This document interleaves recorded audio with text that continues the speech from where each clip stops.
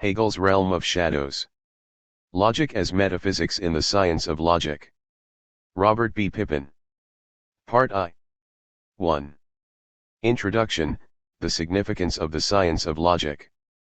Reason has insight only into what it itself produces according to its own design. Critique of pure reason. Bziath.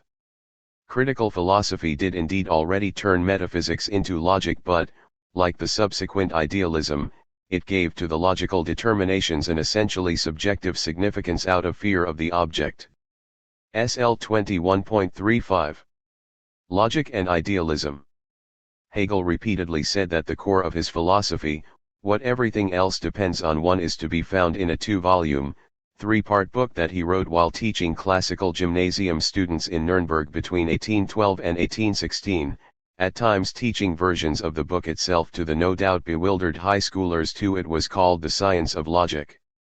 The first volume is called An Objective Logic, and it contains a logic of being and a logic of essence. The third part, the second volume, is called The Subjective Logic, and it consists of a logic of the concept. To understate the matter in the extreme, this book still awaits its full contemporary reception. Aside from occasional ups about its beginning argument or its movement, several invaluable studies of particular topics like negation, reflection, ontology, and the nature of concepts, and occasional attempts at an overview or summary formulations of its purpose, it has not inspired the kind of engagement found in work on Kant's critiques or Hegel's own phenomenology of spirit or philosophy of right. This is so even though there are a number of other examples of philosophical reflection on logic that form something like a context within which Hegel's project ought to be comprehensible as an alternative. I mean not just Kant's transcendental logic, but Fichte's Wissenschaftslehre, Frey's Begriffsschrift, Wittgenstein's Traktatus, and Husserl's Logical Investigations. Point 3. Hegel also says frequently that a science of logic is a science of pure thinking. This must be understood in the context of what we designate as German idealism.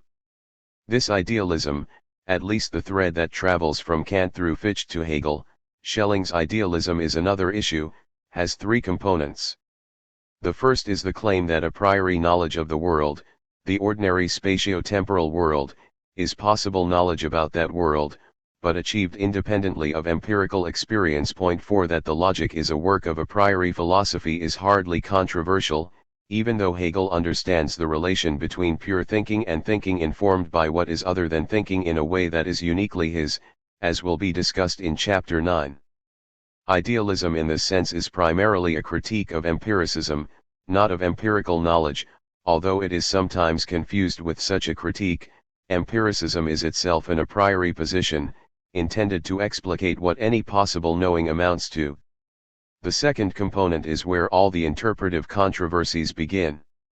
It is the claim that this a priori knowledge, while, in some sense to be specified, about the world, consists in thinking's or reason's knowledge of itself, thinking's determination of thinking, or, as Hegel designates, a science of pure thinking.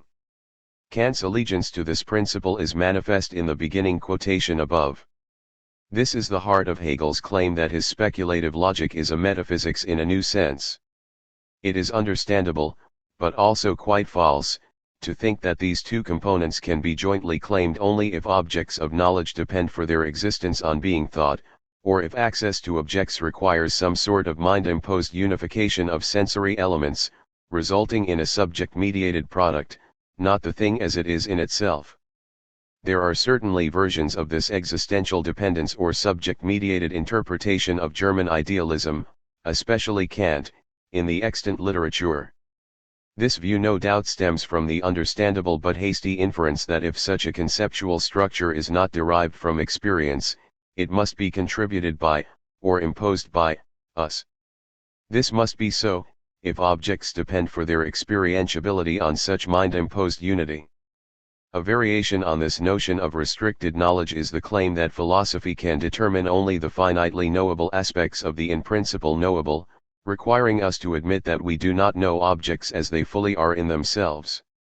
And an even more extreme idealism would hold that the mind, or the divine mind active in us, creates its own objects by thinking them, which certainly explains how pure thinking could on its own determine the nature of the real. But it does so at the price of great implausibility.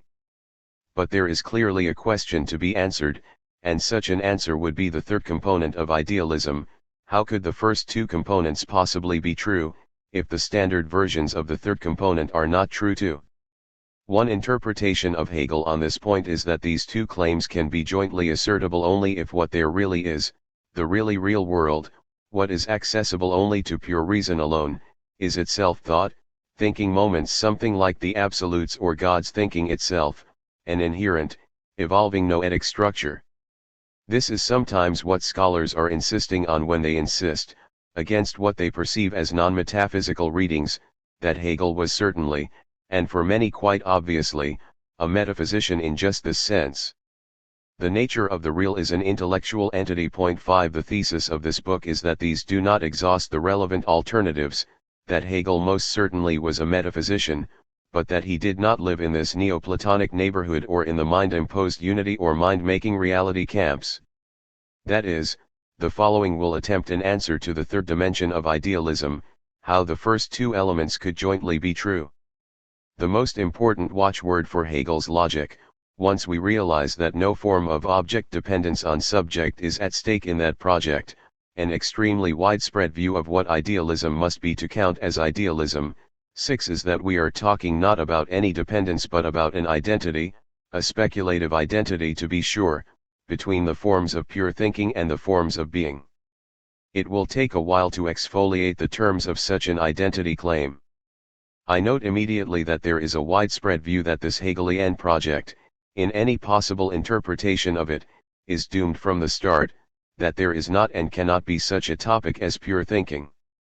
Since the Generomantics and Hegel's contemporary, Schelling, began this line of attack, it keeps reappearing in the European tradition down to the present, with the popularity of new realisms and speculative materialisms and the influence of cognitive and neuroscience. The criticism is that thinking must always be understood as grounded on, or dependent on, or an epiphenomenon of, materiality or contingency or the unconscious source or instinct of the thinker. But from Hegel's point of view, this criticism is question-begging from the start. In his treatment, the topic of pure thinking has nothing to do with the thinker, the subject, consciousness, the mind. The topic rather raises as a problem the possibility of the intelligibility of, also, whatever is being touted as source or hidden origin, the conditions assumed in any such determinate identification. Point 7. Any such criticism, insofar as it is a thinking, a judging, a claim to know, is always already a manifestation of a dependence on pure thinking and its conditions, and such moments of pure thinking are to delimit the normative domain of intelligibility, what can rightly be distinguished from what, or posited as ground, for example, and not any process or series of events that goes on in supposed independence of the empirical world. Pure thinking is neither dependent on nor independent of the empirical or materiality or the brain or whatever new absolute comes into fashion. That question already manifests a misunderstanding of the question of pure thinking itself. Point 8. This is not to deny that any reference to thinking presumes a thinker, indeed a living, purposive rational thinker. That issue, which is important to Hegel, will be the subject of Chapter 7. It is, rather, to argue for the autonomy of the question of any thinking at all. That is, it is to insist on the priority and autonomy of logic, and that means for him its complete self-determination of its own moments. As just noted, one could put this another way: it is to insist that there is such an enterprise as philosophy. That is, all philosophy, from Plato's Republic to Descartes' Meditations to Wittgenstein's Tractatus to Quine's Word and Object, is an enterprise of pure thinking, confirmed not by empirical evidence but through the self-examination by pure thinking of itself. Hegel's enterprise in the SL takes as its topic the categories or thought determinations, Denkbestimmungen, necessary for thought to have determinate objective content, an enterprise that at the same time specifies the determinations inherent in the possible determinacy of being itself. Point 9. As will be obvious in the next two chapters, I think we start heading in the right direction if we consider the Logics project under the rubric John McDowell introduced in the second lecture in Mind and World 10, the unboundedness of the conceptual. The formulation is inspired by Wittgenstein's remark that when we say, and mean, that such and such is the case, we and our meaning do not stop anywhere short of the fact, but we mean, this is so. 11. McDowell's different formulation of the same point is that there is no ontological gap between the sort of thing one can mean, or generally the sort of thing one can think, and the sort of thing that can be the case. 12. Or, even more to the point of the present study, the constraint comes from outside thinking, but not from outside what is thinkable. 13. The context of McDowell's discussion is perception and perceptual knowledge claims, so it is of limited use for the details of the science of logic, which is some sort of claim to a priori knowledge. Moreover, the relation of thinking and the thinkable in the logic faces a problem not germane to McDowell's concerns in his book. The problem is, how to account for the determinate moments of any thinking of the knowable, such that they count as the determinate moments of the knowable itself. 14. In the expansive sense of the German Wissenschaft, Hegel's formulation, a science of pure thinking, means first of all that it is an account of, a theory of, pure thinking, what pure thinking is, and he means a pure thinking that is a knowing, one that is onto objects as they are. In the logic of the day, that means he is talking primarily, but not exclusively, about judgments. Not exclusively because he thinks the nature of judgments cannot be isolated from an account of concepts and inferences. Pure thinking is thinking without dependence on the deliverances of sensibility, without reliance on experience. Traditionally, the question inspired by the very formulation of such a project arises naturally: what, if anything, objective can be known just by thinking, without reliance on empirical experience? In the long tradition of pre-Kantian Western rationalism, that question was often understood to be asking, are there entities, or aspects of reality, knowable only by pure thinking, thinking unaided by sensibility? Inspired by the pure thinking of mathematics as well as other considerations, the rationalist answer was that there were such entities, not available to empirical experience, but knowable by the light of reason, by pure thinking. There have been many candidates for such a status: souls, minds, God, universals, monads, substance, the good. Kant gave another sort of answer. There is something accessible only to pure thinking, but it is not some object or entity. The proper object of pure thinking is thinking itself, either the possibility of any thinking at all, which Kant called general logic, or, in a topic that Kant invented, the possibility of thoughts having objects at all, or knowledge, which he called transcendental logic. Thinking's reflection on any thinking claiming to be knowledge, or a critique by reason of itself, could determine the form of any possible object of knowledge, and could specify as well what objects could never be objects of either empirical or pure knowledge. Thinking about thinking could determine what there is, and is not, to be known. The core of such a claim, for both Kant and Hegel, had especially to do with the implications of a relationship that they both insisted on between thought's determination of what it is to be thinking, in the sense of knowing, and the conceptual content required for thinking to be thinking, in the sense of knowing, that such content must be understood as what it was only by being known a priori to be such content. Distinctly philosophical knowledge, for that is what we are discussing, is and must determine for itself its own objectivity. More prosaically put, if there is to be such knowledge, it can't be made true by something outside of judgment, to which it can be compared. Any such appeal to objectivity is inside judgment's self-determination, a point made the most of among the idealists by Fichte. To say that the ich posits itself and in so doing posits the nicht-ich is his way of making this point. It has nothing to do with creating an external world by thinking it. 15. Thought was in this sense self-determining, concepts could be said to produce their own content. This involves revolutionary claims made first by Kant about the exclusively productive or spontaneous nature of thinking, and the inherently self-conscious nature of all thinking. Both claims were enthusiastically embraced by Hegel, and it will be the task of the next 2 chapters to explain the nature of these claims, and their implications as Hegel saw them, implications for philosophical truth quite different from those Kant drew. This was not traditional rationalism because Kant denied any receptive relation between a domain of objects and pure thinking. Hegel agreed. Pure thinking had only itself as its proper object.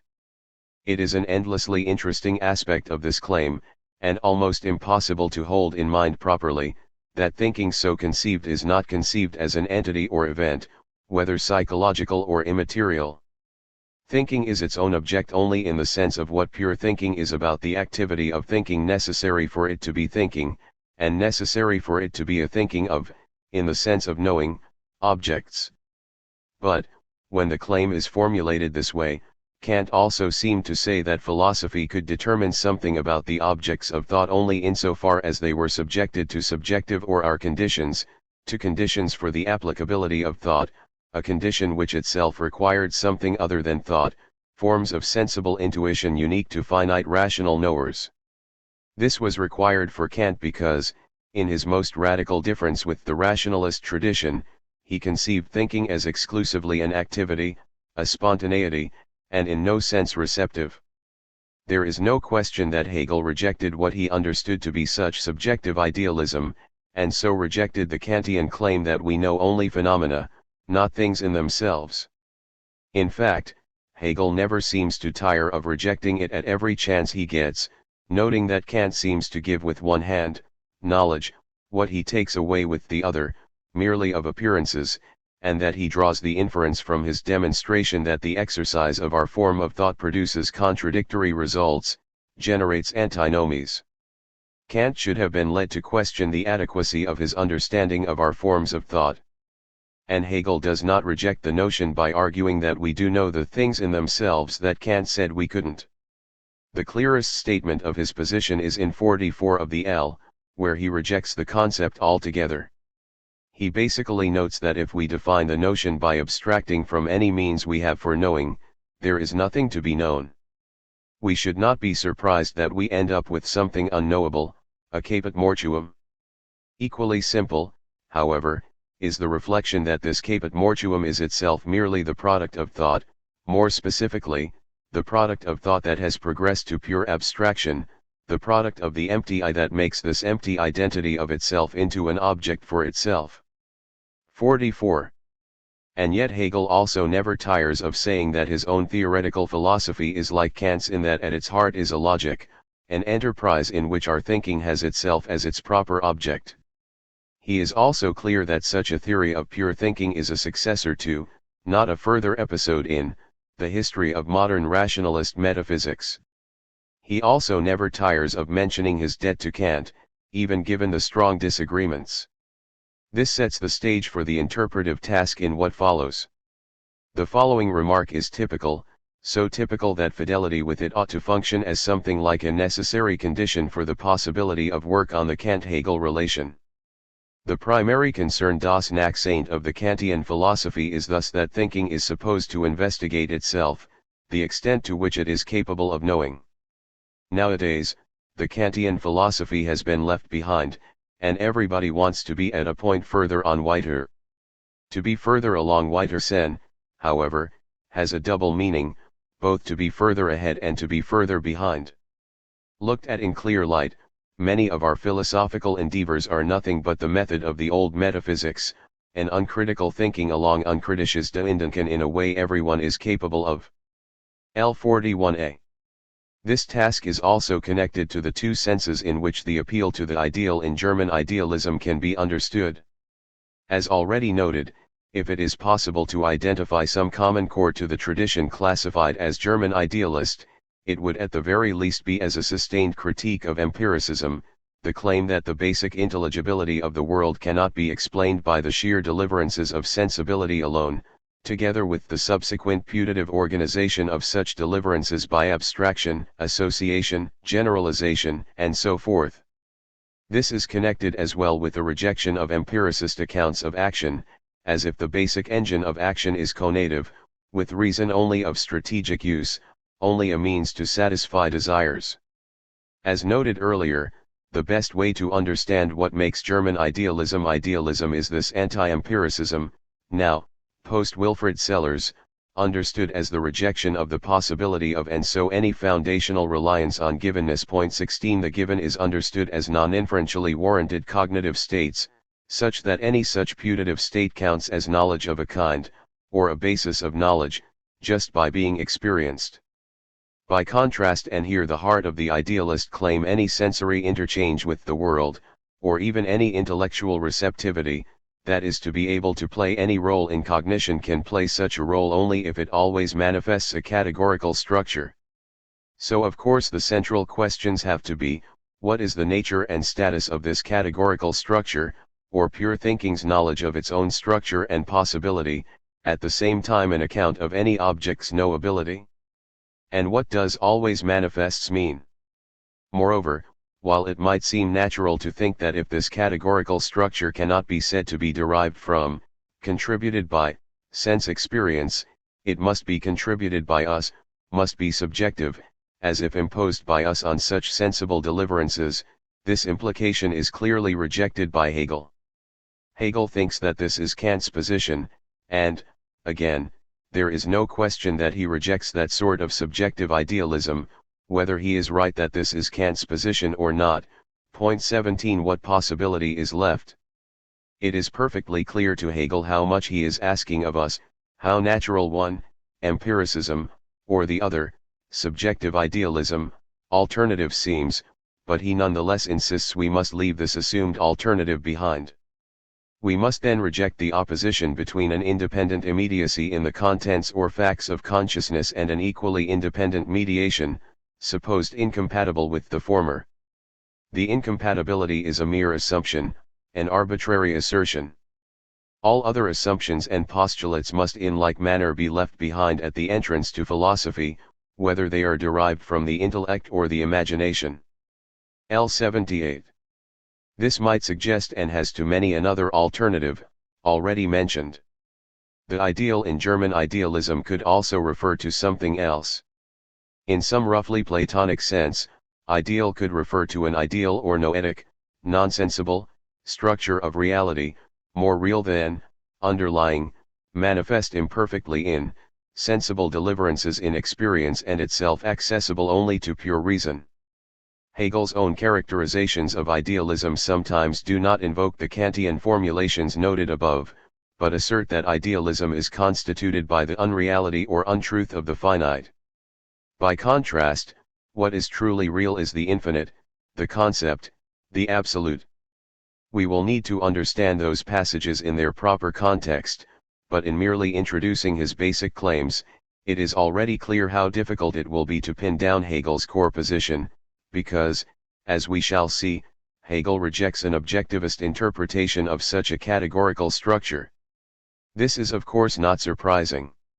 Hegel is supposed to be a dialectical thinker, and we would expect each one-sided alternative to be sublatable into a higher unity. His dissatisfaction with such one-sided alternatives is something frequently voiced by Hegel. For example, in the addition to L24, Hegel says, at least in this context, channeling his inner Schelling, the logical is to be sought in a system of thought determinations in which the antithesis between subjective and objective, in its usual meaning, disappears.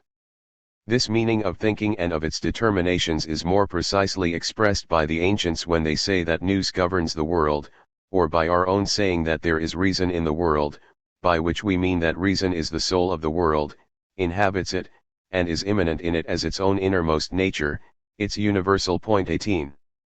This passage already suggests that the subjective idealism/objective idealism alternatives are not the only alternatives, that this very formulation of the alternatives has missed something crucial to Hegel. As we shall explore in detail in the next chapter, what any cognitive thinking does is to render something intelligible, a task that has many different dimensions. The truth of any such claim is often, of course, a matter of empirical experience, but the question of what any such account is, what it is to render successfully intelligible in any of these and many more senses, and what relation such renderings have to each other, is not, cannot be, an empirical matter. and what it is to render successfully intelligible need not at all be limited to what we count as having done so.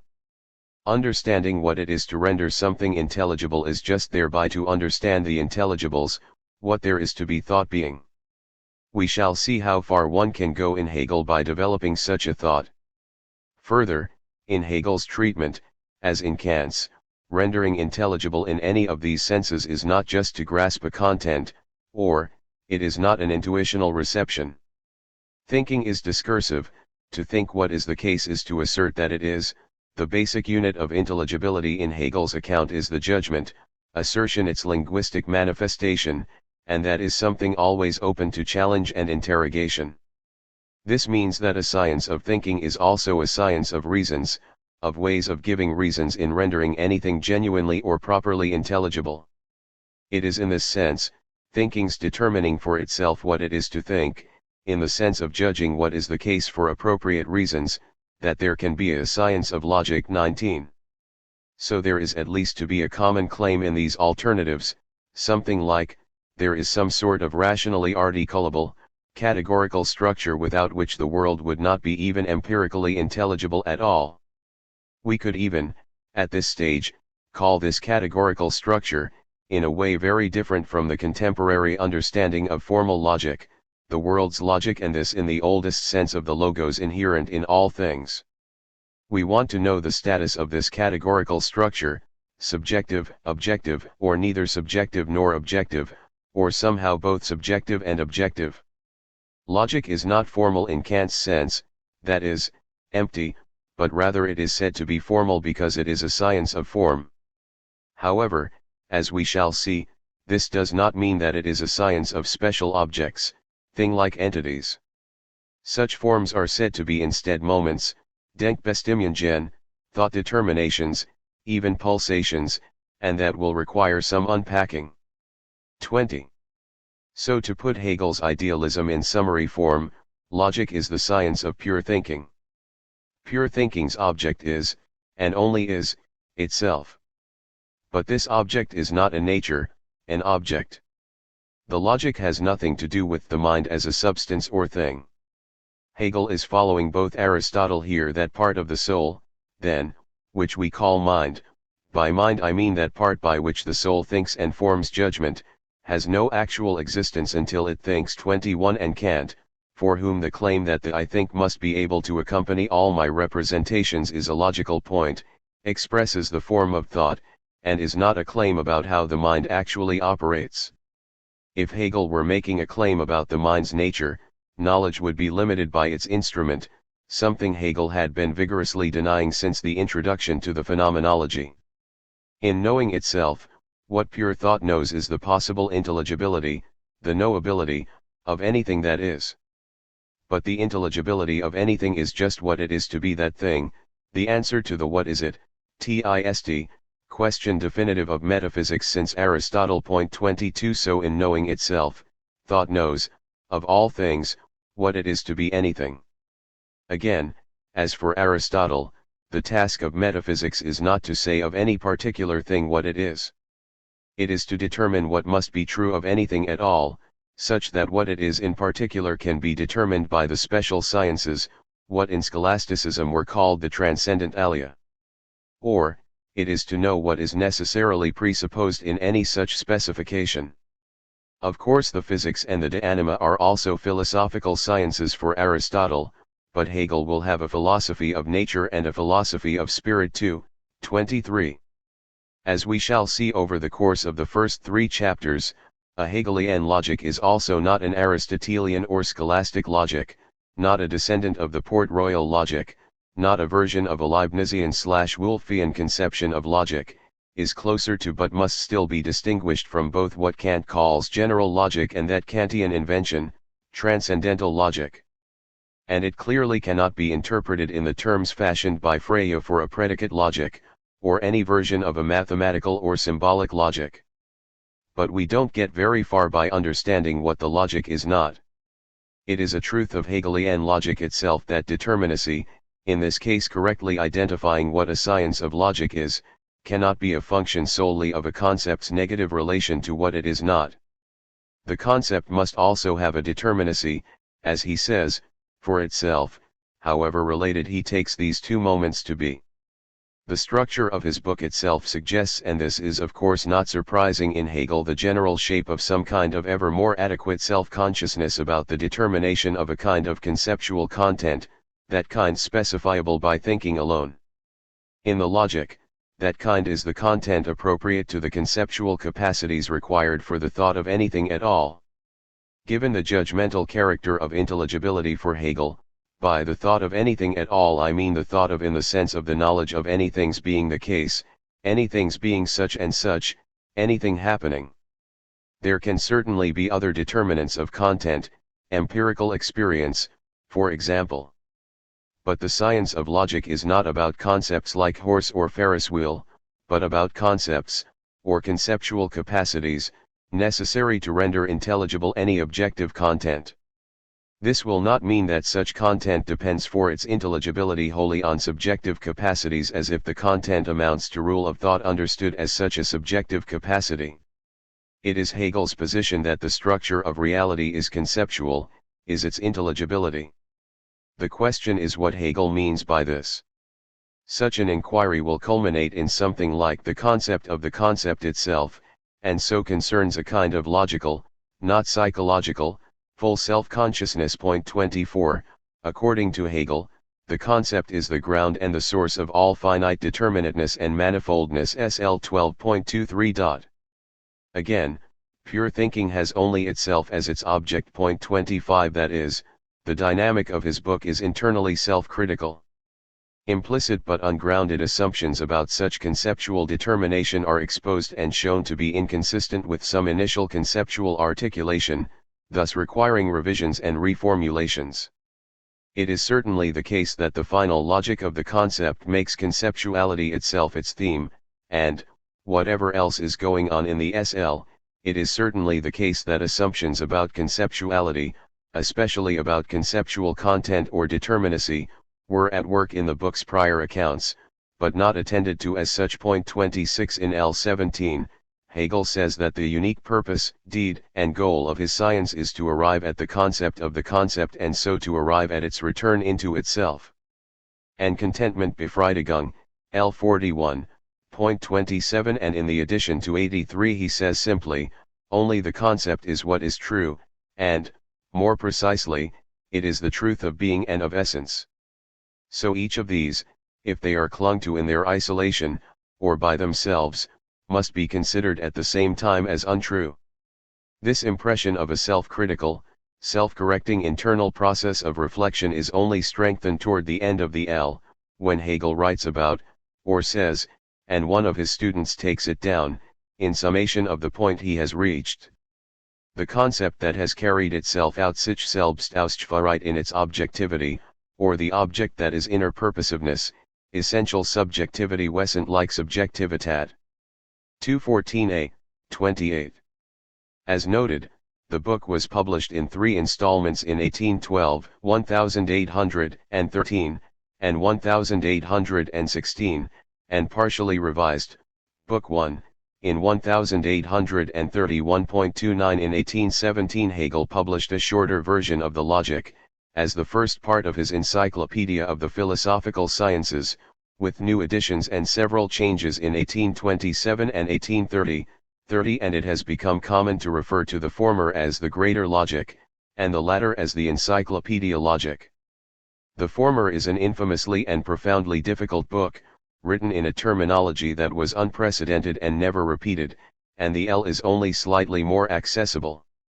There is not even much consensus about answers to the two immediately obvious questions that it raises: what is the book about, what does Hegel mean by logic, in what sense is his science a science, and what sort of demonstration or argument for his results does Hegel think he is providing? The suggestions sketched above about answers to these two questions will be pursued in a variety of ways in what follows. An emancipatory logic? Among the more unusual self-characterizations of Hegel's project is that it has something to do with the realization of freedom. A typical example from the L. Since in thinking things over their true nature emerges, and since this thinking is just as much my activity, that true nature is equally the product of my spirit insofar as the latter is a thinking subject. It is mine in accordance with my simple universality, i.e. as an I that is entirely with itself. It is the product of my freedom. 23. This sort of claim has several dimensions in Hegel. It refers to the logic as the pure self-determination of thought by thought, which is thereby autonomous, wholly self-determining, and ranges over an account of the logic of freedom and of its actuality. That is, freedom in the sense of self-determination is, although a pure concept, actual. 31 The culmination of the course of the demonstration in the greater logic is the logic of the concept, about which Hegel says that having reached this realm, we have reached the realm of subjectivity and freedom, SL 21.409. As we shall see in Chapter 4, he makes a great deal out of the logic's distinctive doctrine of negation in explaining what he means by this, sometimes called negativity. He even says that the capacity for negation that he treats in the SL amounts to the objective moment of the life of spirit by virtue of which a subject is a person, is free, 12.246. Later, in the account of the logic of the concept itself, he says that in the concept, therefore, the kingdom of freedom is disclosed, 12.15. In the addition to 31 of the L, Hegel waxes poetic over such logical freedom, using a dramatic image to characterize the achievement of such a logic. Invoking his technical term for freedom, Beisachsein, being with oneself, he says, this being with self Beisachsein belongs to free thinking, a free voyaging, where, with nothing under us and nothing over us, in solitude, alone by ourselves, we are purely at home with ourselves. L 31, 32. This should be seen in marked contrast to Kant, who might appreciate in a general way the practical implications of a critique of reason, example limiting knowledge to make room for faith, but who remained, with one exception, pretty much a philosopher's philosopher, intensely focused on the strength of the arguments about the possibility of synthetic a priori knowledge, his own argument and his opponents'. The one massive exception was Kant's concern about the power and influence of moral skepticism, and he seemed aware in that context that a philosophical critique of practical reason was necessary for more than strictly theoretical reasons. But after Jacobi had caused such a public stir with his claim that modern or post-Kantian philosophy's arrogation to itself of supreme critical authority had to terminate in nihilism, something like the public significance of philosophy was on everyone's mind, and this clearly played some role in Hegel's construction of a very large frame of significance within which to work.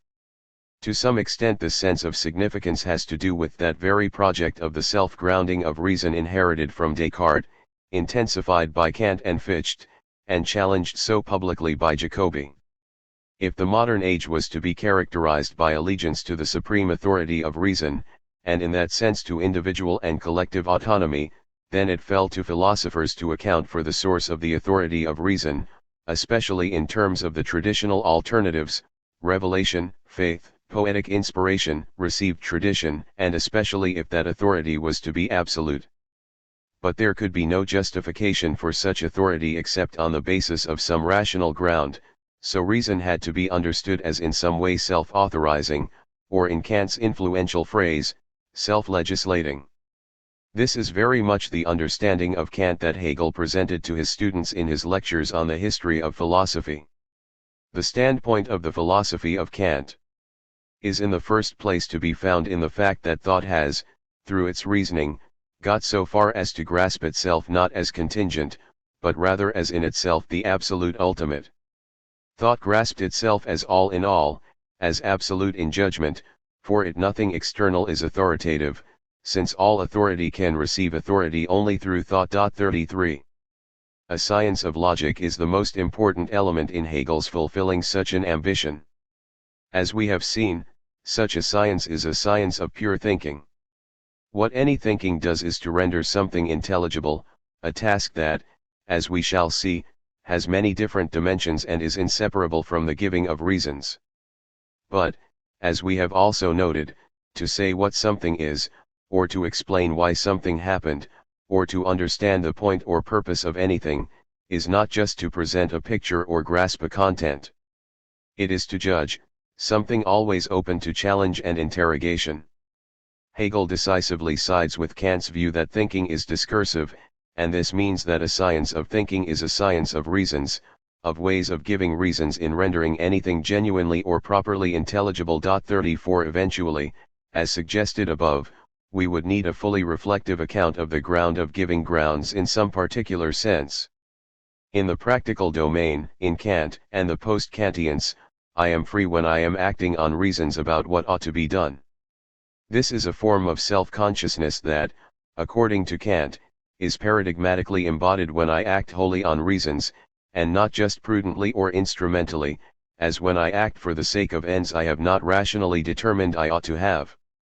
To know on the basis of reasons that are likewise absolute or, in Kant's terms, unconditioned is a parallel form of freedom, even though the claim to such a self-consciousness seems extremely ambitious.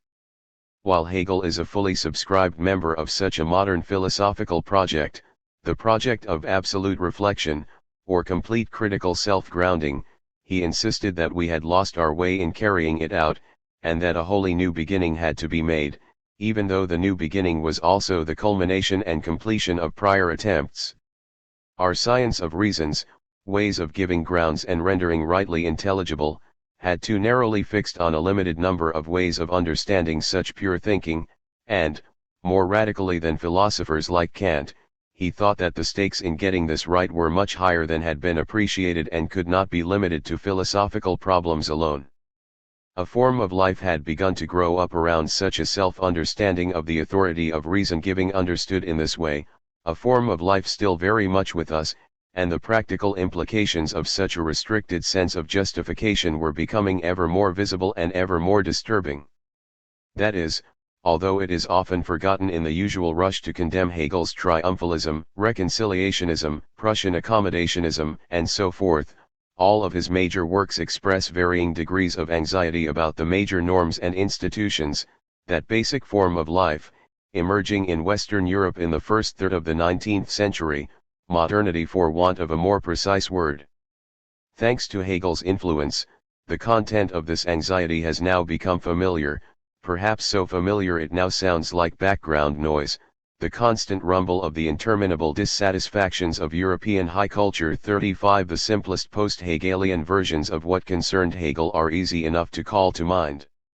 For example, the prevailing modern norms of epistemic authority, those governing the kind of accounts given by modern natural science, inevitably have the effect of refying human subjects, confusing subjects with objects, and such human subjects themselves inevitably actually become, treat themselves and each other as, such reified objects.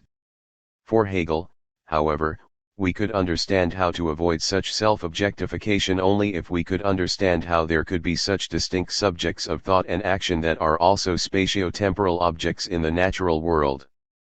The relation between Geist and Natur in his encyclopedia terms. It is sometimes casually said that Hegel accepts that human thought inevitably produces contradictory results like this and that once we understand such an inevitability, we are in a position to accept it. But it is precisely the unacceptability of this result as a set of inconsistent judgments that inspires a theory of thinking adequate to the overcoming of such an unacceptable opposition. The problem, in other words, is in this sense, and not in any sense that is a relative to logic in symbolic logic, a logical problem. Many other aspects of modernity are also traced back by Hegel to an inadequate understanding of what it is to render something intelligible, to render an action or an institution defensible. This may look like an abstract, idealist approach to the social problems of modernity, as if we would be better if we could just think better, but in just the same sense as Hegel will want to treat concept and intuition in experience as distinct but inseparable, he will want to say that so-called material issues, like the organization of the means of production, or the relations of power between capital and labor, are inseparable from forms of self-understanding, as inseparable as such forms are from their material embodiment.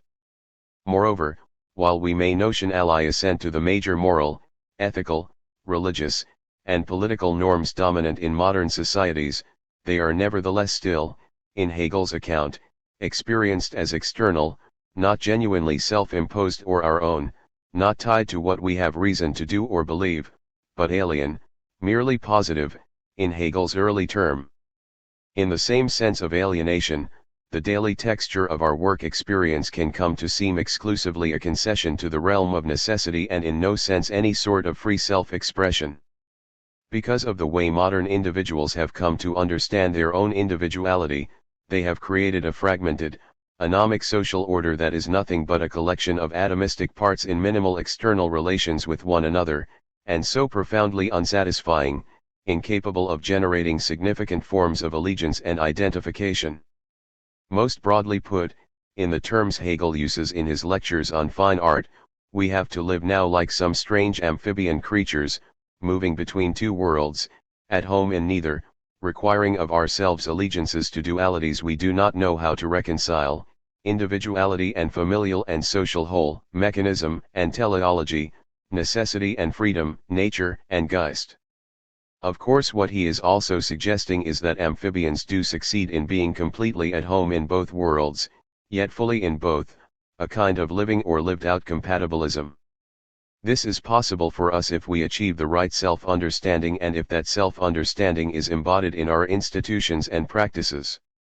This situation means above all that absent such self-understanding and embodiment, we do seem to ourselves at home in neither, we have not achieved or realized freedom, already in Kant a kind of absolute value. Human beings have infinite and inestimable worth, but only as such free beings.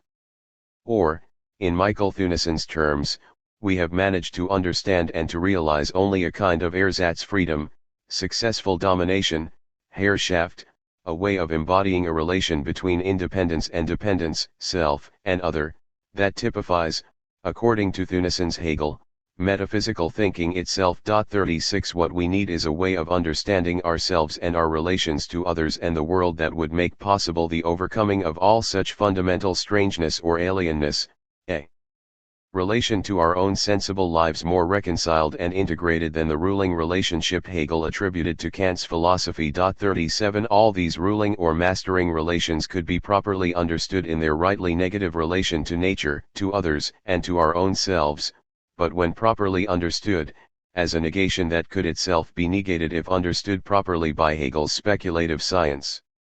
Restoring some sort of harmony. 38 Expressions of this sort of dissatisfaction are just as prominent in the SL as in so many other works by Hegel, especially those from his early and Jena period. In the 1812 preface to the SL, Hegel again begins by addressing what Jaspers would later call the spiritual condition of the age, and again he identifies a way of thinking as the most important characteristic of our age, a way he calls the understanding, Verstand, especially as Locke and Kant understood it. The dominance of this mode of account-giving has left us spiritually impoverished, like, he says, a richly adorned temple without a holy of holies, no metaphysics, no theology, and, most important of all, nothing to replace them. We have just common sense and the fixity and rigidity of Verstand.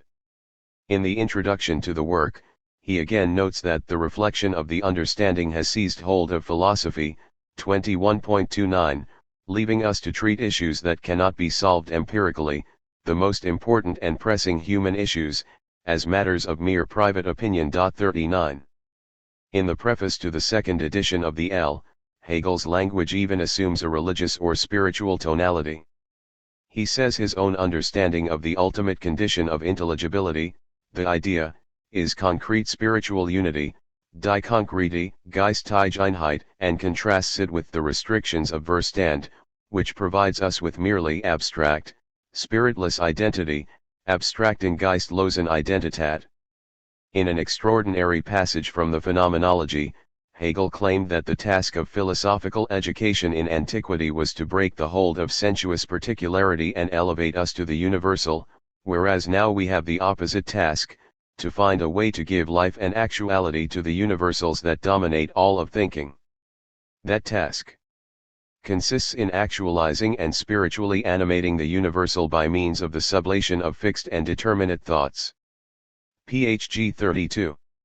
This sounds exactly like the task of the SL, although it has been hard for commentators to find the spiritual animation. Indeed, this all seems to promise something quite extraordinary and, no doubt to contemporary ears, something quite implausible, a treatment of logic in some way in the service of an emancipatory ideal and emancipatory logic, of all things. Point 40. Hegel's unease with all this, together with Rousseau's incalculable influence, and similar concerns in figures like Schiller and the early Romantics, is what begot those familiar later claims about the ideological nature of bourgeois philosophy, the one-dimensionality of modern societies, the totalization of instrumental reasoning, the dominance of identity thinking, the crisis of the European sciences, the colonization of the life world, and so forth. Point 41. And while all such critiques can be traced back to Hegel, he does not make the case for such limitations by contrast with a positive or utopian theory, as is the case in many of these examples. His claim to philosophical glory is exactly as Thunissen has described it, that the proper exposition, Darstellion, of some mode of understanding is just thereby an internal manifestation of these limitations. Critic. Point 42. This is not a straightforward proposal. It depends on an adequate account of the most general covering term for the moments of failure or breakdown in the logic's development, what Hegel calls shine or semblance. Some determination of what it is to be finitude or limit, some concept essential to possible intelligibility, is shown to be the mere shine of finitude or limit. The notion is just as difficult and fraught with potential question-begging as Marx's claim that capitalism can be understood as in itself self-critical, self-undermining, ultimately self-contradictory, something that can be shown by nothing more than a proper presentation of its own inner logic. The idea that the basic problem with modern self-understanding is some sort of totalization or absolutization of a form of account-giving that should be understood instead in its proper partiality is what could be called the critical theory reaction to and appropriation of Hegel. Far more prevalent in the past 50 years or so has been the sweeping charge, often explicitly addressed to Hegel as the ur-rationalist or ur-philosopher, that the very search for even some sort of polysemous and contextualized non-totalized universal is the core of the problem, that is, the problem is philosophy itself, or self-grounding reason itself, with Hegel and his logic as the supreme representative of such an ambition, and what we must do is find some way of affirming, acknowledging, letting be, and here the list is endless: difference, otherness, the existential individual, Dasein, the subaltern, the absolute indeterminacy of sense, and so forth. Ilnyapata or text is another way of introducing the infinite indeterminacy of text, the ubiquity of text so understood. This has led to various forms of radical incommensurability claims, and so to radical relativisms and, inevitably, radical decisionism as the only possible anti-foundationalist origin of any norm. In Alain Badiou, for example, and, even more ominously, in Carl Schmitt. This latter reaction, as well as the former, assumes what has never been established, that we have understood what Hegel means by the concrete universal. However, this anxiety, and Hegel's obvious dissatisfactions with what he clearly considers the most typical philosophical representatives of this form of life, are also counterbalanced by a vast ambition and self-confidence for which Hegel is even more famous, even if not influential. This combination creates quite a complicated point of orientation that must be addressed before one can get a handle on his most important book.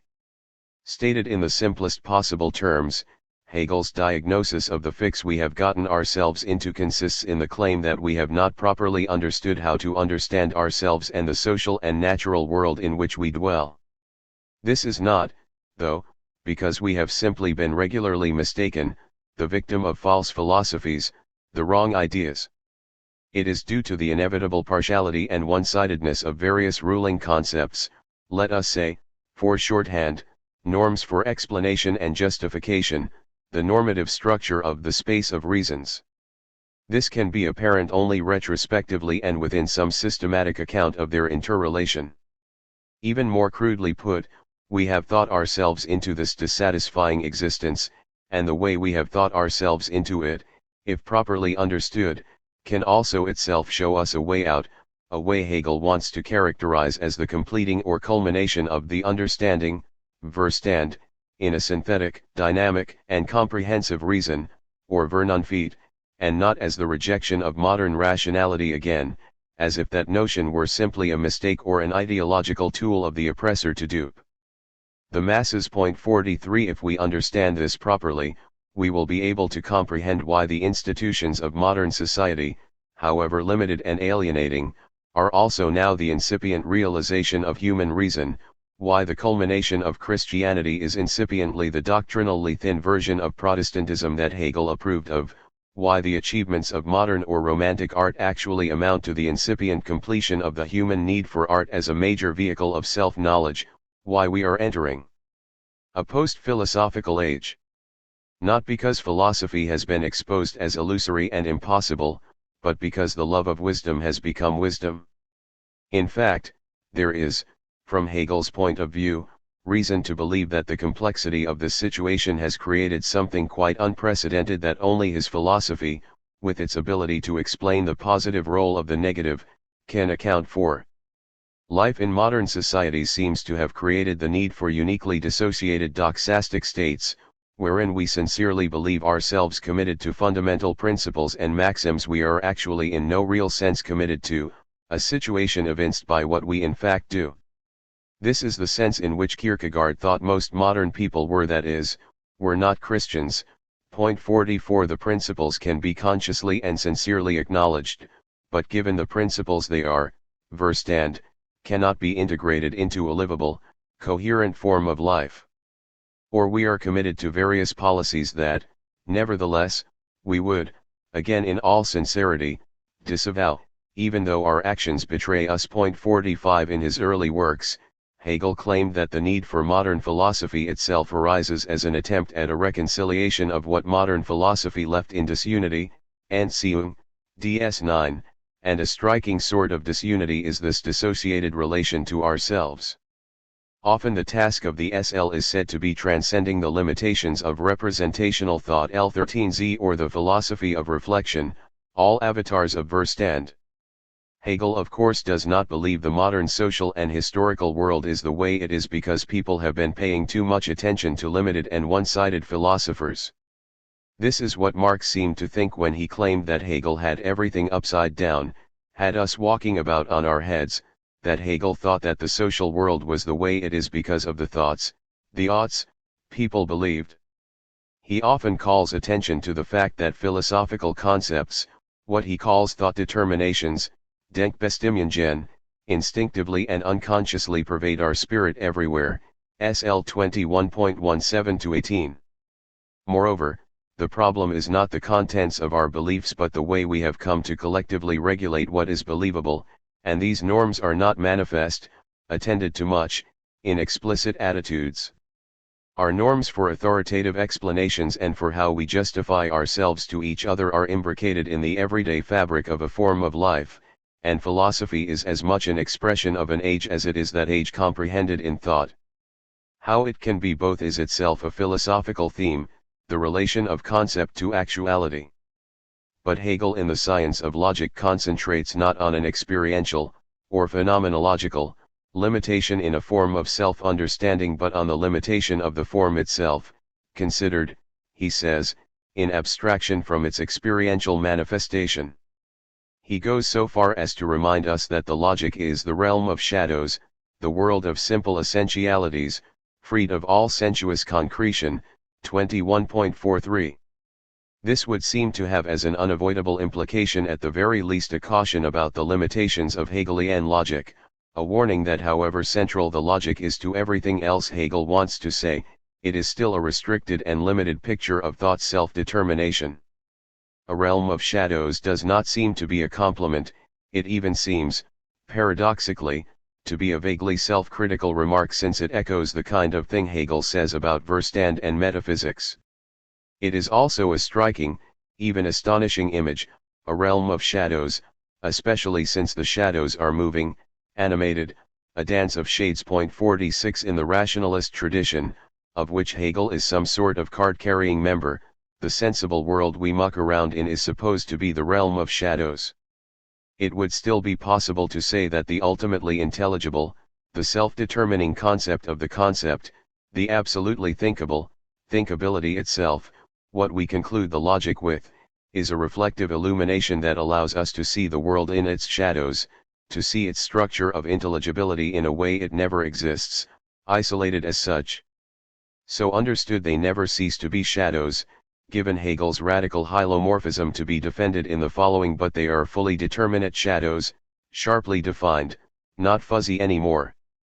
The real philosophy would return us to the embodied form of these, making intelligibility possible forms, Natur and Geist. 47. Nevertheless, Hegel does place serious explanatory weight on these thought determinations and their proper contextualization that, however instinctively and unconsciously they function, is hard to exaggerate. And, accordingly, for him this imbrication of such thought determinations in how we actually hold each other to account also requires a historical as well as a systematic account, because such general norms change and, Hegel thinks, change in ways that can be rendered intelligible. In section 14 of the L, Hegel says explicitly it is the same development of thinking, die Selbe Entwicklung des Denkens, that occurs in the history of philosophy as occurs purely, in the logical development of thought itself, freed from its historical exteriority. 48. Thus, an account of the logic must be an account both of the unique sorts of logical limitations and recoveries it sets out, and at least implicitly about the bearing of such a demonstration, what the implications are for a form of life that embodies such a form of self-understanding. 49. That there is such a bearing at all is already an indication that Hegel thinks that a way of understanding has various action or praxis implications, can even be said to be action guiding, or world constituting, in a way, and not just with respect to the logic of notions like freedom or individual. Even positing reflection or the syllogism has such implications. Thus, it would not be an exaggeration to say that Hegel's basic claim, according to the way of reading him I will defend, is that we have not properly understood the grammar of spirit, the logic of the self-relation, both individual and collective, that makes up spirit, and this is connected with our failure to understand the grammar of possible renderings, intelligible or account-givings in general. These are connected because of the necessarily self-reflexive nature of account-givings, the topic of Chapter 3. And it would also not be an exaggeration to say that, for Hegel, once we do understand it, we, at least we philosophers, will be freed from the illusion that some particular form of account-giving, like modern Verstand, could be taken to be absolute. The proper relativization, historically and systematically, of different accounts of account-giving will have been made. 50. Or, stated in its most surprising form, Hegelian philosophy has no distinct doctrine of its own, its content is the right understanding of past attempts at account-giving in their limitations and interconnection. Although this is clearly Hegel's sense of the significance of the logic, the notion of a living or organic or properly concrete or animated understanding of thought itself, what I have called the problem of the bearing of such a logic on a form of life, has remarkably little resonance in the literature on Hegel's book. This is largely because, before one could address the issue, one would have to have figured out at the least the basic position concerning what is supposed to have such a bearing, and the great obscurity of the text made that very difficult. At any one point or another in the text, it is very hard to know with any confidence what are the alternatives to Hegel's actual claim, and, in a logic Hegel was quite sympathetic to, if one can't do that, one can't determine what the claim is. The book has produced no standard commentaries, and even in periods of philosophical history where Hegel played an important role, the logic was hardly the center of the discussion. The concept. At the very least, one can say that the subject matter of the SL clearly appears to be concepts, or rather items more like metaconcepts, a series of very general nominalized predicates and nominalized verbs that figure in, characterize the types of, any first-order conceptual discrimination and explanation. We don't, at such a first-order, discriminate, or predicate by invoking becoming, substance, finite, essence, or the idea of the good. Hegel regularly calls the concepts that he discusses categories, and that at least suggests that he thinks that the logic's categories, while themselves concepts 51 delimit kinds of concepts and conceptual capacities, and thereby the possible objects of such determinations. How, and in what sense, extra-conceptual objects enter the picture is, in effect, the basic problem in understanding the book. These categories can be considered rules for the possible empirical or practical specification of any first-order conceptual discrimination, for what sorts of concepts of objects there must be. In the 1831 preface he tells us that the condition of true knowledge is the treatment of concepts and of the moments of the concept in general, 21.16. Although this issue will have to be discussed in detail, I mean here the kind of distinction Hegel makes in the logic of the concept. There is no question of demonstrating for a word chosen from ordinary life that in ordinary life too the same concept is associated with that for which philosophy uses it, for ordinary life has no concepts, only representations of the imagination, and to recognize the concept in what is otherwise mere representation is philosophy itself. 21.130, my emphasis. Although Hegel devotes surprisingly little space to any such discussion of what he is doing in the book, in effect, he just does it. 52 The ambition of the treatise clearly is not meant to be limited to some isolated domain of discourse. Rather, as a logic, it appears to question the very possibility of rendering anything intelligible, offering a satisfying account 53 or conceptualizing, and at such a level of attempted comprehensiveness, we can say that the enterprise is, or at least appears to be, something like an account of all possible account-givings, a scope that would include the basic form of everything from ethical justifications, that is unjust, you shouldn't do it, to empirical judgments, that's not a dog. It's a fox, to the second law of thermodynamics. 54. And again that looks like a theory of conceptuality, the heart of the determinate generality presumed in account-giving formulated in whatever way one likes, judging, asserting, explaining, understanding. 55 At this point, this is a vague characterization. It would seem to cover everything from what Kant, Frege, and Wittgenstein would regard as formal logic, understood as the laws of thought, the laws that determine what could be an intelligible thought about anything at all, 56 to laws governing the possibility, as Kant would put it, of determinate thought about objects, given that there are domains of kinds of objects that would require different accounts. The broad notion of giving a logos will have to be specified further.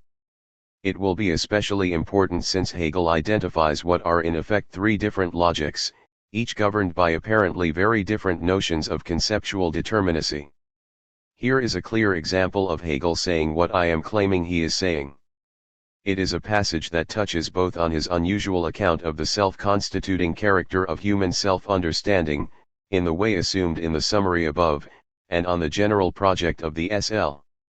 The most important point for the nature of spirit is the relation, not only of what it implicitly is in itself to what it actually is, but of what it knows itself to be to what it actually is, because spirit is essentially consciousness, this self-knowledge is a fundamental determination of its actuality.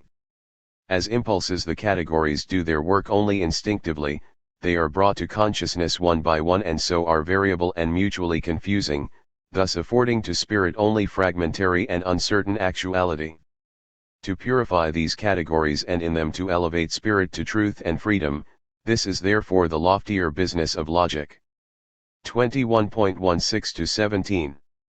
Finally, it is by means of such a project that he wants to demonstrate something crucial in his account of the understanding that we started with. That is, we will have understood the limitations of that characteristic of Verstand he mostly describes metaphorically, its static or lifeless isolation of conceptual discriminatory powers that are actually in some sort of a living relation to each other, that even manifest what he calls, in another, baffling, metaphor, the life pulse of the absolute. The logic, then, will mostly, 2/3 of it, the objective logic, be about limitation, one-sidedness, failure, negativity, what in fact is the life pulse of the absolute.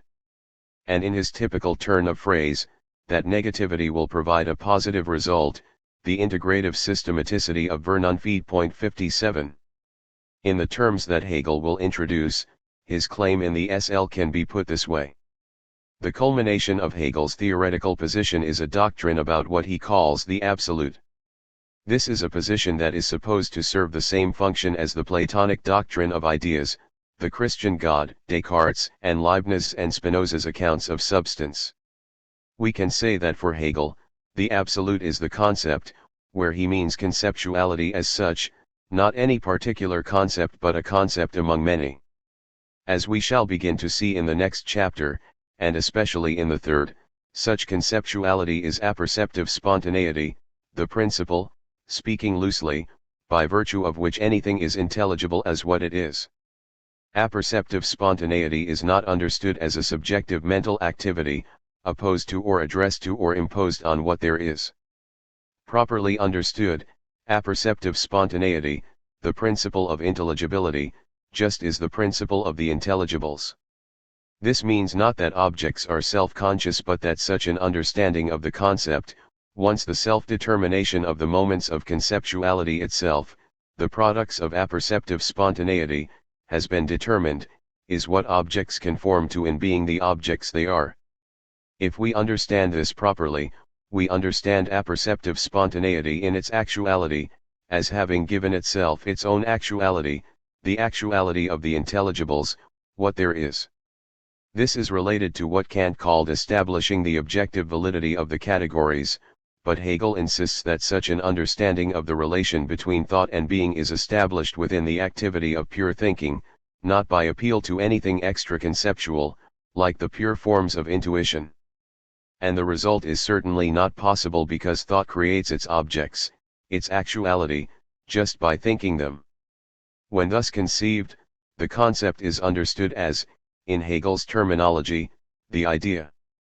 Put in terms of the history of philosophy, what all of this will amount to is an attempt by Hegel at a highly unusual synthesis of the Kantian revolution in philosophy, especially the anti-empiricism, self-grounding character of reason, aka the concept, and the most important Kantian innovation, the spontaneity of thinking, together with essential elements of Aristotle's understanding of metaphysics, especially the Aristotelian notions of energia, which Hegel translates as Wirklichkeit.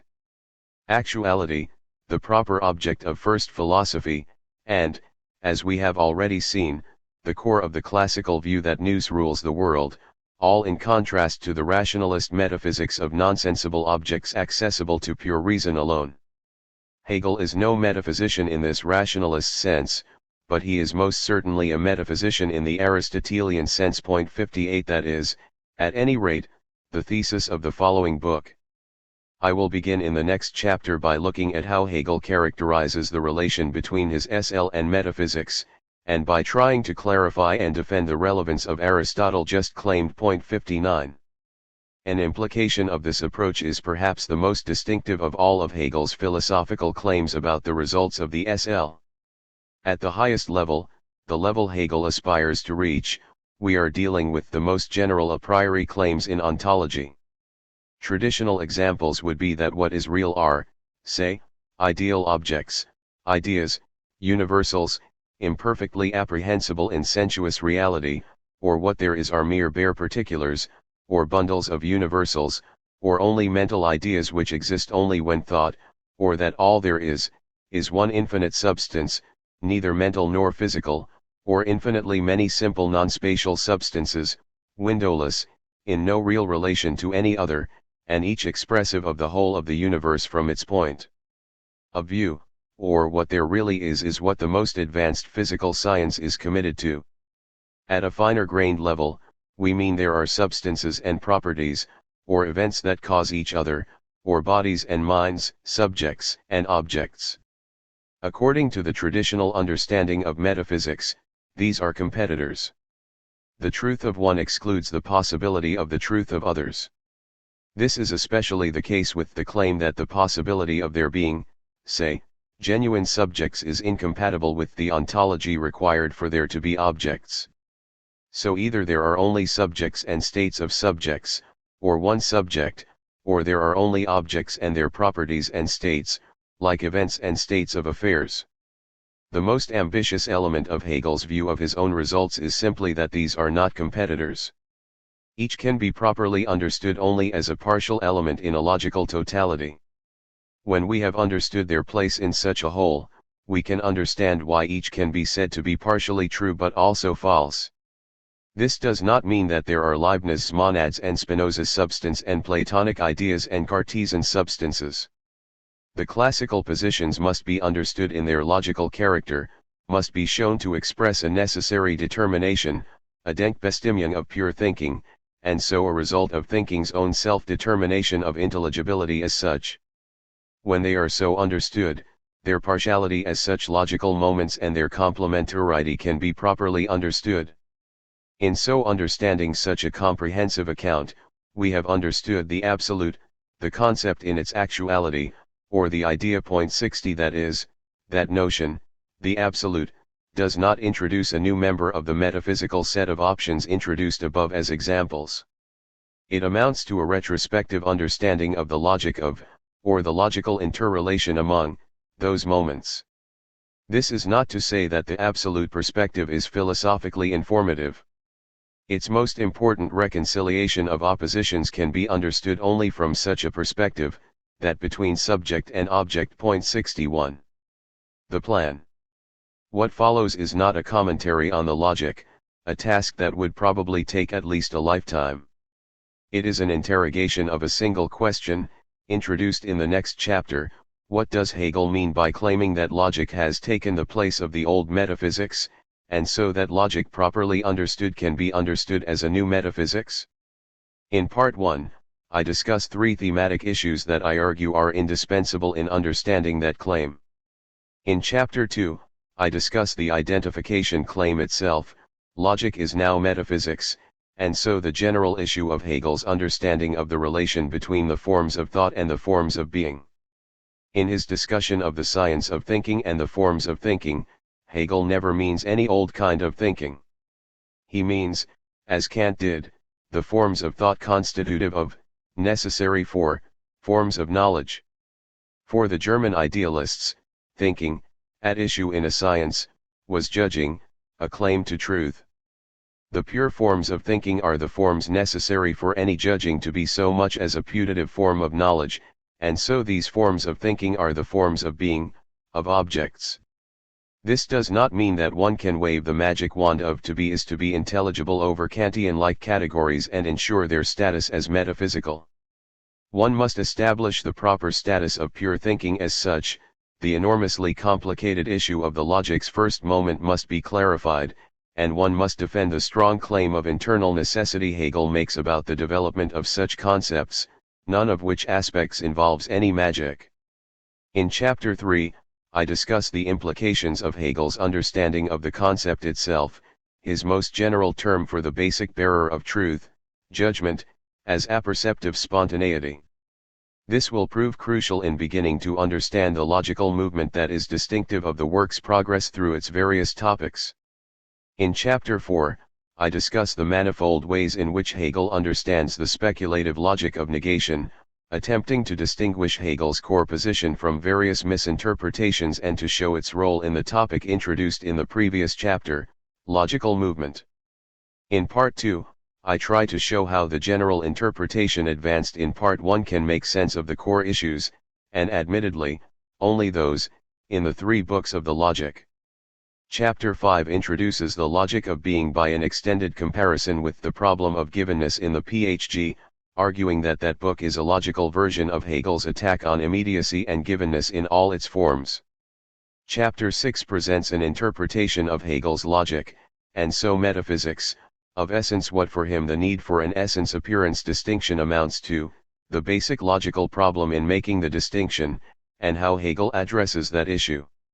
Chapter 7 addresses an assumption throughout the logic, that thinking pure thought determinations requires a movement of thought, as if there were a kind of conceptual life at work in the logic.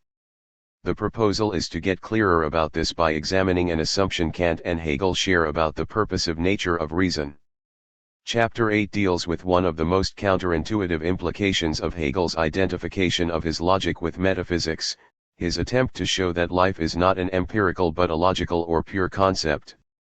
An implication of this is then presented in Chapter 9, the identity of the idea of the true and the idea of the good. 2. Logic and metaphysics. The system of logic is the realm of shadows, the world of simple essentialities, freed of all sensuous concretion. To study the science, to dwell and to labor in this realm of shadows, is the absolute culture and discipline of consciousness. SL 21.42. Forms of thought and forms of being. Hegel frequently says something about a science of logic that is both extremely interesting and extremely controversial. A typical example is from paragraph 24 of the encyclopedia. It is also a claim that lands one in the middle of a number of long-debated interpretive controversies. Thus logic coincides with metaphysics, with the science of things grasped in thoughts, which used to be taken to express the essentialities of the things. Die Logik fällt der mit der Metaphysik zusammen, der Wissenschaft der Dinge in Gedankengefäß, welche dafür gelten, die Wesen hinter Dinge auszudrücken. Translation modified. All of these emphases are Hegel's. What he means by implying that logic can only now coincide with metaphysics, after we have somehow passed beyond the traditional metaphysical view that thoughts are to be considered the essentialities of things, is quite a compacted claim, to which we shall return. It is clear enough already that Hegel follows Kant's innovation in his response to the empiricist challenge, the first step in a long and complicated rejoinder to Hume and empiricism in general. The basic question is, how could there possibly be objectively valid concepts, true of all objects, but not derived from experience? Where could they come from? In Hegel's terms, this amounts to the question, how do concepts that are the products of thought alone give themselves content, where by content we mean something extra-conceptual? Indeed, we mean to say something about the extra-conceptual as such, being, the world. Then the beginning of an answer is that there are concepts, expressions of different conceptual powers, needed for thinking to be thinking at all. What else could it mean for Hegel to characterize logic, a science of pure thinking, as first philosophy?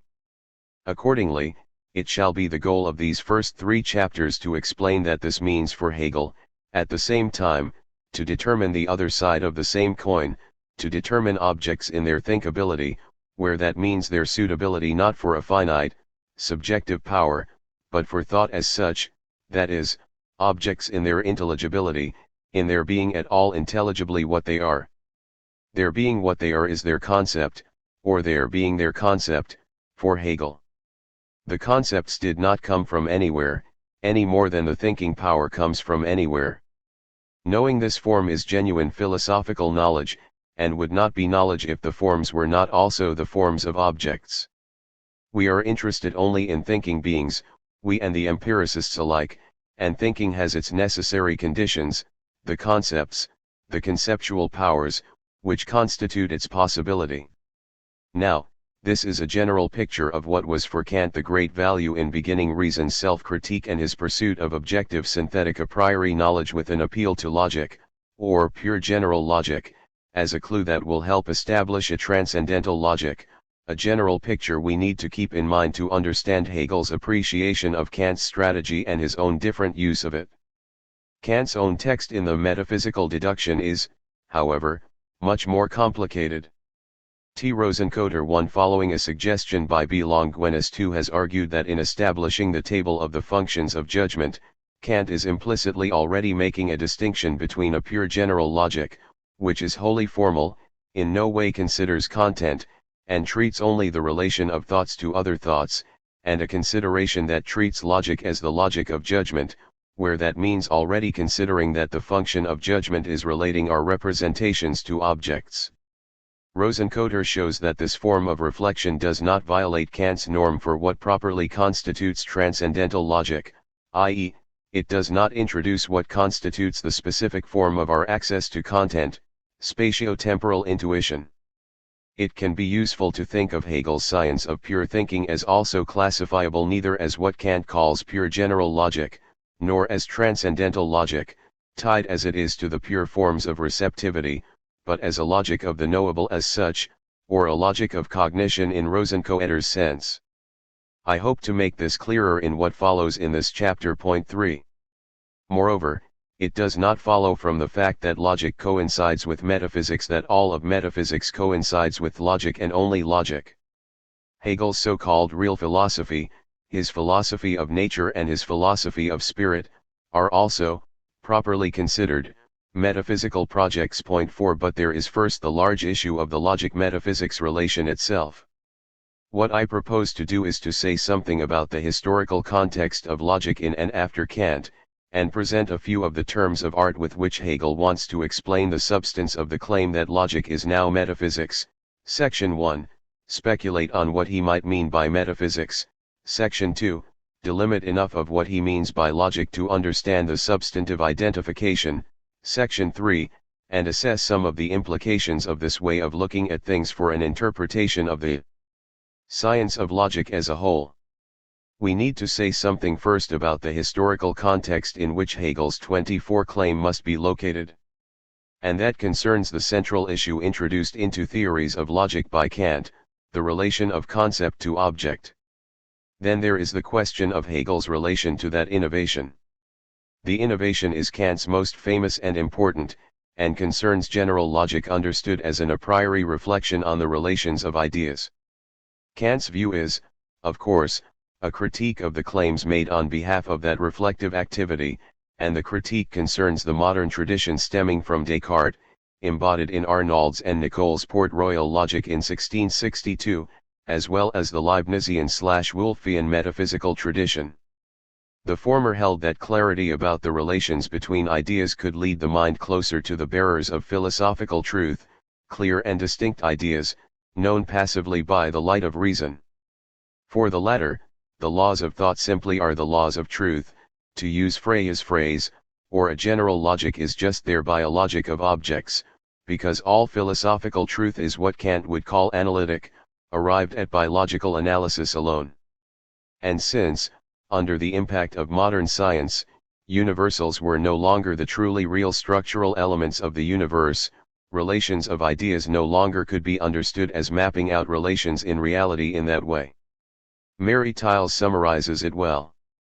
She says that Kant is insistent that general logic cannot yield any knowledge of objects, or any rules of the understanding pertaining to acquisition of knowledge of objects. A conceptual relation established on the basis of logical conceptual analysis may be empty because there are no objects falling under the concepts concerned. General logic can only establish logical possibilities and impossibilities. It provides only a negative touchstone of truth, avoidance of formal contradiction. Point 5. And she further notes, general logic is merely a logic of the relation of ideas, of the comparison of concepts. And the possible relations can be quickly exhausted, they are, inclusion, exclusion and overlap. Point 6. So where should we place Hegel?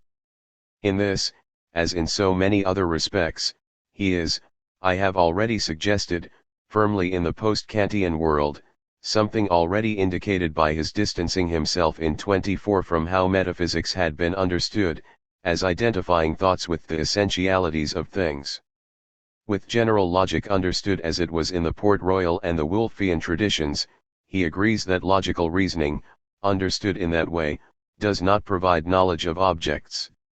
He especially agrees with Kant that reason and the understanding are activities, not passively illuminated. As that great foe of immediacy, in Sellers's phrase, he does not mention or rely on such receptive or noetic intuition. As such a great foe, Hegel is opposed to any notion of self-standing, atomic conceptual content. As he wants so famously to show in a dialectical logic, determinateness is a function of determination, always an identification through an other, his formulation for discursivity. Point 7 and the most comprehensive account we have of how Hegel wants us to understand two-thirds of his logic, the objective logic, is, what has been called objective logic here would correspond in part to what for him Kant is transcendental logic, 21.47. As we shall see in detail, it is significant that Hegel also wrote Needhammer in 1812 that the objective logic roughly corresponds to Aristotle's ontology. Strikingly, he understood that ontology to be presented in the organon, Aristotle's 6 works on logic L. 277. 8. Admittedly, he is not always as clear as he might be about this. In the History of Philosophy lectures, he also notes a fundamental noctile, deficiency or disadvantage of Aristotle's logic, that the bearing of logic on ontology is not clear to Aristotle, and that in his treatment, forms are treated too formally.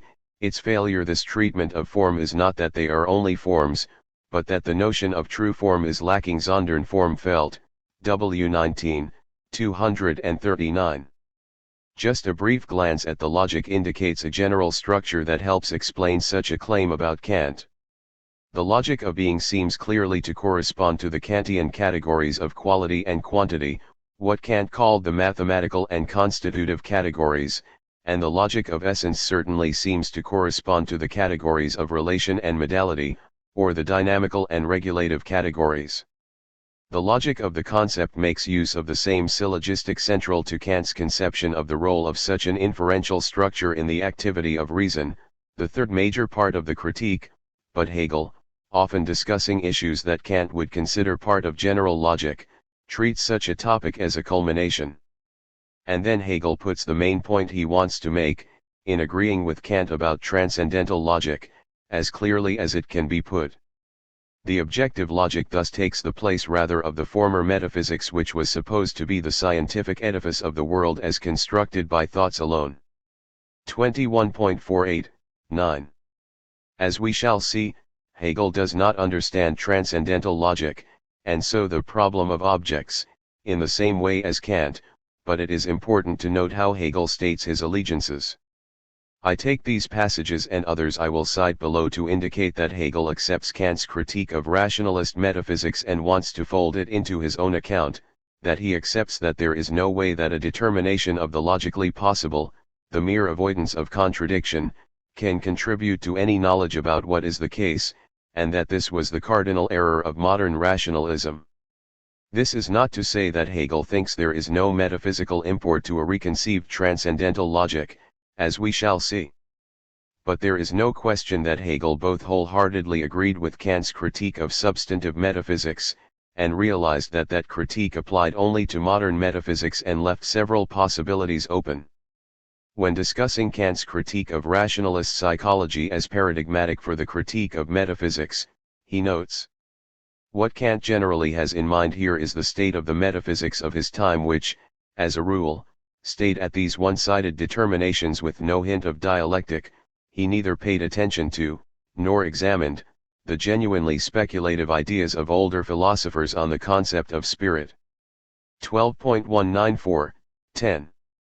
Finally, for both Kant and Hegel, the unit of significance for any logic is not the proposition or any static formal structure but acts of reasoning and assertion, and so the logic that is a model for both transcendental logic and Hegelian science is still judgmental, raising as an inevitable question the status of subjectivity in logic, the issue that bothered Frege. Or, said more precisely, Hegel's logic does not primarily concern relations among, operations upon, propositions, and is instead oriented from a logic of terms. So we don't see a syntax specified by axioms, a proof theory, and a semantics. Conceptual relations among basic concepts, moments of the concept, make up the content, like the relations between the concepts of finitude and infinity, one and many, essence and appearance, substance and attribute, being and essence. But as becomes clearer in the logic of the concept, conceptual content is not provided by analysis of atomistically conceived concepts. Concepts are understood, as they were in Kant, as predicates of possible judgments, and the roles they play in possible judgments in various contexts, involving other concepts, and the roles they can and cannot play in such judgments, including the inferential relations among the judgments, are necessary to specify such concepts.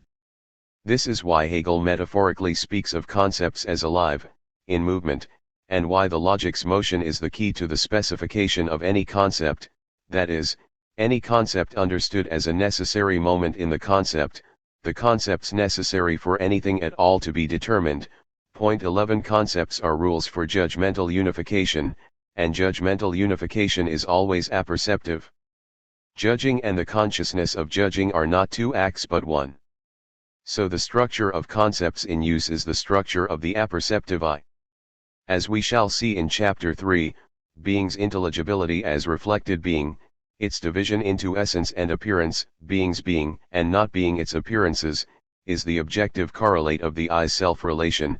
12. The concept of the concept, the apperceptive understanding of the implications of this apperceptive structure, is what Hegel calls the absolute. Here then is a typical account by Hegel of the subject matter of the science of logic. Hegel tells us only that the work concerns the science of pure thinking, Wissenschaft des reinen Denkens, and he goes on in that passage to say that it is the science that has pure knowledge for its principle and is a unity which is not abstract but living and concrete, so that the opposition of consciousness between a being subjectively existing for itself, and another but objectively existing such being, has been overcome in it, and being is known to be in itself a pure concept and the pure concept to be true being. These, then, are the two moments contained in logic. But they are now known to exist inseparably, not as in consciousness, where each exists for itself. It is for this reason and this reason alone, because they are at the same time known to be distinct unterschieden, yet not to exist for themselves, that their unity is not abstract, dead, and inert, but concrete. 21.45, 13.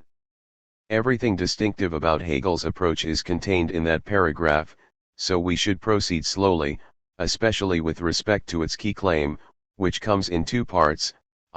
First, a double claim of identity that being is itself a pure concept, and such a pure concept is being. That would certainly establish a relationship between logic and metaphysics, one of identity. Yet this is supposed to be so even as, 2, he warns us that this identity is of quite a special sort, one paradoxically compatible with their continuing distinctness. 14. There is a form of this sort of claim of identity in John McDowell's Mind and World that can be helpful here. This is so because in McDowell's view we can certainly distinguish thinking from what is thought. The world is not a thought thing, thinking is a discursive activity, the world is not a discursive activity, and still insist that the world is made up of the sort of things one can think. 15. That discursive activity is, in its unity, the unity of anything that can be known would be expressed on the object side by claiming that a determinate object is articulable as a single unity.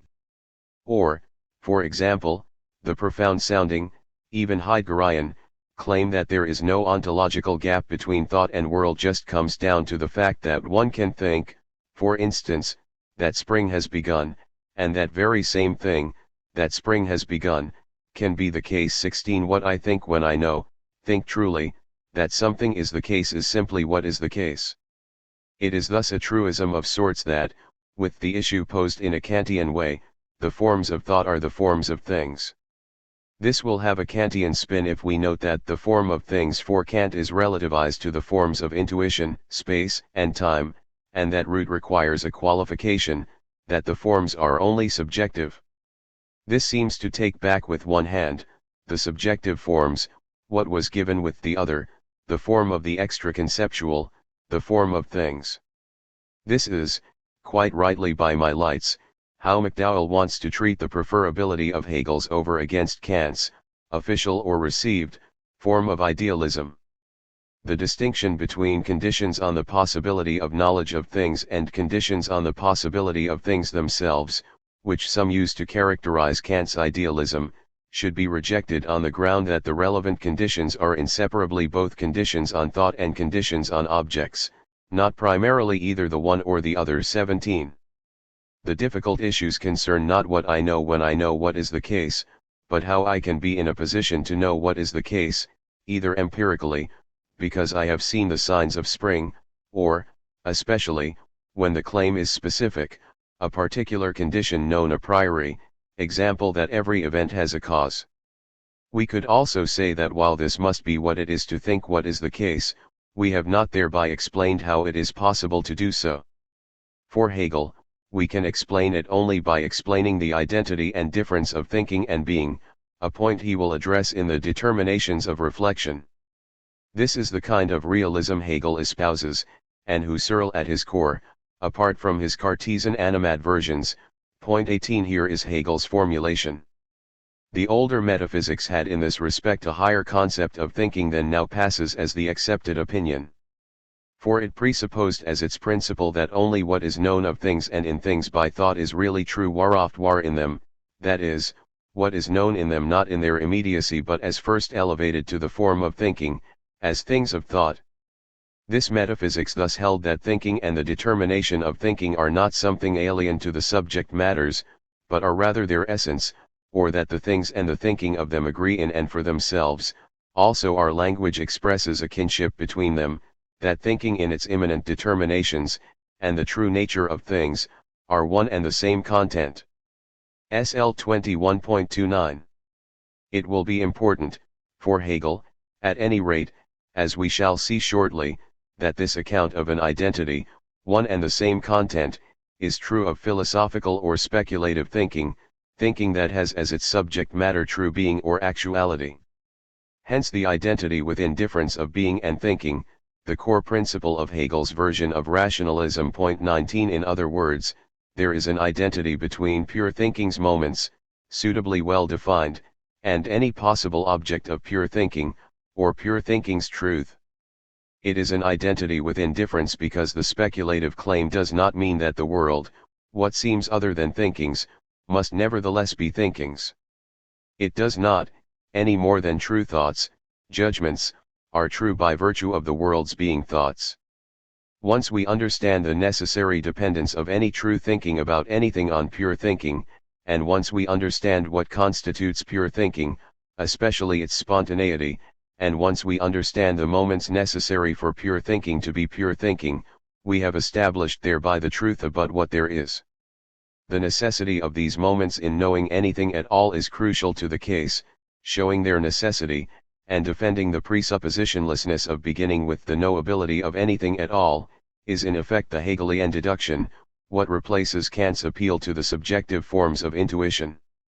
In fact, McDowell's remarks can be taken to be a useful gloss on Hegel's well-known remarks in the introduction of the Phenomenology of Spirit that we should not draw a sharp line schlechten schied and grand separating cognition from the absolute, phg 73. If we do, we shall be tempted to think of what we know when we know something as some intermediary or mental representation or abstract object, proposition, and not what is the case. And just as in McDowell's insistence, we can be misled by taking our bearings at the outset from knowledge claims that are in fact false. Here is Hegel's version of exactly that warning. Point 20. Meanwhile, if the anxiety about falling into error sets up a mistrust of science, which itself is untroubled by those scruples and simply sets itself to its work and actually gets down to cognizing, then it is difficult to see why there should not be instead a mistrust of this mistrust, that is, why there should not be an anxiety over whether the fear of error is not already the error itself. Phg 74, 21. There have been several objections to what is taken to be this conflation, aka identification, of proposition and fact, and these perfectly parallel the same sorts of criticism of Hegel, by Etigen dat 22 for 1. W. Kuhn, for example, has cited several of these objections to what he and others call, in a Hegelian phrase, the identity theory of truth, idem. Point 23. He himself is convinced by the consideration that we individuate facts less finely than true propositions. The fact that you never met Cassius Clay is the same as the fact that you never met Muhammad Ali, but the propositions are different. 24. But the issue is not any sort of general identification of proposition and facts, as if McDowell must believe that the world is made up of propositions. The right account of the semantic content of the assertion is not at issue. Our bearings are taken first by attention to what one knows when one actually knows, and in this case it is the absence of some event in the world, my never having met a certain person. And more importantly, the propositional move inevitably commits us to saying that what one knows in knowing is, of a proposition, that it is true. But that is not what one knows. One knows of spring that it has begun. Point 25. And what is of interest to Hegel, complicating matters, is the sense in which the concept is not being in and for itself, as well as is. Again, he does not claim to identify the world with judgments about it. Moreover, empirical knowledge, spring has sprung, is not fully self-conscious knowledge, is possible under unacknowledged presuppositions, and so the completion of knowledge will ultimately turn out to be the concept's relation to itself, the concept of the concept, and therewith complete identity. 26 It will take a while the rest of the book in fact to formulate an interpretation of just what this means. Therein lies the whole tale, but the difference between concept and being in and for itself is not of the sort that would reinstitute a skeptical problem. 27 Hegel's formulations of this point can be somewhat startlingly blunt. In L167, in differentiating a judgment, as considered by logic, from any psychological treatment, he says, everything is a judgment allerdings sind ein Urteil. 28 That is, everything is a singular Einzelnes which is inwardly a universality Allgemeinheit or inner nature, in other words a universal that is made singular. Universality and singularity distinguish themselves within it, but at the same time they are identical. A thing, in its determinate intelligibility, has a judgmental structure, a singularized universal, about which of course much more has to be said. This is an analog of his understanding of concepts as, following Kant, synthetic unities, functions in judgments. Hegel is very clear that we should not think of concepts or universals as special sorts of individuated things. They are moments of an activity, which activity is being treated logically, normatively, not psychologically, factually. This is what makes it possible that the world is made up of the sort of thing one can think. And, again, considering a thing in terms of its intelligibility is nothing like a restriction to what we could make sense of. Unintelligible things, trivially the same notion as things that we can render intelligible, can be contemplated in the way an unintelligible logic can be contemplated, as an impossibility. 29 There are two other implications of this approach for Hegel's canonical formulations of his position, and we will encounter them frequently. If truth does not involve knowing of a proposition that it corresponds to reality, then correspondence is not the issue at all. As noted, the epistemological question is still a serious one: how could we come to be in the position to know what is the case and assert it, in both observational and logical contexts? What happens when we go wrong? But we are already headed in a direction that starts to line up with Hegel's position. For his frequent formulation is that, at bottom, speculative truth, Hegel's concern in the SL, is a matter not of thought's correspondence with reality, but of thought's agreement with itself. The position just described leaves open the possibility that the categorical form of any claim to truth is not derived or observed, but a matter of thought's self-determination, and in that sense a matter of thought's agreeing with itself. In non-speculative contexts, this means that, in a genuine judgment, not a mere proposition, a distinction we still have to set out, a thing agrees more or less with, better or worse exemplifies, its concept. That is a good house. That action is wrong. 30 At the speculative level, either a putative concept, essence, agrees with, exemplifies, what it is supposed to be as such a concept, a principle of intelligibility that accounts for determinateness, or it falls short and must be reformulated. This is generally true of philosophical claims of any substance and involves the way in which the authority of reason must be self-authorizing.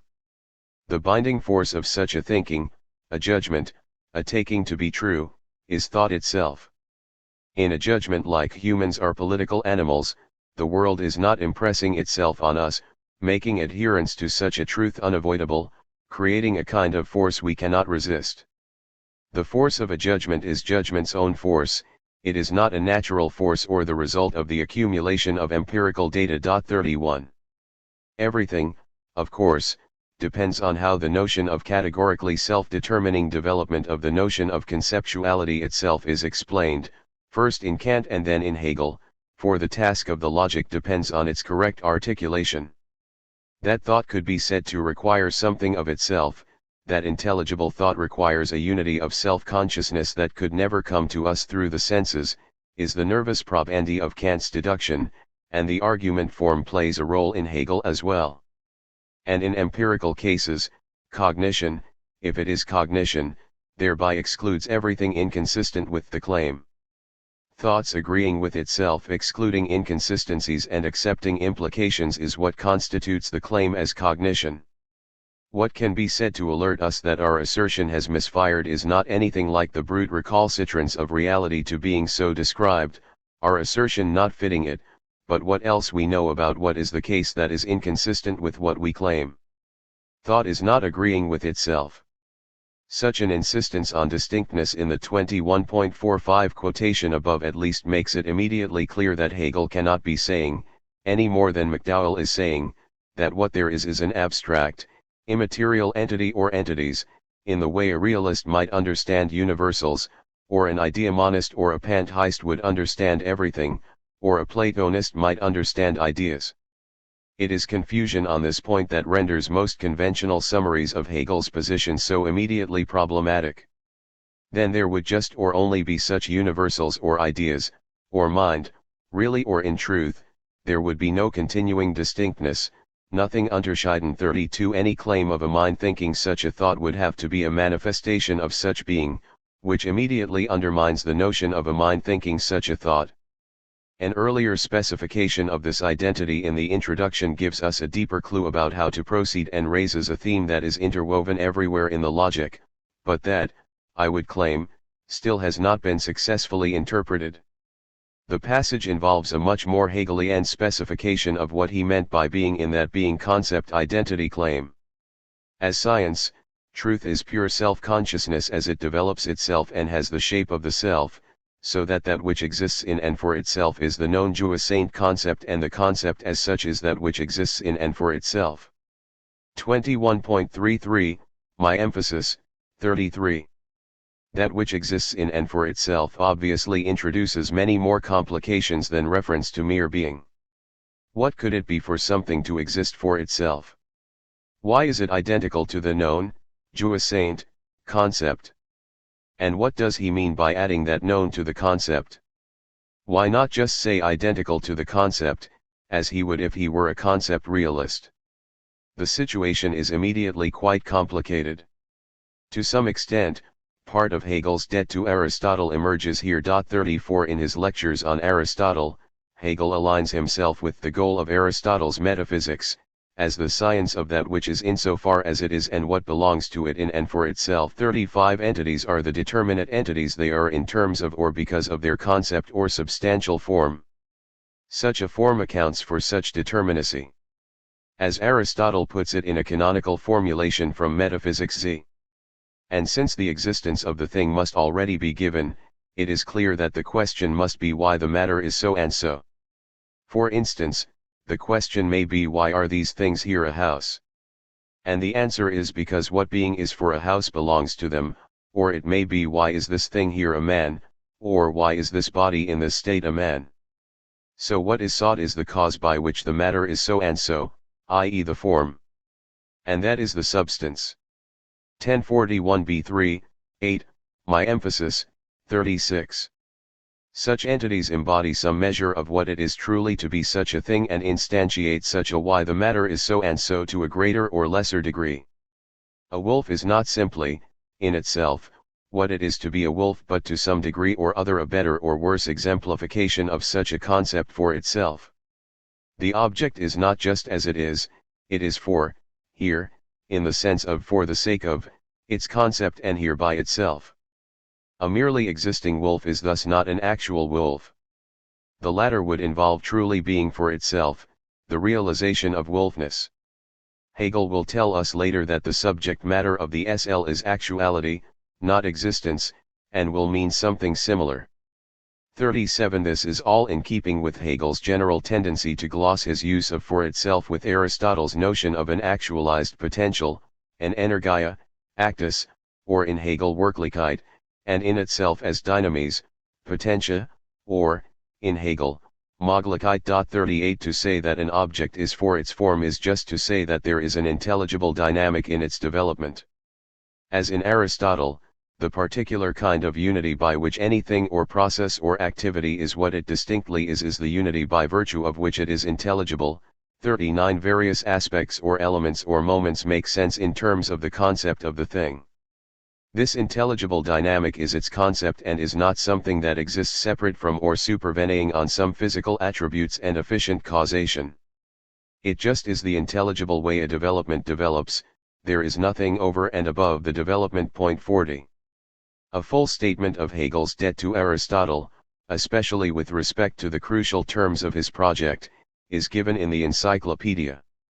More precisely, therefore, Aristotle's polemic against Plato consists in his designation of the Platonic idea as mere delta nu alpha mu iota, and in urging, on the contrary, that the idea, which is recognized by both of them equally to be alone what is true, should be regarded essentially as nu rho gamma epsilon iota alpha, i.e. the inwardness that is totally to the fore, so that it is the unity of inward and outward.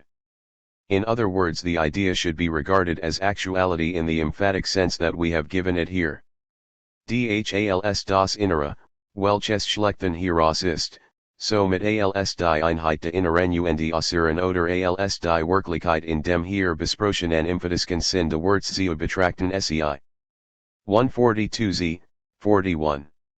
To some extent, though, the for itself term has its proper home in Hegel's logic of being, where there is a section discussing the notion, and that has something to do, Hegel explains, with what the term colloquially sounds like, as when I say, I'm in this for myself, SL 21.145.42. In more logical terms, it concerns a certain putative idea of an internally determined identity of some conceptual content, for itself, rather than its being what it is by its being determined by its relation with others, by being for others. This separation or strict duality between a determinacy wholly for itself and one for another will turn out to be a false opposition in the logic of being. In fact, it is the main point of such a logic of being to demonstrate just that, the complementarity rather than opposition of such notions. Even though this is so, that for itself and for another will be reciprocally dependent notions, the general notion of a being in and for itself has introduced the idea of being as determinate and intelligible being. It is what it is and not anything else. It is in itself, but only by virtue of the properties that can intelligibly distinguish it from its contraries, can determine what it is for itself. Its determinacy is a matter of both a plurality and a unity of determinations, or thought determinations, or predicates or concepts. 43. But of course ordinary beings do not assert themselves for themselves, claim to be for themselves what they are, so Hegel quickly turns to modes of thoughts determining such determinacy. Hegel does not add known, jouissant, to concept arbitrarily. As he keeps insisting, a concept is a thought determination, and that determination is the result of some act of determining, or predication. 44. Accordingly, everything, I want to suggest, turns on the sweeping claim that truth, the truth of being, the determination of what things truly are, is self-consciousness, the forms of self-conscious judgment. 45. That is, an object, an empirical object, a domain of some kind of objects, an event, a relation between events, a possibility, a value, makes sense as existing in and for itself within what Hegel calls the science of things in thought, or the science of pure thinking. In that sense, it is to be considered as it is, in itself, in its determinate way of being, but therewith also in its intelligibility, in the light of its sufficient reason to be as it is, the modality of its determinate intelligibility. And it is intelligible only as conceived, as rendered intelligible, by thought. This does not claim it exists only as conceived, or that the conceiving on which its determinacy depends should be understood as subjective mental episodes. And we have already seen how Hegel wants to differentiate his understanding from how a Leibnizian would understand such an appeal to sufficient reason.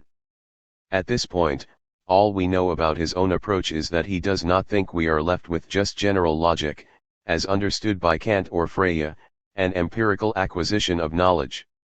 What else? Is the main question. Thought can determine its objects, but not by appeal to the light of reason, not immediately. We recall, 2/3 of the logic corresponds to Kant's transcendental logic and is the successor to pre-Kantian metaphysics. Much more will have to be said about this, but it will be very important to Hegel that to consider things in their intelligibility is also and at the same time to consider them in terms of the only beings for whom beings can be intelligible, rational beings. The question of their intelligibility does not make sense otherwise. And rational intelligibility is self-conscious intelligibility, discursive mental acts of such rendering intelligible, undertaken as such. A similar form of reasoning can be found in Freya. A language cannot contain a representation of objects, unless it also contains predicative expressions. This also means that an intellect cannot have the power of apprehending objects unless it has the power of thinking something of them, of apprehending free gene concepts. 46 This is already a metaphysics of objects and concepts. Freya will add relations and, down the line, numbers. One could say something similar about Kant, although he would not. That S's P form already embodies a metaphysics, requires a distinction between substances and properties, entities that could be subject to that form. This is certainly true for Hegel of traditional syllogism. All men are mortal, Socrates is a man, therefore Socrates is mortal expresses the relation between universality, individuality, and particularity, a metaphysical commitment about distinctions necessary for the world to be an intelligible world, a world that could make any sense, not sense for us.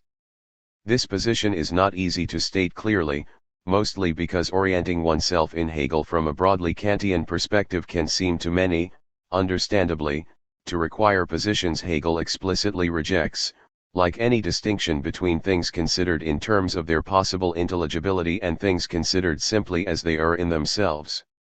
For numerous reasons we shall confront, Hegel thinks this distinction disguises numerous confusions. But, on the other hand, this identification does not mean that he is concluding something about the world from some intelligibility or logical requirement, in the manner of Descartes concluding from the fact that I can clearly distinguish mind and body that they must be distinct, that one order establishes something about the other order. This distinction between such orders is what is being denied in Hegel's logic, even while, and here another massive turn of the difficulty screw, he is not identifying things with thoughts or interpreting thought's determination of itself as of metaphysical significance, because such self-determination is the manifestation of some cosmic entities, the absolutes, knowledge of itself. 47. Further, we should of course be wary of attributing to Hegel psychologism or subjective idealism, but we should not be so wary that we lose touch completely with the fact that the science of logic is the science of such acts, construed logically, that is, with respect to rendering anything properly intelligible, giving its proper sufficient reason to be as it is. There are of course many various sorts of such sufficient reasons, and so the task of the SL must be quite ambitiously comprehensive, especially since Hegel will object to any claim of radical incommensurability among such grounds. Hegel is a monist in this sense, a logical monist. There are no incommensurable spheres of rational intelligibility, cognitive, moral, aesthetic, as there are, say, in Kant. 48, and even Kant struggled to be able to appeal to the same general logical framework, his architectonic of intelligibility, in presenting both the second and third critique. But the initial, simple point at issue now is that anything's being at all would be mere indeterminate and indistinguishable being were it not conceptually determinate, articulable in the simplest sense, an instance of a concept. As in Aristotle's Metaphysics, to be anything is to be a determinate something, and that principle of determination can be considered for itself. It is what Hegel calls the concept, what Aristotle called substantial form. 49 As he says, the nature, the specific essence, that which is truly permanent and substantial in the manifold and accidentality of appearance and fleeting externalization, is the concept of the thing, the universal which is present in it. SL 21.15. And this raises Hegel's main question in the logic, how to account for conceptual content, or as he would put it, conceptual determinacy, given the various modalities of the possibility of object determinacy. The answer to that question will depend on two very difficult elements in Hegel's project, the claim quoted earlier that the form of the concept is the form of a self, and that, accordingly, the truth is self-consciousness, and the claim that the way to understand this content is to understand these concepts as self-negating, but in a way that promises a positive result. These are also the elements in Hegel's account which will contribute to an explanation of how he thinks an a priori determination of objective content is possible, given his disagreement with Kant's supposedly overly subjective account. Metaphysics. But to return to the identity claim, what do we mean by metaphysics? We might again take our bearings from Aristotle. What there is must be determinate. At the metaphysical level, anything's determinations are just the general predicates without which any specific determination would not be possible, the forms of any such possible specific determination. For Aristotle, the task of metaphysics is not to say of any particular thing what it is, nor does it deduce what beings there are. That is the task of the special sciences. Metaphysics' task is to determine what must be true of anything at all, such that what it is in particular can be determined, or, what is necessarily presupposed in any such specification. Point 50. Hegel agrees. That is the conception of metaphysics intended in the quotations just cited. As with Aristotle, this link between the order of thinking, knowing, judging to be the case, and the order of being is not an inference, does not face a gap that must be closed by an inference. Properly understood, the relation is one of identity, a conceptual identity, not an ontological identity. It especially concerns itself with concepts and distinctions that are as fundamental as the following but that immediately have the air of paradox. How can not being be? Given the infinite divisibility of a continuum, how is motion possible? What accounts for the identity of an object, or of a person, throughout alterations in time? What kinds of objects are numbers, if they are objects at all? How is consciousness possible in a material being? And so forth. The general distinction drawn by McDowell is the most important to keep in mind. The concepts of propositional attitudes have their proper home in explanations of a special sort, explanations in which things are made intelligible by being revealed to be, or to approximate to being, as they rationally ought to be. This is to be contrasted with a style of explanation in which one makes things intelligible by representing their coming into being as a particular instance of how things generally tend to happen. Point 51. Being revealed to be a manifestation of some order of reason will require that we understand how there could be such an order of reason and what it consists in. That is the task of the science of logic. And it remains deeply Aristotelian in spirit. As in, what we seek is the cause, i.e., the form, by reason of which the matter is some definite thing, and this is the substance of the thing. Metaphysics 1041b7, 9. As we have seen, logic has emerged in Kant as something much more than the study of valid forms of inference, but much less than an account of the laws that thinking does or ought to obey, or as categorizing a basic ontological structure. It states the conditions of possible sense, the distinctions and relations without which sense would not be possible. For Hegel, this ambition already represents a task of great philosophical substance. It is the way he wants to understand the question of the validity of the categories, their truth, as he says, in and for itself. 52. The questions that emerge from Hegel's expansion of Kant's logic are how we determine what those conditions are and whether they can be rightly confined to what the avoidance of logical contradiction will allow, whether the emptiness that Kant ascribes to these forms can be maintained. This is the beginning of an issue that we will return to several times. Kant seemed to say that because pure concepts can stand in no immediate relation to objects, such that object content must be supplied from without, philosophical or a priori knowledge cannot determine anything about what there is. Pure reason could, though, determine a new modality of possibility, real possibility, to be distinguished from mere logical possibility. This determination of what could really be is not achieved by the understanding alone. It is due to there being an a priori form of representation for all given content, the pure forms of intuition. The metaphysical deduction establishes the kind of involvement of the understanding in the availability of any manifold that demonstrates what must be the case for anything to be the object it is, but only as an object of experience, an appearance.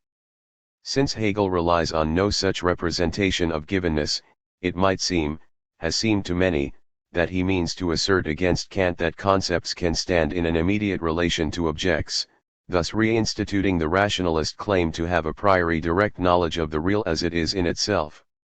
But this is to saddle Hegel with a host of Kantian assumptions he does not share. The logic is never said to seek a determination of what is really real, and, in a way like Kant, it also concerns the determination of the possibility, the real possibility, of anything being what it is.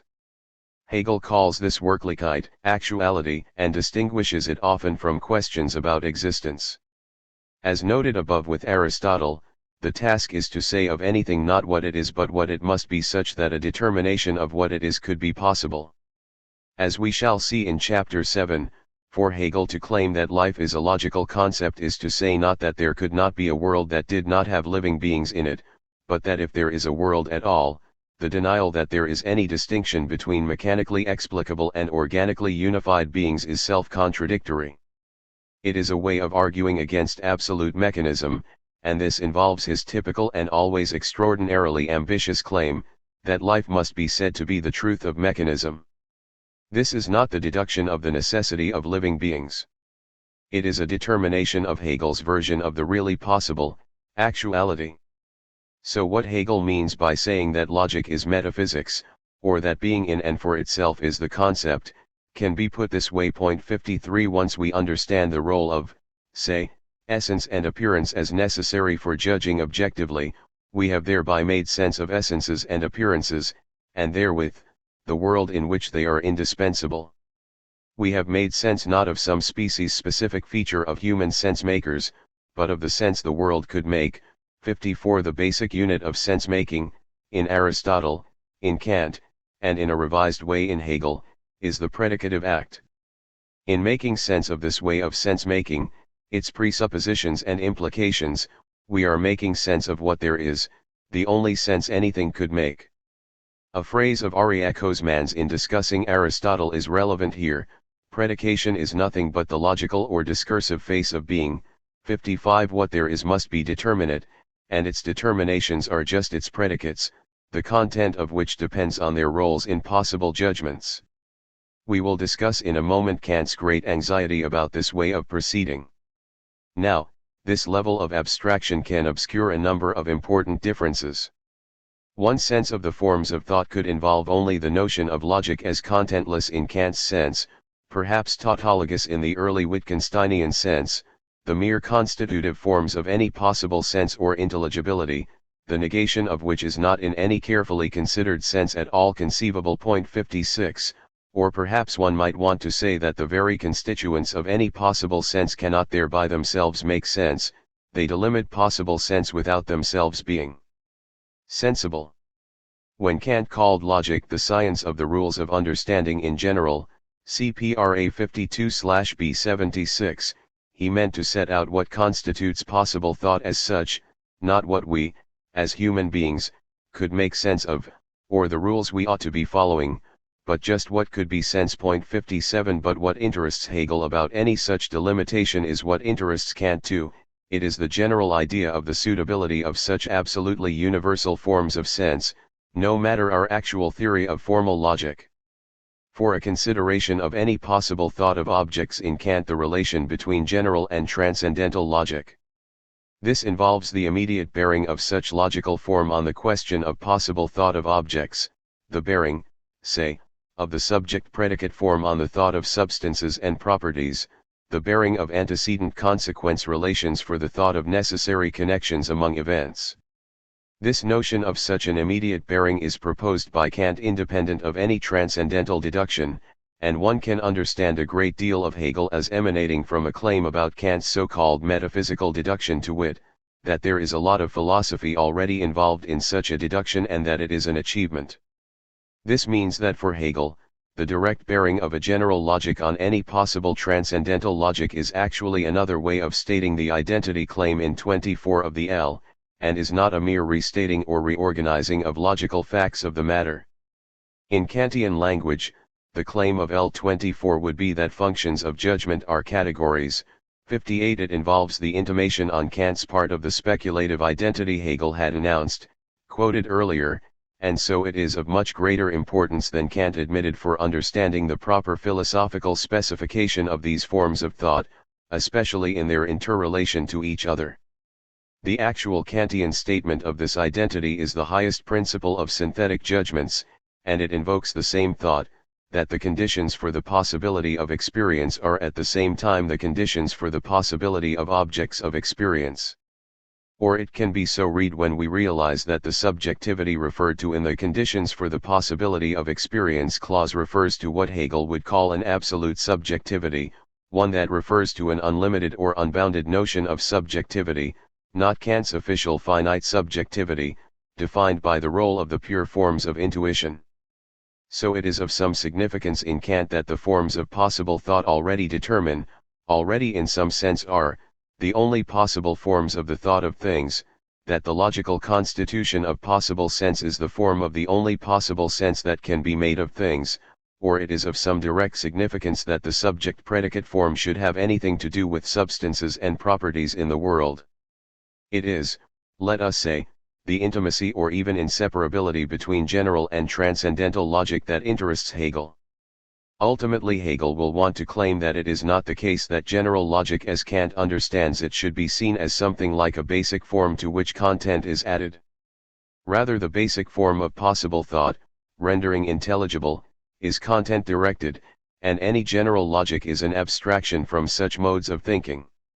We will need to see more in the following chapter about the apperceptive character of thinking, even in general logic, before that point can be made clearer.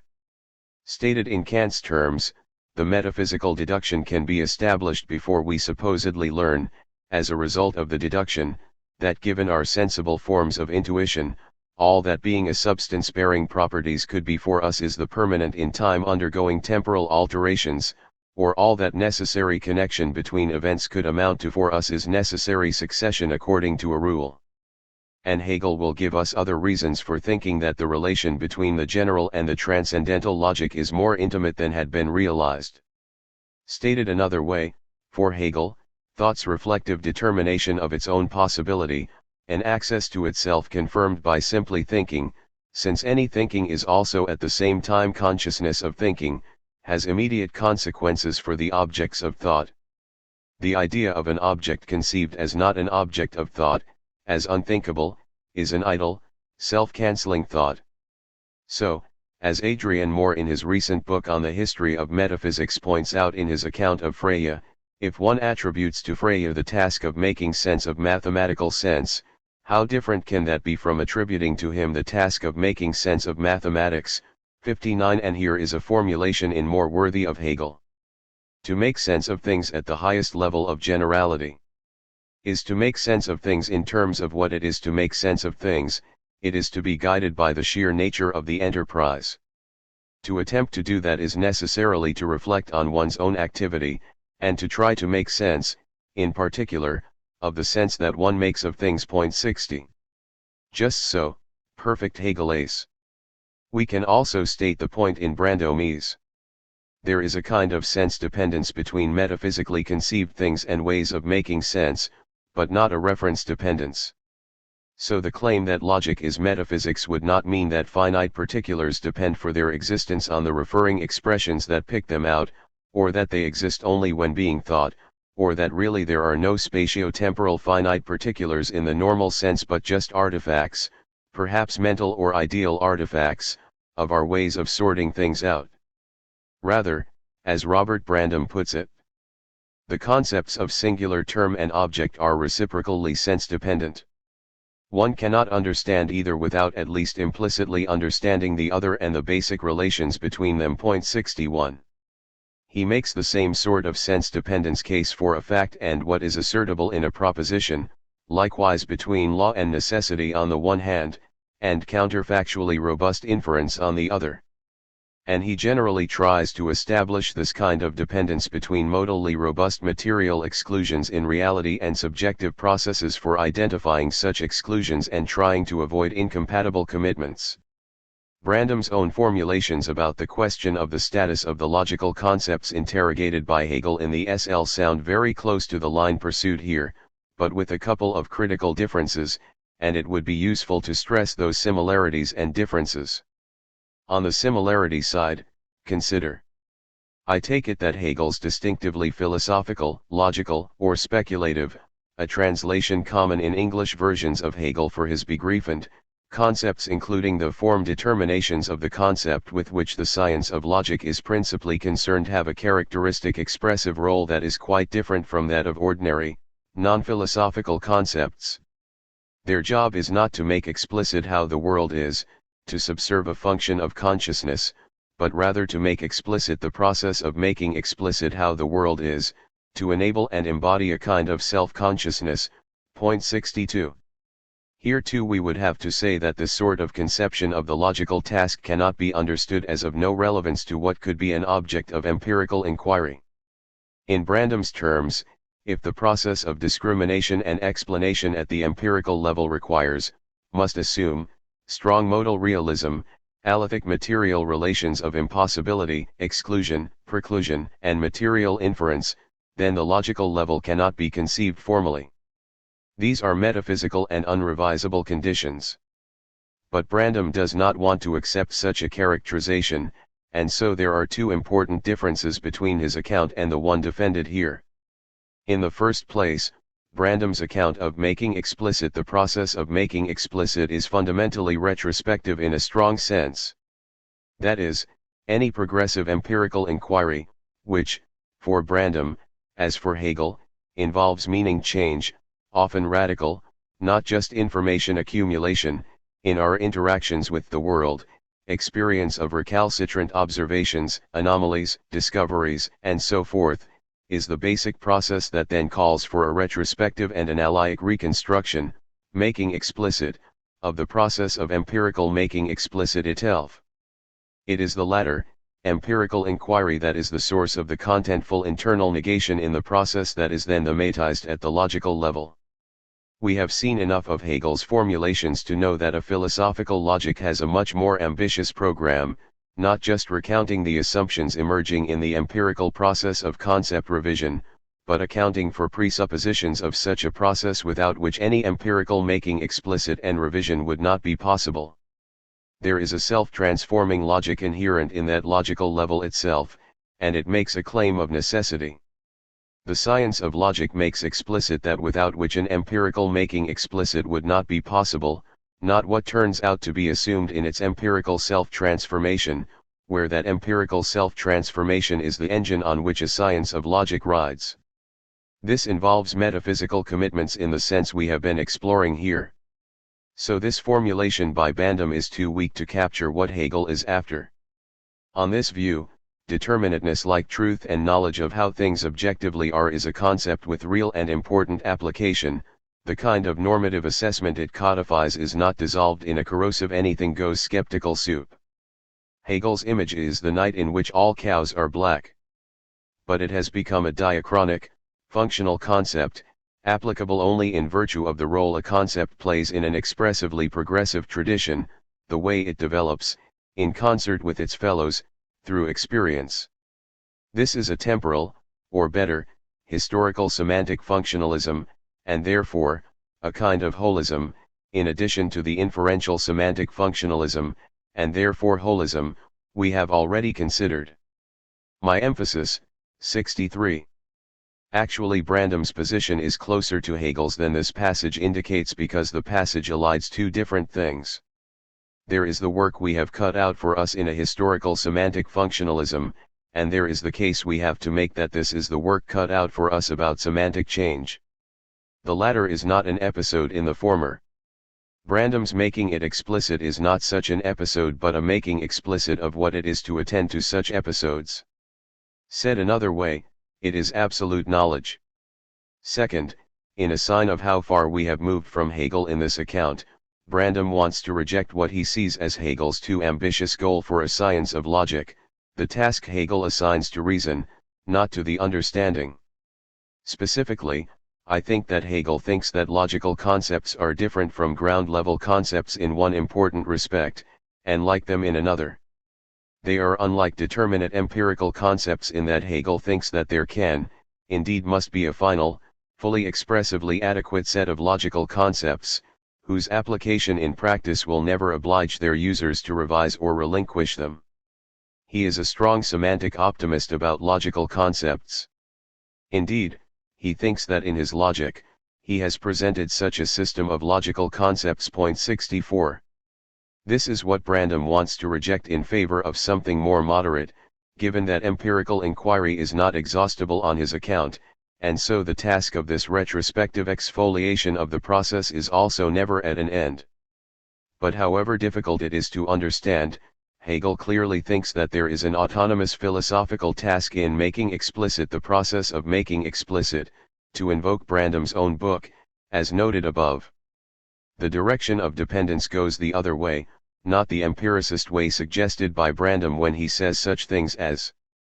For Hegel clearly takes it that the only way it is possible, in principle, to understand, specify, or convey logical or philosophical concepts is by rational reconstruction of an expressively progressive tradition of which they are the product. 65, my emphasis.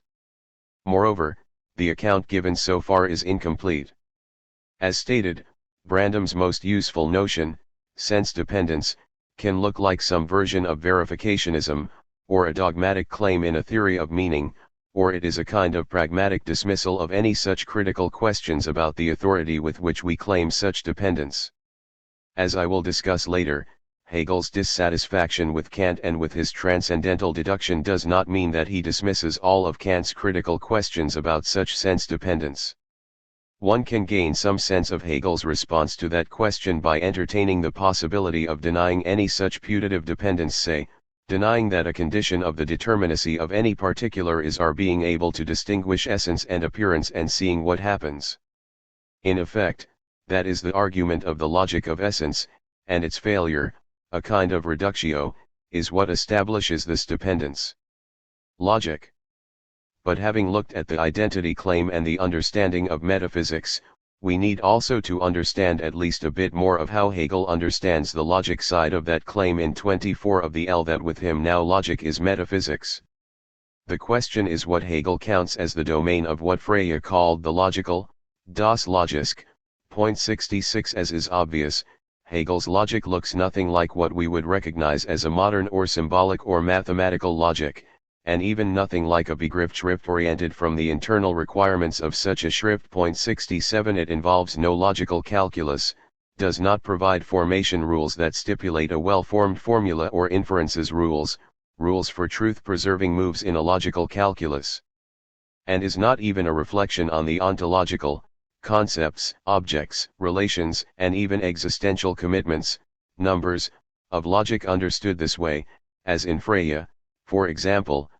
68. There is the general similarity that both logic and metaphysics attempt to render transparent, make explicit, again in Brandomese, the basic structure of any rendering intelligible, but the SL doesn't go much beyond that similarity in the notion of a logic. For whatever the connections are in the SL, they are clearly not truth functional or deductive.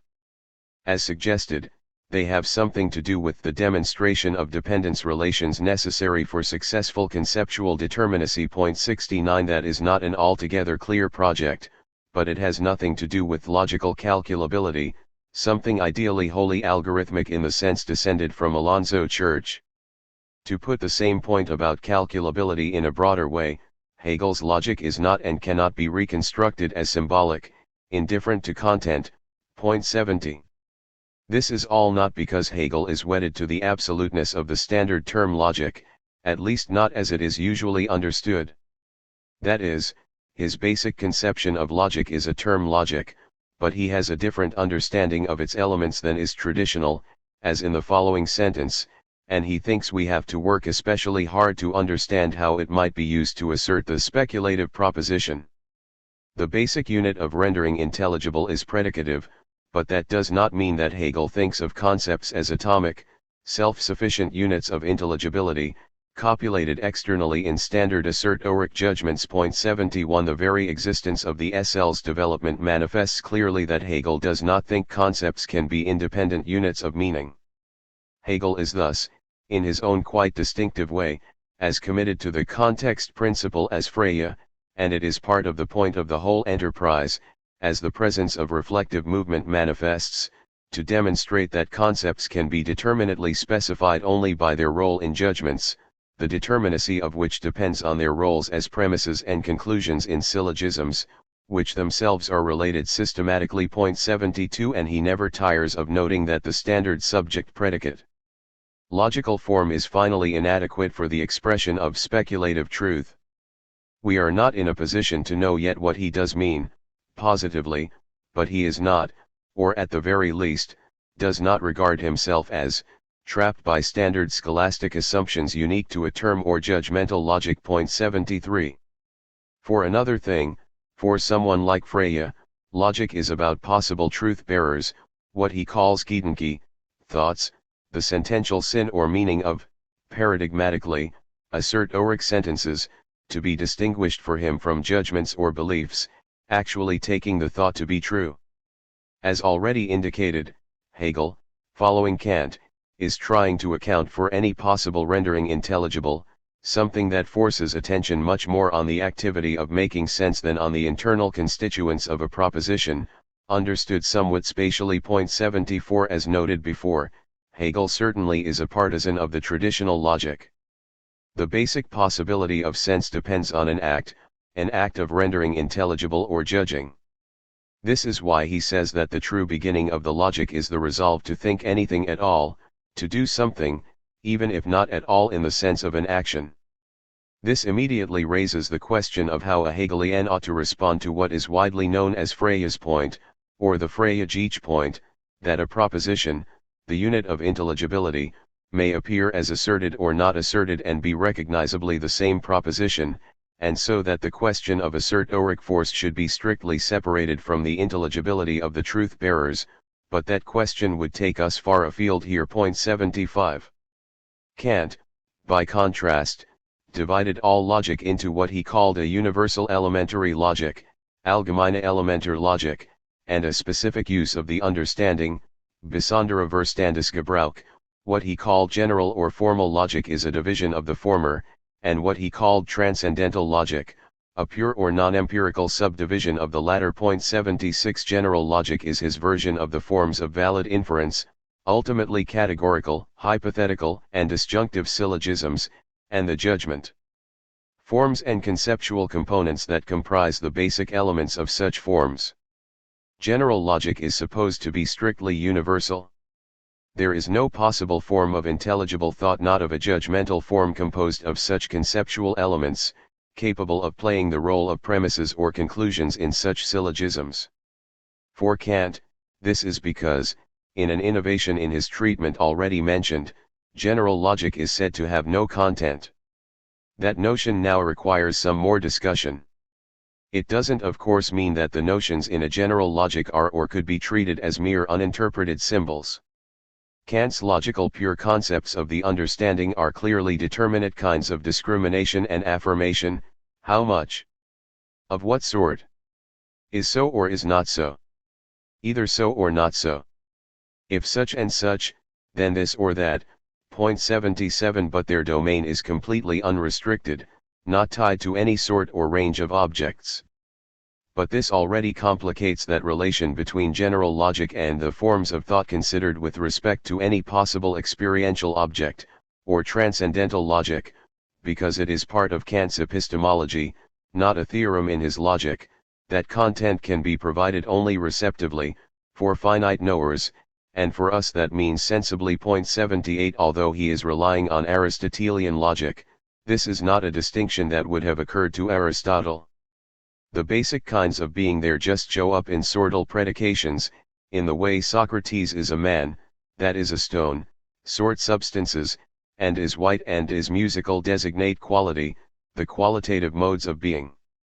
This may have been what Hegel meant by saying that the old metaphysics simply assumed that thoughts were the essentialities of things, as if these essentialities were themselves things or substantial entities. 79. In the traditional reading of Kant 80, it would appear that Kant wants to introduce a step here, as if skeptical about why our ways of sorting things should have anything to do with sortal realism in the world. But this way of looking at Kant's treatment of the relation between general and transcendental logic, which we are exploring as a possible perspective on that 24 identification, is implicated in a much broader set of interpretive claims that themselves raise problems of book-length dimensions. The issue will be familiar to anyone familiar with the textbook Kant, call it the two-step picture. In this picture, there must first be sensible receptivity, according to our distinct, non-conceptual pure forms of intuition, and then there is conceptual articulation/synthesis, which is possible because of the imposition of categorical form. To some extent this requirement is a consequence of Kant's view of judgment, that some component of the judgment must be a way of referring to objects and another way of saying something about the object. But since, for Kant as well as for Frege, interpreted concepts determine extensions, this picture of separability and independent contributions to knowledge looks problematic. That is, if this idea of some possible independent contribution from sensibility is dubious, either as a reading of Kant or in itself, if the two sources of knowledge are notionally distinct, but inseparable in any concrete experience, then the general/transcendental logic distinction, which depends on this understanding of contentless versus having content or being provided with content exogenously, would have to be rethought as well. 81. The denial of such a two-step picture, or the assertion of this inseparability, introduces a number of different issues. For one thing, Hegel's claim about inseparability is not a prelude to any denial of the distinguishability of concept and intuition, and so to an argument for the wholly conceptual nature even of particulars or representations of particulars. 82. For another, Hegel fully realizes the extreme difficulties in stating properly the dual claims of distinguishability and inseparability.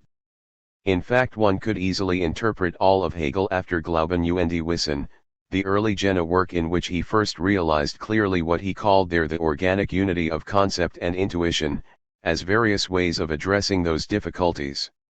We can make analogies. We can say that pitch and timbre in a musical passage cannot be separated, as if one could be added to the other, even though they are different from one another. But these only go so far, and Hegel clearly wants a way of understanding the mutual dependence of each on the other that involves an identity even within difference. In other words, he came to see that the concept-intuition relation was at its heart a logical or conceptual problem, what he would variously call the problem of how there could be such a thing as mediated immediacy, or the inescapably reciprocal and correlated functions of identifying and differentiating. 83. For another, in any apperceptive determination of content, any act of thinking, a relation to content has to be understood as a modality of a self-relation. More on this in the next chapter. The knower is related to itself in knowing an object, or the relation to that object is not cognitive. But it also means that the sensible content, to focus on that example, is also to be understood in its determinacy as a modality of the self-relation. This gets quite complicated because such an apperceptive awareness in the case of perceptual experience itself and the distinct mode in which concepts are involved in the mere uptake of sensible content must be distinguished from apperceptive judging, in which a claim is made on the basis of perceptual experience. Neither Kant nor Hegel believes that experience itself consists in judgments. 84. The qualification that this example of these logical relations is about features in experience is important. Hegel's logic obviously assumes that something like the basic logical grammar of thought as such, any thought of objects, any mode of rendering intelligible, is reflectively available as such. Since true judgments are also obviously intelligible, the form of any true judgment must embody the forms of intelligibility as such. The only temptation to think otherwise stems from imagining that these must be just the forms of our representings. And what about the representeds? And as we saw above in discussing McDowell, the phenomenology of spirit is supposed to have released us from the grip of such a supposed problem, revealed its presuppositions and therapeutically undermined them. This is why Hegel will say frequently, in explaining his differences with Kant, that the proper question is not whether certain predicates, categories, apply to objects, but whether the predicates are something true in and of themselves, L28R. By the need to rethink the general/transcendental logic distinction, I mean the following. None of what we have seen about general logic amounts to a theory of what would be recognized today as a theory of logical truth or falsity. It is, in the sense already sketched for Hegel, a logic of general intelligibility. Imperatives and aesthetic judgments must also conform to such forms. Failing to observe the norms of thinking is not mistakenly thinking, making an error in thinking, it is not thinking at all, not making any sense. The prospect of objects outside something like the limits of the thinkable is a non-thought, a Sinnlosgedanke.85, but just because it is unthinkable, the strict distinction between a prior, content-free general logic and an a priori transcendental logic, the forms of possible thoughts about objects, can hardly be as hard and fast as Kant wants to make it out to be. Or, put another way, it is an artificial distinction, thought through carefully. According to Hegel, general logic must already be transcendental logic, at least in nous. For one thing, as just noted, the distinction depends on a quite contestable strict separation between the spontaneity of thought, as providing formal unity, and the deliverances of sensibility in experience, as the sole provider of content. Point 86. If that is not sustainable, and there is reason to think even Kant did not hold it to be a matter of strict separability, then the distinction between forms of thought and forms of the thought of objects cannot also be a matter of strict separability. Point 87. To consider beings in their intelligibility, what Hegel called the science of things in thought, is not to consider them in terms of some species-specific subjective capacity, any more than considering truth-functional relations between sentences in a logic is a consideration of how we happen to go on with sentences. To be is to be intelligible, the founding principle of Greek metaphysics and philosophy itself. Entertaining the idea of an unintelligible being is not thinking of something strange and limiting, it is not thinking at all. As with Aristotle, the guiding question is not what is it to be this or what is it to be that, but what is it to be something at all, what is being something, and so, what must knowing be, such that being can be known. 88. Since to be intelligible means to be intelligibly knowable, the formula to be is to be intelligible is not, as it might sound, some sort of manifesto, as if willfully banning the unknowable from the real. It is rather to say that if there is knowledge at all, then knowledge is not such as to accept restrictions. Such a restricting would have to appeal to something like our limited capacities, and that relativization would infect all knowing. Point 89. All knowing would be restricted to out finite capacities, and that is as much as saying that knowing would not be knowing. What there is what is knowable is an implication of what knowing all and any knowing is if it is to be knowing. It is not a first-order claim about all being, as if it could prompt the question, how do we know that all a being is knowable? That is not a coherent question. There may be things we will never know, but that is not to say they are in principle unknowable. So those two-aspect interpretations of Kant's idealism and his doctrine of the unknowability of things in themselves, those claiming that knowing for us is restricted to our epistemic conditions, leaving it open for us to speculate about what might be knowable but transcends our powers of knowing, cannot be right. The position is internally incoherent. There is no "are" that can be put in front of epistemic conditions. They would not then be epistemic conditions, the account would not be philosophical but psychological. This is still true if we introduce so-called pure subjective forms of intuition, space, and time. Either they are also epistemic conditions or they are not. If they are restrictions, then nothing in the transcendental analytic that depends on them, that is, everything, can be an epistemic condition. Point 90. Understood properly, such a claim about noumenal ignorance could only mean, we can know only what is available, made manifest, to know. To say we do not know things in themselves is to say we cannot know what we cannot know, either a harmless truism or incoherent. There is nothing that could be known that is in principle unknowable, the first law of philosophical atheism, that is the first law of philosophy. 91.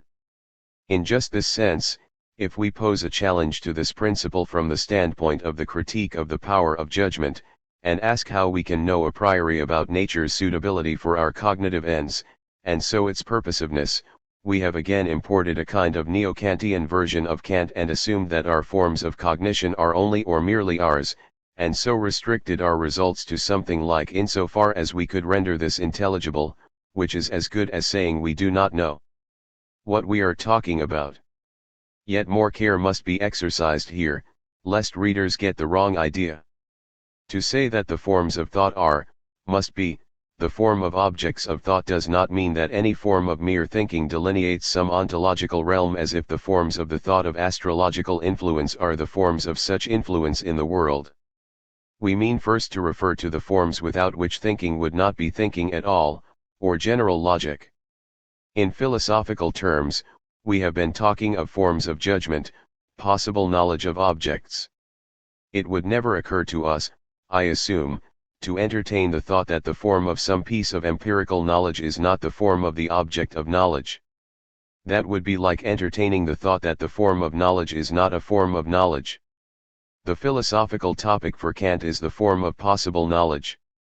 For Hegel, Kant's clue about this is a truism: the logical functions of the understanding in judgment cannot but be the pure concepts of the understanding, the forms of possible knowledge, and thereby the forms of the objects of knowledge.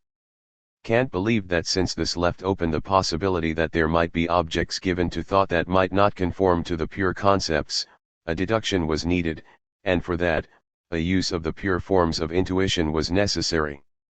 Hegel's account trades instead on a demonstration of the necessity that a putative form is actually a form of possible knowledge. If it can be shown that some putative form is, necessarily, a form of any case of knowledge, the possibility Kant worried about is already foreclosed. Entertaining that possibility is like entertaining the possibility that empirical knowledge is not knowledge, that the form of such knowledge is not the form of objects of knowledge. Now, this raises an obvious, huge problem. It all places enormous pressure on what amounts to a kind of operator in Hegel's logic on which all the crucial transitions depend, something like, would not be fully intelligible, would not be coherently thinkable without. What follows the without is some more comprehensive concept, a different distinction, and so forth. Excluding logical contradictions would be one obvious instantiation of the operator. But and the whole possibility of Hegel's logical enterprise depends on this point: the range of the logically possible is obviously far more extensive than the range of what Kant called the really possible. The latter is what we need if we are to have a logic of the real. Uncaused events are logically possible, but not really possible, something we know a priori. And Hegel cannot avail himself of Kant's non-conceptual forms of intuition to establish a priori the sensible conditions that set the boundaries of the really possible. As Kant conceived his project, it would make no sense to attempt to prove objective validity for synthetic a priori truths if such an appeal were not possible. Transcendental logic, on the contrary, has a manifold of sensibility that lies before it a priori, which the transcendental aesthetic has offered to it, in order to provide the pure concepts of the understanding with a Materienstoff, without which they would be without any content, ohne allen Inhalt, thus completely empty völlig leer. Only the spontaneity of our thought requires that this manifold first be gone through, taken up, and combined in a certain way in order for a cognition to be made out of it. I call this action synthesis. CPRA 77/B102, 92. However, to pick a strange ally at this point, Peter Strawson demonstrated, in the bounds of sense, that the really possible can be determined without what he considered Kant's subjective idealism, the subjective forms of intuition, and this revealingly for our purposes by a reflection on whether a candidate notion of experience could be said to make sense.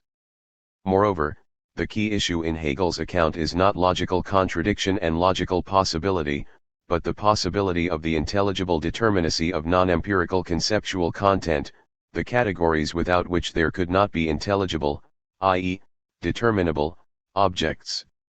Strawson would also point out that Kant already seems to assume that he is showing how the minimal intelligibility of judgment could not be possible without the 12 moments of the table of pure concepts. That is already a kind of determination of the really possible. Kant, however, does not provide the arguments for such a deduction. Moreover, the following sort of formulation in Kant is one of those that directly counter what Hegel believes to be the unfortunate general tendency in the critique to consider concepts as subjective classifications that we apply to exogenously received content, requiring that we wonder whether they fit in individual cases and whether the non-derived classifications of conceptual powers have anything to do with, can rightly be imposed on, such content. 93, I do not mean that this impositionism is Kant's view, I mean that Hegel, in his critical moments, fastens onto passages that could suggest that as have generations of commentators and does not think through passages like the following. Here, in this formulation, there is no content except as constituted by the logical form of judgment, and so no strict separation between general and transcendental logic. The same function that gives unity to various representations in a judgment also gives unity to the mere glossy synthesis of representations in an intuition, which, expressed generally, is called the pure concept of the understanding. The same understanding, therefore, and indeed by the very same actions through which it brings the logical form of a judgment into concepts by means of the analytic unity, also brings a transcendental content and transcendentalen inhalt into its representation by means of the synthetic unity of the manifold in general. On account of which they are called pure concepts of the understanding that pertain to objects a priori, this can never be accomplished by universal logic. CPRA 79/B105, 94. It is not easy to know what Kant means by brings a transcendental content into its representation by means of the synthetic unity of the manifold in general, but in the broadest sense, what Kant says is certainly true. Universal or general logic cannot determine which predicates belong with which subjects, which events are necessarily succeeded by which events. We cannot determine what are real, concrete synthetic unities merely by thinking of some. But if we take the same function seriously, then the specifications of the logical forms of unity in a judgment just thereby specify what Kant is calling here, somewhat mysteriously, transcendental content. The passage brings us very close to formulations frequent in the logic, that the concept gives itself its own actuality. The same function passage could even be read as a gloss on that claim. 95. This would not of course mean that we could not still broadly mark out a formal logic in the sense of, say, forms of valid logical inference, which, when instantiated by variables, will yield valid results. 96. It is just to say that the link between such inferential and conceptual forms and forms of the thought of objects is a close and a priori one. Kant is interested in this connection but limits himself to the parallelism between the tables of the logical functions of judgment and the table of categories. To reiterate the point made earlier, the very fact that there is such a parallelism, why should there be, is already an indication of a deeper connection. That deeper connection means that such forms are, at the same time, possible forms of well-formed judgments and proper inferences and forms of the thought of objects considered in their intelligibility. These latter constitute all that objects could be, are the forms of objects, and without Kant's only for us restriction, because without his reliance on non-conceptual forms of sensibility to establish that claim. Kant seems to think that he is faced with two exclusive alternatives. Either concepts, qua concepts, have objects, or their objects are provided exogenously. The former is the case only for logical content, the latter is necessary if we are trying to understand any power of knowledge. Hegel is providing a third alternative, that a strict separability between concept and intuitively apprehended object is impossible, even though the notions are distinguishable. To establish the conceptually necessary is to establish the really possible, if we have understood the establishing of conceptual necessity properly, differently than Kant. The forms of the thought of an object can be considered the forms of objects, in Kantian language the forms of sensibility, if it can be shown that the thought of anything at all, any way of making sense, would fail without some form or other. And so Kant's appeal to the form of the extra-conceptual as if to a distinct contributor is misleading and unnecessary. Hegel agrees with this remark by Kant, in other words, just disagreeing that Kant must then go on to prove that there must be such manifolds. The pure categories, however, are nothing other than presentations of things insofar as the manifold of their intuition must be thought through one or another of these logical functions. CPRA 245/B303. Kant of course wants that reference to the manifold of intuition to be doing some necessary, extra, general logic work, especially in the transcendental deduction of the second edition. For example, when we realize that such a manifold has a pure, non-conceptual form, time, we have a way of showing how categories provided by the understanding from itself could be the forms of objects that exist independent of thought. By being modes of time consciousness, they are thereby the forms of any intuitable content and can be considered extra-conceptually as a way of getting into view all possible sensible content. But for Hegel this specification of content by thinking of the temporal modality of its forms must be a further specification by thought of its own activity. 97 Otherwise the question of the relation of forms of thought to objects turns out to have a quasi-empirical answer. The answer would have to be, the forms of thought relate to objects for creatures built like us. 98 More broadly, we can say that Mary Tiles is right that categories are the concepts which frame objects in this way. For me this means categories alone. They do this already, as forms, without reliance on extra-conceptual forms of sensibility. 99.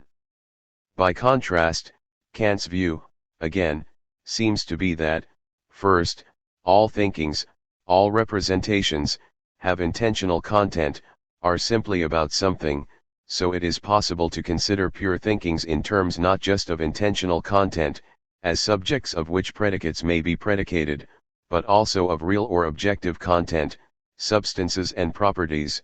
100 We can thus formulate possible candidates for categories. For Hegel we are thereby already in the heart of speculative philosophy. But since we are for Kant dependent in experience on non-conceptual forms of intuition, these must be merely putative categories. We cannot know without further ado that or how such transcendental content bears on content so informed.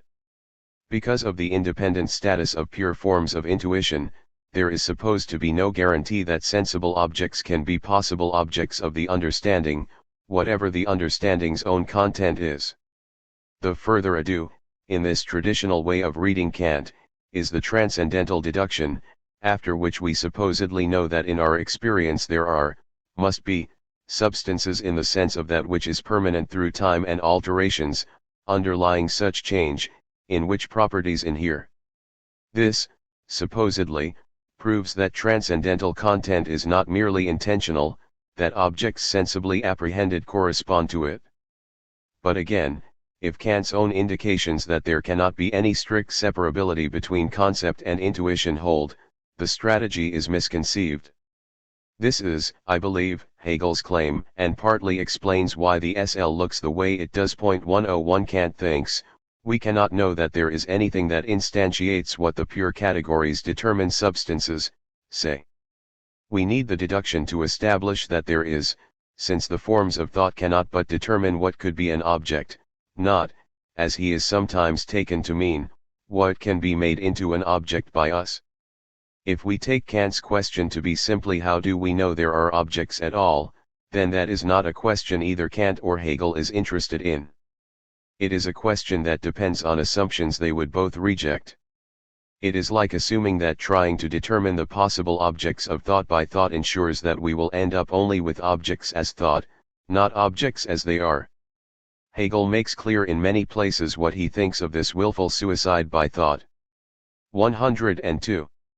That is, when Hegel tries to explain what, by contrast, he means by introducing content into logic, he makes clear he is not talking about the great multitude of empirical content, the intuited manifold, or just about thought content in the sense of logical content, like subject-predicate. He says something that will require much clarification later. By thus introducing content into logical consideration, it is not the things, but what is rather the fact sach, the concept of the things, that becomes the subject matter. SL 21.17. Fact doesn't help much as a translation. He doesn't seem to mean anything like Tatsache, or what is the case. He is moving in the opposite direction from anything empirical, anything having to do with things or facts about existence. He becomes a little clearer when he says about the concept of such a content. This concept is not intuited by the senses, is not represented in imagination, it is only subject matter Gegenstand, the product and content of thought, the fact that exists in and for itself die and für sich and sach, the logos, the reason of that which is, the truth of what we call things. It is least of all the logos that should be kept outside the science of logic. 21.17, 103. This reason of that which is means that Hegel cannot be talking about logical content, like subject term, disjunct, or antecedent, and that is stressed in other ways throughout the SL and in the L. When thinking is taken as active with regard to objects as the thinking over Nachdenken of something, then the universal as the product of this activity contains the value of the matter word der Sach, what is essential das Wesentliche, inner, true. L21. Throughout passages like this, Hegel is distinguishing the question of actuality, the proper subject matter of the logic, from questions about existence, and we will see that distinction at work often. In the L6, he defines the content of philosophy proper as actuality and distinguishes it from the merely apparent, transient, and insignificant. The immediate temptation to think of this as a two-world theory is a powerful one. Resisting it requires remembering the enormous importance of Aristotle for Hegel and Aristotle's rejection of Plato's two-world metaphysics. In the philosophy of right, he begins with a reminder he repeats often, that such a study consists neither in the mere analysis of the concept of right, nor in an empirical account of existing institutions, but in an account of the concept together with its actuality, where the latter is distinguished from external contingency, untruth, deception, etc. PR1. It is the kind of issue that arises when we ask if some practice is really or actually religious. Peyote smoking, say. We don't doubt that the practice exists, we want to know its essentiality, word, sach and sich selbst, and so forth. 104 We don't doubt that animals exist, we want to know if they are actually rights bearers. We know computers can play chess and win, perhaps one day could even pass Turing tests, but we want to know not whether these facts are true, but whether the computer is actually thinking. In a more familiar, recent example, a gallery opens, and objects, pieces of clothing, say, are exhibited strewn about the floor. It is called art, but we want to know, is it actually art? Or we could ask, what actually is an object of experience? And we might answer, that in the concept of which the manifold is united. As Quine pointed out, the answer to the question what is there, is easy, everything. But not everything is actual. 105. Hegel's impatience with those who think that his project aims to demonstrate that everything that exists, everything contingent, is really necessary boils over in 6 of the introduction to the encyclopedia. He refers to his famous Doppelsatz in the preface to the Philosophy of Right, that what is rational is actual and what is actual is rational, and he notes explicitly that what exists certainly exists contingently and can just as well not be, and he refers us to the logic for the right explication of what is actual by contrast with what merely exists. He adds, who is not smart enough to be able to see around him quite a lot that is not, in fact, how it ought to be. We can come to understand what a state actually is, though no such state exists. Yet despite Hegel's waving this huge bright flag inscribed, I believe in contingency, one still hears often, even from scholars of German philosophy, that his philosophy is an attempt to deduce the necessity of everything from the Prussian state to Krug's fountain pen. 106. With right qualifications in place, what Hegel means by actuality and all its synonyms, which will crucially include essence, to be discussed in Chapter 6, is congruent with what Kant meant by categoriality. Consider this claim from the phenomenology. The category which otherwise signified the essentiality of what exists where it was indeterminate if what exists signified the essentiality of what exists per se or signified what exists as confronting consciousness, is now the essentiality, that is, the simple unity of what exists merely as a thinking actuality. Or, to put it differently, the category is this: self-consciousness and being are the same essence, that is, the same not in comparison with each other, but rather the same in and for itself. Phg 235. Seeing it this way helps explain his otherwise bewildering claim that the concept, in this sense, gives itself its own actuality. This has nothing to do with some Neoplatonic self-causing process, out of which concepts pop, like toast from a toaster. The claim means, the sort of questions posed above are in no sense empirical questions, answerable by some fact of the matter.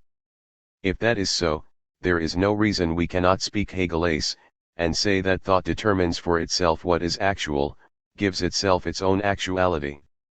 How then to account for the determinate actualities treated in the logic? In answering this, Hegel seems to place a lot of faith in some sort of derivability of such essentialities from the conditions for the possibility of discursive intelligibility as such. 107 The paradigmatic form of such sense-making is predicative, paradigmatically, but only paradigmatically, not exclusively, assert Ulrich categorical judgments. We shall see how and why his attempt differs a great deal from Kant's similar one in the metaphysical deduction, but the point now is the similarity. The concept gives itself its own actuality. The answers to any type of question like those posed above are not empirical. Empirical questions depend on, would not be possible without, the determination of the intelligibly actual. Later we will see Hegel trace out the answer to the question of actuality by considering the most influential one, Aristotle's. What gives actuality is form, the logos of essence. So understood, actuality, Wirklichkeit, is Aristotle's Energia. As Hegel says in his History of Philosophy lectures, actuality means being at work am Werke activity Tätigkeit. 108. It is true that all of this can seem a radical departure from Kant, for whom concepts stand in no immediate relation to objects, are in that relation only as mediated by other representations. But this is true only superficially. The concept of any object at all, for example, is not a concept of a content that could be given to us, any more than the concept of nature could be. Yet reason provides a content to that concept of nature, possible objects of sensory experience, which content it has only by being thought to have such a content. How pure thinking could be said to provide an ever more determinate content for the concept of any possible object is something we will see Hegel addressing in chapter 5.109. To note this though about what it might mean to say that a concept gives itself its own actuality touches on a larger, similar problem that will emerge in several different ways in what follows. I have said that Hegel agrees with Kant that thinking is basically discursive. But that has to be immediately qualified. Understood as Kant does, it means that thought can give itself no content, only think about content supplied extra-conceptually. Thinking is not, in this tradition, a receptive power. Kant reasoned that the only available sort of extra-conceptual receptivity known to us is sensible, hence the fundamentality of the concept, sensible, intuition divide. If that is the inference, then the discursivity of thought thesis immediately prohibits anything anywhere near the neighborhood of a concept gives itself its own actuality thesis, where actuality means something like the categorical essence of things, that without which they couldn't be what they are, and not the logically actual in Kant's sense. Such a prohibition is the whole point of the discursivity claim. This would not exhaust all the alternatives if by thinking, thought could produce, in the sense of create, its own objects if there were intellectual intuition, something Kant reserves only for God. It is thus understandable that for some commentators when Hegel speaks of concepts giving themselves their own actuality, he must be referring to absolute spirit's self-realization. But for Hegel, while this seems to be as great a difference as imaginable, it is not. Kant had already himself indicated that discursive thought must have an intuitive moment in itself in being able to lay out the elements of the metaphysical deduction. 110 Thought must be able to determine its own moments or form, not conceptualize an alien content. There can be no great tension in the two claims, because Kant is quite interested in what he says our cognitive faculty provides out of itself, cprb 1. According to Hegel, Kant did not have a handle on his own thinking and seemed to pick up the categories from logic textbooks, but the fact that the concept of judgment itself could, at least putatively, determine itself in these moments already gives Hegel his stalking horse. This moment is not anything like seeing thought's nature as an object, it is spontaneous. Kant is very clear that reason has insight only into that which it produces after a plan of its own, and the results in the critique of pure reason are produced by reason itself. But neither is this activity the discursive application of a predicate to a concept of an object. What we know is what we know in exercising reason, what we know in judging. It is also the case that Kant himself had already made the logical point in his account of space and time as both forms of intuition and pure intuitions, that a form could be a form of apprehension and itself a content at the same time. In the addition to L41, Hegel remarks that Kant himself, in formulating reason's critique of itself, treats forms of cognition as objects of cognition, thus being committed to the unity of the activity of the forms of thinking and the critique of them. He calls this feat dialectic. Mathematical construction in mathematical proof makes essentially the same point, although the points about pure intuition are only analogues of the general point Hegel would want to make and are not invoked as such in the logic. And most suggestively for the entire enterprise of the logic, practical reason can determine the form of a rational will that is also itself a substantive content. The self-legislation of the moral law is not volitional anarchy but practical reason's knowledge of what to legislate. It legislates in being practical reason reasoning about what ought to be done. It legislates because in knowing what ought to be done it is not affected by some object, what is to be done, about which it judges.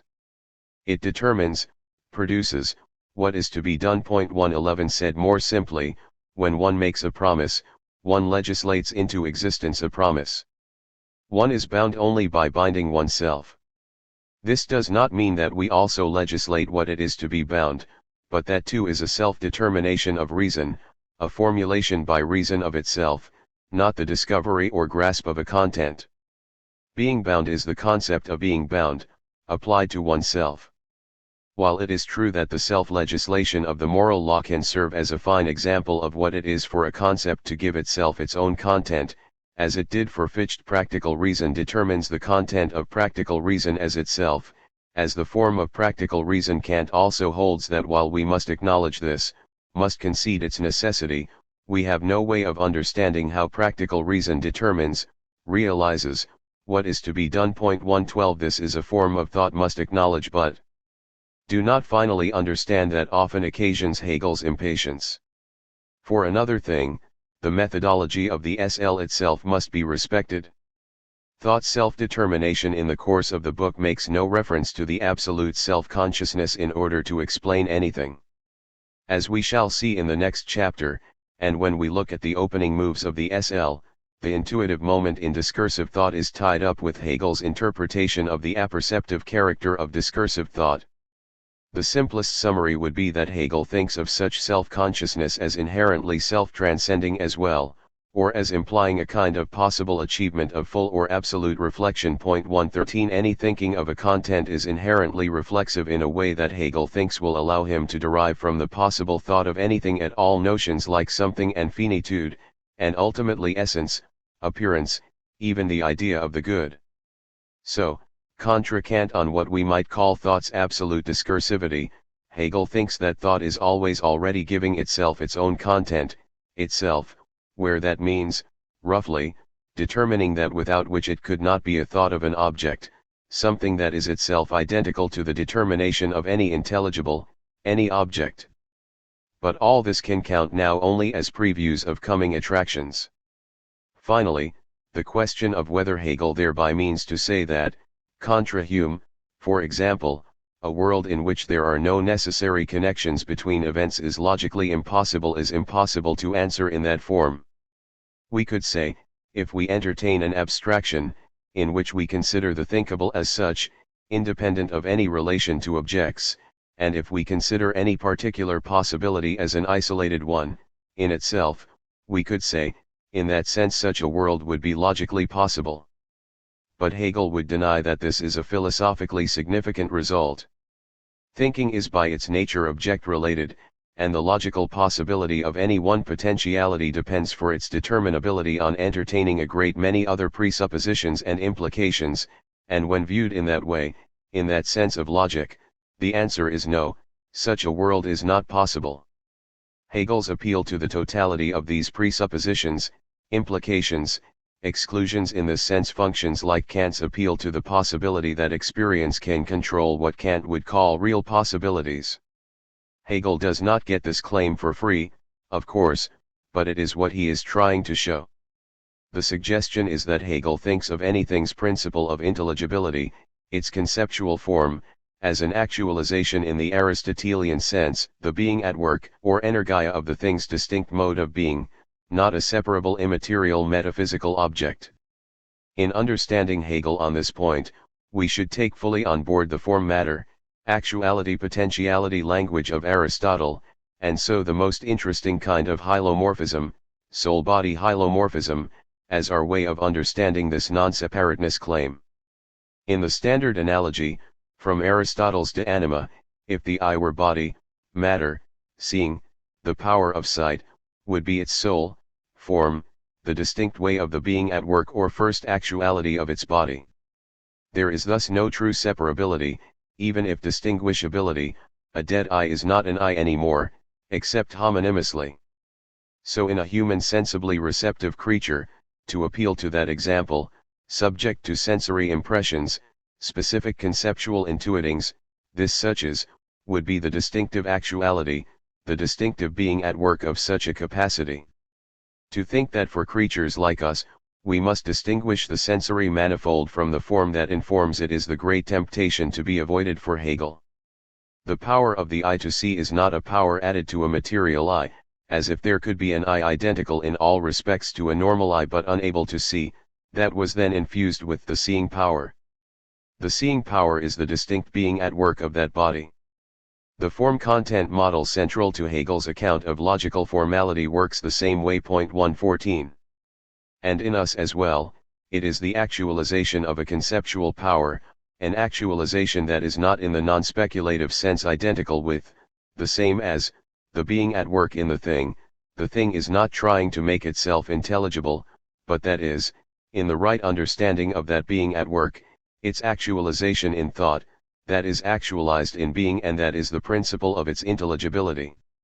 This can be understood in the same way that, according to Aristotle, in sense perception there can be a single actualization of two distinct potentialities, in the perceptible and in the perceiver. 115 or, with the proper qualifications, it can be expressed as Kant would about categories, that, for example, causality refers as much to a way of understanding as to a feature of any possibly intelligible world.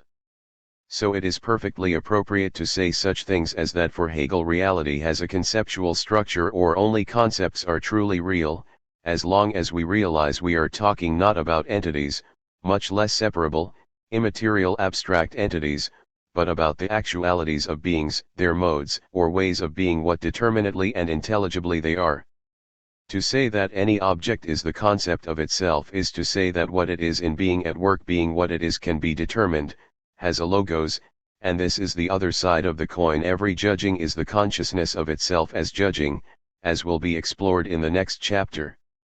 We can say that reality comes to self-consciousness about itself in us, or that the light that illuminates beings in their distinct being at work is the same light that illuminates their knowability in us, as long as we do not mean a light emanating from individual minds. 116.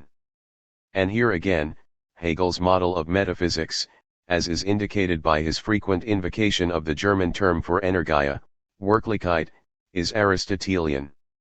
And Aristotle's metaphysics is not modern dogmatic metaphysics, does not concern a supersensible reality knowable only by pure reason. In many respects it is a metaphysics of the ordinary, standard sensible objects, especially organic living beings and artifacts. This means that in many respects Kant's critique of rationalist metaphysics in effect misses it, or intersects with it only marginally. Aristotle, for the most part, is interested not in the special, nonsensible objects that Kant, or Plato, was concerned with 117 but in the intelligibility conditions of ordinary objects. To say this is not to say that he is interested just in epistemology or the priority of epistemology. It is to say, as Hegel would, that he is interested not simply in how we make sense of things, but in how things are such that they can be made sense of, and why the questions could not be separated. Hegel's project, I am trying to suggest, has much more to do with this enterprise than with either a Neoplatonist theory of reality or an attempt to determine the furniture of the universe available only to pure reason, like a monistic substance or monads or ideas. He has his problems with Aristotle.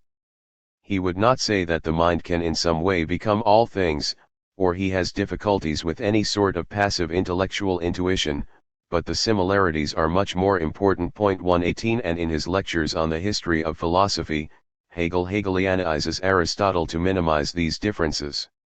When he is explaining the Aristotelian notion of form, eidos, as actuality, energia, Wirklichkeit, he says about this actualizing activity that this principle of liveliness Lebendigkeit, of subjectivity not in the sense of a contingent, only particular subjectivity, but of pure subjectivity is essentially Aristotle's position.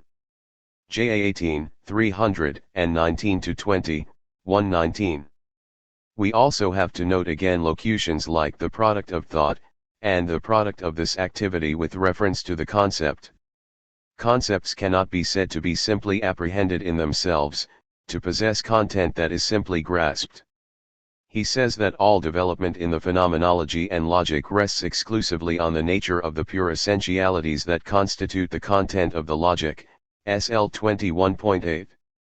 In L20, Hegel again discusses this product language and says that the subject matter of the logic will be thinking, denken, understood as an activity, Tätigkeit, which means that thinking is the active universal, das Tätige Allgemeine, or the self-activating, sich betätigend, universal, because the deed, tat, or that brought about, hervorgebracht, is the universal, das Allgemeine. He then goes on at length to distinguish this understanding from a psychological notion of thinking as a mental activity. These formulations can be fully understood only in the terms of the logic of the concept, but they also introduce us to elements of Hegel's idealism that should be kept in mind. That is, as is often pointed out by those who object to an interpretation of Hegel as what has come to be called, after Klaus Hartmann 120 a category theorist, Hegel's aim in the logic is truth, understood in the so-called ontological sense. 121 His interest is in what really is, what there is in truth, what Wahrheitssinn is, not what we are committed to in understanding the finite empirical world.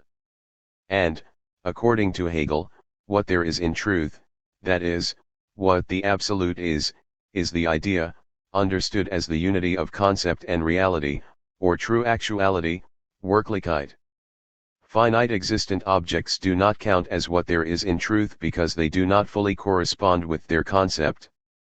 For one thing, we tend to identify such finite objects with their seemings, their immediately givenness to common sense. But we need an essence-seeming distinction to understand what is in actuality. This is essentially what we are to conclude from the transition from a logic of being to a logic of essence. Or, for another, to use Hegel's own example, a bad house is not adequate to its concept, but it also is, or it would not be a house. It is in this sense, that it is both identical with itself, is what it is, and not identical with itself, is not what it is, that it exists in a kind of contradiction. 122 This is why Hegel says, in the second addition to L24, that speculative truth is not the agreement of a judgment with some matter of fact, but the agreement of the concept with itself, and he cites as examples a true friend or a true work of art. Moreover, as we shall see in the Logic of Essence, while it is true that one of Hegel's grandest divisions is between positivism, a faith in the ultimate reality of the finite, and idealism, the contrary view, we have to be careful about the category of the finite. 123 By and large, Hegel means to denigrate the immediately given, how things seem to common sense, shine, or in general the finite. This has nothing to do with doubting the external reality of tables and molecules, any more than Marx's claim that what seems earned wealth in capitalist society is really human labor means to deny that some people are wealthy. 124 And the suggestion that true reality resides in anything's concept, that ultimate reality, the really real, consists in the reality of concepts in the idea, or the concept of concepts, seems to indicate that we have in Hegel a recognizable degrees of reality. Platonism. This impression is heightened in light of the fact that each finite concept, by virtue of being finite, does not perfectly express even its own concept. A particular horse is not what horseness is, much less conceptuality itself, full intelligibility, or what Hegel calls absolute reflection. 125 Or, what Hegel means by reality at some lower level is the manifestation of some defective intelligibility. A traditional degrees of reality realism like this would leave unaccounted for all the references to subjectivity, the active universal, deeds, and that brought about, Hervergebracht. Concepts are supposed to be moments in the process of thought's attempt to determine its own possibility, the possibility of thinking what is the case, and so the forms of possible being, not apprehended realities, eidetic things. The point of Hegel's denying to finite, empirical reality the gold standard badge of true actuality is not to say that it possesses a lesser degree of reality in the traditional sense, whatever that might mean. It is to say that finite objects viewed in their finitude, or considered as logical atoms, can never reveal the possibility of their own intelligibility. The implication of this, the fullest, indeed, the absolute realization of being is the intelligibility of intelligibility itself, the concept of the concept. An empirical attention to the finite details will provide us only with lists of properties, successions of events, mere associations, nothing that would get us close to the basis of the possibility even of identifying those determinate properties and events. For that we need to understand such finite objects in the light of the concepts required for their intelligible apprehension and explanation, and we will never achieve that by empirical observation or, given Hegel's attack on immediacy in all its forms, by any intellectual intuition either. This process of thought's determination of its own possibility may still be is pretty vague, and the isolation and identification of the necessary moments of such self-determination will place a great deal of stress on that notion of necessity, and so on the process of internal self-negation by which they are identified, but those problems amount to the task Hegel's approach gives us. And this sort of interpretation allows one to see one sense in which it is close to Kant on the a priori specification of content exclusively by thought, but without distinct, separable forms of receptivity, and without any appeal to an intuitive intellect creating everything it thinks by thinking, and without claiming anything about the necessary passing over of being in itself, substance, to being for itself, subject. 126 And that is all we need for now. What these essentialities, Wesson Hitten, are will obviously be a crucial question, but the earlier list of logical categories will give some idea. 127. As we shall see, this approach to Hegel's SL will make it possible to see Hegel not as relying on an appeal to a pure manifold of sense, on the assumption of separable forms of intuition, but rather as beginning to interrogate the problem of possible determinacy of content by beginning with the mere possibility of the thought of anything at all, the thought, being. But in keeping with the assumption that the primary unity of intelligibility is judgment, the act of asserting, Hegel does not mean that we entertain the concept as if grasping a content. The thinking of being requires what any thinking requires, an act of determination. But to see why that is so we need to understand another crucial orienting issue, the self-conscious or apperceptive nature of judging. 3. The role of self-consciousness in the science of logic. Apperceptive logic. This result returns us to the relation between Hegelian speculative logic and Kantian transcendental logic. Kant claimed in the Prolegomena that reliance on pure reason alone produced what he called mere shine, illusion, not knowledge, that only experience, Erfahrung, produced knowledge. 1. This is already misleadingly put by Kant, for we also, in some contexts, have no choice but to depend on pure reason alone, and the results have a certain kind of legitimacy. 2. We should say right away then that there is mere shine and a shine that is the shining of essence. More of that later. For Hegel, the situation is exactly the reverse. Experience is the realm of potential shine, pure reason's knowledge of itself the domain of speculative truth. 3. But there is deeper agreement than disagreement between Kant and Hegel on the logic of possible thinking when one notes how much of what Kant wants to distinguish as general logic already relies, in his own words, on his transcendental theory, and so on the transcendental determination of possible content, what Hegel has called die Sach. To mention the point on which the heart of the theoretical issue between Kant and Hegel turns, in the Critique Kant writes, and thus the synthetic unity of apperception is the highest point to which one must affix all use of the understanding, even the whole of logic and, after it, transcendental philosophy. Indeed this faculty is the understanding itself.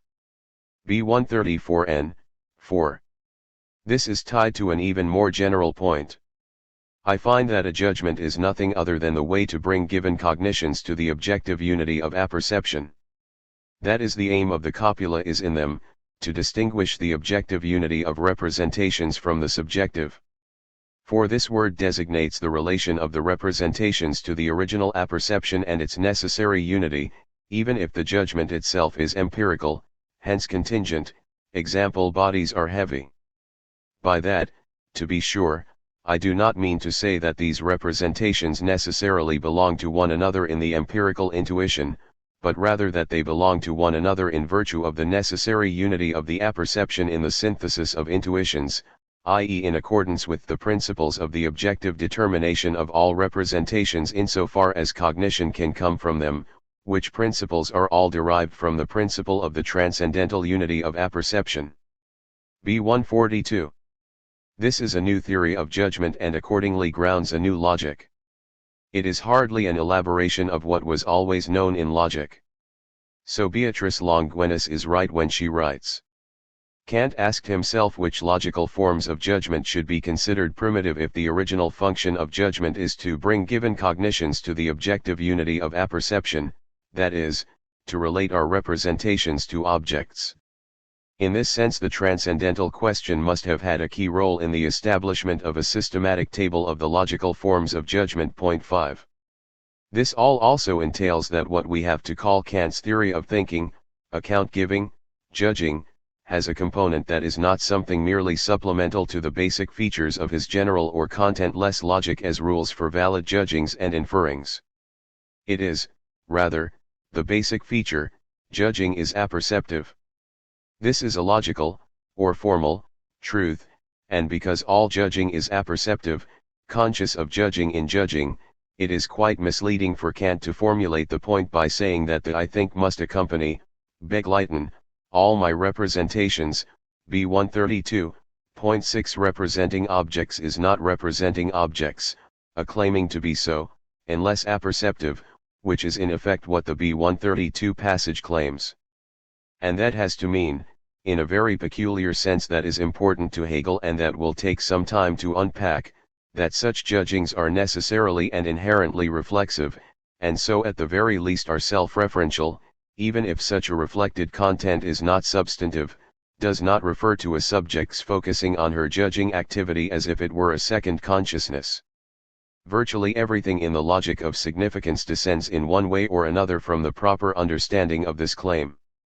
In an earlier book on Hegel 7 I tried to show this by orienting the entire interpretation of Hegel there presented from such passages in the logic as it is one of the profoundest and truest insights to be found in the critique of reason that the unity which constitutes the essence of the concept is recognized as the original synthetic unity of apperception, the unity of the I think, or of self-consciousness. 12.17-18. And especially, considering that Hegel means by the concept the fully developed, self-developed, self-consciousness of pure thinking about itself, I argued in that book that it was of the utmost significance that he says such things as, I confine myself to one remark, which may contribute to the comprehension of the concept here developed and facilitate one's way into it. The concept, when it has progressed to a concrete existence which is itself free, is none other than the I or pure self-consciousness. 12.17. And this is an objectivity which the subject matter consequently attains in the concept, and this concept is the unity of self-consciousness into which that subject matter has been assumed, consequently its objectivity or the concept is itself none other than the nature of self-consciousness, has no other moments or determinations than the I itself. 12.19.8. Thinking's ability to determine the necessary, constitutive moments of thinking makes, for Hegel, Kant's strict distinction between general and transcendental logic impossible. And if it is impossible, then we have a form of genuine knowledge in view that undermines the requirement that the content of thinking must always be provided from without, and so have in view thinking's reflective relation to itself as the source of what Hegel calls the movement or pulsation of the logic. The logic is not, that is, a survey of the structure of thinking but self-determined production. The moments are the products of thought's self-determination. So when Kant distinguishes animals from humans in this respect, he notes that there is a difference between distinguishing things, something like differential responsiveness, and cognizing the distinction of things, knowing and holding in mind what is being distinguished. And from Kant's 1762 essay on the mistaken subtlety of the four figures, the following distinction may be of great use. Logical distinction is the cognition that A is not B, and is always a negative judgment. To distinguish physically is to be impelled by different ideas to different actions. 9. As Tiles puts it, what distinguishes rational beings is their ability to make their own thoughts and actions the object of their own thought. 10. This is in effect what happens whenever we judge, but if we want to get Kant's innovation right, we have to be very clear that this has nothing to do with inner perception or the mind observing itself. 11. That is, to judge is to be aware not only of what one is judging, but that one is judging, asserting, claiming something. But one is not, cannot be, simultaneously judging that one is judging something. Tiles' formulation, which is a common one, can easily suggest. Rather, judgment is the consciousness of judging. These are not two acts, but one.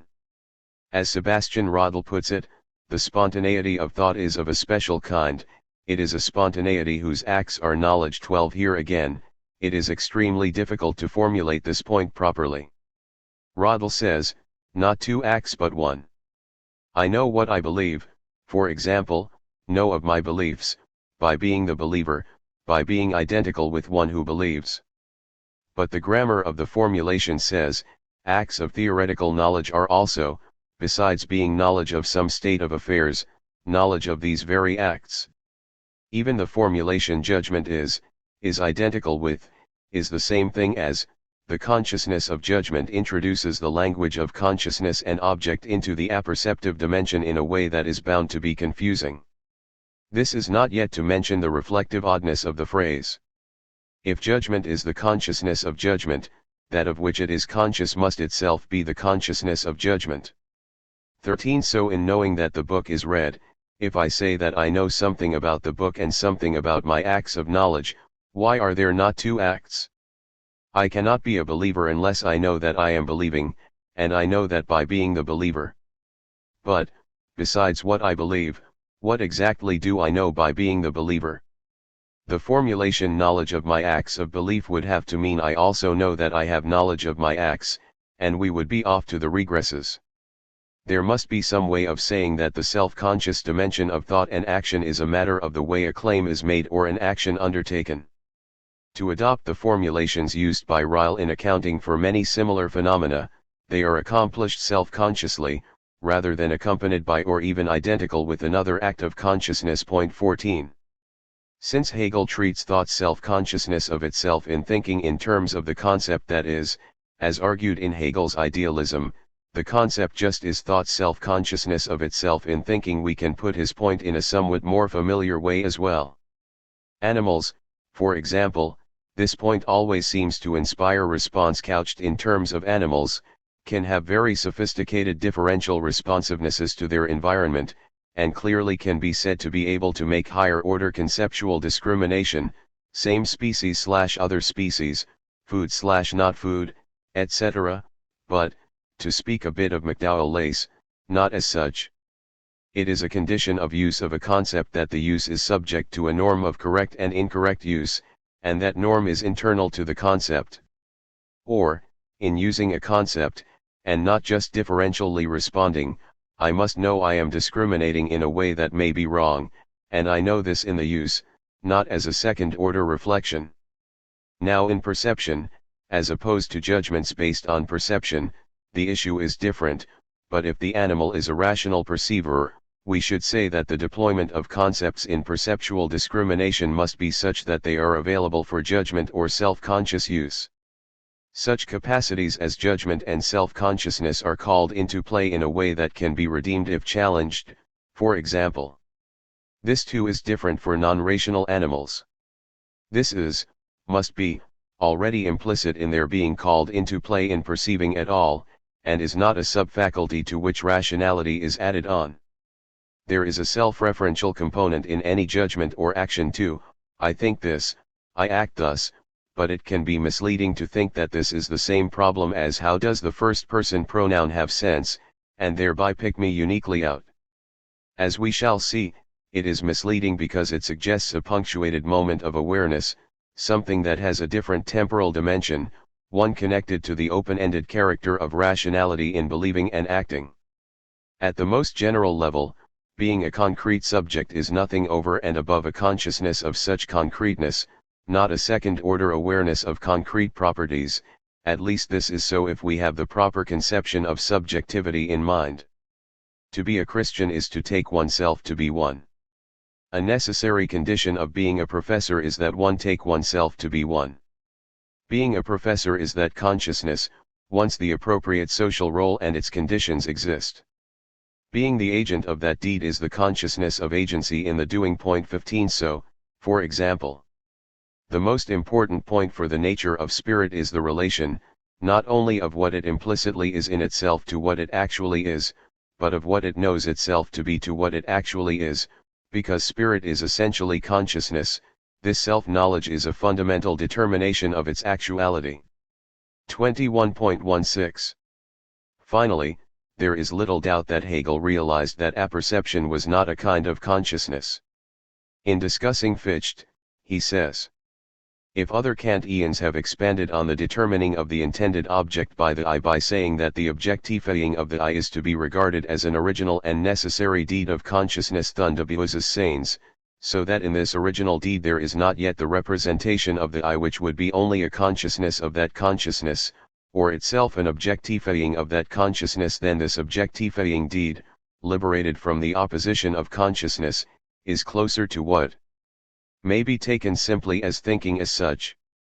But this deed should no longer be called consciousness, for consciousness holds within itself the opposition of the I and its intended object, which is not to be found in that original deed. The name consciousness gives it more of a semblance of subjectivity than does the term thought, which here, however, is to be taken in the absolute sense of infinite thought, not as encumbered by the finitude of consciousness, in short, thought as such. SL 21.47-48. Thought's self-constitution. I understand the adverbial qualification to be suggested by Rödel's discussion of what he calls an unmediated way of knowing, from the inside, not of some other or by any inner perception, in the spirit of the passage just quoted. Knowing from the inside, by being the knower, is a way of knowing such that my first-person reference is constituted by a relation I bear to the object identity by which I know it in this way. Point 16. Or more precisely, when I know an object in a first-person way, I know it by being that object. 17. This question, what exactly do I know besides what I believe by being the believer, is the same question as, How can the self-relation inherent in all cognitive relation to the world, and in all action, which self-relation certainly has the form of a dyadic relation, not be a dyadic relation, but be the expression of an identity? Since self-consciousness is the structural feature of knowledge and action, everything depends on the right formulation and drawing the right implications. I know what I am doing not by identifying myself with the one acting, but by being the one acting. So how can such a two also be one? We are in the middle of everything of significance in Hegel's logic, not to mention Fichte's Wissenschaftslehre and Schelling's early idealism. We are at the heart of the problem they called Identitätstheory. For example, in Fichte's early versions of the Wissenschaftslehre, the possibility of the I's or ego's identification of itself in all its experiences mirrors the division at the heart of any statement of identity, a division that is also somehow not a division, as in the difference between A is A, and simply A. In fact, he argues, the very intelligibility of any statement of the law of identity presupposes the I's self-identity and self-differentiation. A cannot be identified as A unless the I of the first A is the same as the I of the second A and knows it is. And since identity is the first principle of any possible intelligibility, the issue is, in the systematic sense, primordial. 18. This too is important to state carefully. Hegel scholars often assume that Hegel inherits identity philosophy from Schelling, and that it means the identity of subject and object. They then formulate various philosophically implausible versions of such an identity, such as that true reality is divine thought thinking itself, that objects are moments of this thought's intellectual intuition of itself. But the logic is not committed to anything remotely like this. As we shall see in more detail in a moment, in thinking of identity, Hegel is first of all thinking of self-consciousness in any consciousness, where the subject of knowledge is identical with itself, where there is no difference between the subject and the object of its knowledge, all of this as Rödl formulates it in his own terms. And Rödl is expressing a Hegelian thought when he says that this is not just a feature of an isolated problematic, a theory of self-consciousness. This unusual identity is constitutive of theoretical thought as such. Theoretical thought, he says, is a reality that includes its subject's knowledge of it. 19 So a subject's knowledge that and why she believes what she does, which she expresses in giving the explanation, is not a separate existence from what it represents. It includes and is included in the reality of which it is knowledge. 20. This has an important implication. The theoretical thought of any content cannot be understood as the momentary or punctated grasp of a solitary item. The thought of the content is identical with, the thought of whatever reasons there are to delimit a concept in such a way and not some other, for example, the thought of discreteness in its contrast with continuity, or the thought of essence in its contrast with appearances. We are not thinking of discreteness if we cannot think of what such a notion excludes, presupposes, requires, if we have no idea how such discrete magnitudes could form a continuum. These are, for Hegel, reasons that differentiate it from its contrary, reasons that allow success in distinguishing the content from its complements or contraries. That the thought of the content is also the thought of my thinking it has this implication, is what that apperceptive element amounts to.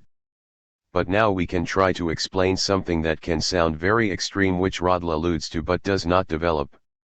In a swipe at empiricism, he notes that thought has the power to be the principle of the existence of its objects. He does not say one object, thought itself, but all its proper objects. To some this will sound like Fichte, that the Ich, in positing itself, posits the Nicht-Ich. That is absolutely right, but not in the sense in which it is usually understood.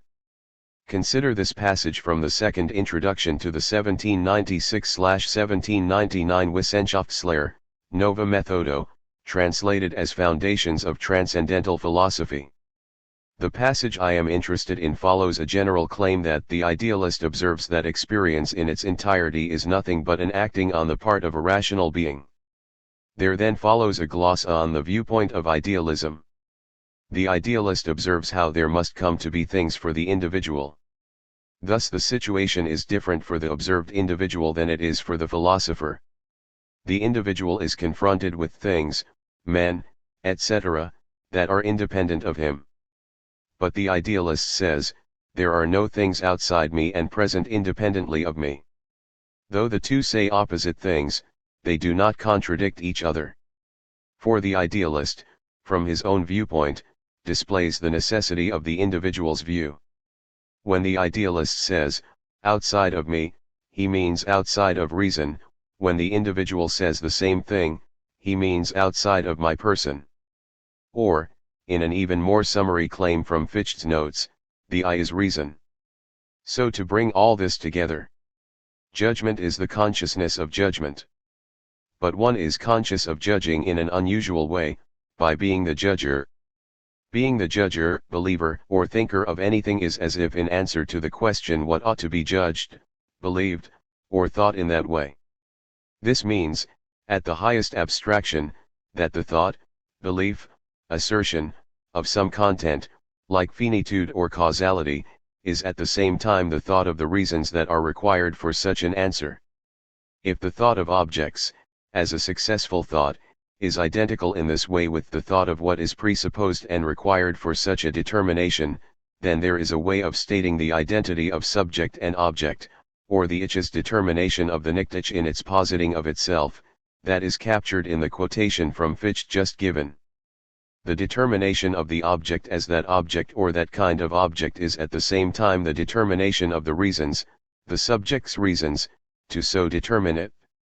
Finally, thought can also investigate what is generally presupposed, what is required, in order to judge anything, to think determinately any content.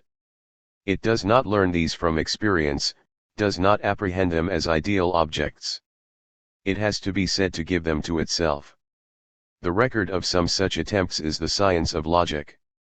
Since these meta-concepts are the forms of whatever can be truly said, and what is truly said is what is the case, they are the forms of reality. Herein lies another lesson, though, in the difficulty of finding the right formulation. In his chapter 3, Rödl, in discussing the main features of this order, i.e., inferential relations, believing Q because I believe P and P implies Q, argues that such inferences themselves reveal that there must be a reason it is right to believe something other than because of an inference from something else one believes. This different way will reveal the order under which I bring myself in asking what to believe. 21 He recalls his previous chapter on action, where he showed that a chain of practical instrumental reasoning terminates in a finite end that no longer falls under the normative order under which the conclusion is brought, but is that order. 22 Likewise, he says now, in theoretical knowledge, a chain of inferences must terminate in beliefs that no longer conform to, but are the order to which beliefs inferred from them conform. 23 Later he will say that the order of inference is not self-standing. 24 Rather, inference is governed by an order to which one conforms in acts of believing that something is the case that manifests a power of knowledge. 25 This is a difficult sentence. The last clause could modify order or acts of believing. The ambiguity does not affect the point I want to make in the following paragraph. It cannot be the case that this moment that defines the rightness of the whole order of inferences is itself the content of a separate belief or representation. We would be heading straight for Lewis Carroll's paradoxes of Achilles and the tortoise. It must be that what it is to determine what it is right to believe because of what else one believes is itself, just thereby, to reveal the order under which I bring myself in asking what to believe. And this in the same difficult to state way that judgment is the consciousness of judgment. And in just the same way that, being committed to the truth of a proposition, I am just thereby committed to the denial of everything inconsistent with it. The latter is not a separate inference I draw, on the basis of my first commitment. It is a dimension of the content of my first commitment. This is not to say I must be conscious of these implications and incompatibilities, but just that I could not be thinking that content were I not able to be responsive to such considerations. This is also just as someone's believing something and her thought that it is something right to believe are the same reality. 26 I understand Rödl to make something like this point himself, in an objection to Christine Kierkegaard, 27. Reflection on these features of judging or believing or doing brings us back to our starting point. 28. Their all being undertaken self-consciously means no one could be said to just assert, or just believe, or just act. Any such undertaking, if self-conscious, must be potentially responsive to the question of why, that is, to reasons. An assertion is such a responsiveness, the latter is not a secondary or even distinct dimension of the former. And it is at least plausible to say that the greater the extent of such potential responsiveness, or said another way, the greater the self-understanding, the freer the activity, the more I can be said to redeem the action as genuinely mine, back it, stand behind it. The concept as self-consciousness. Kant was well aware that with this notion of apperceptive judging he was breaking with the rationalist, and Lockean, notion of reflection as inner perception, and as we shall see, Hegel's language is everywhere carefully Kantian in this respect. 29. Since self-consciousness is the form of all possible knowledge and action, a great deal will hang on what we should call the appropriate logic of this self-relation, where we mean not what we intend when we turn our attention to ourselves, but in what relation to ourselves we are when we claim something or act. The claim common to Kant and Hegel is that judging is apperceptive, and that this is a logical matter, a matter of the very concept of judging, and this because no act of judging, asserting to be the case, say, could be such an act if the subjective judging were not self-consciously judging. A stand cannot be taken on how things are as a matter of some propositional structure, or some logical relation as such. Someone must take such a stand, and they cannot do so without knowing that they are doing so. A propositional structure, considered on its own, represents nothing, claims nothing. Again, it is not at all easy to say what self-consciously judging amounts to. 30. If the self-relation is not a two-place relation, as it is not. That is, to reiterate, the claim does not mean that some judger must be attending to her asserting then and there. That would be a reflective attending that would require its own account, and I could be said to be undertaking such an attending only if I did that self-consciously, knew what I was about. But what I am thinking or doing could not be asserting or doing if, for example, I could be surprised on being informed that I had in fact been asserting, or if I discovered it myself. For one thing, one can't be asserting something without being available to the question, why are you asserting that? If in some unusual context, you were able to say, I didn't know I was asserting anything, then you were not asserting anything, subject to the obvious qualifications about self-deception. And the qualification that thinking must be self-consciously thinking to be such a thinking means that the same unusual self-relation must hold for actions, doings. I can't be writing a book on Hegel unless I am self-consciously writing, not writing, and also attending to my act of writing. It wouldn't be an act of writing except if done self-consciously, and even explicitly attending to my act of writing must itself be a self-conscious attending. 31. There is an obvious corollary to this feature of judging or believing or doing. As noted, their all being undertaken self-consciously means no one could be said to just assert, or just believe, or just act. Any such undertaking, if self-conscious, must be potentially responsive to the question of why, that is, to reasons. And it is at least plausible to say that the greater the extent of such potential responsiveness, or said another way, the greater the self-understanding, the freer the activity, the more I can be said to redeem the action as genuinely mine, back it, stand behind it. We thus have formulated what Rödl rightly identifies as the heart of German idealism, the principle that self-consciousness, freedom, and reason are one. 32. As cited in the preceding chapter, Hegel said that the subject matter of the logic is thinking, denken, understood as an activity, Tätigkeit, which means that thinking is the active universal, das Tätige Allgemeine, or the self-activating, sich betätigend, universal, because the deed, tat, or that brought about, hervorgebracht, is the universal, das Allgemeine. At the beginning of the logic of the concept, Hegel glosses this activity in a way that also expresses a Kantian thought. That is, he rejects the idea of the judgment as the combination of independent concepts, subjects, and predicates, and insists instead that the relation between the determinacy of concepts and their roles in judgments is in effect one of identity.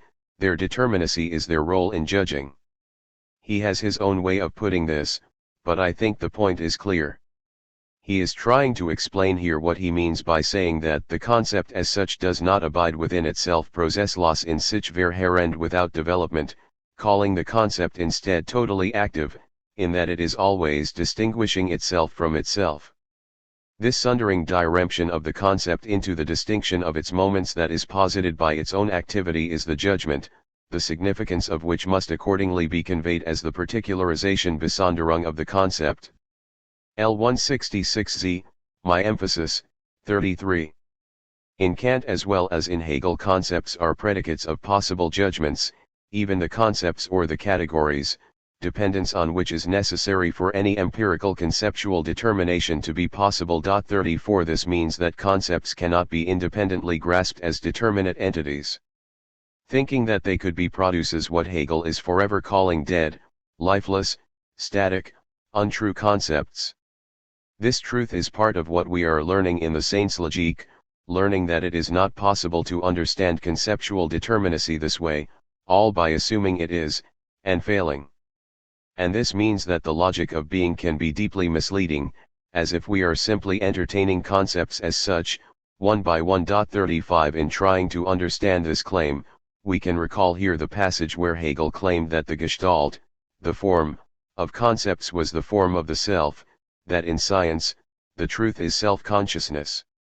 Concepts have the form of a self in this sense, that they are moments of apperceptive predication, self-conscious judging, just as the self is what it takes itself to be, just as I know what I am doing by being the doer.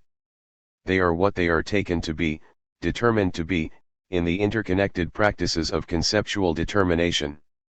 This alone will be the source of the claim for logical movement.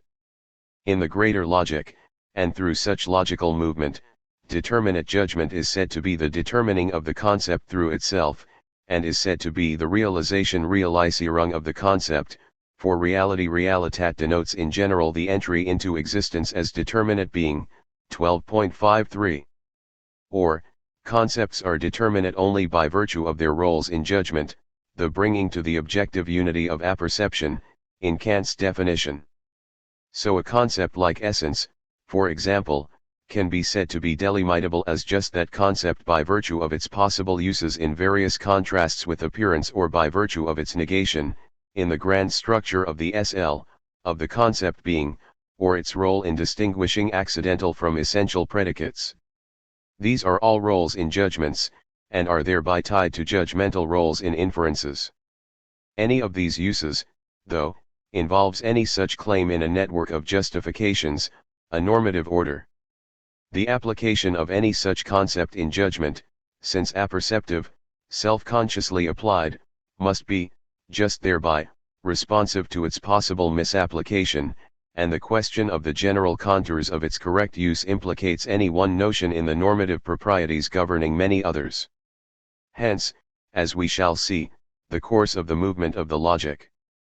Brandom has pointed out just what a radical alteration this all is from the Cartesian or representational model of intelligibility as such. Descartes had a much more abstract, eventually symbolic, conception of representation than the empiricists, but he had to hold that since we know what we know representationally, we cannot know our own representations that way without a regress. We must know them immediately, just by having them, or in his terms certainly. Whereas Kant has a new model of intelligibility. To be intelligible is to have a content articulated by concepts. It is the concepts applied in an act of awareness, apperception, that determine what would count as successfully integrating that judgment into a whole exhibiting the distinctive synthetic unity of apperception. 36. And this is what Brandom means by apperception. Awareness is apperception. The minimal unit of apperception is judgment. To judge is to integrate a conceptually articulated content into a constellation of commitments exhibiting the distinctive synthetic unity of apperception. Doing that is extruding from the constellation commitments incompatible with the judgment being made and extracting from it inferential consequences that are then added to that constellation of commitments. This is a process that is mediated by the relations of material incompatibility and consequence that relate the concepts being applied in the judgment to the concepts applied in other possible judgments. 37. This seems to me ultimately an implication of the apperceptive character of judgment, but as formulated it seems to involve some reflection on what else I am committed to if I am committed to P, a further realization. The impression is of a moment like, well, I assert P. Now what have I gotten myself into?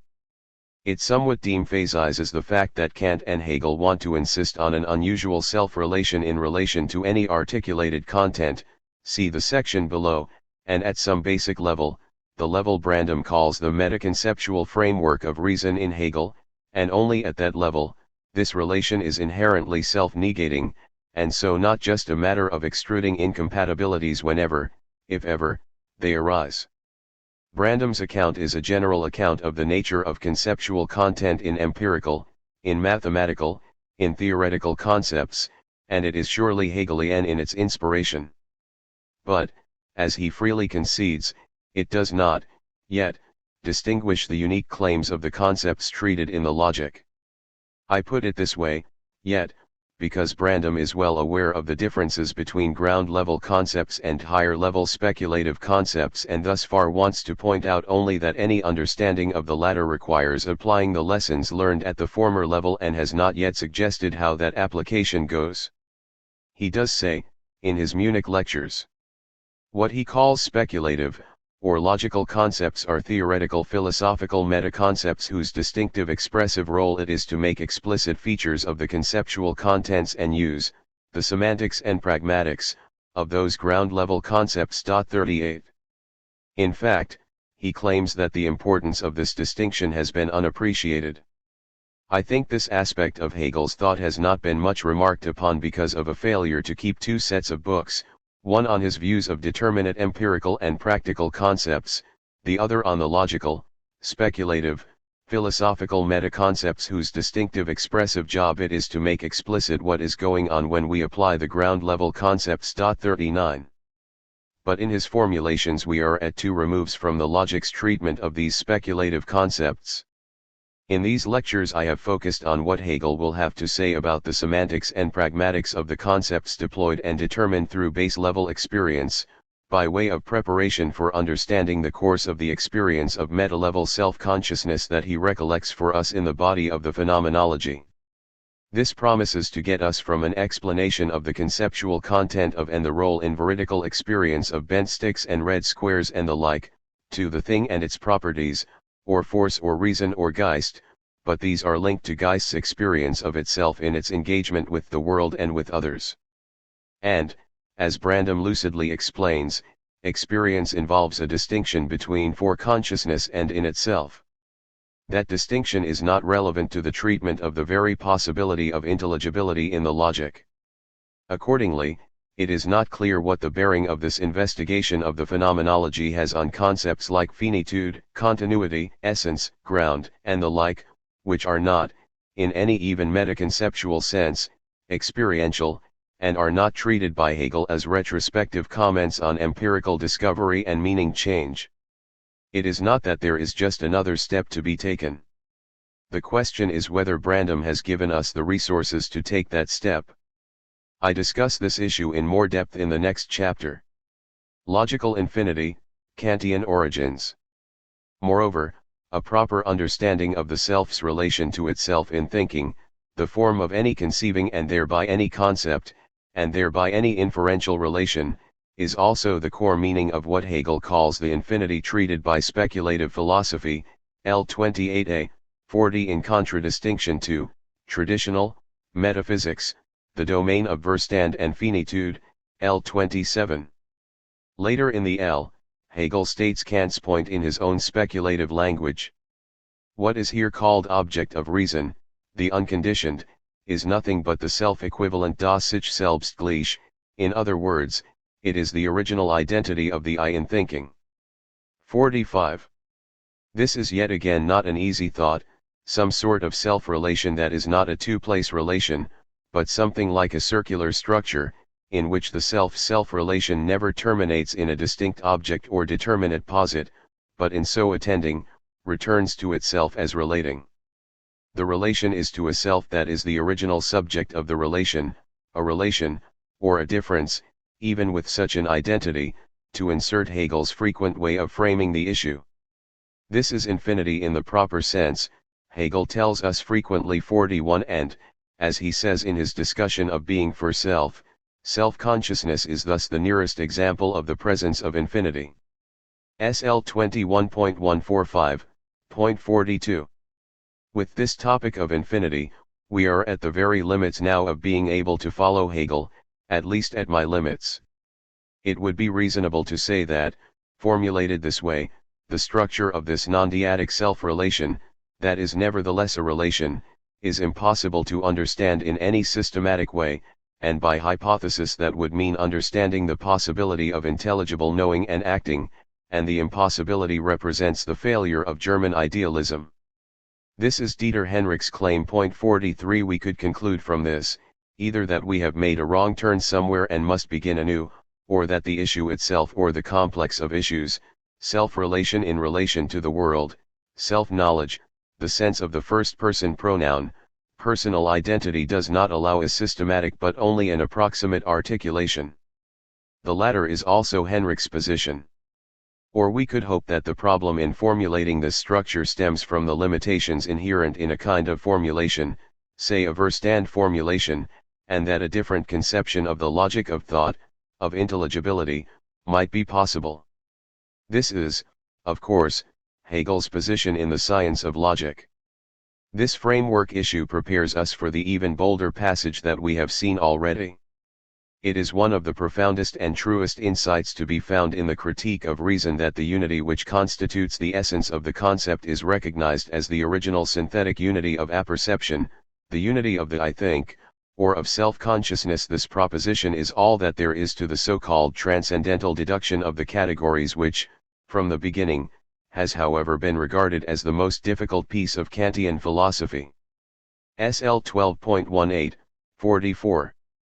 When one considers that Hegel just before this passage characterized his own non plus ultra, the concept, when it has progressed to a concrete existence which is itself free, as none other than the I or pure self-consciousness, 12.17, 45, then it is clear that such claims promise a very great deal, not only a potential basis for an interpretation of what Hegel means by der Begriff in general, but also what he meant by another claim distinctive of his speculative philosophy that has bedeviled commentators for generations, that the concept gives itself its own actuality. For Hegel's second sentence claims that once we understand that the unity which constitutes the essence of the concept is none other than the original synthetic unity of apperception, we will just thereby have already accomplished the task of the forbidding transcendental deduction, will have established the objective validity of the categories, or, in Hegelian terms, their actuality. Interestingly, this already was something hinted at once by Kant, given that both Kant and Hegel understood concepts as predicates of possible judgments, and that for both judgment is the basic unit of self-conscious intelligibility. Hence Kant's intimation of a one-step deduction when he claimed that the argument of the deduction can be solved with just as much ease, since it can almost be accomplished through a single inference from the precisely determined definition of a judgment in general, an action through which given representations first become cognitions of an object. Point 46. Roughly, the thought behind such remarks is this. What Kant called the original synthetic unity of apperception is what Hegel calls the essence of the unity of the concept. This could be understood initially in a formal sense. Both unities are classic cases of one over many. Even an empirical concept, like red, remains identifiable as the same red, the same color, in all the many and various instances and shades in which it appears. Analogously, the manifold of experiences counts as a unity in all being ascribable to one I, that identical, self-same I who has all such experiences. But both Hegel and Kant do not want to merely point out a structural analogy. The unity of apperception is the unity of a concept. That is, as Kant makes clear, to say that experience is always subject to the original synthetic unity of apperception is to say that it is always subject to the understanding, the power of conceiving. So this is the power to hold things together as one, necessary for experience to have a unity ascribable to an identical I, discriminating what belongs together with what is connected to what in a temporal order, knowing that the successive perceptions of a house do not count as the perception of a succession in the world, requires an apperceptive unity. It does not just happen to consciousness. What happens is mere succession. Such a unity is possible only self-consciously, and it is the actualization of the power of conceiving. But the unity effected by the power of conceiving, where conceiving means more than merely thinking or associating together, is the representational unity that makes reference to an object possible. Unifying by red achieves the unity that says how things are. The rose belongs with the red things, not with what has seemed red-like to me before. Without this ability to distinguish how things are from how they seem to me, there would be as many I's as associated seemings, and no unity of self-consciousness. 47 Or, achieving the unity of self-consciousness is differentiating seeming from being, and so the rules for that distinction categories are constitutive of such unity. In other words, the conditions of the possibility of experience are at the same time the conditions of the possibility of objects of experience. Kant proposed an argument to show that any unity that could be said to be a product of affection alone, like an associative unity, presupposed what he called a transcendental affinity, that is, a power to distinguish a mere succession of representations from a representation of objective succession. Without that power, there could be no one over many, no manifold belonging to one I, one experiencer.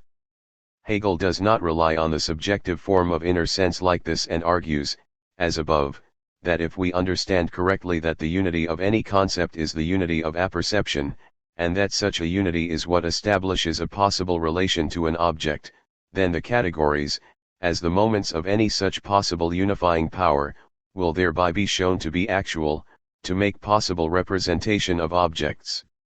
Or, a rigorous metaphysical deduction, properly conceived, is the only deduction we need. 48. Moreover, we need to take our bearings from Kant on the issue of what logic is and what relation it has to metaphysics, and how apperception fits in, because Hegel does, often, and he tells us why he does. In the very first sentence of the first preface of the Greater Logic, Hegel unequivocally aligns himself with what he calls the complete transformation that the ways of philosophical thought have undergone among us in the past 25-odd years, the higher standpoint in self-awareness that spirit has attained in this period of time, 21.5. And he complains only that this unmistakably Kantian complete transformation, Wahlgemanderung, has not yet had the proper influence on logic. In effect, he will raise a Kantian objection to Kant, that he was not critical enough about his logical assumptions. 49. Likewise, in the section The General Division of Logic, he stakes his claim as a post-Kantian with equal vigor and accuses post-Kantian philosophy of having fallen beneath the level of speculative truth attained by Kant. I should point out that in this work I make frequent references to the Kantian philosophy, which to many might seem superfluous, because, whatever might be said here or elsewhere of its distinctive character or of particular parts of its exposition, it constitutes the foundation and the starting point of the new German philosophy, and this is a merit of which it can boast undiminished by whatever fault may be found in it. 21.46. I think it is in this spirit that he tells us in that L24 we examined in the previous chapter that logic coincides with metaphysics, with the science of things grasped in thoughts. 50. Metaphysics, after the complete transformation effected by Kant, is not the science of things, but the science of things grasped in thoughts, and it is to be distinguished from what used to be taken to be the case, before the great Kantian transformation, that these thoughts were the essentialities of things, were themselves thing-like. Now this sounds confusing because we have just seen that Hegel talks this way himself, about Wesen hidden, so in the addition to L24 he proceeds immediately to clear this up. He insists that his position does not hold that what things really are thoughts or thinkings, or that nature is somehow petrified thought, as Schelling held. There is no question that Hegel sides with Kant's destruction of scholastic and rationalist metaphysics, rational psychology, cosmology, and theology, because he tells us exactly that, and that he agrees wholeheartedly with Kant that ontology is now possible only as logic. 51. In L47, Hegel goes further and expresses great gratitude to Kant for destroying the possibility that philosophizing about spirit should have anything to do with soul things. He goes on to say that the very question of whether the soul is simple or alterable is a category mistake. 52. Indeed, in the L, the first thing he says about metaphysics in general is that it is ingenuous or naive, unbefangen, because, and here Hegel gives his own version of the true critical project, it is unaware of the antithesis of thinking within and against itself, de Gegensatzes de Denkens in und gegen sich, L26. 53 to forestall any impression that his own logic is continuous with rationalist metaphysics. Hegel requires an expression that avoids the impression that thoughts are kinds of things, or have fixed, self-related properties. In L30, he characterizes metaphysical notions as representations because they assume ready-made subjects, fertig gegeben subject. So he suggests thought determinations, Denkbestimmungen, a phrase that at least opens up the question of the determining activity that results in such determinations, the course of the movement of the SL. And of course we need to remember again the formulation quoted earlier, as science, truth is pure self-consciousness as it develops itself and has the shape of the self. 21.33. Conceptual activity. Our question is the relation between logic and metaphysics in Hegel's SL, and we are taking our bearings from the relation between self-conscious judging in Kant and what Kant called the objective validity of the categories. The attempt has been to understand the Kantian claim about apperception as a logical, not psychological claim, and this goes some way toward understanding the link between this reflective character of judging as the essence of intelligibility and the intelligibles. If it is possible to establish that certain a priori judgments have such objectivity, but without Kant's limitation thesis, restricting that thesis to possible objects of sense experience, phenomena, not noumena, we will have a way into Hegel's claim that logic can be understood as metaphysics. Our claim about Kant was that even for him, this relation to objects is not established by the imposition of subjective form onto received sensory material. Kant's position is not impositionist in this sense, and both he and Hegel are following the non-impositionist, more Aristotelian, hylomorphic, line. We have already quoted the same function passage from the Critique of Pure Reason A79, and there are others of the same tenor. At B138, in the second edition Transcendental Deduction, Kant writes: the synthetic unity of consciousness is therefore an objective condition of all cognition, not merely something I myself need in order to cognize an object, but rather something under which every intuition must stand in order to become an object for me. And he works hard to insist that this is not turning the question of objectivity into the question of subjectively necessary unity. For example, the concept of cause, which asserts the necessity of a consequent under a presupposed condition, would be false if it rested only on a subjective necessity, arbitrarily implanted in us, of combining certain empirical representations according to such a rule of relation. I would not be able to say that the effect is combined with the cause in the object, i.e., necessarily, but only that I am so constituted that I cannot think of this representation otherwise than as so connected, which is precisely what the skeptic wishes most, for then all of our insight through the supposed objective validity of our judgments is nothing but sheer illusion. B167, 68. As we discussed earlier, Hegel thinks of anything's principle of intelligibility, its conceptual form, in the same way, as an actualization, the being at work, or energia of a kind of thing's distinct mode of being, not as a separable immaterial metaphysical object. We can even say that Hegel's presentation of judgment is one, according to which the act of finite subjectivity, that is the act of judging as Kant describes it, is the mere phenomenal manifestation of an act of self-thinking and self-accomplishing which is that of being itself, considered in its totality. 54. We need only remember that for Hegel this is the core of Kant's own position. Once we give up any notion of separable contributions from sensibility and understanding, and give up referring to pure forms of intuition as species-specific and so subjectivizing and idealizing limitations on what we can know. If we do, we get the careful statements about the identity within difference of concept and being in and for itself with which we began Chapter 2, and which evoke Kant's highest principle of synthetic judgments. There is no indication that Hegel thinks that being or God has an apperceptive discursive intellect and that we are manifestations of it.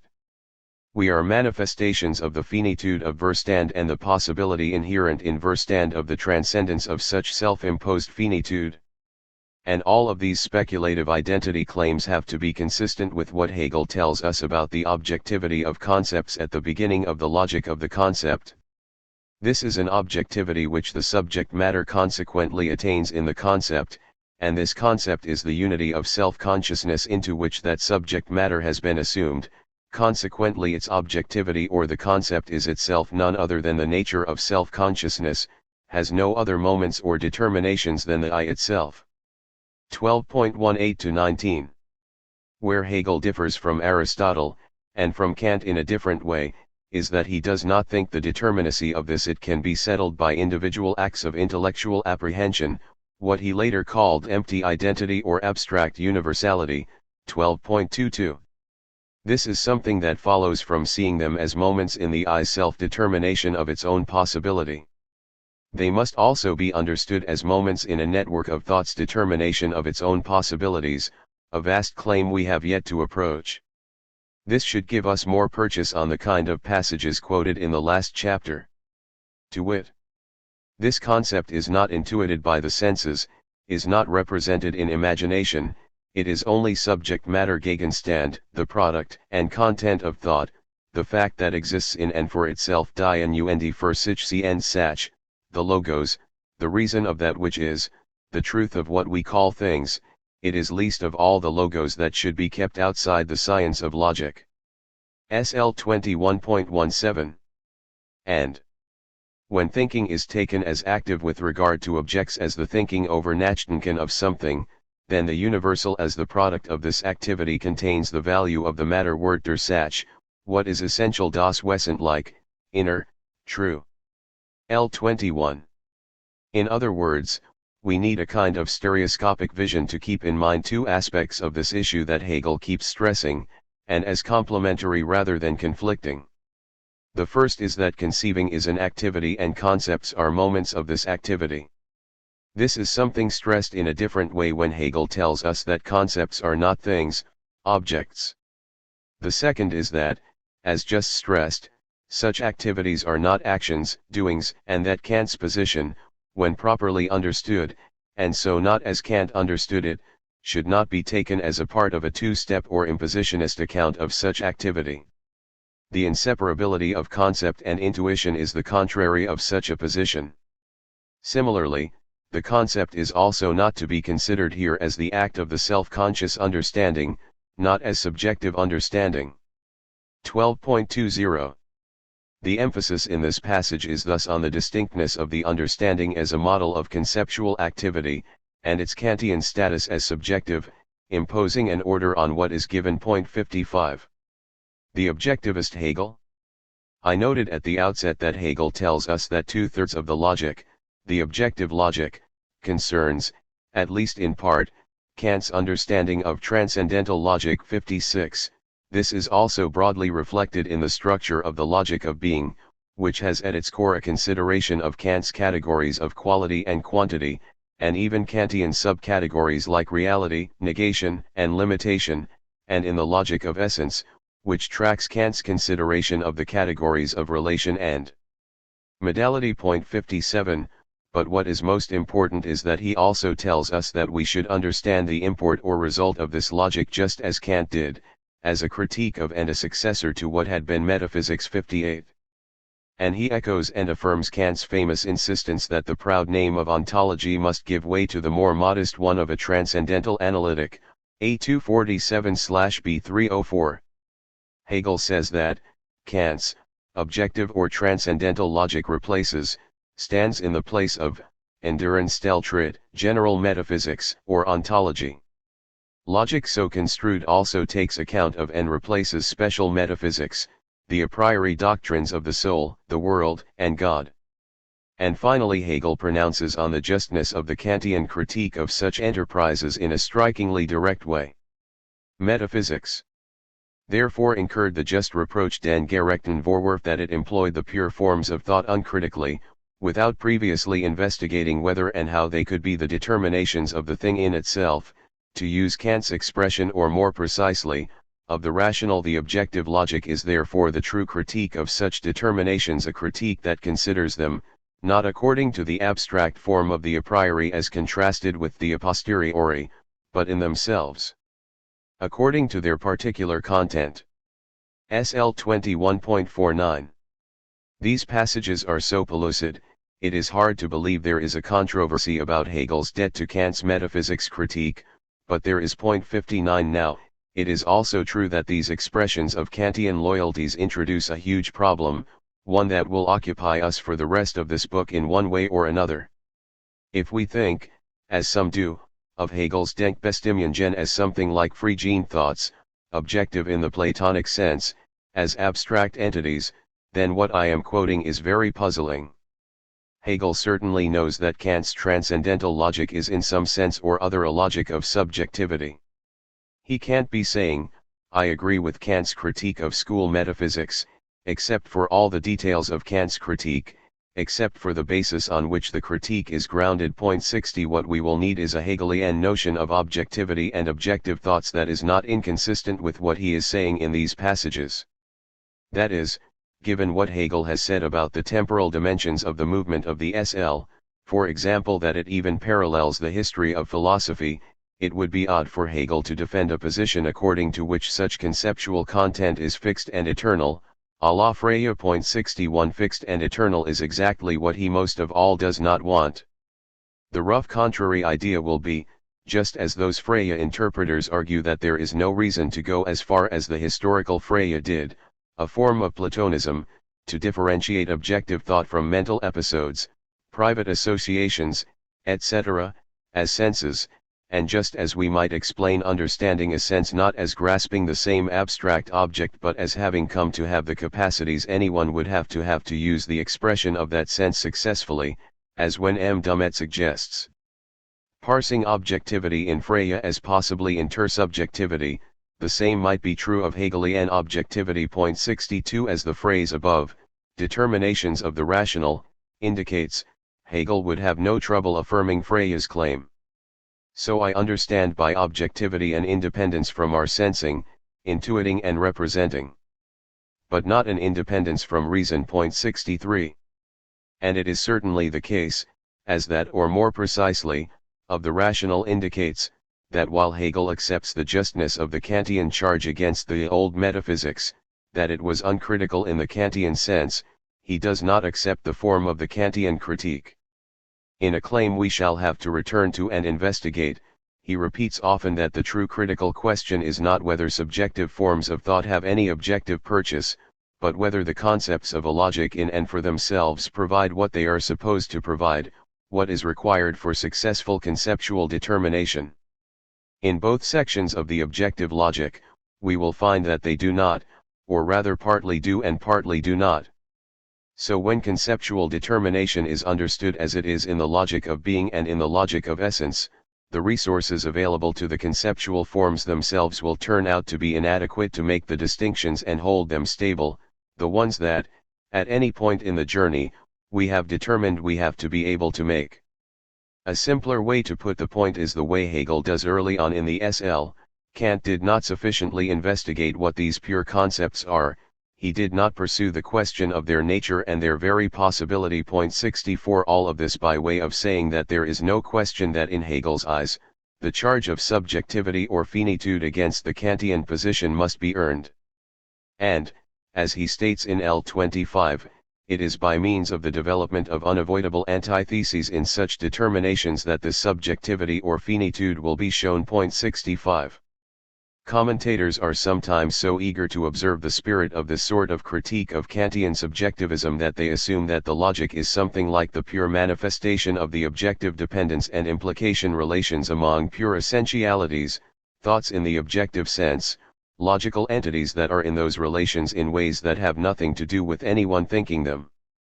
The worry among such objectivists was stated very well by Dieter Henrich in 1971, in a criticism of Kuno Fischer's version of logic. Any interpretation, Henrich insisted, that explains the movement of the logic in terms of the being thought, or the thinking of thoughts, and our insistence on concepts as predicates of possible apperceptive judgments would be a prime offender, conflates the method of the phenomenology with the logic.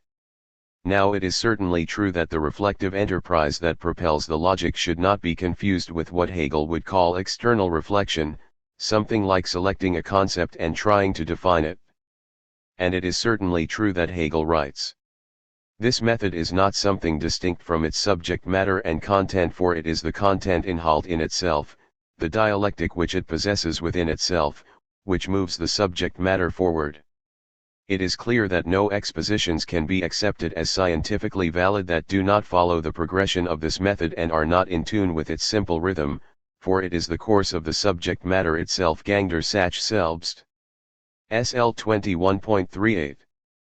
But the apperceptive or inherently reflexive determination of conceptual content in the later language of the SL, appositing, and then ultimately determining reflection is no more external than the I think is external to a content thought.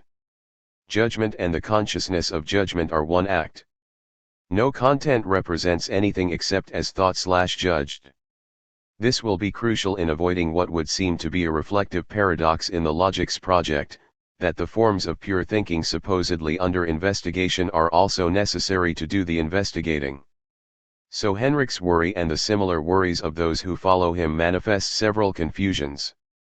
They first conflate the phenomenological experience, Erfahrung, of some norm, as such experience is treated in the PhG, what it is like, from the first-person perspective, to attempt to account for something or justify some deed, within the boundaries of some putative, finite norm, with the pure thinking as such, the moments of reason. In the logic point 66 the movement of pure thought is like the movement in a proof, on the assumption that the moves are inferences a thinker, on pain of contradiction, must make, and not merely formal structural functions, as in a symbolic logic. This is what Hegel means when he characterizes the logical dimension of subjectivity. The concept that has carried itself out sich selbst Ausgefeiert in its objectivity, or the object that is inner purposiveness, essential subjectivity wesentlich Subjektivität. L214a. Expressed in a different terminology, it is also question-begging to assume that anyone who makes the assertoric force inseparable from the logical structure of the unit of meaning, as Hegel unquestionably does, is thereby guilty of psychologism, or of relying on some experiential standard of adequacy. Even Frege was willing to make the question of assertoric force a part of logic in his own terms. Point 67 in this respect, though, there is something quite relevant from the phenomenology, the remarks on the speculative sentence in its preface. The proposition ought to express what the true is, but essentially the true is subject. As this subject, it is merely the dialectical movement, this course of self-engendering, advancing, and then returning into itself. PHG 65. Whatever this ultimately means, it clearly distinguishes something like the inspection of logical structure from the true bearer of Hegel's notion of truth, the movement of judgmental activity. Point 68. Moreover, if we follow Henrich's advice, we end up with the position he in fact attributes to Hegel, that the logic concerns the development or movement of the objects of the logical science. Point 69. But this object's moving about is a mystification. At any rate, I have no idea what it would be to observe one thought object developing into another. Point 70. We don't observe what happens when one step in a proof becomes another, the inference has to be drawn, and drawn for a reason. Such an objectivism makes it almost impossible to understand what Hegel calls the logic's inner drive or trieb, or the comment just quoted, that the true is subject, 71. And it especially does not take account of the claim that conceptual form is itself apperceptive, that the truth is self-consciousness. The SL after all is the science of pure thinking, not the science of pure thoughts. Essentialities do not move or establish relations with other essentialities, any more than modus ponens describes what happens in thought, or what one phenomenologically experiences, when P rightward arrow Q and P are both true and taken to be true. But acknowledging that does not mean that the objective thought P rightward arrow Q and the objective thought P become the objective thought Q. What could that mean? 72. The general picture here seems to be a propositional attitude point of view, in which thought contents are self-standing, complex objects, which can then become the objects of various attitudes like believing or asserting. But Hegel is pre-Frege, and has no trouble regarding the assertoric force as essential to the identity of the content thought. A proposition cannot be the bearer of truth, does not even represent any state of affairs, except as judged, and therewith the identity of the acts of thinking involve a wide variety of other commitments at the same time, something that cannot be explained in a propositionalism. 73, I mean such things as being committed to the denial of all judgments inconsistent with the one that one asserts as true, and this not as a second act of thought. By contrast, the basic unit of intelligibility for Hegel is not an internally complex object, even if in relations with other objects, but as he says in many ways and many different times, a result, the accomplishment of the active universal, which activity is judging. The absolute itself is said to be a result. So this is the objectivist temptation I think we most need to resist. It is what Hegel himself is trying to avoid when he spends so much time delimiting the topic of thinking from any psychological connotation, both here and in the encyclopedia's very different treatment of thinking in psychology. And such an objectivist approach flies in the face of Hegel's frank admission of the role of subjectivity in the movement of the logic, once we understand its non-psychological status, even the form of subjectivity treated in the phenomenology, Geist. Here is a claim Hegel makes as a logician, let us say. The understanding determines, and holds the determination fixed. Reason is negative and dialectical, since it dissolves the determinations of the understanding into nothing.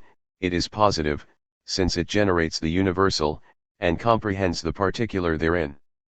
Just as the understanding is usually taken as something separate from reason in general, so also dialectical reason is taken as something separate from positive reason. In its truth reason is however spirit, which is higher than both reason bound to the understanding and understanding bound to reason. SL 21.8. These are all supposed to be logical claims, as Hegel understands logic. He here even identifies a modality of thinking activity essential to the identity of the logical moments that he sets out elsewhere: determination and the understanding, dialectic and reason, spirit and speculation. All this even though spirit is not a category of the logic. The mode of logical connection is inseparable from the mode of connecting. They are co-constituting. One nicely Hegelian formulation of what this amounts to is in fact given by Frege. Not everything is an idea. Otherwise psychology would contain all the sciences within it, or at least it would be the supreme judge over all the sciences. Neither logic nor mathematics has the task of investigating minds and the contents of consciousness owned by individual men. Their task could perhaps be represented rather as the investigation of the mind, not of minds. 74. Perfect Hegelianism. Now of course it is also true that metaphysics can be understood in any number of ways, and nothing so far cited by Hegel would be inconsistent with some claim that this new logic that Hegel is proposing coincides with a new metaphysics. Indeed, there is an obvious undeniable sense in which what Hegel is doing can be described as metaphysical. Manifestly, Hegel has philosophical views on the nature of human agency, on what it is, on freedom, necessity, the nature of nature and the nature of spirit, the nature of universality, what a human individual consists in, and so forth. The logic is certainly an account of the nature of thinking.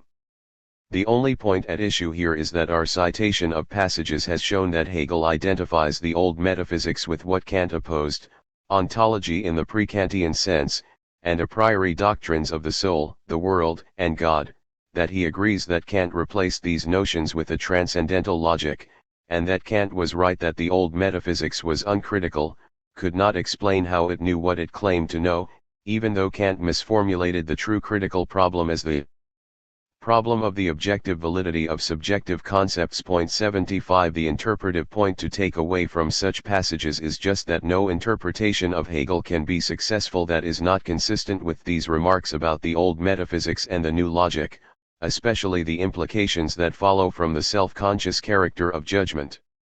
In order to be consistent, what we will be interested in Hegel's metaphysics is what role, say, a putative concept of agent such as a natural causal account could play in a satisfying explanation of the bodily movements we want to attribute to someone in a context where that explanation must be consistent both with others already established and with specific desiderata, or whether a notion of freedom as uncaused causality can cohere with what else we require in the network of notions like responsibility, control over the future, blame, or whether we have given any account of anything by appealing to being.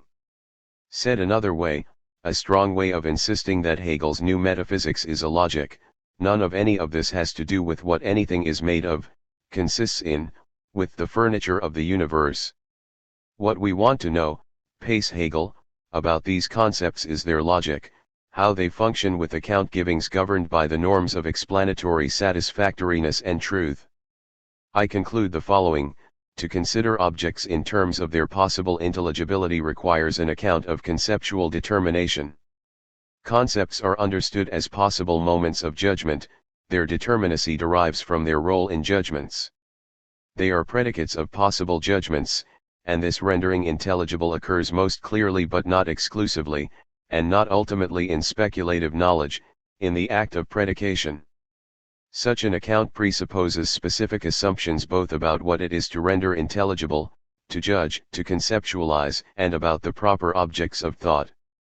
Any particular and limited version of such thinking must assume such thinking to be apperceptive, implicitly self-conscious, even if from the point of view of the position under analysis, this is not acknowledged. And for Hegel this is a logical claim, about what could count as thinking a thought, not a psychological one, or a metaphysical one. What sort of event is thinking? This means that any concept of thinking and of the content of thought involves normative proprieties, exclusions, and implications, without which any thinking a thought could not be the thinking and the thought it is. These normative commitments are independent of what a thinker might herself at some moment be able to acknowledge, but they cannot be denied on being noticed, on pain of incoherence, of not thinking anything at all.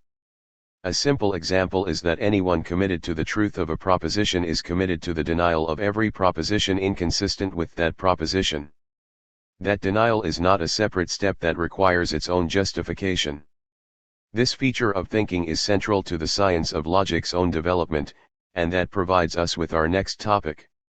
That development essentially involves a demonstration that commitment to a categorical determination, at a given stage of incomplete self-consciousness about what such determination involves, requires a commitment to a thought that appears inconsistent with, antithetical to, the original commitment.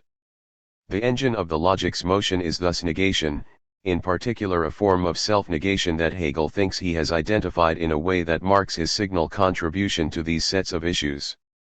That is the notion we have to look at next, at least for some preliminary orientation. 4. Logic and negation. The manifold senses of negation.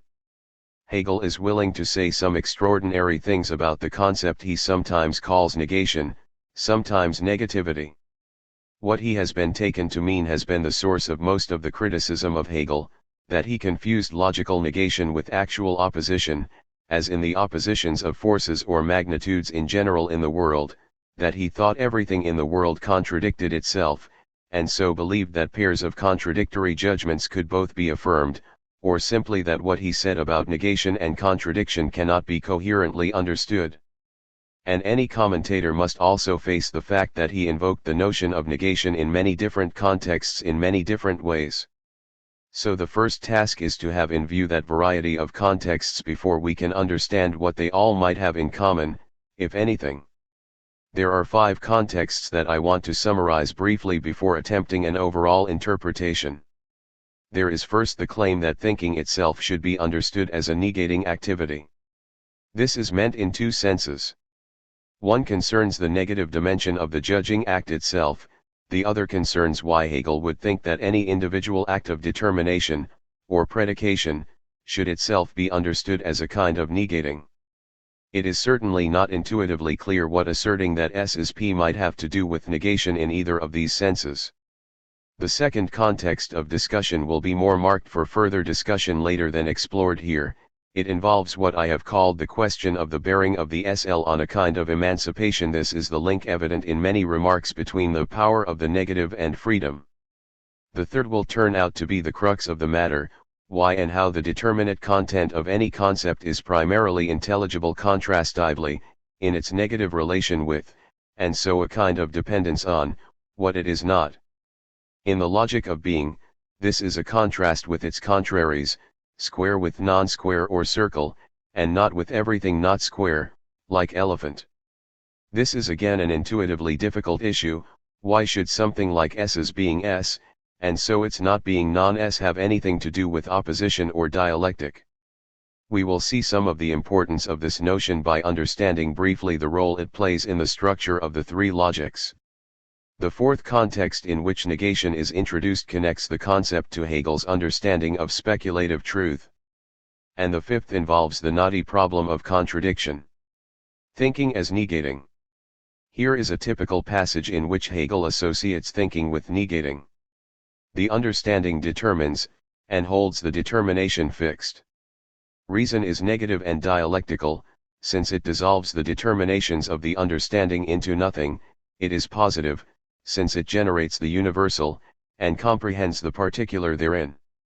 Just as the understanding is usually taken as something separate from reason in general, so also dialectical reason is taken as something separate from positive reason. In its truth, reason is however spirit, which is higher than both reason bound to the understanding and understanding bound to reason. It is the negative, that which constitutes the quality of both the dialectical reason and the understanding. It negates the simple, thereby posits the determinate difference of the understanding, but it equally dissolves this difference, and so it is dialectical. 21.8 My emphasis. Hegel already spoke of the tremendous power of the negative in the genophenomenology and simply identified it, in a way of great importance to the study, with the energy of thought, of the pure I.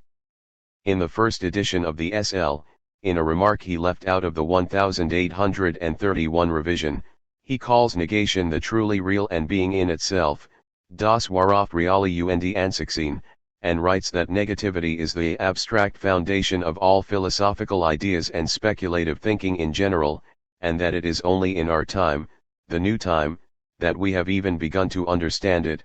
11.77. When, in the last volume of the Logic, he comments on this new understanding of his, he is as clear about its supreme importance as he is difficult to understand. Now the negativity just considered constitutes the turning point of the movement of the concept. It is the simple point of the negative self-reference, the innermost source of all activity Tätigkeit, of living and spiritual self-movement Selbstbewegung. It is the dialectical soul which everything true possesses and through which alone it is true. For on this Subjektivität alone rests the sublation Aufhebung of the opposition between concept and reality, and the unity which is truth. 12.246. One aspect of what he means, especially his identification of negativity with the energy of thought, of the pure I, and the striking reference to subjectivity, has already emerged from the discussion in the last chapter. The apperceptive character of judging is what accounts for this characterization of the judging act itself as having the status of something inherently negative as well as positive. Any judgment entails the exclusion of the possibility of many other judgments being true, and this is an aspect of self-conscious judging, a logical element of the judgment as a whole. Hegel wants in the SL to give negativity, non-being, what is not, the ontological status, fullness, or presence of positive being, a logical, not phenomenological treatment. But these are different treatments of the same issue. In the simplest sense, we are talking about the logical structure of apperceptive intentional knowledge, as well as the ontological status of agency. What it means to claim that the intelligibility of any content of empirical knowledge is not a wholly positive phenomenon in Hegel's, Kantian and post-Kantian, way of looking at it is best understood by contrast. If it were not so and were wholly positive, subjectivity would be something like a mere complex registering and responding device, of the same ontological status as a thermometer. That is, conceived now logically, that is, not as a problem of perceptual or experiential consciousness itself, but as a claim based on perception, an empirical judgment about the world. There is a red book on the table. The claim is that it cannot be such a claim if it is simply wrung out of one by a perceptual episode. Call this a pure positivity model, not the most felicitous of expressions, but it gets at what Hegel wants to say by his positive-negative contrast. Point 1. As we have seen, 1 is not simply wholly absorbed in the presence of the world to 1, not wholly and merely reactive to the stimulation of sensibility, and that not is the beginning, but certainly not the end, of all the logical issues of negation that emerge in Hegel's philosophy, at both the phenomenological and the logical level. In making such a judgment, I negate the mere immediacy or givenness of perceptual content, negate it as immediate and putatively given, and take up, am always taking up, a position of sorts about what is there, what is the case, CFL 12a. What thinking is such negation of one's immediate, positive state. One can say, this negation of mere immediacy is taking a stand, rather than being put into a state. Any thinking could be a seeming to be the case, not what is the case, and that possibility is constitutive of the acts being a judging from the outset. That judgment as such is potentially self-negating, rather than merely otherwise determined, does not mean, in the Platonic sense of non-being as otherness in the sophist, that a judgment is just other than a purely positive responding mechanism. The potential for such self-negation is constitutive of a judgment's possibility as judgment. This does not of course mean that a component of any judgment is some reservation one attends to, as if the true, logical form of any judgment were the ridiculously hesitant, I assert P, but, for all I know, I may be wrong. The constitutive feature attended to in a Hegelian philosophical logic is the fact that judgments are potentially responsive to reasons and revisions just qua judgments. The fact that they are miscategorized if treated as wholly positive or as mere mental events does not mean that they reside, by contrast, in some domain of non-being too. It simply means that asserting something to be the case would not be an assertion unless already, in its very logical mode of being, open to possible revision. It is this sense of not wholly positive that Hegel is trying to find a way to express. In a passage from the Berlin Phenomenology, the section on phenomenology from the Berlin Encyclopedia, the connection between the phenomenological point and the logical structure of judgment is clear, even if the exact meaning of that connection is not. The I is now this subjectivity, this infinite relation to itself, but therein, namely in this subjectivity, lies its negative relation to itself, diremption, differentiation, judgment. The I judges, and this constitutes it as consciousness. It repels itself from itself. This is a logical determination. BPHG 2, 3. And in being an agent, I am not simply causally responsive to inclinations and desires. There is no fullness of positive being here either. I interrupt or negate merely positive being, what I feel inclined to do, experience as wanting to do, by deliberating and resolving what to do. In Kantian terms, this means that any such inclination cannot count as a reason for an action except as incorporated within a maxim, a general policy one has for actions of such a type.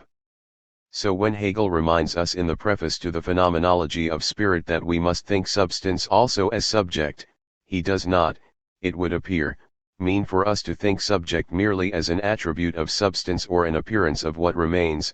Basically, substance, or an epiphenomenon of substance. The whole point of speculative idealism is to think substance as not just substance, or what I have been speculatively calling the fullness of positive being, and so as the negation of mere substance as such, and also to think subject as substance, what is not mere subject, which would be the Fichte option. A tall order. As noted before, the closest first and general approximation of what he means is Aristotelian. Subjectivity, thinking and acting according to norms, is the distinct being at work, Energia, Hegelian Wirklichkeit, of the biological life form that is the human, reason-responsive substance, this in the same sense in which Aristotle says, if the eye were body, seeing would be its form, its distinctive being at work. So should we understand the being at work Hegel calls subject. But this gets us only so far, and we need to see more of his detailed treatment of the problem in logical terms. Synthesis and Urteilen. In order to have some broad overview of what Hegel is trying to say, we have to imagine in a kind of pictorial way how Hegel is inverting, what he takes to be, Kant's basic model of what I have been loosely calling rendering intelligible. Instead of thinking of the fundamental act of understanding as a synthesis of independent, originally unrelated elements, either by subsuming an individual under a concept, or by including one concept under another, we should understand ourselves, both in experience and in logical reflection, beginning with wholes, never with experiential or logical subsentential simples or atoms. Point 4 We begin with an original and internally complex unity of some sort, which must be articulated, differentiated. To be intelligible, but that articulation loses, cannot fully express in predicative terms, the original but inarticulate unity, which must be restored. The judgment is the original division Teilung of what is originally 112.55.5. This partly explains why the beginning of the SL looks as it does, the maximally indeterminate, all-comprehensive and all-inclusive unity, of anything at all, being, to be determined by a negation of such indeterminacy, something that, given being's indeterminateness, will not be possible. Point 6 The project in the logic of being is to explore the conceptual capacities necessary to render determinate individuals intelligible in their individuality. Determinate being, Dasein, is, or let us assume now, for the sake of argument, that Hegel has shown it to be, the necessary negation, or further determination, of mere indeterminacy, sen, and determinate being is determinate by virtue of a particular form of negation, which Hegel calls anders sen, being other, or by virtue of contrastive relations with other individuals or other concepts. Point 7 These contrasts are made by virtue of both qualitative and quantitative predicates, and by the measuring of quantities in a way that reveals their relation to qualitative discrimination. As we shall see, there is no real explanation, within the assumptions of a logic of being, of why a thing has these properties, which it cannot lose without ceasing to be that thing, and so no account of any relation between the individual and its manifold properties. The situation here is similar to the one that arises between the chapter on perception and the chapter on the understanding in the PhG. And that will require a movement to the logic of essence, in which a thing is not negatively contrasted with other things, or its logical contraries, but is said to be self-negating. An essence is other than, not, its mere appearances, but must show itself in, is determinate only by reference to, its appearances, which are after all its appearances, not indifferent to it. Point 8 Hegel calls the logic of essence pure negativity, rein negativitat. Negation and freedom. We have already seen that in the L, Hegel contrasted his approach with traditional metaphysics by claiming that that enterprise was naive in not appreciating what his logic would, the antithesis of thinking within and against itself, de Gegensatzes de Denkens in und gegen sich L 26.9 Thought's antithesis within and against itself amounts to this movement of the concept, that is, what we need to understand how the logic moves or, in some sort of inferential, non-deductive way, gets us from point A to point B. Point 10 And such negativity amounts to the innermost source of all activity, the activity being spiritual self-movement, and this in a way that will help us understand the sublation of any opposition between concept and reality. That all sets quite a task. The interpretive claim so far has been that, for Hegel, to understand anything in its truth is to understand its determinability as just what it is and nothing else, or it is to understand it in the light of its distinctly possible intelligibility, in the light of its concept, its actuality. But any such finite concept is also a manifestation of conceptuality itself, of the possibility of conceptual content, and we would not ultimately have understood the determinacy of the thing were we not able to understand such conceptuality, the necessary elements, or moments, of any such possible conceptuality. That latter point of view is the SL's, and Hegel now stakes virtually everything on the self-determining, spiritual self-movement, character of the exposition of such moments, and the engine of that movement is supposed to be a special form of negation, dialectical negation. But the following passage, from the discussion of the absolute idea at the culmination of the argument of the SL, is only the beginning of an extraordinary set of claims that build on this notion of negation, to which we shall have to return in detail. For we also need at least to have in mind the way the remarks suddenly explode into a sweeping generalization, for which, I would contend, we do not yet have available in the commentaries even possible lines of interpretation. Point 11. Besides the very general point about the negative status of judgment itself as a capacity, its not being merely a state we come to be in, and the point about predication/determination as negation, Spinoza's omnis determinatio est negatio, as at SL 21.101, Hegel also introduces the claim that conceptual content itself must be understood as the capacity to use the concept appropriately as the predicate of possible judgments, and, as we see the logic unfold, we see that that especially means to understand what is determinately excluded or negated by such a concept. As he goes on to sketch the most important element of negation in the book, he claims that this first act of negation referred to in the 12.246 passage, that a moment of the concept's self-determination depends on a relation to an opposition with its contrary, requires that it must itself be negated, because it involves a kind of contradiction, which we have to investigate, that cannot stand, on pain of inconsistency, and that must itself be negated. Or, the original indeterminate unity must somehow be restored as determinate. This negation of negation is what prompts the ambitious, sweeping claim. The second negative at which we have arrived, the negative of the negative, is this sublating of contradiction, and it too, just like contradiction, is not an act of external reflection, for it is on the contrary the innermost, objective moment of the life of spirit by virtue of which a subject is a person, is free. 12.246. Hegel has clearly not called the self-movement of the concept subjectivity in an idle way, and in the context of the passage he clearly does not mean any divine or cosmic subjectivity, nor, as always, is he referring to a psychological subjectivity.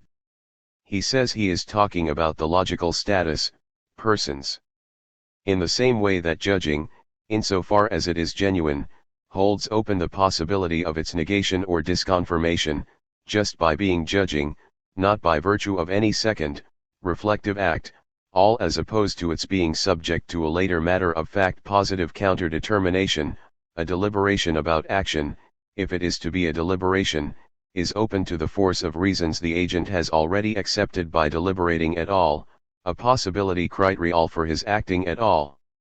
It is metaphorical to suggest that there is some ontological realm of not merely positive being, and commentators have sometimes been misled by Hegel's substantivizations and nominalizations, but he is insisting on the logical or categorical requirements of the normative, and in that sense, the sense in which freedom is normatively constrained judgment and rational action, the negative, here only the possibility of not doing what I am powerfully inclined to do, is that by which a person is free.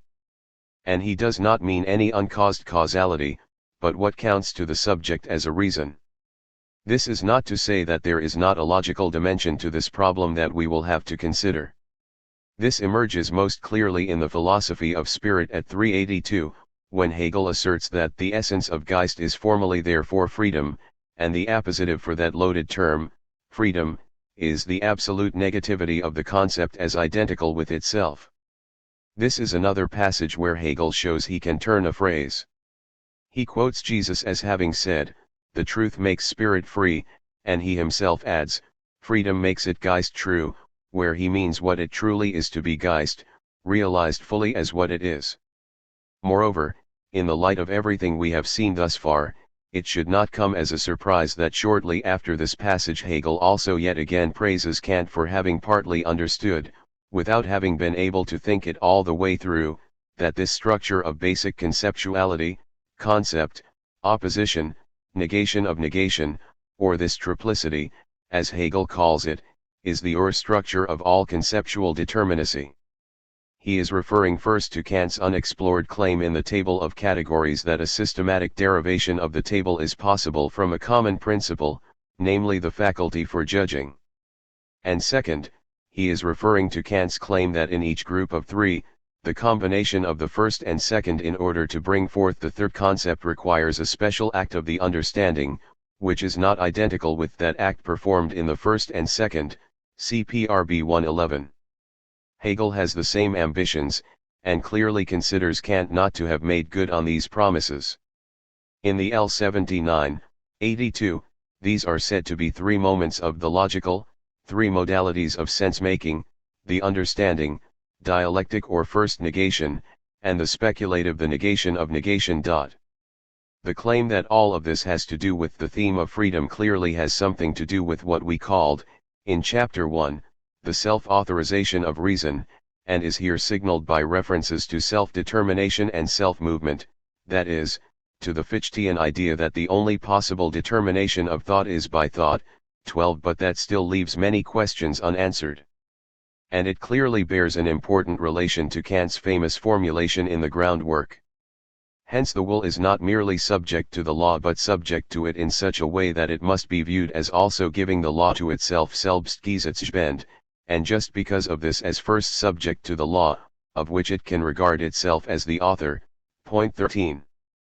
In terms of the structure of the logic, what Hegel will want to argue is that we cannot adequately explain freedom if we consider just a determinate property that some beings happen to have, as in a logic of being, and we cannot explain it either as a kind of essential ideal, manifest in but never adequately expressed in its appearances, in concrete individual actions, as in the logic of essence. We need the logic of the concept, in which concepts are said to give themselves their own content and be self-determining in a way indebted to this Kantian claim on self-legislation, a claim that we should interpret in the way suggested in Chapter 2. Any philosophical determination of actuality must be understood as self-legislating in the broad sense suggested there. Reason relies only on itself in determining such a normative structure. These are not empirical questions. There is no flash of an essence intuition, Wesenska, giving access to a world of abstract immaterial objects, essences. Finally, once we understand this link between thinking and negating, we are prepared to understand, or at least to begin to understand, the most difficult and important distinction in a speculative logic according to Hegel. For the heart of that enterprise, the account of, the logic of, pure thinking, understood properly as pure spontaneity, and as metaphysics, is the idea of its self-determination of its own moments. If it is possible for pure thinking to determine what is necessary, what the necessary moments are, of any thinking about what is other than thinking, objects, then we will have to say that any such positing of any such moment, finitude, say, in its opposition to infinity, is itself a negating of some sort of indeterminacy in a prior moment, and here is the crucial but most difficult part: such a negating must be said to negate itself. In the course of its exposition of itself, it requires of itself what it cannot provide. Such a conception of finitude as the mere other of infinity cannot be defended without self-contradiction, and the duality must be rethought in the section Hegel calls für sich sein, being for itself. Darstellung turns out to be critic, in Thunisson's terms. Since what is negated in such a self-negation is itself a negating, we have something quite different from a negating of some positing, or sentence or predicate negating. We have what has been called autonomous negation, 14 negation negating itself in a way that has a positive determination and requires a new Darstellian. It could help demystify a bit the strange notion of autonomous self-negation, a negating that negates itself, if we recall, first, that Hegel's logic takes its bearings from a term or concept logic, but that he takes concepts as having content in being predicates of possible judgments. In effect, the content of each pure concept is articulable only in the judgments in which it is predicable. Concepts can be said to imply, to contain implicitly, various judgmental positions and to exclude others. And second, we can recall Kant on antinomial concepts as a guide for Hegel's autonomous negation. That is, according to Kant, the concept of the smallest possible particle of matter or a temporal beginning of time requires, when its judgmental structure is exfoliated, the concept of a still smaller particle or a beginning prior to the beginning, that is, requires the infinite divisibility of matter, a concept that, when likewise articulated, requires for its sense in turn a smallest possible particle. The concept negates itself, the first self-negation.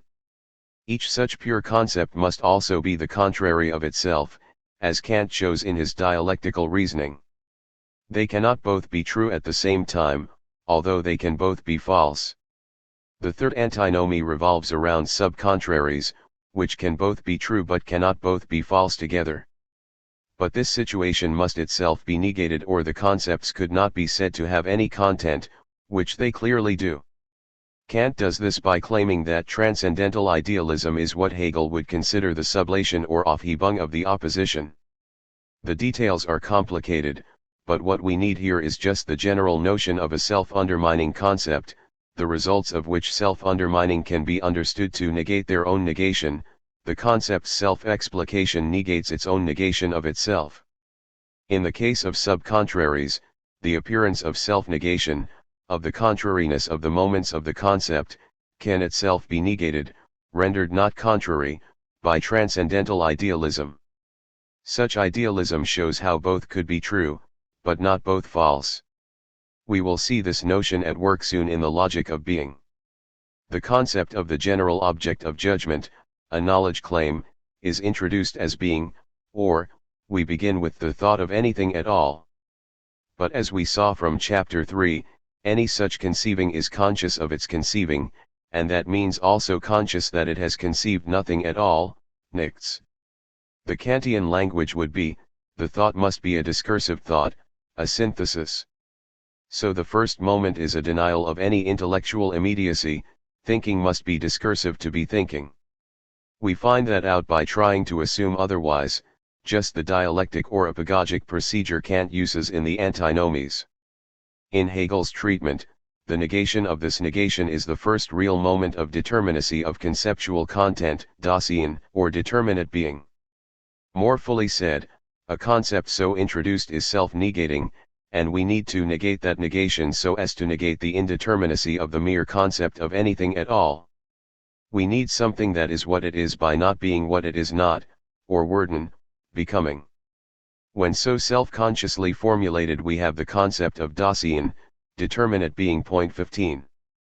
This way of looking at conceptual movement is quite an important structural element in Hegel's account of the history of art, or the history of religion, or the history of philosophy, or the history of world history, or of politics. It would mean getting lost in the Hegelian weeds to go too far into this in this context, but we can note that when Hegel explains any moment of progress in such a narration, say, the elimination of slavery, and he confronts the objection any radically historical account faces, slavery may have been acceptable for the Romans by their lights, but it was nevertheless wrong, always was, is, always will be. The interesting answer he gives is in line with the structure above. It was actually wrong by their lights, implicitly, and they struggled to find ways to avoid acknowledging this, a struggle that makes sense only if there was such an intimation of its wrongness. And so here with the weeds, we would need to discuss the possibility of collective self-deceit to go into this in any detail, which is just what Hegel does. 16. But his point is that the Romans' negation of the situation of natural human equality also leads to a negation of that negation, in that it contravenes their own conception of law and its conditions, and that alone requires a new negation/position. Point 17. So while it is not the most felicitous of expressions, autonomous negation, or the negation of a negation, a great deal in Hegel's whole project rests on the idea behind it. Logical movement. I have suggested that the notion of logical progress in the SL, with that book understood as an account of the necessary elements in sense-making or account-giving just as such, amounts to a more and more satisfactory exposition of the determinacy of the conceptual resources necessary to provide any such account. This means that there is a basic kind of argument in the demonstration of such determinacy, so that while the three different logics differ, they nevertheless share enough features for it to be reasonable to speak of something like a dialectical method throughout. That process or argument or method involves some relation between what Hegel calls the self-relatedness or Selbstbeziehung, sometimes called the identity, of some sort of conceptual content involved in the determination in question, and the internal negation of that self-sufficiency, the exposition of the dependence of that determinacy on a contrastive relation with contraries or some other sort of contrast or opposition, such as with appearances, or with what Hegel calls being in and for itself, and then the successful negation of that negation. Point 18. In this still vague picture of indeterminate unity and the determinate negation of that unity, we noted that Hegel clearly wants to claim that any such first determination must also be seen to be of some logically problematic status. We do not yet know what sort, and why he wants to claim it. We have suggested that in the logic of being it has something to do with the relation between a concept's internal determinacy and its external dependency on exclusion relations with contraries. This results in the contrasts we need say, between the concepts of the one and the many in the logic of quality or continuity and discreteness in the logic of quantities, both contrasts being required but, at least under the assumptions of the logic of being, not being successfully makeable. The concepts need to be contrastive, but each also seems a moment of the intelligibility of the other. Continuity has to be the continuity of discrete moments. Discreteness of a singular substance occurs only within continuities, all of which is crucial for the way Hegel thinks of the Kantian antinomies.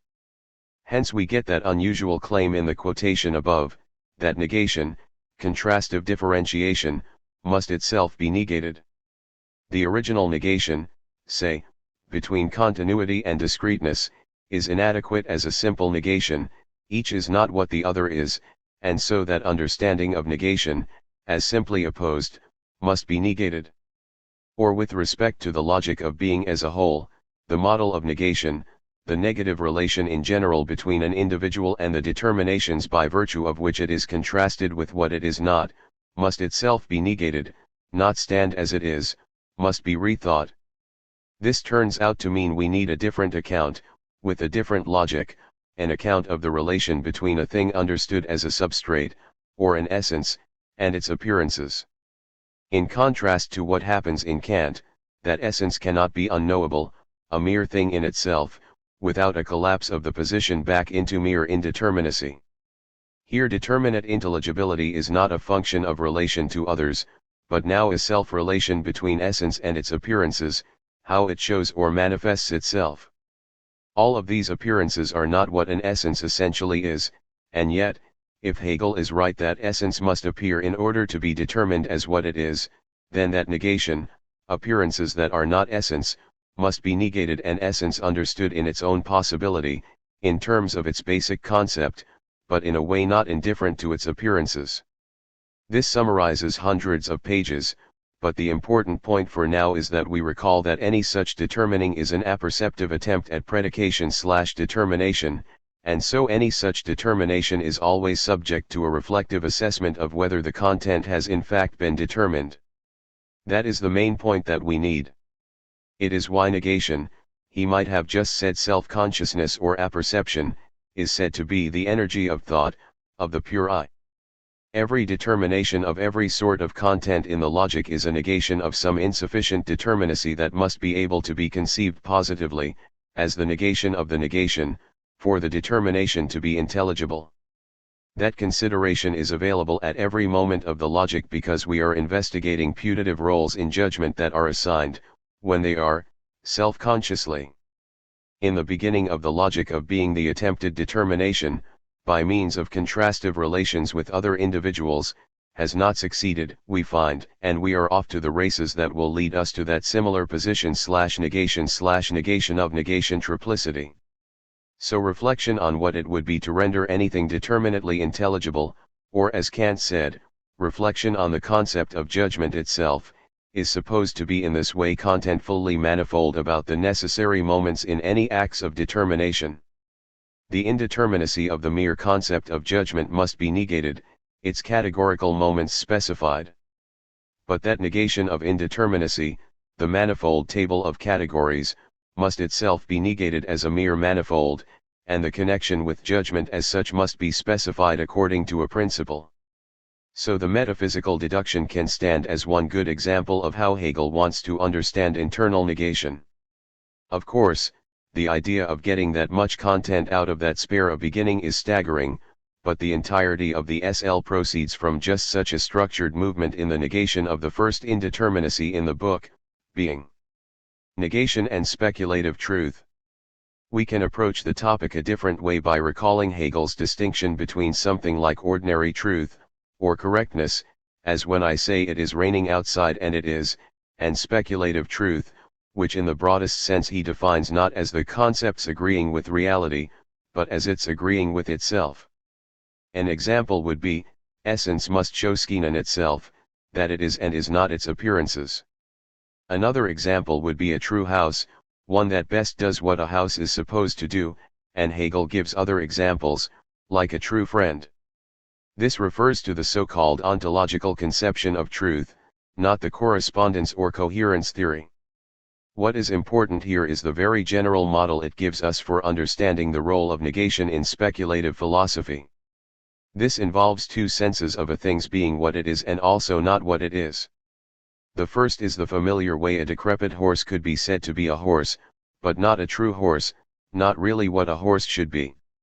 In just this sense, with any of the conceptual determinations of the logic of being, for example, each determination is just that determination and not some other, as with the concepts, for example, of finitude or discreteness. What Hegel wants to show is that, within the resources of a logic of being, finitude, say, cannot be conceptually determined, its content specified, in isolation as just, determinately, finitude alone. It is finitude, but not all that finitude must be said to be, in order to be successfully determined as just that. Point 19. Its concept does not agree with itself. We will be able to understand this better once we have looked at what occurs on the way to speculative judgments, or judgments of necessity, that is, reflective judgments at home in the logic of essence. These are not judgments like this is a horse or most swans are white, but like, to use Hegel's examples in the encyclopedia, this plant is curative, it does not just happen to be curative but is so, qua the kind of thing it is, or this instrument is useful, does what the instrument is to do, agrees with its concept, or that form of punishment is a deterrent, it does what punishment is supposed to do. As we shall see, evaluative judgments, like this action is good or our familiar this is a bad house, will be paradigmatic examples of judgments in the logic of the concept. They do not qualitatively specify a thing by distinguishing it from other things, they do not identify the appearances that show the essence of the thing, they understand the content in terms of its concept. Again, the logic is concerned not with these judgments per se, but with the metaconceptual conditions of their possibility, the reliance in them on qualitative negation, finitude, essence, appearance, universal, and this is the subject matter of the SL.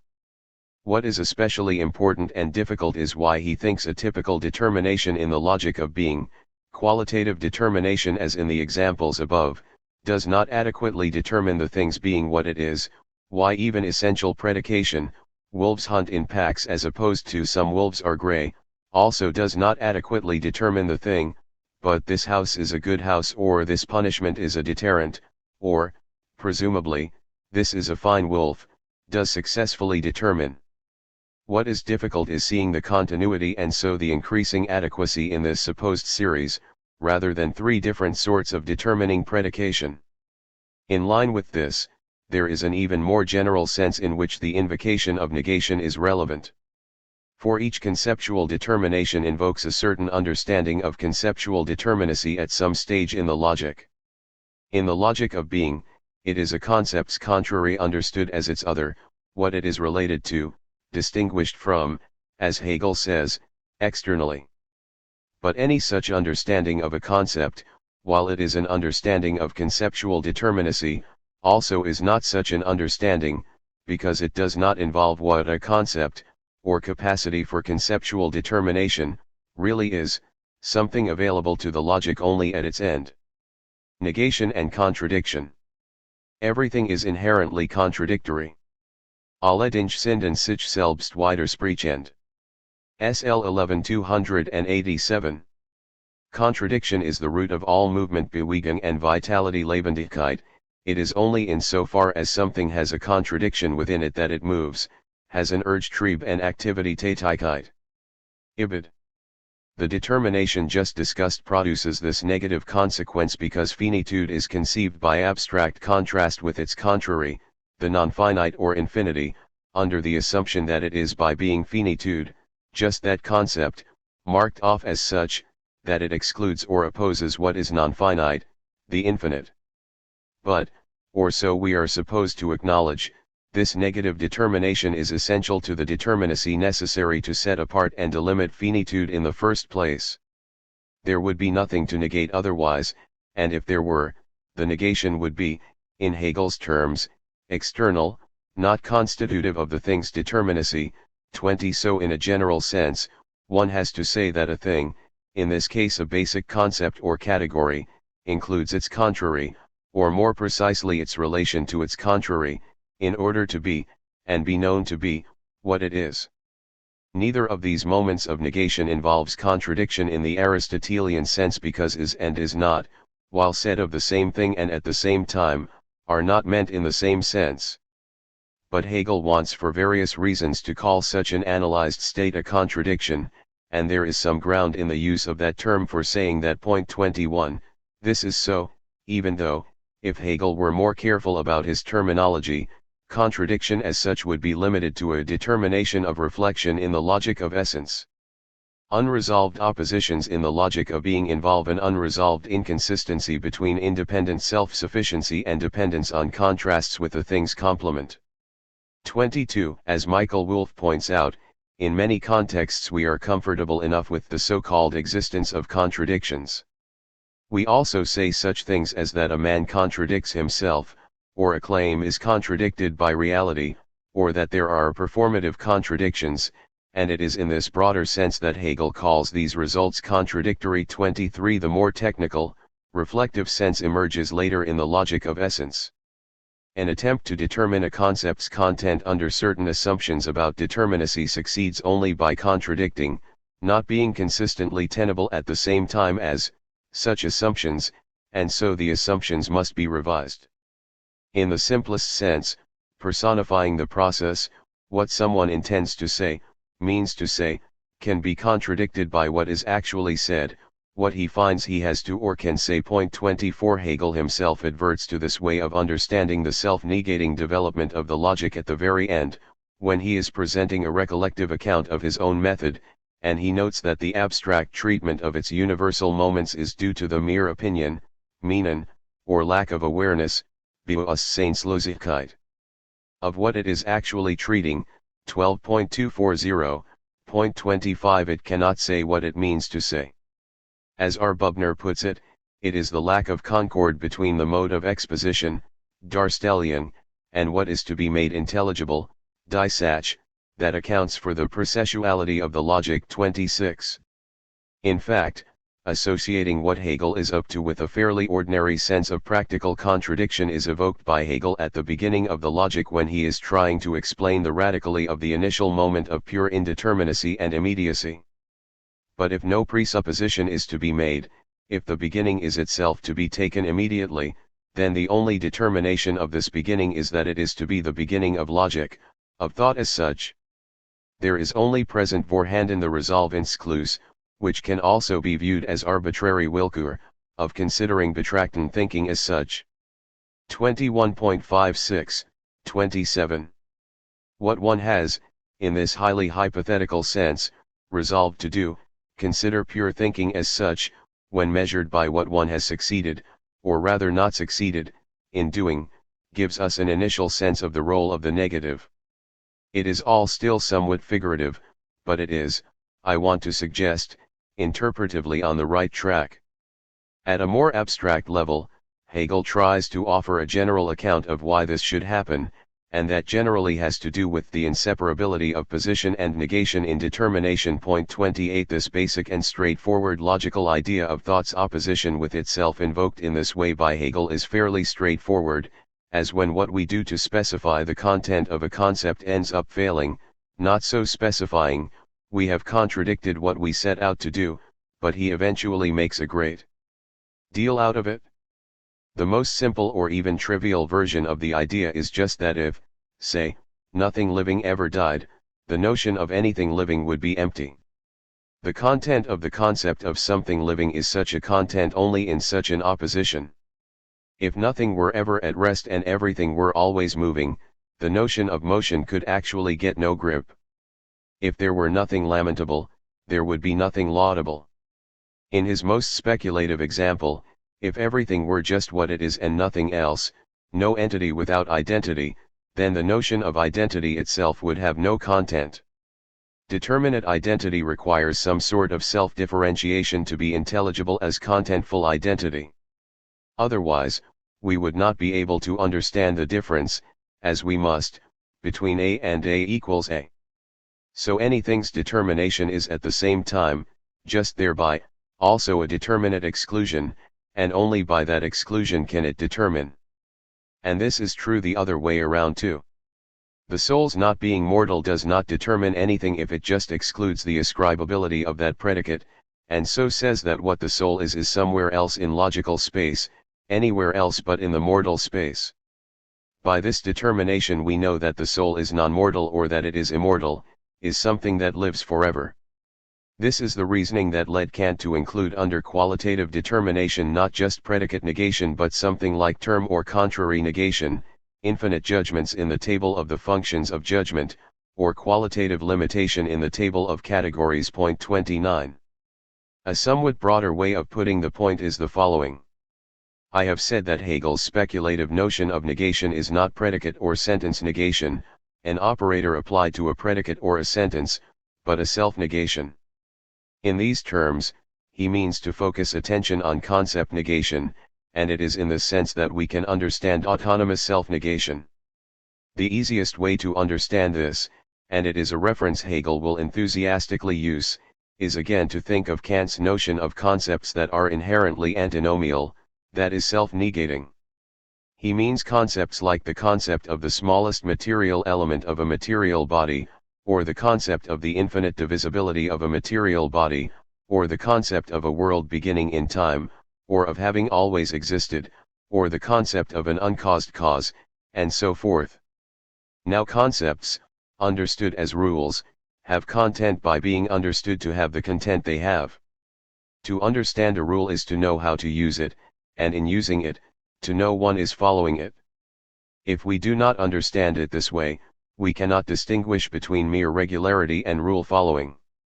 So understanding such a concept, viz., the concept of a smallest particle of matter, is not, as we have been insisting throughout, grasping a content but understanding what the rule instructs us to think. That is, the concept is always already a moment of a discursive activity, a thinking through of its implications. And such a thinking through ends in the concept's negating itself, as in the unavoidability of concluding that there is always a smaller particle, for example, following Kant's account in the Antinomies, because the thinking of a smallest particle requires us, instructs us, to think of continuing divisibility. In this sense, the concept negates itself, such negation is autonomous, that is, autonomous to the concept itself, not negated by some other concept or consideration. And just like Hegel, Kant insists on an internal negation of that negation, both for concepts and the negative of those concepts that cannot both be true together but can both be false together, contraries in the Aristotelian square, and for those that can both be true together but cannot both be false, subcontraries.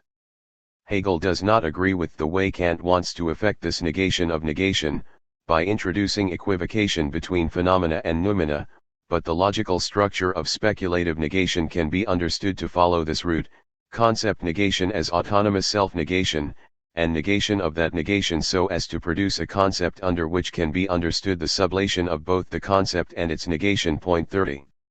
It is in various ways by ignoring a dependence on contraries and exclusion and attending to concepts in isolation that all the basic concepts under consideration in the logic, until the logic of the concept itself, are shown to be antinomial in this sense, that the resolve to determine content in such isolation does not match the achievement, that the exposition fails to capture dissach.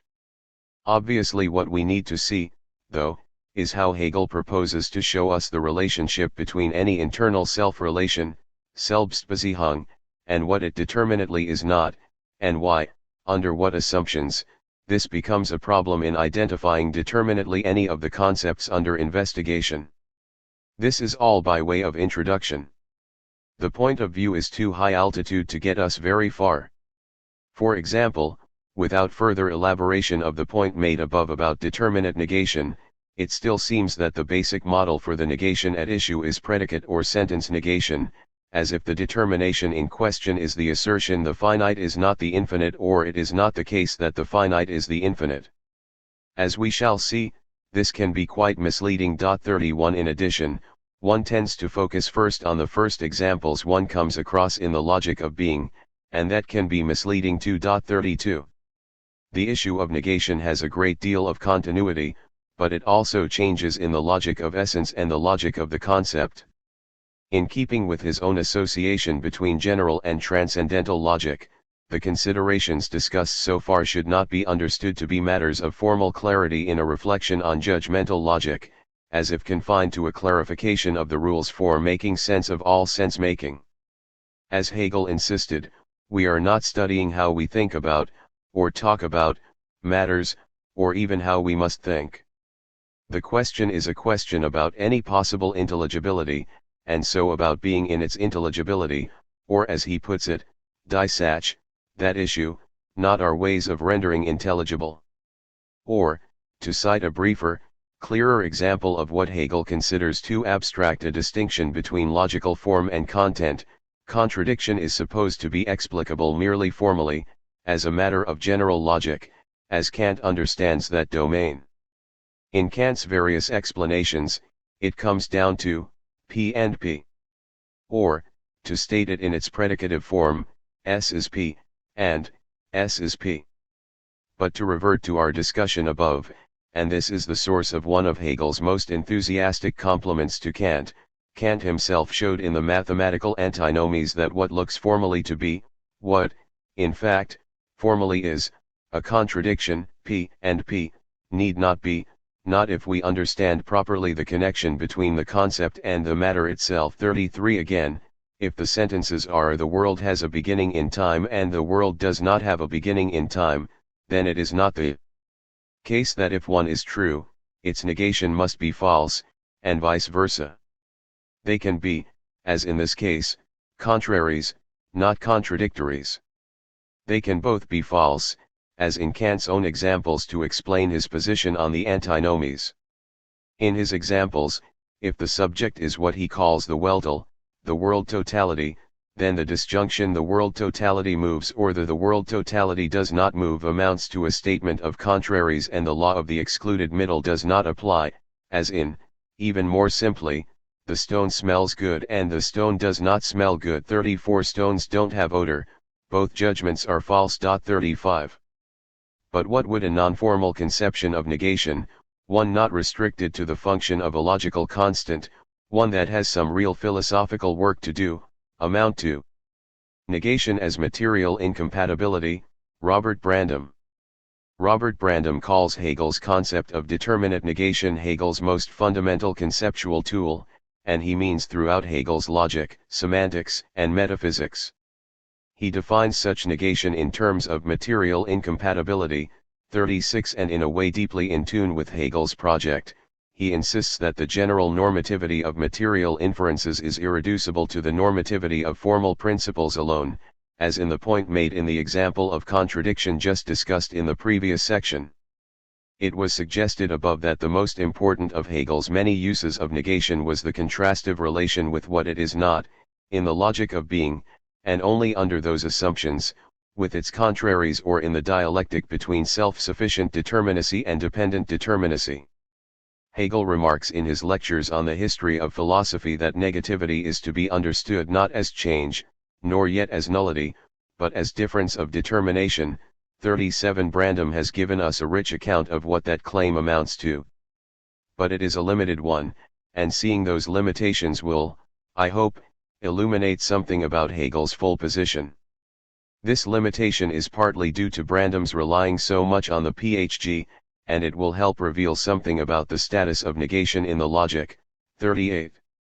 Brandom's central idea is that determinate negation is a modal issue, a matter of alethic modalities, concerned with material modalities in reality, a modal realism, of necessity, possibility, and impossibility. By modal Brandom means to point to the fact that theoretical cognition of the world, even empirical description, relies on words that are not mere descriptions, like laws that support robust counterfactual inferences, necessitation, preclusion, and that are descriptions, quoting Sellers, are only descriptions, and not labels, in the space of implications. 39 Or, for there to be some determinate way the world is just is for it to be articulated into states of affairs, objects possessing properties and standing in relations that include and exclude each other in modally robust ways. 40. The most manageable unit of intelligibility is the judgment, understood by Brandom as, au fond, a commitment. He says judgments are the smallest unit for which one can take cognitive responsibility. 41. He also says that his use of commitment tracks Hegel on Setzen. 42. Brandom's full theory of intentionality is that it is functionalist, inferentialist, holist, normatively regulated, and socially pragmatist. Far too much to consider here. 43. One important element in understanding the possible content of such a commitment is an understanding of conceptual content, the very problem we have been tracking in Hegel. And the most important element in the possibility of such content is that any entitled wielder of such a concept is just thereby, by having understood the content, come to possess the concept, extruding material incompatibilities and finding and endorsing, extracting, he sometimes says, further material commitments. According to this conception, to be conceptually contentful is to stand in relations of material incompatibility, determinate negation, and material consequence, mediation, to other such contentful items. 44 These incompatibilities are not modeled on predicate negation. Something's being a square excludes its being an aspiration or an episode in the Civil War, but these are indeterminate negations and locate the subject in that infinite logical space not filled, in the early Wittgenstein's model, with what is excluded, just somewhere else. This is what traditional logic called an infinite judgment. But that a square is not a circle, that its being a square excludes the possibility of its being a non-square, or that something cannot be red and green all over, or that Pittsburgh's being west of Harrisburg and Harrisburg's being west of Philadelphia means that Pittsburgh is west of Philadelphia, are all determinately informative, and the inferences are not formal logical. Red and square are different but compatible properties, square and circle are different but incompatible, two different kinds of differences. These material incompatibilities and material consequences are normative requirements for understanding the contents being the content it is. They have to do with the coherent thinking of these contents, but they involve no reference to the psychology of thinking. In a Phrygian mode, one could say, as Brandom does, that thoughts stand in these relations, not psychological thinking events. Having noted that, when all goes well, what we know is what is the case, Brandom also notes that Hegel wants to understand what we should say about cases when all does not go well, or when we do not yet know how things are going. That is, in the phenomenology, where the question is how it is for the subject when things are unsettled or error occurs. Hegel wants to discuss the relation between how things seem to be, or appearances, and how they are really, or between representings and the represented, and Brandom shows how Hegel can have a position on this that does not rely on Kant's confirmation by extra-conceptual intuitions. He works out, in ways germane to the PhD but not in this context, how things can be said to be for consciousness and to consciousness. As we shall see, the logic's notion of shine is quite different, and raises some questions about the scope of Brandom's approach. But this all concerns not just thinking, facts or states of affairs stand to each other in these relations as well. The logical relations simply reflect the way the world is conceptually structured. Point 45. Another manifestation of the Hegelian understanding of the relation between logic and metaphysics. So on the object side, we have alethic modal relations, and on the subjective side, we have deontic normative relations, what we ought to extrude, and what we ought to undertake. They are both two sides of one coin. More precisely formulated. First, deontic normative vocabulary is a pragmatic meta-vocabulary for alethic modal vocabulary. Second, as a consequence, there is a kind of sense-dependence relation between these vocabularies. Point 46. The second formulation is something we saw and discussed in the second chapter. Now this sort of conceptual or modal realism is only one of a triplicity of general characterizations that Brandom thinks we have to understand together if we are to understand Hegel. I cannot go into them all and will concentrate on this modal realism, but the rest of the picture should be noted. There is first objective idealism, defined as a symmetric sense dependence of the concepts articulating subjective processes of concept use and concepts articulating objective conceptual relations. The modally real impossibilities and implications would still exist even if there were no subjects around, but the sense or meaning of these determinations depends on our way of identifying them, as the determinate meaning of a fact could be said to depend on the meaning of the content of an assertion, a particular on the behavior of singular terms, and so forth. And finally there is conceptual idealism, where Brandom's pragmatic reading of Hegel begins to be more detectable. This aspect arises with the question: should this whole constellation of objective conceptual relations, the holistic structure we saw atomistically conceived sequentially as objects and properties, facts and laws, and subjective conceptual practices and processes be understood in terms of the relational categories of objectivity or the practical processual categories of subjectivity? 47. The answer is the latter. These practical purposive processes, the instituting processes of purposive action and intentional agency, have the priority raised as a question in what was just quoted. This aspect of Brandom's position is quite complicated, since it involves his reading of Hegel's summative position in the science of logic, in which the absolute idea is the unity of the practical and theoretical idea. Since we lack a full discussion by Brandom of the logic, I will rely later on Brandom's article about logical and empirical concepts, which is too limited to permit us to broach the issue of the absolute and Brandom's reading of that issue. The way in which Brandom discusses the deontic normative relations side touches on the issue raised earlier about the mysterious talk of resolve and drive in the SL. A very attractive feature of Brandom's approach is that this aspect is built into the theory of conceptual content itself. Again, as throughout, we must think of these activities not as psychological events but as expressing the normative proprieties inherent in commitments as such. He claims that Hegel is building on an idea of Kant's. The responsibility in question should be understood as a kind of task responsibility. It is the responsibility to do something. What one is responsible for doing in committing oneself to P is integrating that new commitment into the constellation of prior commitments, so as to sustain its exhibition of the kind of unity distinctive of apperception. Point 48. The concept of negation, incompatibility, in terms of which we should understand determinateness, whether of subjective thought or of objective fact, essentially involves a principle of motion, of change, of active, practical doing, as odd as this seems from the point of view of the logical tradition indigenous to Verstand. Point 49.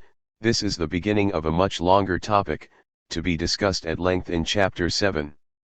Brandom is basing his account on the introduction to the phenomenology, but as his formulations indicate, he is proposing a general theory of Hegelian conceptual content on its basis. Point 50. I noted in the previous chapter that this pragmatic gloss on apperception construes it as a subject's reflective relation to the status of one's own judgments, and that this is indeed an implication of Kant's claim about the apperceptive character of consciousness and judgment, but it is a derivative one.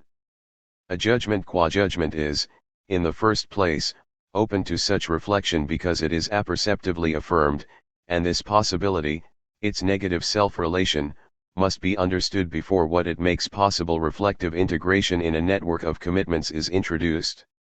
And in the logic, speaking casually, something goes wrong at the outset in our attempt to follow through on what is introduced. The way we go about such discharging of commitments. We have no sense yet of any important limitation in the way what we are supposed to do in carrying out this commitment, if regulated by the assumptions of Verstand, should necessarily produce thought's opposition to itself. Extruding incompatibilities is what one is obligated to do whenever they arise. We have no sense yet that, under certain inadequate presuppositions about how to do this, they cannot but arise, and not merely as a vague result of our finitude. 51 and 2, we will end up intending to do something, extruding incompatibilities, say, that we will not initially, from within the conceptual point of view in question, know how to do. The doing that Brandom introduces also introduces the kind of practical contradiction we made room for above, but it does not yet connect with the more determinate account of the limitations in ways of rendering intelligible that Hegel is interested in the SL. Point 52. I have already argued that as long as we are clear that we are using notions like thinking, accepting, rejecting, extruding, incompatibilities, and extracting, commitments, not psychologically but as expressive of the normative requirements constitutive of conceptual content as such, we should accept the logic's own account of movement, resolve, and therewith contradiction in very much the spirit, at least, of Brandom's enterprise. Again, more on this in Chapter 7. His functionalist account of content spares us the prospect of a moving or self-transforming kind of, very strange, abstract object, the concept. Brandom thinks he has given us the resources to account for the metaconceptual categorical framework of Vernunft, at the speculative level, as opposed to Verstand, and a key element of this claim is the understanding of negation, and so the concomitant commitment to this practical doing at the Vernunft level. But cleaning up potential inconsistencies in the network of one's commitments is quite a Verstand-like thing to do, and Verstand, anthropomorphizing a bit, is happy enough with activities or movements like inferring, concluding, presupposing. Point 53. It is not as if Verstand just judges and Vernunft infers. As noted, the problem is that Verstand, at a level of metaconceptual, speculative abstraction, cannot do what must be done. Let us say, for example, it contrasts the finite with the infinite, with, determinately, what it is not, or the one and the many, in a way that undermines the very contrast itself and so requires a negation of that notion of negation. And given the context of the logic, the inevitability of contradiction cannot rest, as it does for Brandom, on the conceptual inexhaustibility of sensuous immediacy. 54. In general, Brandom's approach has the advantage of giving us a coherent way of understanding the position, clearly Hegel's, that negation should not be understood as a mere logical operator. The world is full of negation, that is, in Brandom's interpretation, and in his own view, objects and events stand in modally robust relations of exclusion and implication, all such that understanding the world imposes deontic normative requirements on anyone asserting anything about it. The limitations of the approach, or the reason for its merely introductory status, which Brandom admits, is that the position is oriented from ground-level cases of, largely, matters of fact known empirically. There is nothing necessarily misleading about this. Hegel does the same thing, trying to exemplify points he is making about reality and negation, or something and other, or finite and infinite, by talking about meadows and ponds, the moon and the sun, the logical significance of what people call character, L90Z, and so forth. But there is a problem if we orient ourselves exclusively from this understanding when we move to the metaconceptual, speculative level. In Hegel's case, those exemplifications just cited express a specific understanding of determinacy, largely what he calls qualitative determinacy, an understanding that persists throughout the explanation of quantitative and measured determinacy, that is, throughout the logic of being. So in the first place, this is a limited kind of negation, typical of the logic of being, what Hegel calls Anderssein, not all of what Hegel means by the reality of negation in its most general sense in the logic.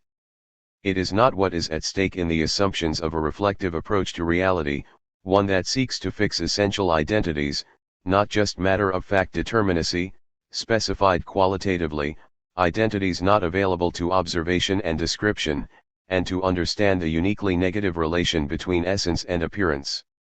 Still less is it this opposition between a thing and its contraries suitable for the determination of an act as good, or of a house as good, or of what goodness is, or of what is fully or really a good act or a true house, and that opposition alone does not get us to the complicated status of negation in the unfolding of a logic of the concept. Partly this is a problem for Brandom because he has, so far, provided only a kind of one-size-fits-all account of determinate negation.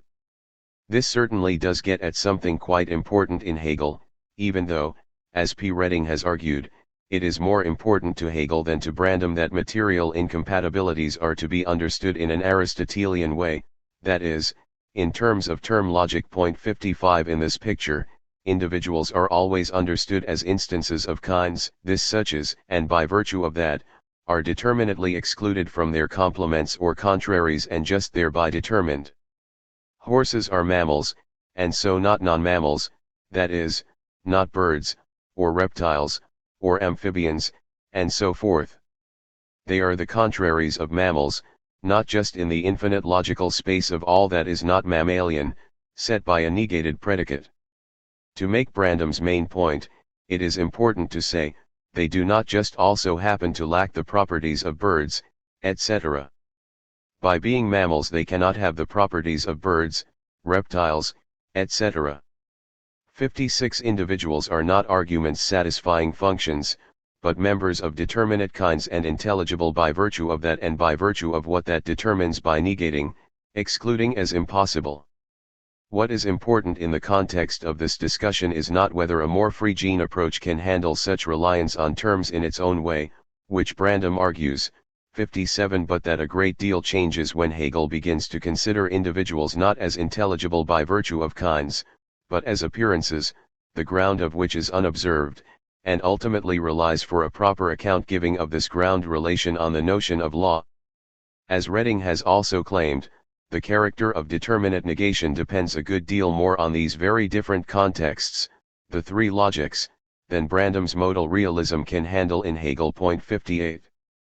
Secondly, the move from the ordinary to the speculative level, the metaconceptual structure of reason alters the epistemology of negation understood as Brandom does. At the ground level, there is no serious epistemological problem involved in the determination of the content of modally rich descriptions of the world. It is a necessary element in understanding surface and red that a surface that is red all over excludes being green all over. And if a commitment to a claim happens to be incompatible with another commitment, then the question of how to resolve it is not epistemologically problematic. One has to give up either one or the other, resting on the best evidence or argument available, or successfully recategorize the concepts such that the contradiction disappears in a non-question begging way. But at the metaconceptual level, the epistemology has to be quite different. Concepts like being, or becoming, or something, or manyness, or continuity, or infinity cannot of course be empirically based and must rather be understood in some progression of interdefinability.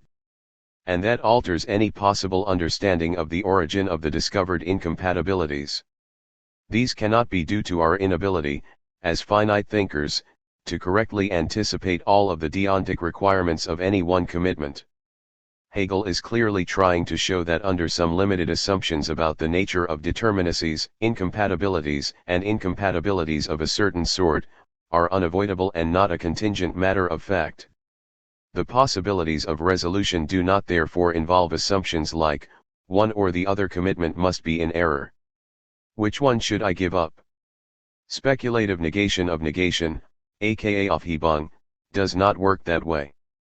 Said in its full Hegelian language, at the speculative level, the development of the concept is autonomous, not driven by the discovery of unexpected inconsistencies, and, much more importantly, self-negating. Point 59 in Brandam's account, however valuable it is, we do not have yet a sufficient explanation of the idea of logical movement, especially given that it is not driven in the SL by consciousness's experience of incompatible commitments, or the appropriate logical understanding of this notion of self-negation, a notion most on view, as we shall see, in the logic of essence. So, for example, Hegel says, in the preface to the second edition of the Encyclopaedia Logic, with the absolute right of the freedom proper to it, this thinking stubbornly insists on reconciling itself with the sound content, but only insofar as this content has been able to give itself the form gestalt most worthy of it, that of the concept and of necessity, which binds everything, content as well as thought, and precisely therein makes it free. L 20-21. Accordingly, Brandam is right to claim something like this. From Hegel's point of view, that extrusion or expulsion of incompatible commitments and extraction of and expansion according to consequential commitments is the inhalation and exhalation, the breathing rhythm by which a rational subject lives and develops. Point 60. But as stated, the claim is too restrictive.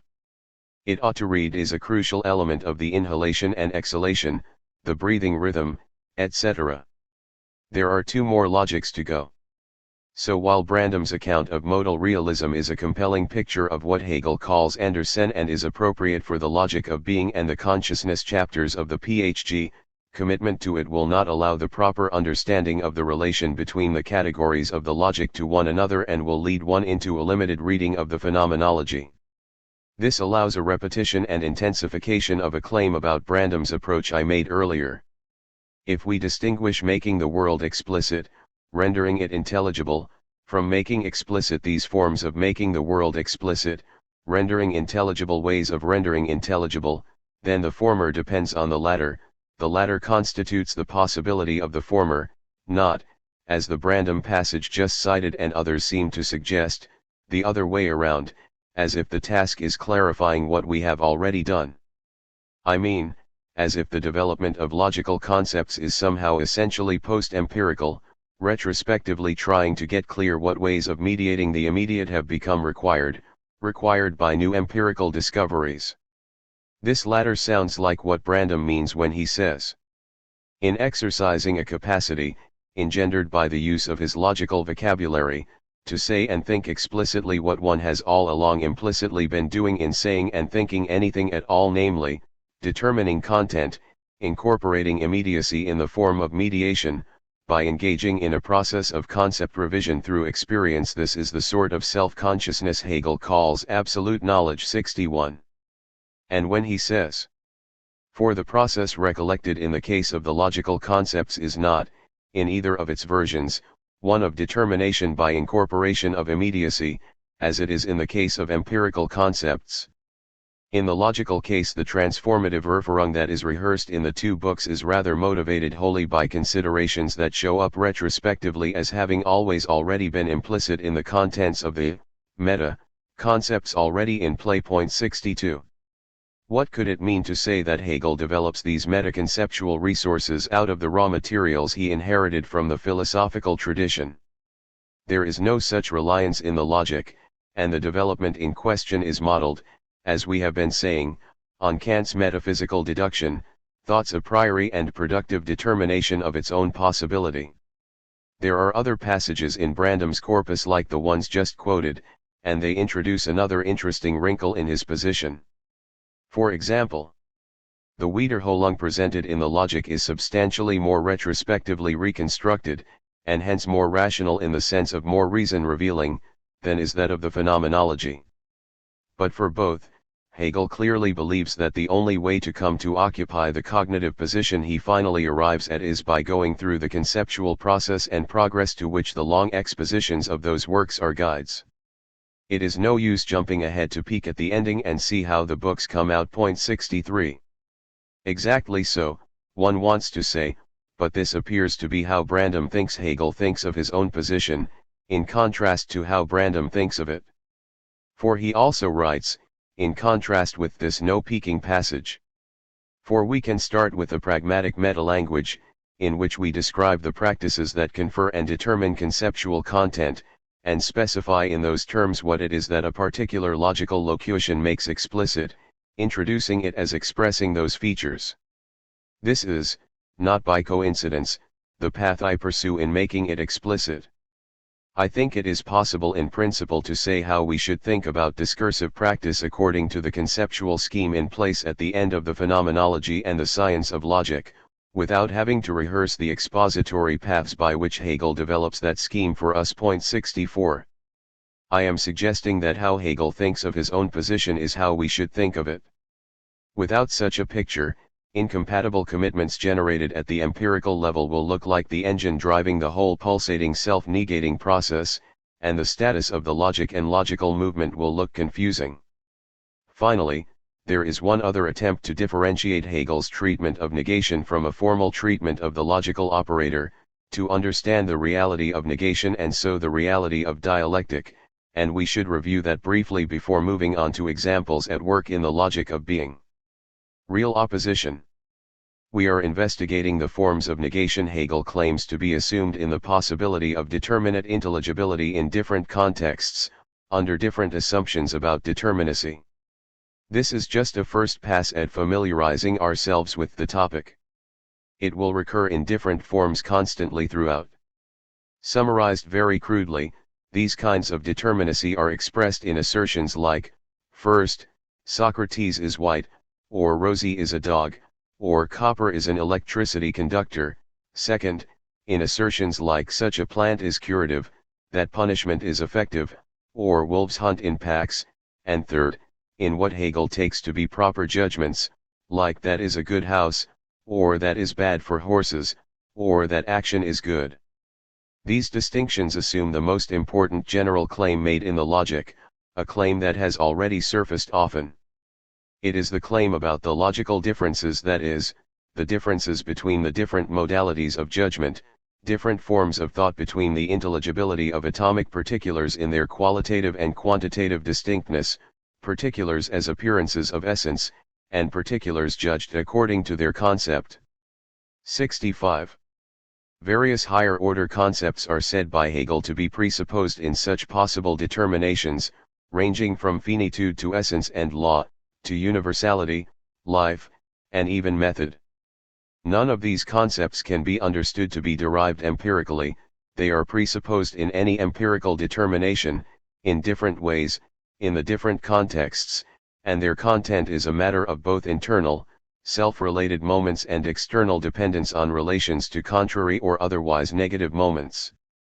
The content of a true assertion is what is the case, and so these constitutive moments of any possible intelligible assertion are the forms of reality. Any assertable claim, of various sorts, must be an expression of such conceptual specifications of intelligibility, and these intelligibility conditions constitute the possibility of intelligible bearers of truth, judgments. The forms of intelligibility are the forms of what could be true, although they do not settle the question of what, in particular, is true. What we want to know is both something about the material relations of exclusion necessary to differentiate and render contentful these higher-order concepts, and why there should be some inherent problem, some unavoidable inconsistency or antinomy, under the specific assumptions of each logic, in specifying those internal and external relations. Skepticism about such an approach is easy to understand. If the above is an adequate gloss on the claims we started with in Chapter 2, being is known to be in itself a pure concept and the pure concept to be true being, then we seem to be saying that these modally real relations of negation, however many kinds there are, do not depend for their reality on negators, excluders, claim makers. What we do in avoiding inconsistencies and what the world does in excluding incompatibilities are two sides of the same coin.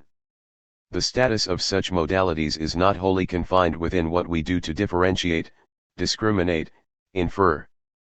They exist as what Brandom calls claimables. Even if we imagine a world without any claimings. 66 It could look as if we are close to positing something like negative facts, which some have seen to be required in order to explain the possibility of the intelligibility of the content of false assertions. It might seem that we are drawn into the reality of possible worlds, the world of what could be claimed even if there were no claimers, or at least an unjustified projection of the requirements of successful describing/explaining onto the world as it is in itself. But it is completely foreign to Hegel's approach, and what he thinks he has established in the phenomenology, to entertain speculation and philosophically serious worries about the status of claimable truths even if there is no one around to claim them. That is like yearning for a view of the real world without our having to use our instruments to grasp it, thus grasping only what can be grasped by our instruments, or is close to the nearly mad fantasy of trying to know what the world would be like independent of our way of knowing it.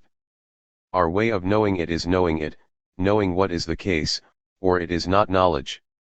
What could be known or not yet known does not have to exist in some way in order for us to understand how things can be the case without anyone available to claim it is the case. To project from the actual to an imagining of what can be said about what might be the case without anyone available to claim it is simply to imagine what it would be to claim it.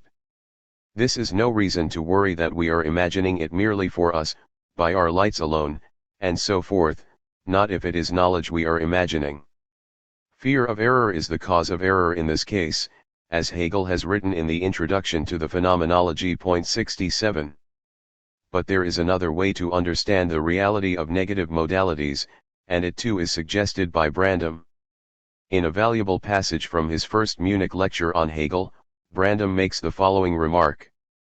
For objective properties, and so the facts concerning which objects exhibit which properties, also stand in relations of material incompatibility and consequence.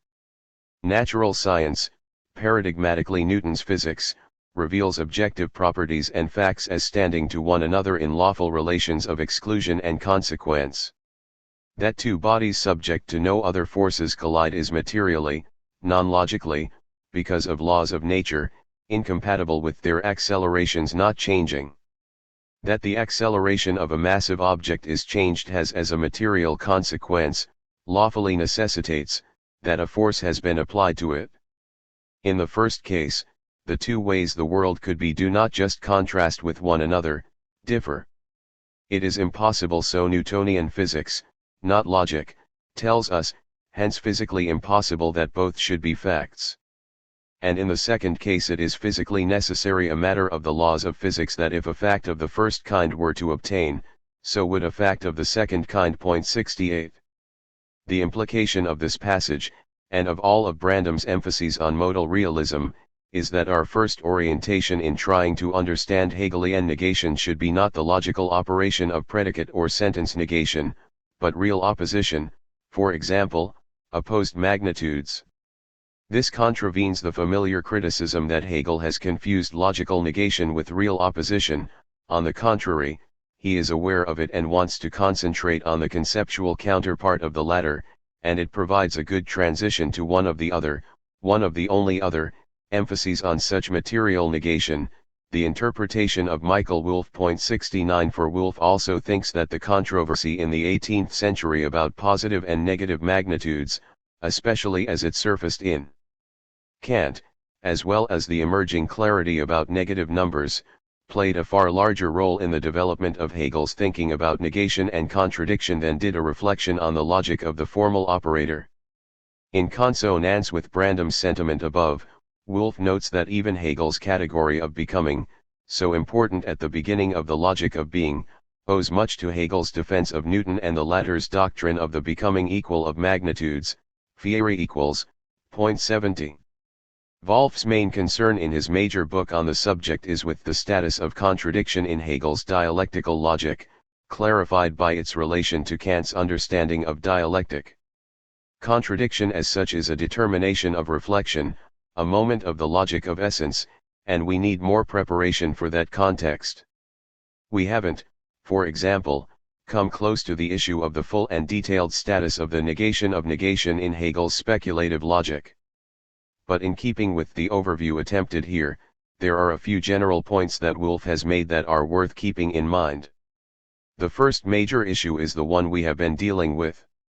Hegel treats contradiction and in general the status of negation and negativity as something real, not merely the result of a logical operation on a predicate or a proposition. In Wolff's account, there are two important contexts for understanding how Hegel could claim such a thing.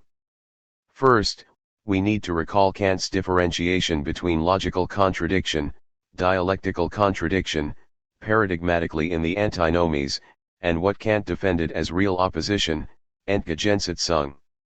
Kant tried to define the first wholly in terms of his doctrine of analyticity, most evident in the example of affirming and denying the same thing of the same subject at the same time, or in terms of logically false assertions. Dialectical contradictions, however, were illusions, only apparent contradictions. This account is the one that obviously interested Hegel, especially with respect to his different view of the origin of the appearance of a contradiction. Kant argued that, in the case of the mathematical antinomies, the first two, a kind of category mistake about the subject of the antinomies the world, that it is the sort of object that could have a beginning in time and limit in space, and a complex substance, that it is the sort of object that could consist of simple parts, or of infinitely divisible parts masks the true resolution of the antinomies. This is that there is only an apparent contradiction. In reality, as noted previously, upon analysis the two theses are contraries, and thus can both be false, and they are, although not both true at the same time. The world cannot be said either to have a beginning or not, a complex substance cannot be said to be either composed of simples or infinitely divisible. In the case of the dynamical antinomies, upon proper reflection on the subject of the claim, we can discover an equivocation on whether that subject is understood as a thing in itself or as an appearance. Once that is clarified, we can see that the two of these are subcontraries, not contradictory. They cannot both be false, but they can both be true, and they are. In both cases, we get indirect proof of the truth of transcendental idealism. The same sort of clarification of an illusory contradiction is found in the contemporary dual aspect interpretations of that idealism.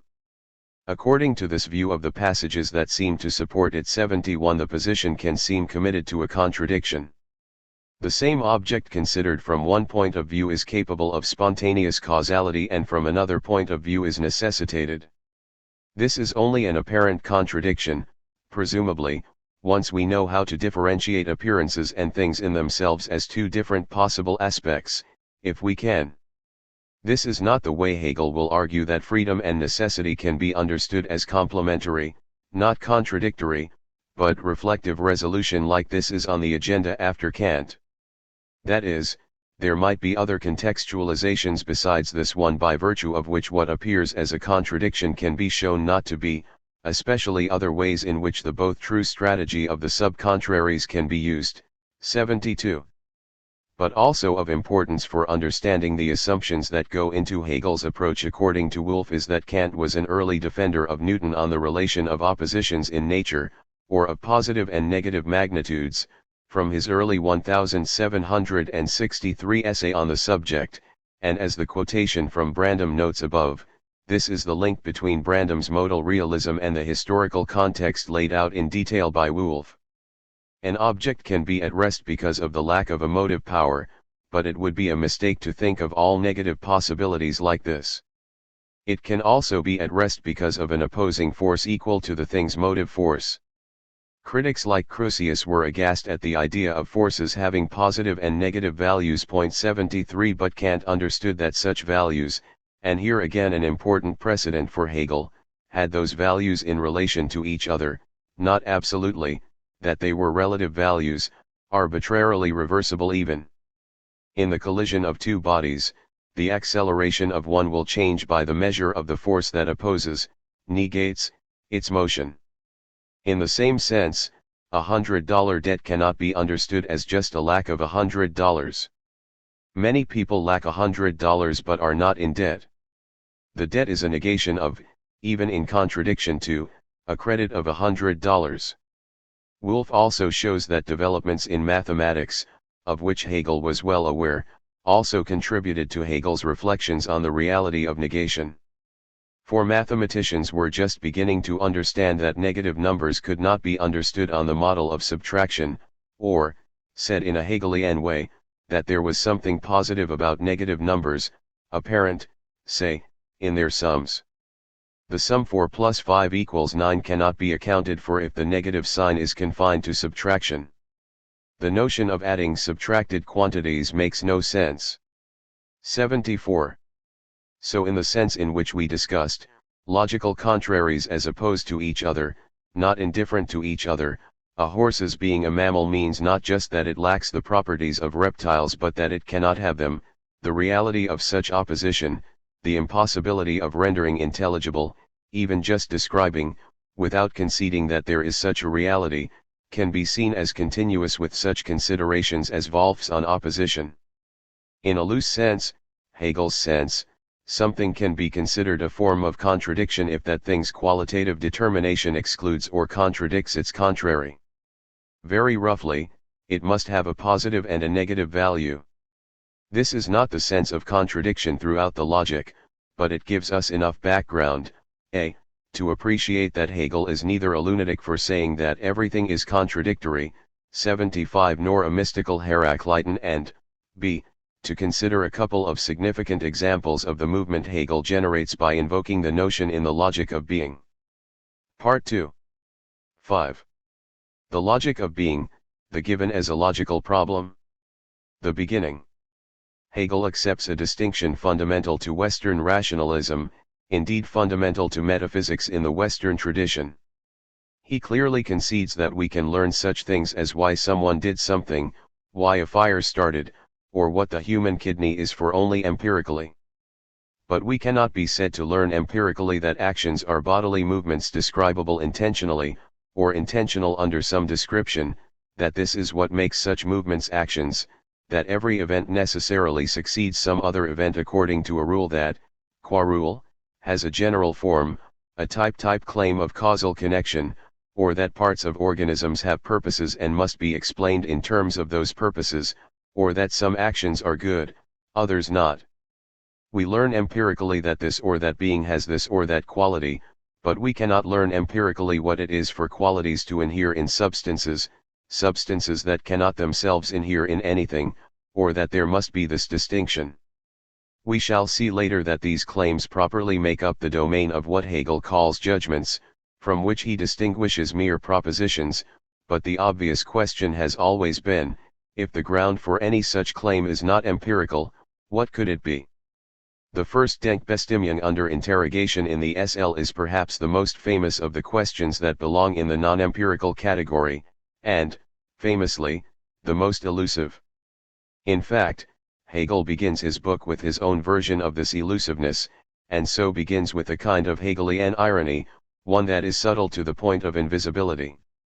The first thought determination, Denkbestimmung, to be considered is the concept being, sen. We begin in effect at the beginning of philosophy, with Father Parmenides, and so with the beginning of Western rationalism. Parmenides reasoned, a good candidate for the first philosophical or metaphysical thought, that all that could be intelligibly thought is what there is, being, so that is all there could be. Not being could not be intelligibly thought, it was unintelligible, aligus, and therefore could not be. But that meant that anything that relied on the possibility of intelligible not being could not be as well. And that meant that both differentiation, something not being another, and change, something changing from a state of not being something to being something else, or from being to not being, could not be, despite the appearances. Nothing was different from anything else, and nothing ever changed. Even saying what is not, false judgments, could not really be on such an account, despite appearances, despite the way of seeming. Hegel accepts the challenge of the hypothesis, the thought of anything at all, or in his terms indeterminate immediacy, as his beginning. As throughout, by the thought of anything at all, we do not mean the mere entertaining of some possibility. We mean the possible knowledge of anything at all, and so a form of judgment. Parmenides reasoned that not being could not be, so being was indeterminate, unlimited, and unchanging.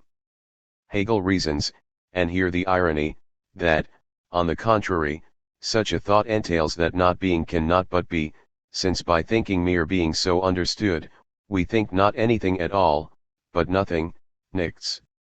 This beginning, Hegel emphasizes, must be presuppositionless, and some commentators have noted that this insistence alone might allow us to understand the opening logical movement of the book, that the implications of such a strong insistence on presuppositionlessness can be understood to drive the development forward. But we have already seen that Hegel does not believe there is such a thing as absolute presuppositionlessness. That would amount to something like an oracular manifestation, being. And from such a moment nothing would follow. Besides, we already know from the previous chapter that there is a certain theoretical and a certain practical presupposition clearly made for the enterprise of the logic to make any sense. To repeat the passage. But if no presupposition is to be made, if the beginning is itself to be taken immediately, then the only determination of this beginning is that it is to be the beginning of logic, of thought as such. There is only present vorhanden the Resolve insclus, which can also be viewed as arbitrary Willkür, of considering betrachten thinking as such. 21.56. We have presupposed thought as such, and we have presupposed the resolve to consider thinking as such. So, to make as explicit as possible both such starting points, we have to say that the opening as such is the resolve to attempt to think being as such. The grammar is important. That is, it is the resolve to grasp, directly apprehend such an object of thought. This is what will fail, or more precisely, will prove itself to be incomplete as a possible thought, stated in those terms, and through that failure we learn that any thinking must be the attempt to think that being as such is X or Y or whatever.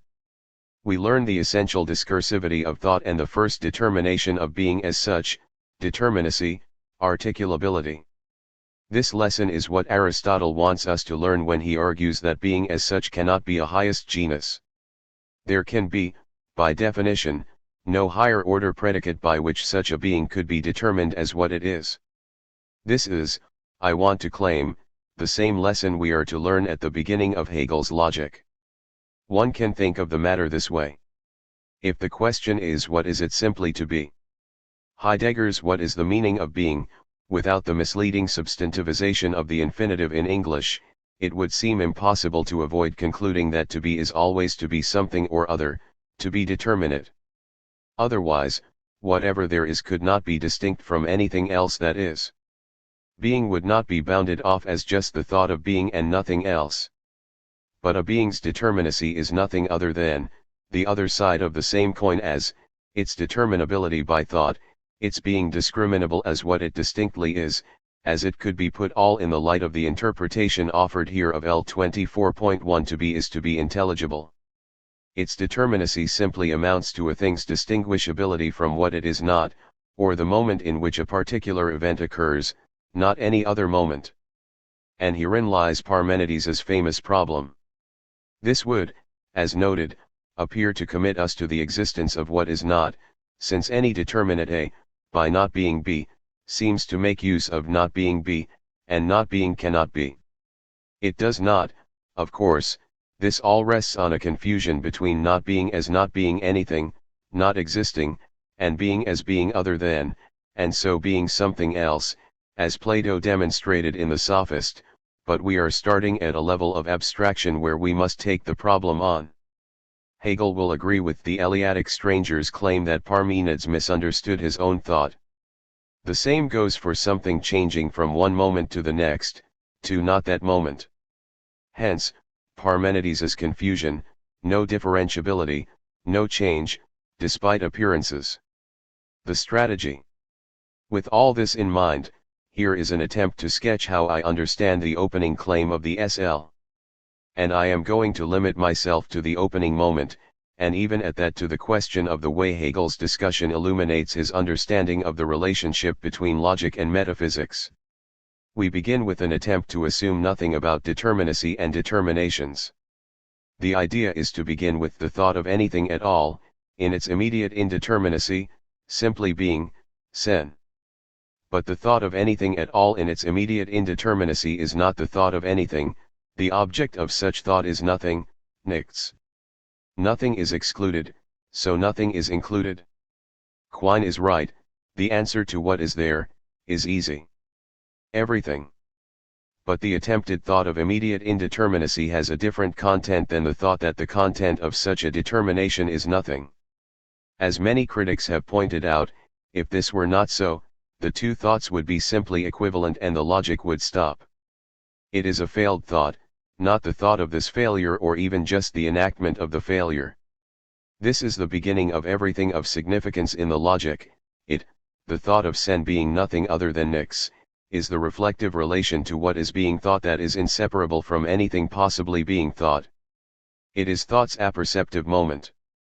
Anyone truly thinking the thought of indeterminate immediacy is just thereby thinking what it could be to think such a thought, as discussed in chapter 3 here. Just thereby, thinking is thinking its failure to be thinking, not thinking of a strange object, nichts. It is only in this sense that the first moment has a second moment, a realization of what thinking must think to be thinking of anything, in general, determinate being, Dasein, and so the conditions of determinacy, which at the minimum level turn out to be qualitative and quantitative predicates, and their relation to each other in a category Hegel calls measure, mass. But this all refers to a content determinately distinguished from what it is not, a something as opposed to an, its, other, finite being in its contrastive relation with infinity, the one in its relation to the many. All of this is in keeping with what he wrote about the development or progression of the moments of the book. In L17, Hegel says that the unique purpose, deed, and goal of his science is to arrive at the concept of the concept and so to arrive at its return into itself and contentment Befriedigung. And in the addition to 83 he says simply, only the concept is what is true, and, more precisely, it is the truth of being and of essence. So each of these, if they are clung to in their isolation, or by themselves, must be considered at the same time as untrue. This is the process we begin in the logic of being. Such a reflective determination reveals both that such putative immediate indeterminacy must itself already be a determination too, and that such a putative content, anything at all in its immediate indeterminacy, has not been transformed, has not become nix, but that it always already was, had always already, as Hegel puts it, already gone over into nichts.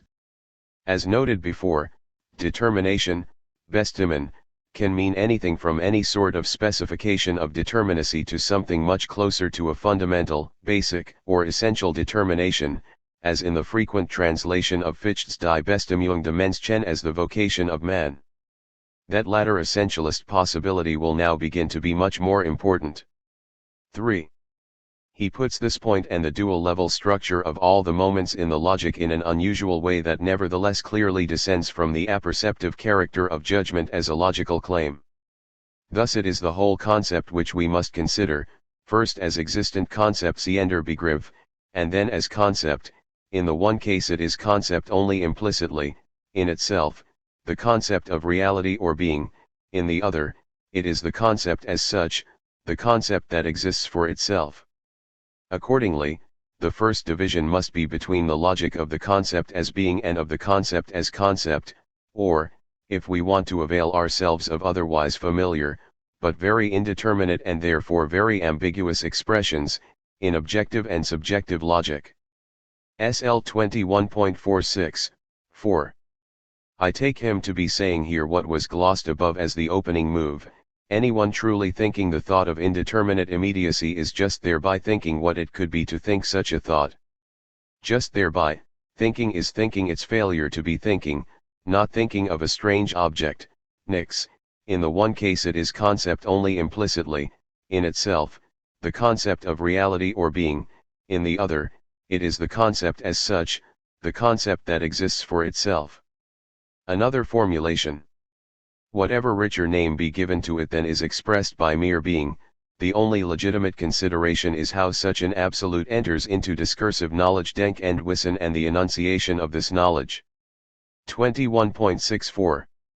This emphasis on showing the discursive nature of knowledge of any kind is no doubt the reason he begins the book with a sentence fragment, the linguistic representation of a thought that is, can be, no true thought, as signaled by its fragmentary linguistic representation. As it stands, it is a bit oracular or Vedic, or at least like a chapter or division heading, not a part of the book proper. But it is not a title. It is the first moment of the book proper. Being, pure being without further determination is what Hegel wrote, 21.68. In the L, the beginning is less dramatic. He just states that being is the concept in itself, and so must be developed. He calls that development a Heraussetzen, a setting out that already links intelligibility to discursive intelligibility 84. We recall how important this notion was in Chapter 3, and Hegel here is doing something like making a case for, or at least in some way showing us, the apperceptively discursive nature of any possible discursive intelligibility.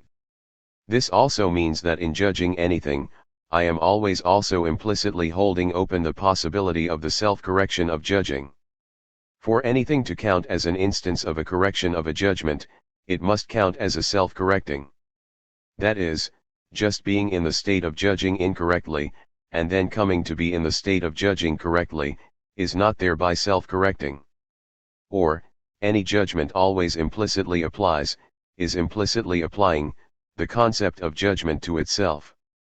It is a judgment because I, and nothing other than I, make it the case that I judge that I, and nothing other than I, commit myself, one could say, Fichte self-positing.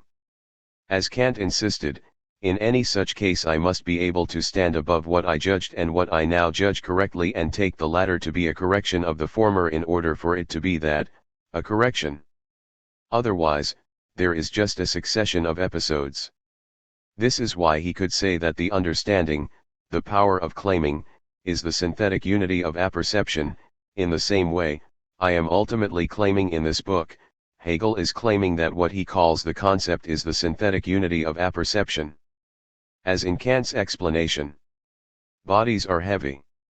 By that, to be sure, I do not mean to say that these representations necessarily belong to one another in the empirical intuition, but rather that they belong to one another in virtue of the necessary unity of the apperception in the synthesis of intuitions, i.e. in accordance with the principles of the objective determination of all representations insofar as cognition can come from them, which principles are all derived from the principle of the transcendental unity of apperception.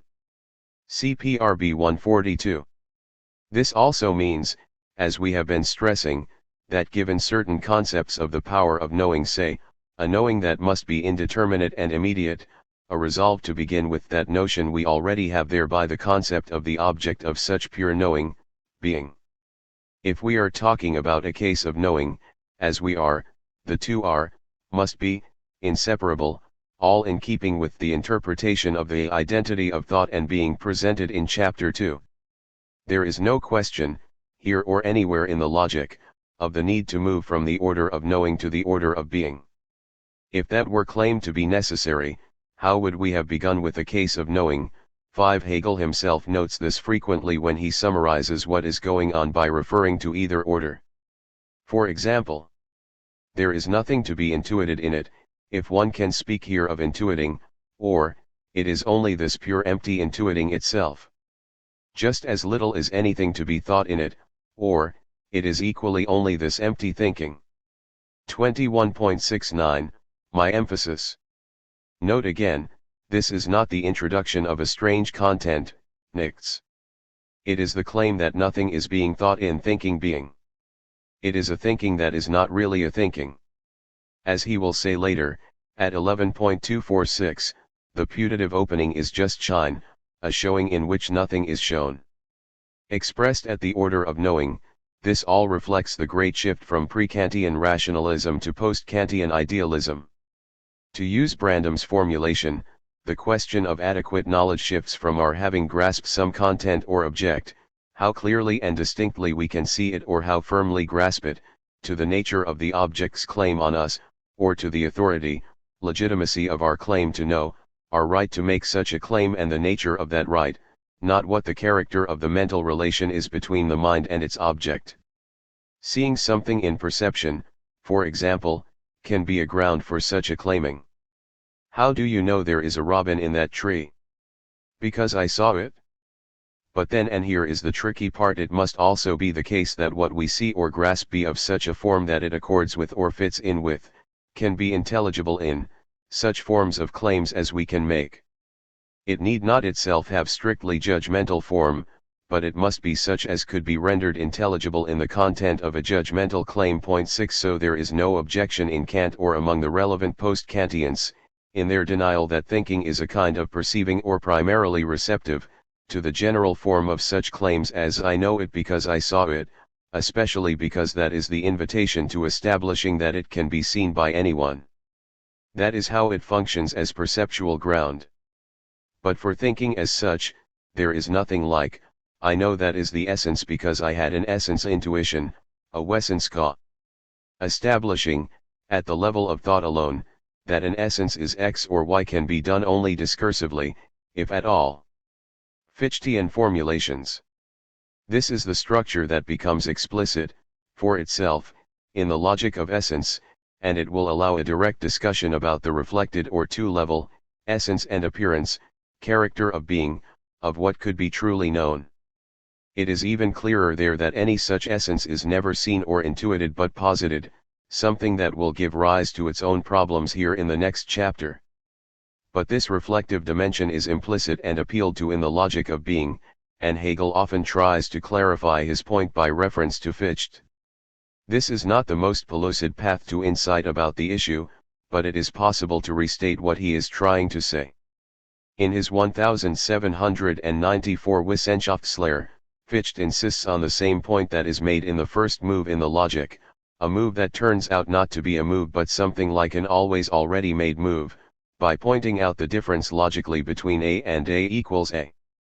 For the latter, we need, for its thinkability at all, and so for the intelligibility of any A condition its identity as itself of its being determinately A, and I that is equals I. This is the claim we saw above in Hegel's terms, that being itself is only the concept in itself, the concept must become for itself as the thought that being is such and such. But this identification is something done, a tad, the equivalent here of bringing contents to the unity of apperception in Kant's account, an active unifying necessary for the I to be continuously that I in experience. Thinking is a productive power. Fichte needed a new word for the full expression of a thinking, a pure spontaneity, a productive power, that is always also the consciousness of thinking, Tath and Lung. But, as he also notes, this first principle, A equals A, is not possible unless it has also made possible the thought A is not equal to A. This requires that we understand how the I posits the not I and itself, the Fichtian equivalent to the necessity of a concept-intuition distinction. This is probably far enough into Fichte to make the initial point about positing and negating in their connection with the apperception point. We can see the parallel with Hegel in the third basic principle. For any A to be distinguished from A, we need the logical principle of Bestimmung, determination, which Fichte calls divisibility or determinability, or as we might say, Teilbarkeit. Kant's transcendental unity of apperception reappears as Fichte's self-positing I, and again as Hegel's Begriff. Another way to put the Fichtian version, given that there can be no beginning with simply being as it is in itself, but rather such a presuppositionless beginning must be thinking being, is that the beginning proper is positing, the Fichtian general term for thinking, the analog of which on the objective side must be determinacy, and A that is not A, Hegel's term for which is Werden, becoming. Of course, the notion of becoming immediately suggests a temporal development, and that seems to capture the idea of something at the same time being and not being, as in being what state it is in, but always becoming other than that state, as in any living beings always also dying, or at least changing, developing, deteriorating. But Hegel means the term to refer to a more general logical feature of determinacy in general, as in this important passage, which I will quote in full. When he wants to explain what he takes the beginning to show, his language is not linked to anything necessarily temporal. However, anything which it says over and above simple immediacy would be something concrete, and this concrete would contain a diversity of determinations in it. But, as already remarked, the enunciation and exposition of this concrete something is a process of mediation which starts with one of the determinations and proceeds to another, even though this other returns to the first, and this is a movement which, moreover, is not allowed to be arbitrary or esoteric. Consequently, that from which the beginning is made in any such exposition is not something itself concrete but only the simple immediacy from which the movement proceeds. Besides, what is lacking if we make something concrete the beginning is the demonstration which the combination of the determinations contained in it requires. 21.64-65. In other words, the movement Hegel introduces is what he always refers to as logical movement, development, logical life, even pulsation. This will be discussed later in Chapter 7. When he introduces that notion in this context, it is clear that he is referring to such logical movement, and that, paradoxically, any use of the temporal image is of something that has always already occurred. He even explicitly stresses this odd temporal point. Pure being and pure nothing are therefore the same. The truth is neither being nor nothing, but rather that being has passed over into nothing and nothing into being has passed over übergegangen, not passes over übergeht. But the truth is just as much that they are not without distinction, it is rather that they are not the same, that they are absolutely distinct yet equally unseparated and inseparable, and that each immediately vanishes in its opposite. Their truth is therefore this movement of the immediate vanishing of the one into the other, becoming, a movement in which the two are distinguished, but by a distinction which has just as immediately dissolved aufgelöst itself. 21.69-7.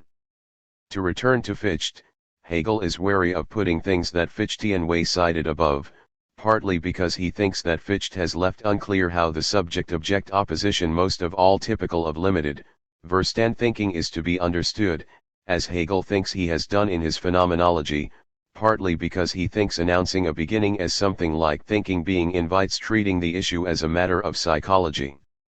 Here is how he puts his wariness. In this connection, there is the further essential observation to be made that, although the I might well be determined to be in itself pure knowledge or intellectual intuition and declared to be the beginning, in science we are not concerned with what is present in itself or as something inner, but with the determinate being Dasein rather of what in thought is inner and with the determinateness Bestimmtheit which this inner assumes in that existence. 21.64, Translation Modified, 8.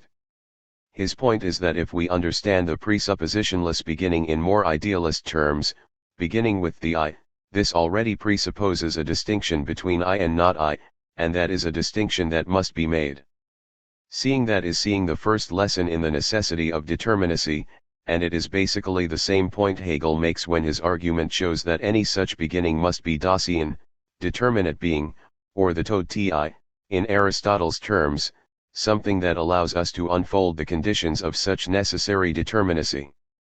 This original duality between nix and sen, now that, from Chapter 4, we can understand what Hegel means by considering thinking itself as a negating, will assume a very general importance.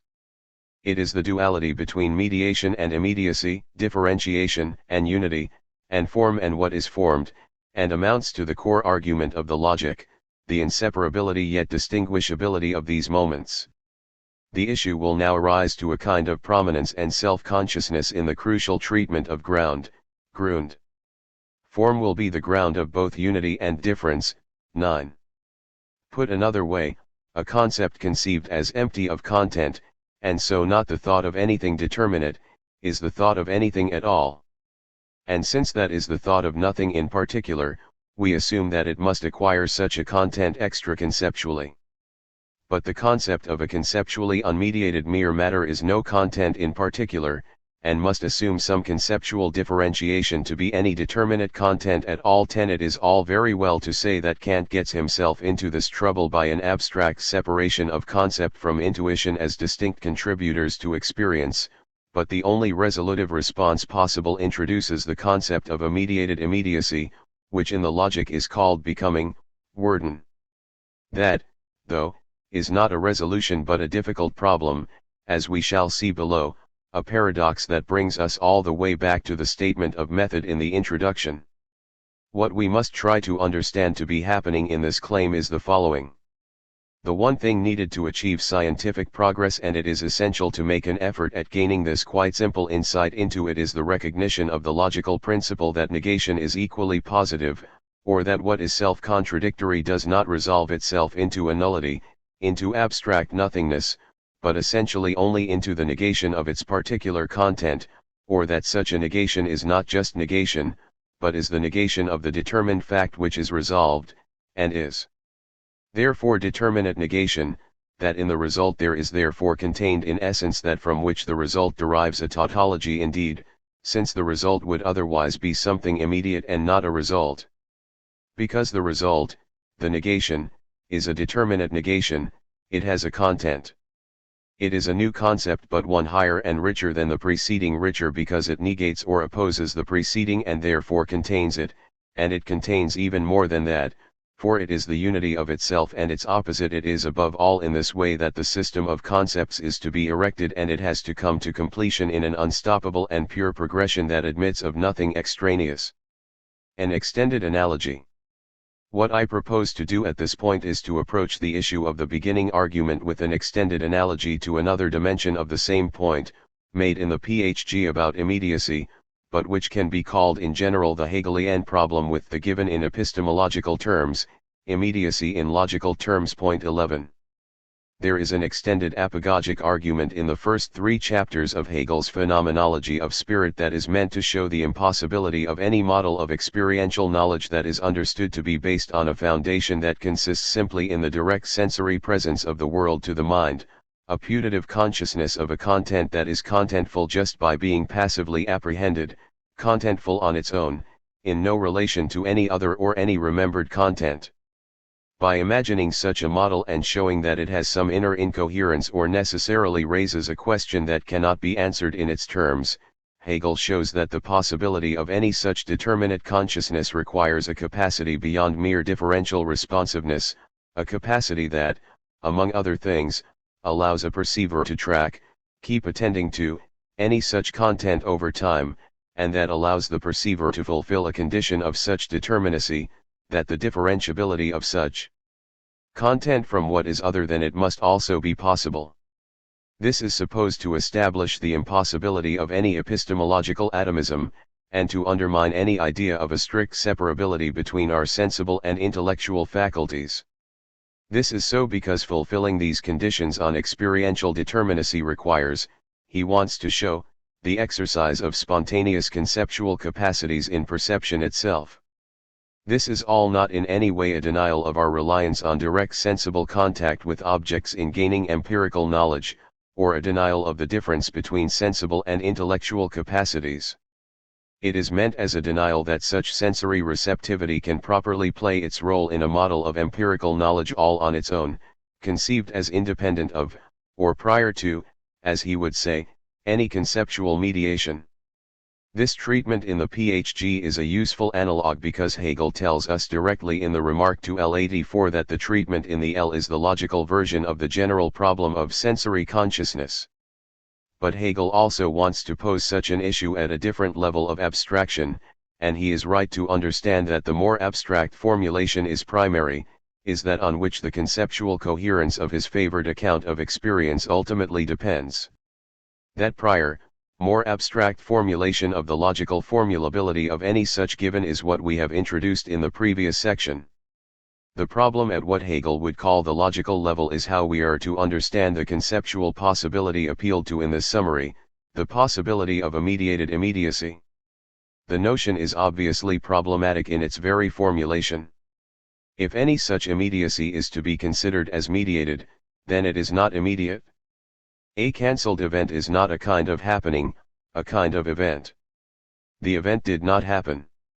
A mediated immediacy is no longer an immediacy. Hegel points directly to this problem. Or to the issue, he does not yet announce it as a problem or even as paradoxical. The beginning of philosophy must be either something mediated or something immediate, and it is easy to show that it can be neither the one nor the other, so either way of beginning runs into contradiction. 21.53. Or, on the following page.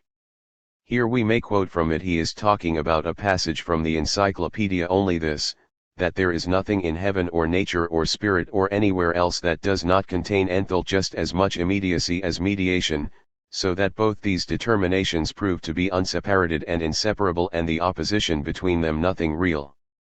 21.54. Obviously contained, enthelt, is a metaphor. The task is to understand the meaning of the metaphor. A mediated, say, a conceptually articulated, content can of course be further mediated, or articulated. But preserving the informatively sensory dimension of empirical knowledge seems to require, once we accept the distinct but not separable point, a notion of mediated immediacy.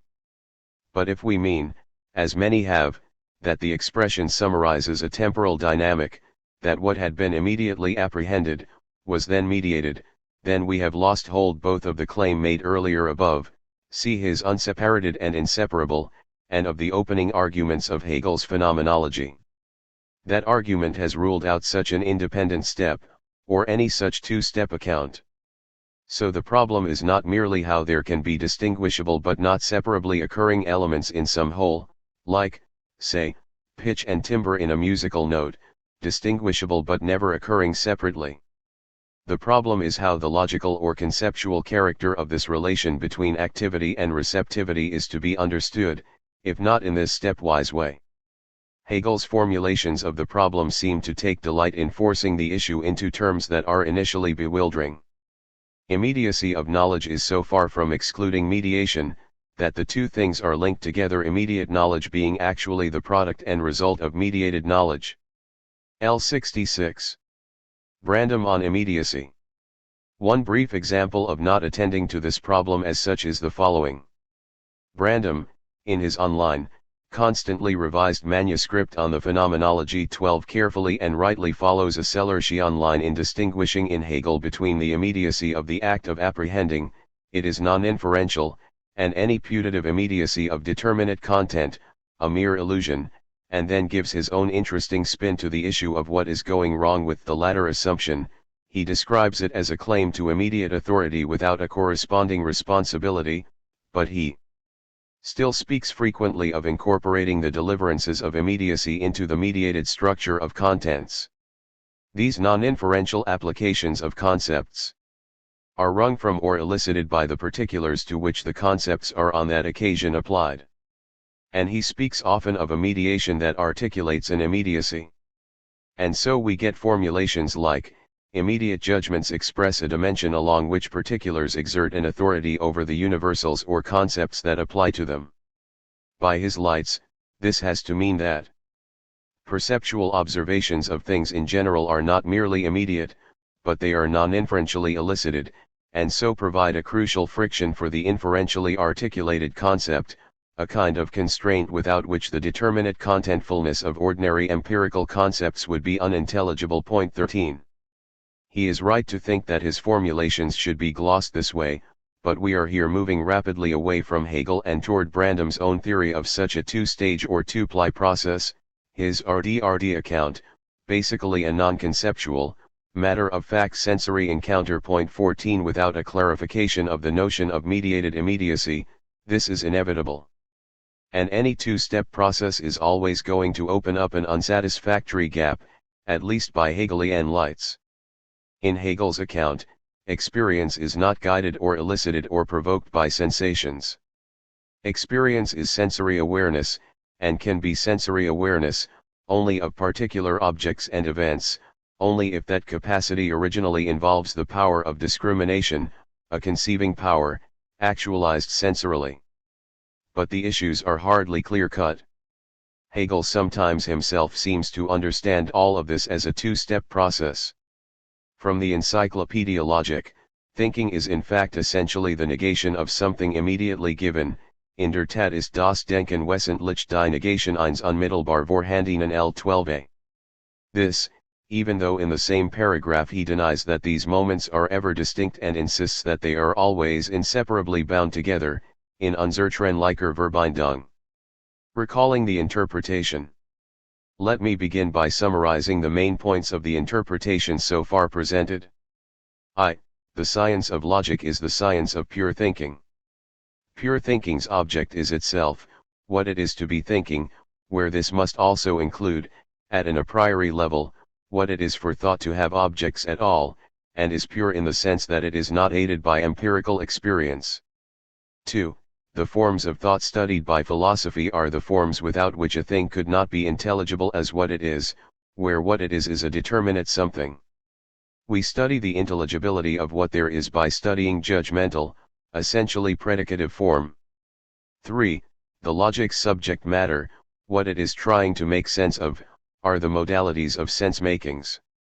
But, given that Hegel thinks of such modalities of sense-making not as a species-specific subjective capacity, but as constitutive of any possible sense, he would not say that this can be distinguished from making sense of things. This is another way of saying that logic, properly understood, is metaphysics. 4. Kant pioneered a way of returning to Aristotle's treatment of logic, or a theory of concepts as a kind of metaphysics, without the commitments of rationalist dogmatism. But Kant could not deal adequately with the questions that the approach raises. How do we determine what those conditions are? And can they be rightly confined to what the avoidance of logical contradiction will allow? Can the emptiness that Kant ascribes to these forms be maintained? Stated in Kant's terms, Hegel's claim is that general logic, properly understood, is already transcendental logic, properly understood, and transcendental logic, properly understood, is already metaphysics. This all places enormous pressure on what amounts to a kind of operator in Hegel's logic on which all the crucial transitions depend. Something like, would not be fully intelligible, would not be coherently thinkable, without. What follows the without is some more comprehensive concept, a different distinction, and so forth. Excluding logical contradictions would be one obvious instantiation of the operator. But as we noted in Chapter 2, the domain of the logically possible is obviously far more extensive than the range of what Kant called the really possible. The latter is what we need if we are to have a logic of the real. And Hegel cannot avail himself of Kant's non-conceptual forms of intuition to establish a priori the sensible conditions that set the boundaries of the really possible. 6. Hegel's debt to Aristotle is again relevant, especially now in avoiding subjective idealism, or what I have sometimes called impositionism. Entities are the determinate entities they are in terms of or because of their concept or substantial form. That is, such a form, or kind, accounts for such determinacy. Such entities embody some measure of what it is truly to be such a thing, and instantiate such an essence to a greater or lesser degree.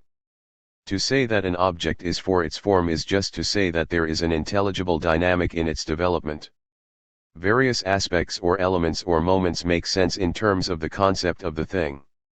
This intelligible dynamic is its concept and is not something that exists separate from or supervening on some physical attributes and efficient causation. It just is the intelligible way a development develops, there is nothing over and above the development. 7. But we know that thinking, for Hegel, is in no sense a kind of perceiving. As in Kant, it is discursive. There is no nous patheticos. Thinking is a productive power, spontaneity. The categorical structure of being is not simply noetically available to, transparent to, the light of reason. So in saying that pure thinking's object is pure thinking itself, we do not mean that thinking attends to a special object or event. We have to say that it determines its own possibility, and this with respect to the possibility of thinking any determinate object. So it would miss the point to think that, if pure thinking about anything at all were not checked or constrained by anything at all, or anything other than thought, pure thought would be somehow unregulated, producing its determinations without measure. But thinking considered purely is a productive power, and nothing can check or constrain its productions other than itself. Any other kind of constraint would not be a normative constraint. Anything of any kind that might count as a constraint is so only if taken by pure thinking to constrain it. That there cannot be anything that admits of contradictory predicates at the same time and in the same sense, and that a thinking of contradictory predicates is not a case of thinking, are two sides of the same constraint, and the coin is reason's constraint of itself. This has nothing to do with the faculty's acknowledgments of its limits, as if it is somehow owing to our finitude that we cannot think such thoughts. Help from Wilfrid Sellars. With such a background, here is the logical formulation of the problem of the given as the problem of immediacy. Being is the immediate Dasein ist das Unmittelbar. SL 11.241. Here I think we should say, being is the given in its logical form. Since the goal of knowledge is the truth, what being is in and for itself, knowledge does not stop at the immediate and its determinations, but penetrates beyond it on the presupposition that behind this being there still is something other than being itself, and that this background constitutes the truth of being. 11.241. As this passage already indicates, the logic of being is an attempt to demonstrate why there cannot be a logos of being just as such, understood as atomic contents grasped by a receptive mental or sensory power. In Hegel's terms, being is shine. The being of shine consists solely in the sublatedness of being, in being's nothingness. This nothingness it has in essence, and apart from its nothingness, apart from essence, it does not exist. It is the negative posited as negative. Shine is all that remains of the sphere of being. 11.246. The full, official form of the argument is that a distinct logic of being is impossible except if conceived within a logic of essence, which Hegel understands as reflected being, another statement of our most basic problem, aspects of which were already alluded to above. To be more precise, conceived within a logic of essence means, ultimately, under the concept of actuality, the proper understanding of the relation between essence and appearance, yet another higher order statement of the mediated immediacy problematic. 15. That alone doesn't help us much, but seeing the problem as a problem of reflection might get us somewhere. I will make a couple of suggestions. To start, here is a typical formulation of the issue to be addressed. The opposition between a self-standing immediacy of content or knowing and a mediation that is equally self-standing but incompatible with the former must be set aside, for one thing because it is a mere presupposition and an arbitrary assurance. Similarly, all other presuppositions or prejudices must be surrendered at the entry to science, whether they be taken from representation or from thought. For it is in science that all such determinations must first be examined and the status of them and their oppositions recognized. L78. One way to approach what Hegel is getting at is to pay attention to those many instances of the logical issue he presents in the logic of essence. Being and reflected being are one, appearance and essence is another version, so are matter and form, and there is an interesting and relevant discussion of Kant's distinction between reflective and determinate judgments that we will encounter in the next chapter. Now, my suggestion in this context might seem a stretch, but I have found it very helpful and I hope it has some resonance with other readers. This is Sellars's approach to Aristotle in an important article. It will involve my quoting too long but, for me anyway, extremely helpful paragraphs. First, this is what I take to be Sellars's formulation of the Kantian theme of an exclusively discursive intellect, and the kind of problem caused in Aristotle by its absence. It is also Hegel's point against the sufficiency of the logic of being as such. Point 16.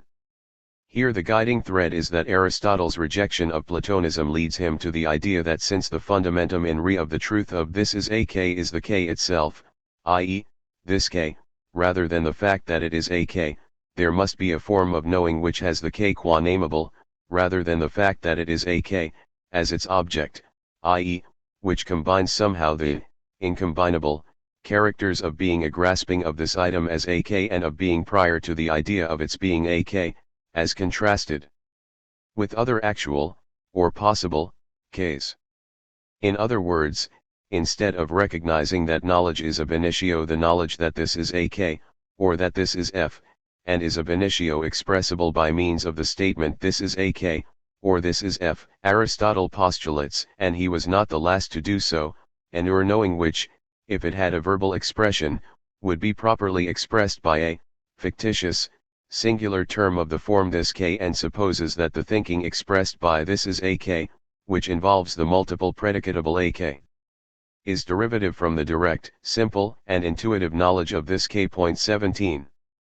If this is so, it is just another way to lead us back to the issue of mediated immediacy embedded in this is a k as what we know of initio. But if it is true that the form-matter relation inherent in such an issue can be expressed neither as the imposition of a form on an immediate matter, or the mediation of a prior immediacy, nor as an immediate apprehension of a form-matter, k, then this also gives Sellers another way of formulating the Hegelian apersis we have been tracking. It is compressed in this dense but illuminating passage, a kind of model of a two that is actually a one dialectic at stake in so much of what Hegel is about. It helps distinguish both as elements of a unity moments in the Das moment, element sense as opposed to the Der moment, or temporal phase sense. Are we to suppose that as in the ordinary sense the spatial togetherness of two individuals, the parts, constitutes a new individual, the whole, so in the metaphorical sense a non-spatial, metaphysical, togetherness of individual matter and individual form, the parts, constitutes a new, and complete, individual, the whole? The answer, I submit, is no, for the simple reason that the individual matter and form of an individual substance are not two individuals but one. The individual form of this shoe is the shoe itself, the individual matter of this shoe is also the shoe itself, and there can scarcely be a real distinction between the shoe and itself. What, then, is the difference between individual form and matter of this shoe if they are the same thing? The answer should, by now, be obvious. The individual form of this shoe is the shoe qua, piece of some appropriate material or other, in this case leather, serving the purpose of protecting and embellishing the feet. The individual matter of this shoe is the shoe qua piece of leather, so worked as to serve some purpose or other, in this case to protect and embellish the feet. Thus, the parts involved are not incomplete individuals in the real order, but the importantly different parts of the formula, piece of leather, serving to protect and embellish the feet, projected on the individual thing of which they are true. My emphasis, 18. Sellers's formulation of this particular immediacy mediation point is deeply Hegelian in spirit. It is what we need, a way of disabusing ourselves of assumptions that make it impossible to understand any modality of immediacy and mediation as inseparable, even if necessarily distinguishable. A form, like a concept, a thing's concept, or the concept, is not a thing but the distinct being at work of the whole thing, in the way in which the De Anima tells us in an analogy that the form or soul of the eye, were it a being, would be seeing. Though what appears to be two is really one formulation is also Hegelian. Here are Hegel's versions of the same point. First. Further, form presupposes a matter to which it refers. But for this reason the two do not find themselves confronting each other externally and accidentally, neither matter nor form derives from itself, is a se, or, in other words, is eternal. 11-297. And the two sides of the whole, condition and ground, are therefore one essential unity, as content as well as form. They pass into one another, or, since they are reflections, they posit themselves as sublated, refer themselves to this their negation, and reciprocally presuppose each other. But this is at the same time only one reflection of the two, and their presupposing is, therefore, one presupposing only. The reciprocity of this presupposing ultimately amounts to this, that they both presuppose one identity for their subsistence and their substrate. This substrate, the one content and unity of form of both, is the truly unconditioned, the fact in itself. 11.318.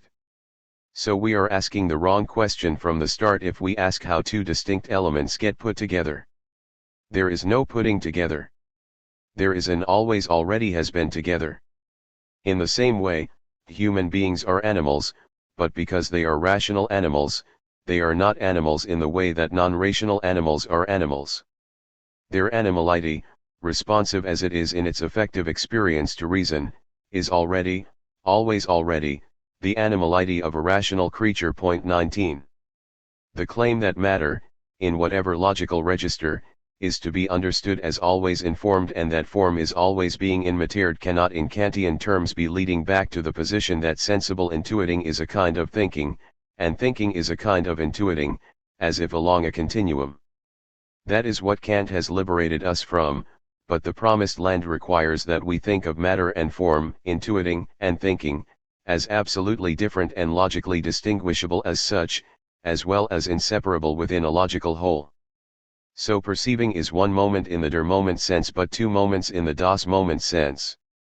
This is not a wholly unfamiliar point and is often expressed in the Aristotelian tradition. The matter of a dog is not any old matter. It must already be the matter of a dog, even though the flesh and bones and organs, each of which is also a form of some matter, are not, considered on their own, a dog. In a related sense, if the dog is dead, the matter is also not dog matter, so separated from the being at work of the species form. 20. Here is Hegel's stab at making the point. What appears here as the activity of form is, moreover, just as much the movement that belongs to matter itself. The determination that implicitly exists in matter, what matter is supposed to be, is its absolute negativity. Die ansixiender Bestimmung oder das Sollen der Materie ist ihre absolute Negativität. Through it matter does not just refer to form simply as to an other, but this external other is the form rather that matter itself contains locked up within itself. 11.299. Or the material of a specific house perception is, in its mode of being as potentiality, already sensory house perception material. But the mode of its being so is a solon. And Hegel cites several other examples that make the two as one point. The appearances of an essence are not, taken singly, what the thing essentially is. They are mere appearances. Yet Hegel insists that essence is nothing other than its appearances, or is the what it was to be of its appearances, playing on the tense of to tinina and Joasen. 21. A cube can be red or green, heavy or light, but qua cube it manifests itself as six-sided, each side same-sized squares, and that showing is what it is to be a cube, a fact that requires further specification of how a square manifests itself. A cube is what has been made manifest, understood in the proper reflective way. Or, the German language has kept essence, Wesen, in the past participle, Joasen, of the verb to be, sen, for essence is past but timelessly past being. 11.241, my emphasis. A person's character, her essence in that sense, cannot be understood as a mere list of what actions she has undertaken, what is immediately apparent in some context, but neither is it something other than the right reflective understanding of those actions, the mediation or reflection of that immediacy. L112z. Incidentally, this is how Hegel wants us to understand the truth in Kant's we only know appearances, we cannot know things in themselves. We are therewith not talking about two worlds or two points of view, as in the recent controversy in Kant studies. There is no duality. The thing in itself is its appearances, rightly understood. There is no separate entity underlying them, even though knowing only an appearance is not yet knowing the essence. In that sense, Kant is exactly right. The thought of noumenal agency is just the thought of a reality that cannot sensibly, empirically appear as such, requires another modality of actuality to be understood as what it is, a practical reality. No perceived bodily movement in external, public space can be perceived thereby as a human action. But there is nothing underneath the bodily movement that cannot be known. We do not perceive what makes the bodily movement an action. We conceive it as intentional under some description, and that has its own, intellectual, conditions. An even simpler, Hegelian way to make the same point would just be to note that any piece of empirical knowledge, like the knowledge of the temperature at which a metal melts, is incomplete, cannot count fully as knowledge, because it is conditioned, dependent ultimately on, presupposes its place in, the systematic unity of scientific law, or ultimately dependent on the unconditioned. In what sense then such a conditioned law even counts as knowledge at all is a problem we need not pursue here. Any practical knowledge of the noumenal would, understood this way, have to count very heavily on the distinctness of practical knowledge and so practical reality. Back to Kant. But as we have seen from the beginning, the most difficult context involves the Kantian language of spontaneous mediation of the immediate, and in that context, the material we have looked at suggests that a rethinking of sorts is necessary of what we, and virtually everyone else, characterized as the Kantian innovation perhaps more important than any other, that thinking is discursive, is not itself open to the world in any direct way, qua thinking alone. There is no lumen natural, no nous patheticos, no Jacobiesque flash of insight. But without some dissolving of what Hegel called the typically metaphysical or Verstand typical either / or of receptive but blind intuition and active but empty thinking, we will not be able to explain the simplest case of concept application. In even the simplified and misleading impositionist interpretation of Kant that is so common, we will not be able to explain the determination of what to impose if we hold to such an exclusive disjunction. Moreover, Hegel points out early in the logic that Kant himself could not observe such a distinction so quickly. That is, for Kant, in the metaphysical deduction, thought must be able to determine its own moments or forms, not conceptualize an alien content. Accordingly, Kant announces at the very beginning of the first critique that he is seeking what the cognitive faculty provides out of itself, b1. This determination is not anything like the seeing of thought's nature as an object, it is spontaneous, productive, but in its relation to itself determines a content. But neither is it the discursive application of a predicate to a concept of an object. And, as noted before, most suggestively for the entire enterprise of the logic, practical reason can determine the form of a rational will that is also itself a substantive content. The self-legislation of the moral law is not volitional anarchy, and neither is it a flash of insight into the law as object, rather it is practical reason's knowledge of what it is to determine its own law. Consider one of the best examples of this logical point about immediacy and mediation, formulated in these faculty terms. This occurs in Hegel's discussion of Kant's distinction from the critique of the power of judgment between determining and reflective judgment. As we shall see, he is looking in exactly the right spot in Kant. In a remark in the Wesenslogique, Hegel reminds us that Kant defines judgment in general as the faculty of thinking the particular as contained under the universal. If the universal, the rule, the principle, the law, is given, then the judgment which subsumes the particular under it is determining. But if what is given is only a particular, for which it is up to the judgment to find the universal, then the judgment is reflecting. Here, too, reflection is therefore a matter of rising above the immediate to the universal. 11.254. But if this distinction is conceived as a disjunction, matters get confusing. Every determinate judgment must also involve a reflective determination of which concept to apply, and every reflective search for a concept must already proceed from a particular sufficiently determinate to warrant the judgment for one rather than another. The two forms of judgment must be considered two moments in the sense of elements of one whole, not two different activities. As Hegel puts it in his own inimitable way. On the one hand, the immediate is determined as particular only by being thus referred to its universal, for itself, it is only a singular or an immediate existent. But, on the other hand, that to which it is referred, its universal, its rule, principle, law, is in general that which is reflected into itself, which refers itself to itself, is the essence or the essential. 11.254. Essence or the essential here means that the particular must already be universally determined in some way in order to be referred to the universal. As it is put, for the universal, the principle or the rule and law to which reflection rises in its process of determination is taken to be the essence of the immediate from which the reflection began. Kant, for Hegel, did not fully understand the implications of his identification of these moments, but they intimate what he calls absolute reflection, our last example of the territory the notion of mediated immediacy leads us into. Transcending the immediate from which reflection begins occurs rather only through this transcending, and the transcending of the immediate is the arriving at the immediate. 11.252. This is Hegelian, but the point he is making is crucial and relatively clear. For any reflective judgment, the ascending search for a universal cannot begin unless the particular is already determinate enough, and that must mean conceptually determinate, for the search to have a determinate direction, or, really, any direction.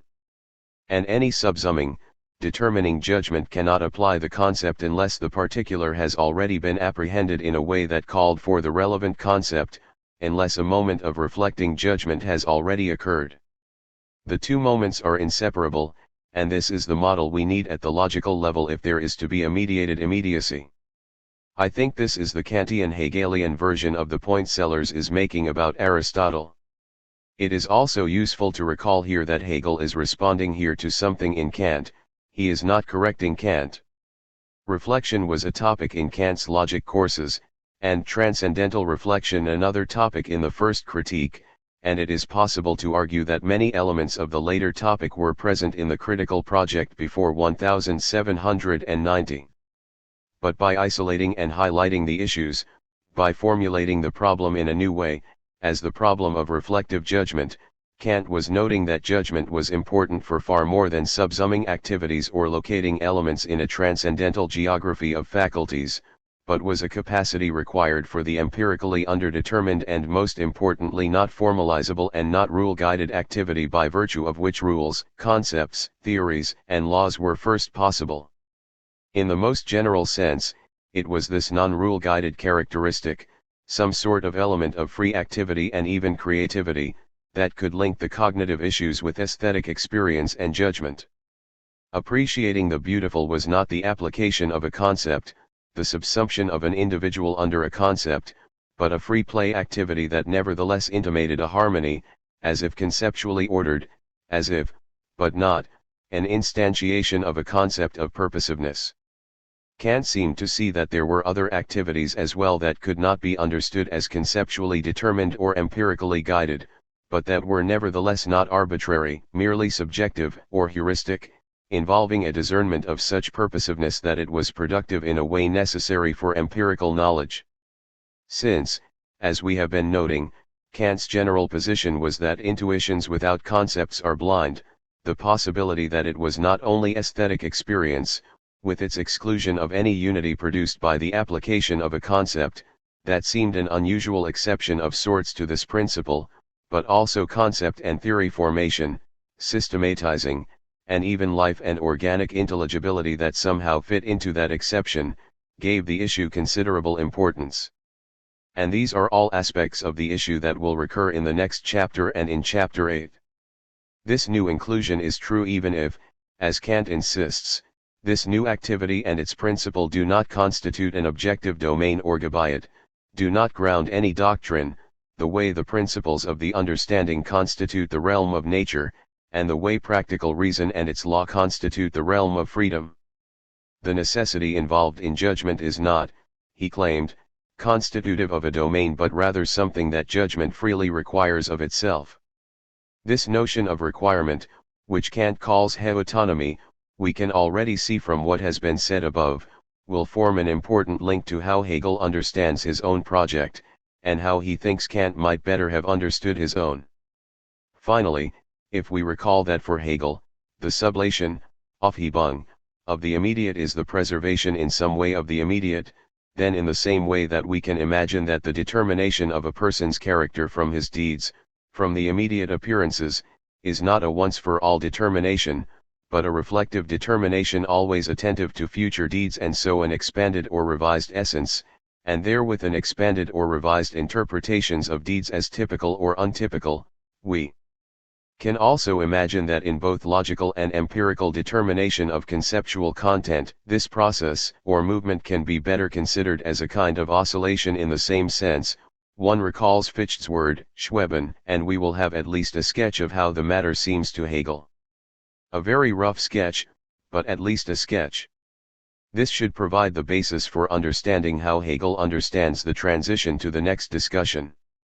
However, in accordance with the elemental unity which is immanent in the concept as basis, and hence in accordance with the inseparability of the concept's determinations, such determinations, even as differentiated, the concept is posited in their difference, must also stand at least in reference to each another. There results a sphere of mediation, the concept as a system of reflected determinations, that is, of being as it passes over into the in-itselfness of the concept, a concept which is in this way not yet posited for itself as such but is also fettered by an immediate being still external to it. This sphere is the doctrine of essence that stands between the doctrine of being and of the concept in the general division of logic. In this work, it has been included in objective logic because, although essence is indeed already inwardness, the character of subject is to be reserved nominatim for the concept. SL 21.47. The becoming of essence. The logic of being treats what will be the central problem in the book, accounting for the determinacy of being, and at the same time accounting for the pure concepts indispensable in thinking about the determinacy of anything. In the terms of Kant's first two categorical groupings, these are quality and quantity, that is, the perceptually apprehensible qualities of being, and its quantitative measures. The logic of essence will be in effect a sustained reflection on the categories of relation and modality, and the concept logic will treat in an extended way the concept of the concept, as Hegel keeps putting it. This is in keeping with his general approach, to begin with the least mediated, least theoretically committed determination and argue for the further determinations, further theoretical commitments, without which even these relatively simpler determinations would not be possible. His basic argument in The Becoming of Essence is that a mere list of contingent properties and quantitative measures cannot sufficiently count as having determined any subject of those determinations as such. He adds to the complexity by also considering whether appreciating the interrelation of qualitative and quantitative determination, what he calls measure, mass, such as how an increase in the measured quantity of heat can change, effect, qualitative determinations, ice, water, and steam, for example, will provide any help with this problem, and he concludes that it will not. He summarizes this problem by calling it the problem of indifference, Gleichgültigkeit, the indifference of the subject of these predicates to the predicates, his way of saying that no true determination, true distinguishing of this from that, has occurred. More precisely, the term refers to what has developed as the indifference in the relation between the bearer of qualitative, quantitative, and measured properties, that is, the substrate and those determinations. The determinacy of this relation is what will interest Hegel, that it must be law-like, not accidental, if such Denkbestimmungen are to be successfully determining. And this introduces something like essential predication, that without which the bearer of properties could not be the bearer it is. So he is especially interested in issues like Newton's inverse square law: any physical quantity or intensity is inversely proportional to the square of the distance from the source of that physical quantity. He tries to show in this section that its law-like character must be genuinely law-like, that it supports robust counterfactual inferences, and so requires a conception of necessity unavailable to the logic of being. That is, the law character, in order to be explanatory, must refer to something fundamentally explanatory, not just a generalization. One could say that Hegel accepts a realist philosophy of science, not a positivist one. The ultimate science will not be a list of what must happen when something else happens, but will refer, for example, to the fundamental forces of the universe, in order to ground and so genuinely render intelligible this necessity. The primary example of the logical issue in the history of philosophy is, again, Aristotle. A changeable, sensible thing consists of a portion of matter whose attributes are abstract particulars, the hot, the heavy, the red, among which are a privileged set, those attributes by virtue of which it belongs to a kind. We need this because we must be able to account for the intelligibility of the difference between this primary substance is white, then red, then brown, and this primary substance Y ceases and primary substance X exists instead, this wine becomes vinegar. And in accounting for primary substances, one cannot treat substantial predicates as just another version of adjectival predication.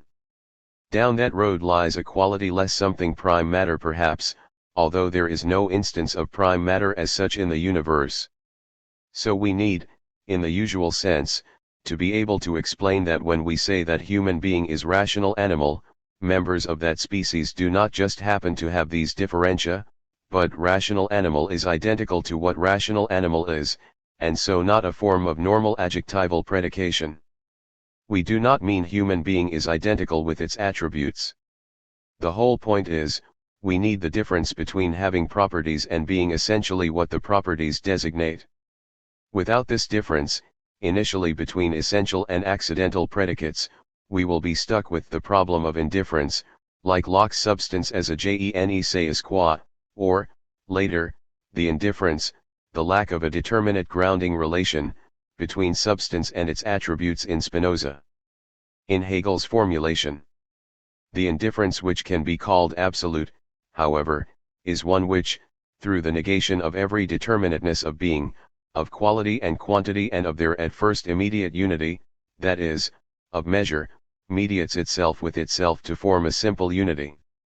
Determinateness is in it still only a state, that is, something qualitative and external which has the indifference as a substrate. 21.373. Because of this indifference, the fact that such predication involves properties that can come and go contingently, he calls the problem one of a constant vanishing.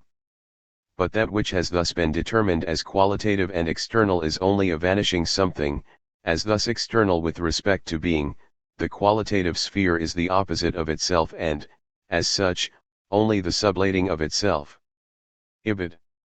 He means to point to a general feature of his account, that at this moment qualitative-quantitative predication cannot do what it was enlisted to do, specify the explicability of a thing's being just that thing and nothing else, and this self-sublating is the rejection of this presumed sufficiency and the introduction of a non-being logic, a distinction that must be introduced to do justice to the original desideratum. So a horse is fast and strong and beautiful and 6 feet tall, but it becomes neither fast, nor strong, nor beautiful, and shrinks a bit with age, but it is the same horse, and we do not yet understand what it cannot lose and remain the same. This is the problem of indifference. And, to make his point more insistently, he goes fairly deep into the possibility that the relation itself among regularly occurring properties could ground, limit, and refine a qualitative determinacy. For example, two variables can be said to be inversely proportional to each other, and that regularity might fix a determinacy. If all other variables are held constant, the magnitude or absolute value of one inversely proportional variable will decrease if the other variable increases, while their product, the constant of proportionality k, is always the same. That would give us something that looks much more substantial than the comings and goings of qualitative changes. So the gravitational attraction force between 2-point masses is directly proportional to the product of their masses and inversely proportional to the square of their separation distance. The force is always attractive and acts along the line joining them from their center. Hegel's example is orbiting bodies, which are in elliptical orbit because the speed of the orbiting planet is greater at perihelion and decreases as it approaches aphelion, so size of orbit is in inverse proportion to the masses of the planets. The speed increases as the planet approaches perihelion, the Sun, and decreases as it gets to aphelion, farthest distance away. This is a measure example. The purely quantitative change, velocity, affects a qualitative change, the shape of the orbit, but what is interesting about Hegel's objection to the putative resolution of the problem of indifference is that he notes something that is difficult to state in purely logical terms or conceptual terms, as we have become used to those notions. It is that the putative explanation is not really an explanation, or, it is unsatisfying.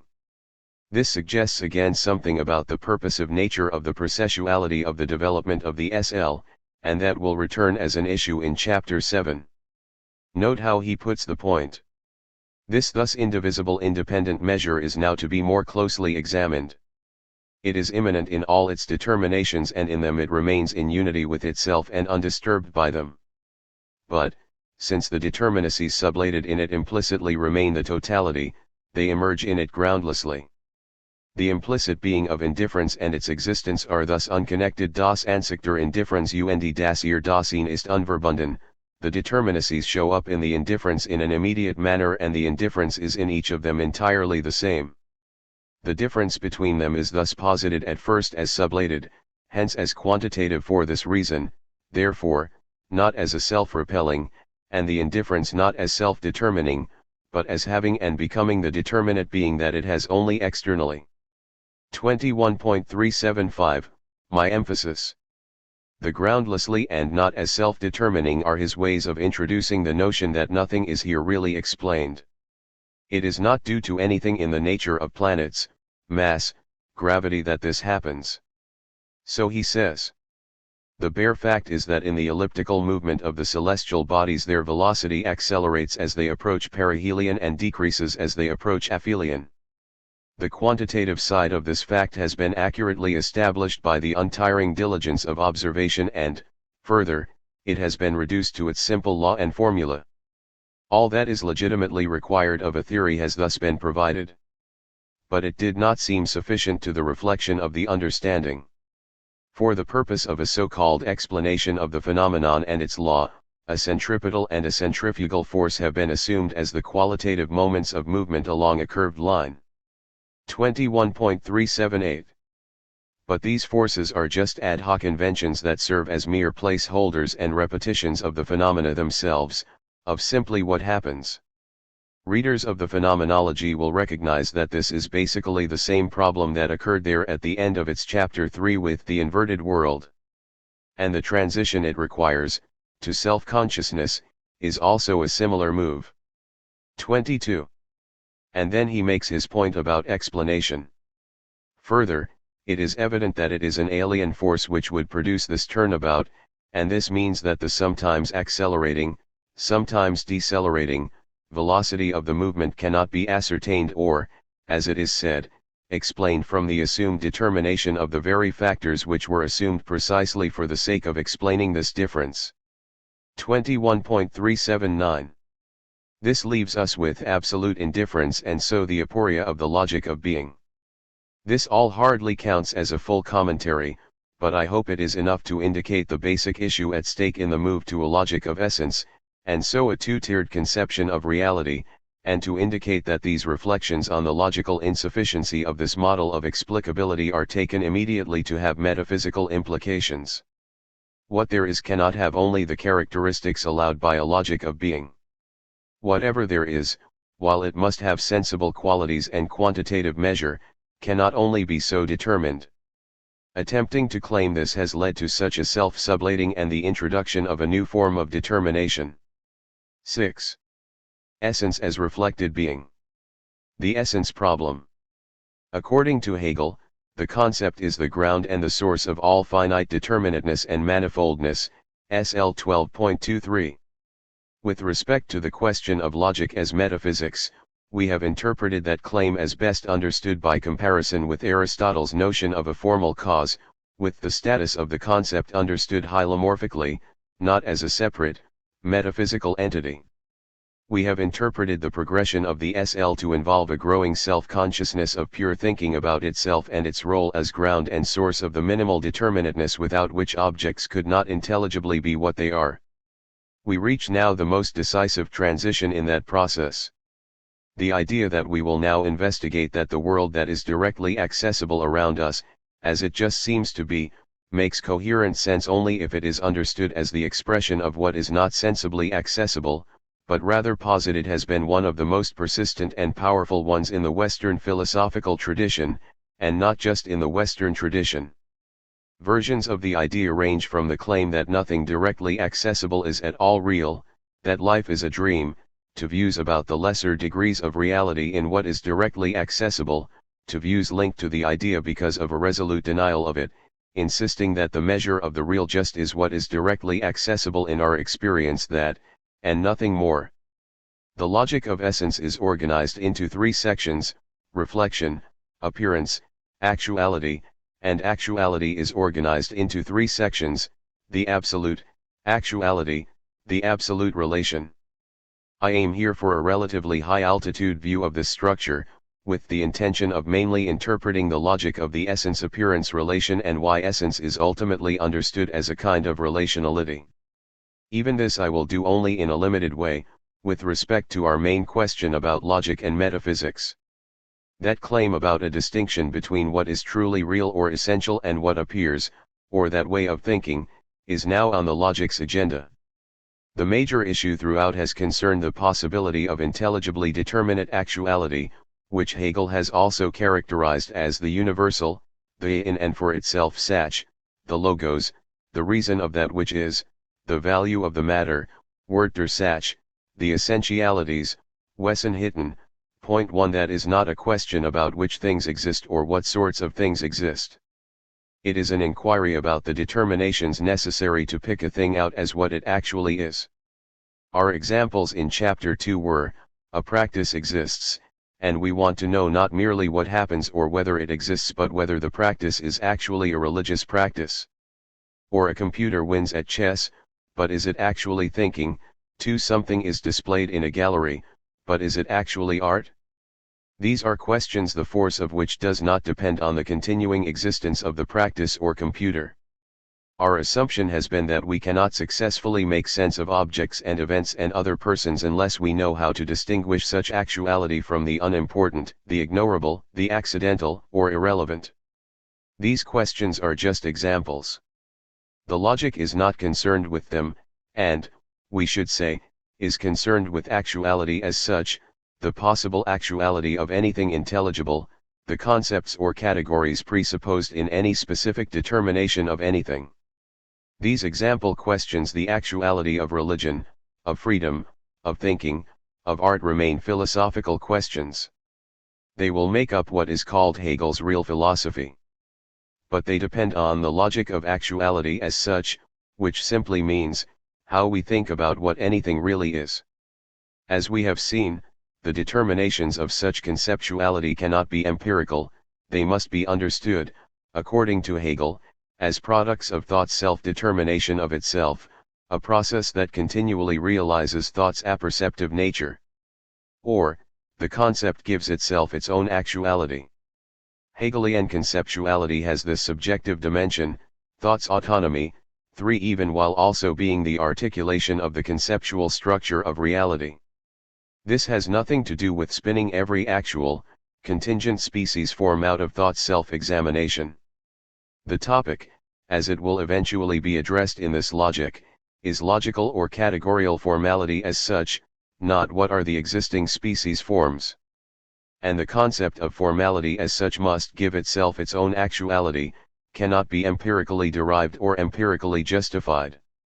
The very title of A Logic of Essence suggests, yet again, immediately the philosopher whom Hegel seemed most to admire, Aristotle. And we shall see that Hegel will initially formulate the issues as much with Aristotle in mind, especially in the first of the three major sections of this logic, as with modern skeptics and idealists as his targets.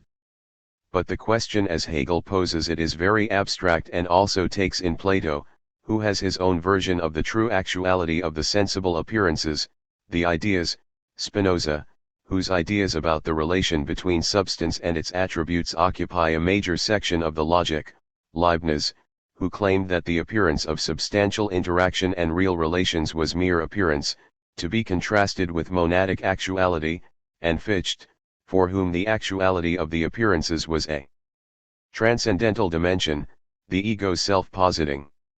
The Aristotelian and initial version of the question at issue will be, having identified what is basic or fundamental to reality, that on which all other manifestations depend but which is itself ontologically independent, the issue Aristotle called substance, the substrate, the underlying. We will want to know what substance or any substance should be said to be, its essence.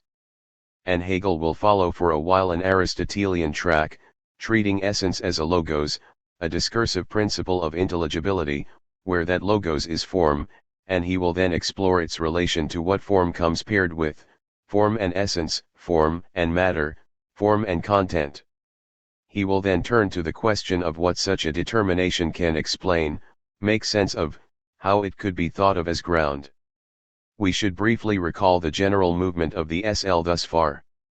At first, in the logic of being, we took our bearings from the qualitative manifestations of things. In the simplest sense this means, from how a thing ordinarily looks, what properties does it reliably manifest and how much of it is there and what is the relation, a kind of ratio, between what properties, and how much. We found in the logic of being that, according to Hegel, it was not possible to specify a thing's actual being by qualitative and quantitative markers, although we can say a lot about what exists, about what, it turns out, merely exists. The conditions of actual determinacy, a conceptual content that specifically determines a this as a this such, cannot be satisfied by such means.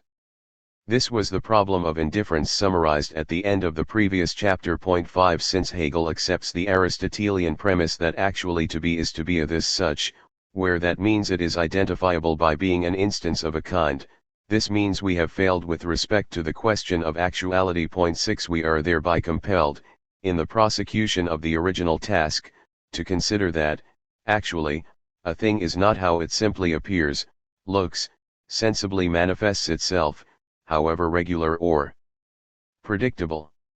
We have to say that in some way, what a thing actually is lies hidden, must be uncovered, posited, a product of thought, not simple empirical apprehension as such.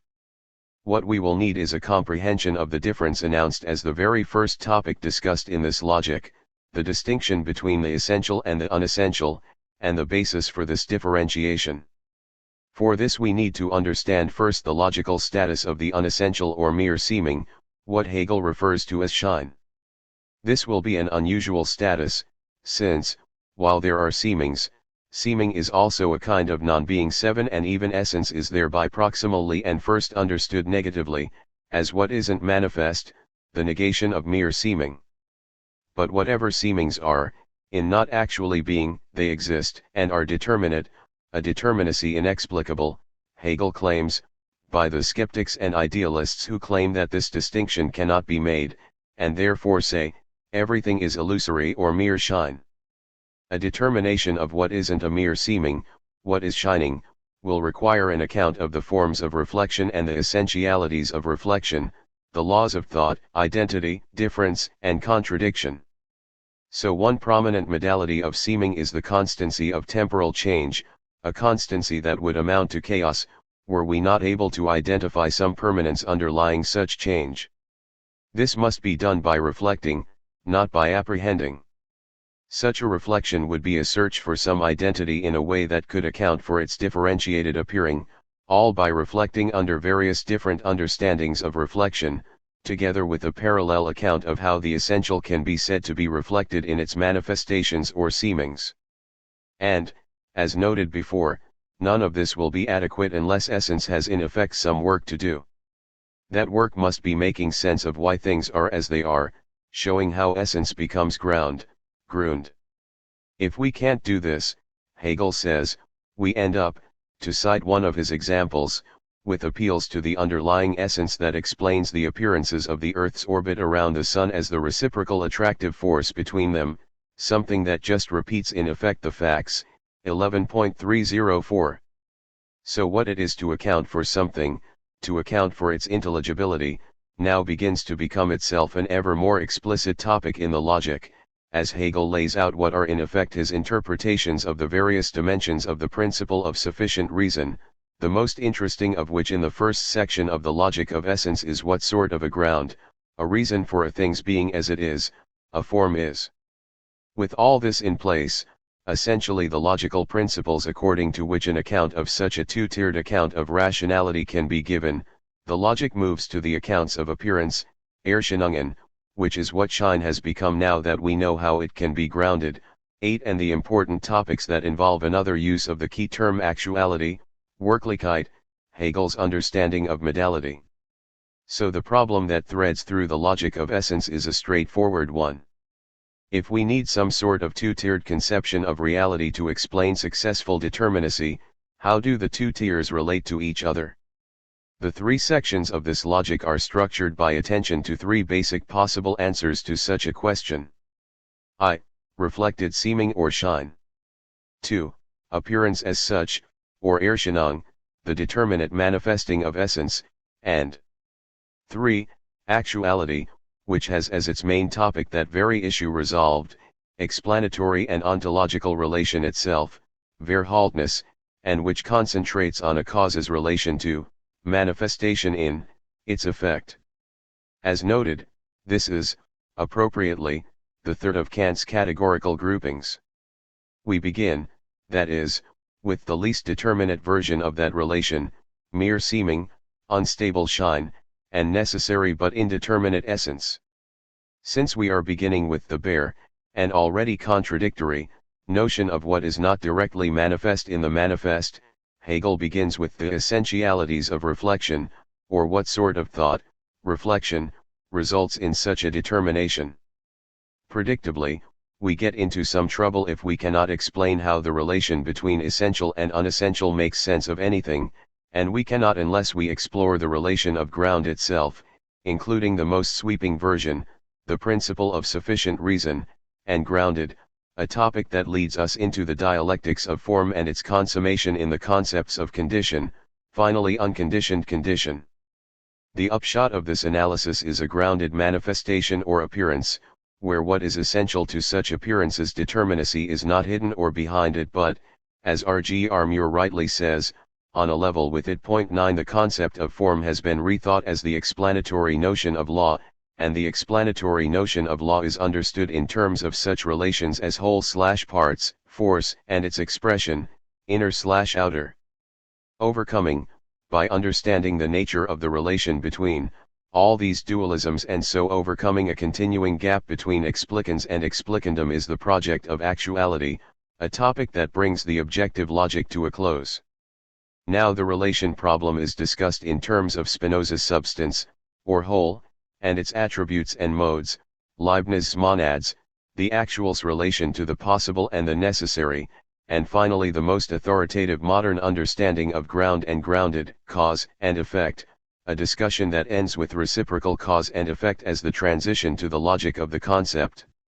So we are presented with a string of topics building on the same problem inherited from the logic of being, the reflective determination of identity within or underlying manifest differences, ground grounded, form matter complex, condition conditioned, force and its expression, inner outer, substance attribute, possibility actuality, cause effect, reciprocal causality. So much for the road map. Shine. The basic, initial idea in this logic, the idea of an essence, the knowability of which requires an act of reflection, is a familiar and a wide-ranging one. An analogy, a rough one, would be an approach to a literary text. Someone who had understood everything said on stage, the plot of Shakespeare's King Lear, and the basic motivations of the characters, as those characters and others voice them, and had understood only that, would not, we feel entitled to say, have understood the play. 10 Put in the simplest possible way, to understand the play, one has to do more than listen to it, one must think about it, or we can say, using the word most important for Hegel, reflect on it, understand what lies beneath. We are also wont to say, these facts about plot and characters. Point 11 In the L112z, he introduces reflection as simply thinking something over, Nachdenken, and he connects the reflective search for essences as broadly the task of philosophy itself, a way of looking behind what he calls a mere rind or a curtain, so as to see essence, or, as above, what is truly actual, where it lies hidden. Verbergen. Point 12, these are only initial, orienting metaphors of course.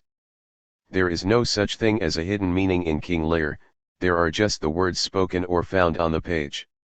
How we get from this clumsy metaphor to the concept of King Lear in itself is the underlying story of the logic of essence. An even more intuitive example is another used to illustrate the same point in the L112z, the relation between a person's character, essence in that sense, and her deeds. It would be a mistake to sum a person up, attempt to understand her in the distinct way persons should be understood, simply by adding up or listing everything she did, from what she had for breakfast to her volunteering for a dangerous mission. A person would not be properly understood by attention to such immediacy alone, or her qualitative/quantitative/measured appearances, as in the logic of being. We need to understand her deeds as mediated by what Hegel calls her inwardness, sen inners, something, and now in the most important difference with the logic of being, that we cannot see, that does not simply present itself. For example, we can't really understand what she did except by some attention to her own formulation of the act description and to her avowed motive, her intention. Sometimes what happens should not count as a deed because there is not the proper connection between inner and outer. An accident happens. Something prevents her from realizing the intention, that is, something happens to her. She does not do something. 13 What happens is not an expression of her character. On the other hand, as Hegel states the central claim of the entire logic of essence in a phrase, we must concede that any such inner self-construal can prove itself, sich bewahren, only in what manifests that inner outwardly, in the deeds. It is immediately important to note that this test can fail. Too radical a separation and we have someone trying to disown what she in fact did, to fabricate excuses. Mistakes were made, it was never my intention to deceive/hurt/offend anyone, etc. We need this distinction, but we can't establish which deeds are true manifestations of essence and which are mere aberrations by any statistical analysis of frequency, any simple inspection of what happens. We need to understand how what shows, what manifests itself, shine, can be said to reflect these deeds' essence when it does, if it does, then as Erscheinung, appearance, even if, as appearance, no one deed is ever a manifestation or simple representation of essence as such. 14. Understanding this relation properly is what Hegel thinks allows him to speak of a mediated immediacy. The appearances are not denied as unreal. They shine in their immediacy. But they can be understood in their determinate immediacy only as the manifestation of the thing that they are appearances of, and so as always already mediated. Occasionally, of course, we do not know what they are appearances of, but we do know that they are appearances in that sense, and so that there is something to be found. That is already a mediated immediacy. Granted, Hegel puts this in a confusing way, immediacy is rather just this movement itself. 11.250. We can't derive the appearances from a mediated, posited, reflected, thought over, essence. That would be a denial of their immediacy. But we don't apprehend such appearances on their own, in pure immediacy, and then infer what appears. What appears is appearing in what manifests itself, even if at some moment, it equals X. What a person does is tied to that person's character, whatever it is. And understanding that character is nothing other than rightly understanding what that person has done. With respect to all the reflected dualisms introduced in the logic of essence, this thought in various forms remains the kernel of that logic throughout. 15. It is summarized in various ways. For example, thus essence appears. Reflection is the internal shining of essence. 11.323. The task is to demonstrate that the determinations which distinguish it shine from essence are the determinations of essence itself. 11.247. If we can, we have Erscheinung. This is also why essence is a retrospective reflection of what has been made manifest, why it is rooted in Joesen, the past participle of sen or what has been, a feature somewhat counterintuitive in an account of action 16. It is also why Hegel is happy to accept the Wesen/Joesen suggestion of temporality. It links his account with one he admired, Aristotle's, whose term for what is often translated as essence is to tinina, something like the what it was to be of a thing. Although Hegel qualifies this figurative use of temporality, the German language has kept essence Wesen in the past participle Joesen of the verb to be sen, for essence is past but timelessly past being. 11.241, my emphasis. Ultimately on Hegel's account, if we want to know whether this lie reveals a person to be a liar, what we need is not to have deeper insight into something like essence, but to observe what else the person does over time and to understand the relation among these deeds, to interpret them or think them over in their relation to each other. This will be a crucial point throughout the logic of essence, and it obviously raises the question of how to make, what guides us in making, this relational connection. Finally, it is important to stress that this topic is being introduced very broadly. No particular theory of essentialism is being entertained, and as already noted, making the general distinction just discussed could be achieved even by an account of the difference between transcendental and empirical subjectivity, or between categories and empirical concepts. The essence paradox. This, then, is the problem, but it is propelled onward at the outset by a continuing paradox or tension that first arises in a passage on diversity, Verschiedenheit. The paradox is this: determinate specification of something essential in an appearance requires essential predication or specification of some sort, some predicates, not others. But we know which predicates are essential only by already knowing what essence is. Point 17. This is a problem that assumes different forms but is basically the same, whether posed in the language of classical essentialism and manifestations, or selecting from a large set of grounding causal factors the genuinely explanatory one or ones. It is also a problem that can be posed in terms of the Aristotelian notion of actuality that I have been suggesting helps illuminate Hegel on Wirklichkeit. For if an object's intelligibility is primarily a matter of its substantial form, and if that form is to be understood as the distinct being at work of the thing, its distinct realization of itself, then this has obvious implications for epistemology. We can be said to know the what it was to be of a thing, neither by a direct intellectual intuition. Its being at work is a process, a way of being, not graspable punctually as itself some object, nor by just observing, say, the life of a living thing or the uses of an artifact. We would already have to be able to distinguish essential from inessential in order to track the relevant realizations. 18. Later, when Hegel is discussing that dialectical relation between ground and grounded, he expands the same paradox or tension, inherited from the general problem of fixing the determinacy of essence. This is because, if essence is to explain anything, it must be the ground of what immediately shines or appears. Those seemings must be its own, and they are made sense of by reference to their essence. On the one hand, the ground is ground as the immanently reflected content determination of the determinate being Dasein which it grounds. On the other hand, it is that which is posited. It is that on the basis of which that determinate being Dasein is supposed to be understood, but, conversely, it is inferred from the latter and is understood from it. The main business of this reflection thus consists in gleaning the ground from a determinate being Dasein, that is, in converting the immediate determinate being Dasein into the form of reflected being. Consequently the ground, instead of being self-subsisting in and for itself, is rather that which is posited and derived. 11.305, My emphasis. That is, and here the great difficulty in this logic begins, and Hegel also, as above, admits again in L114 that it is the most difficult section of the logic.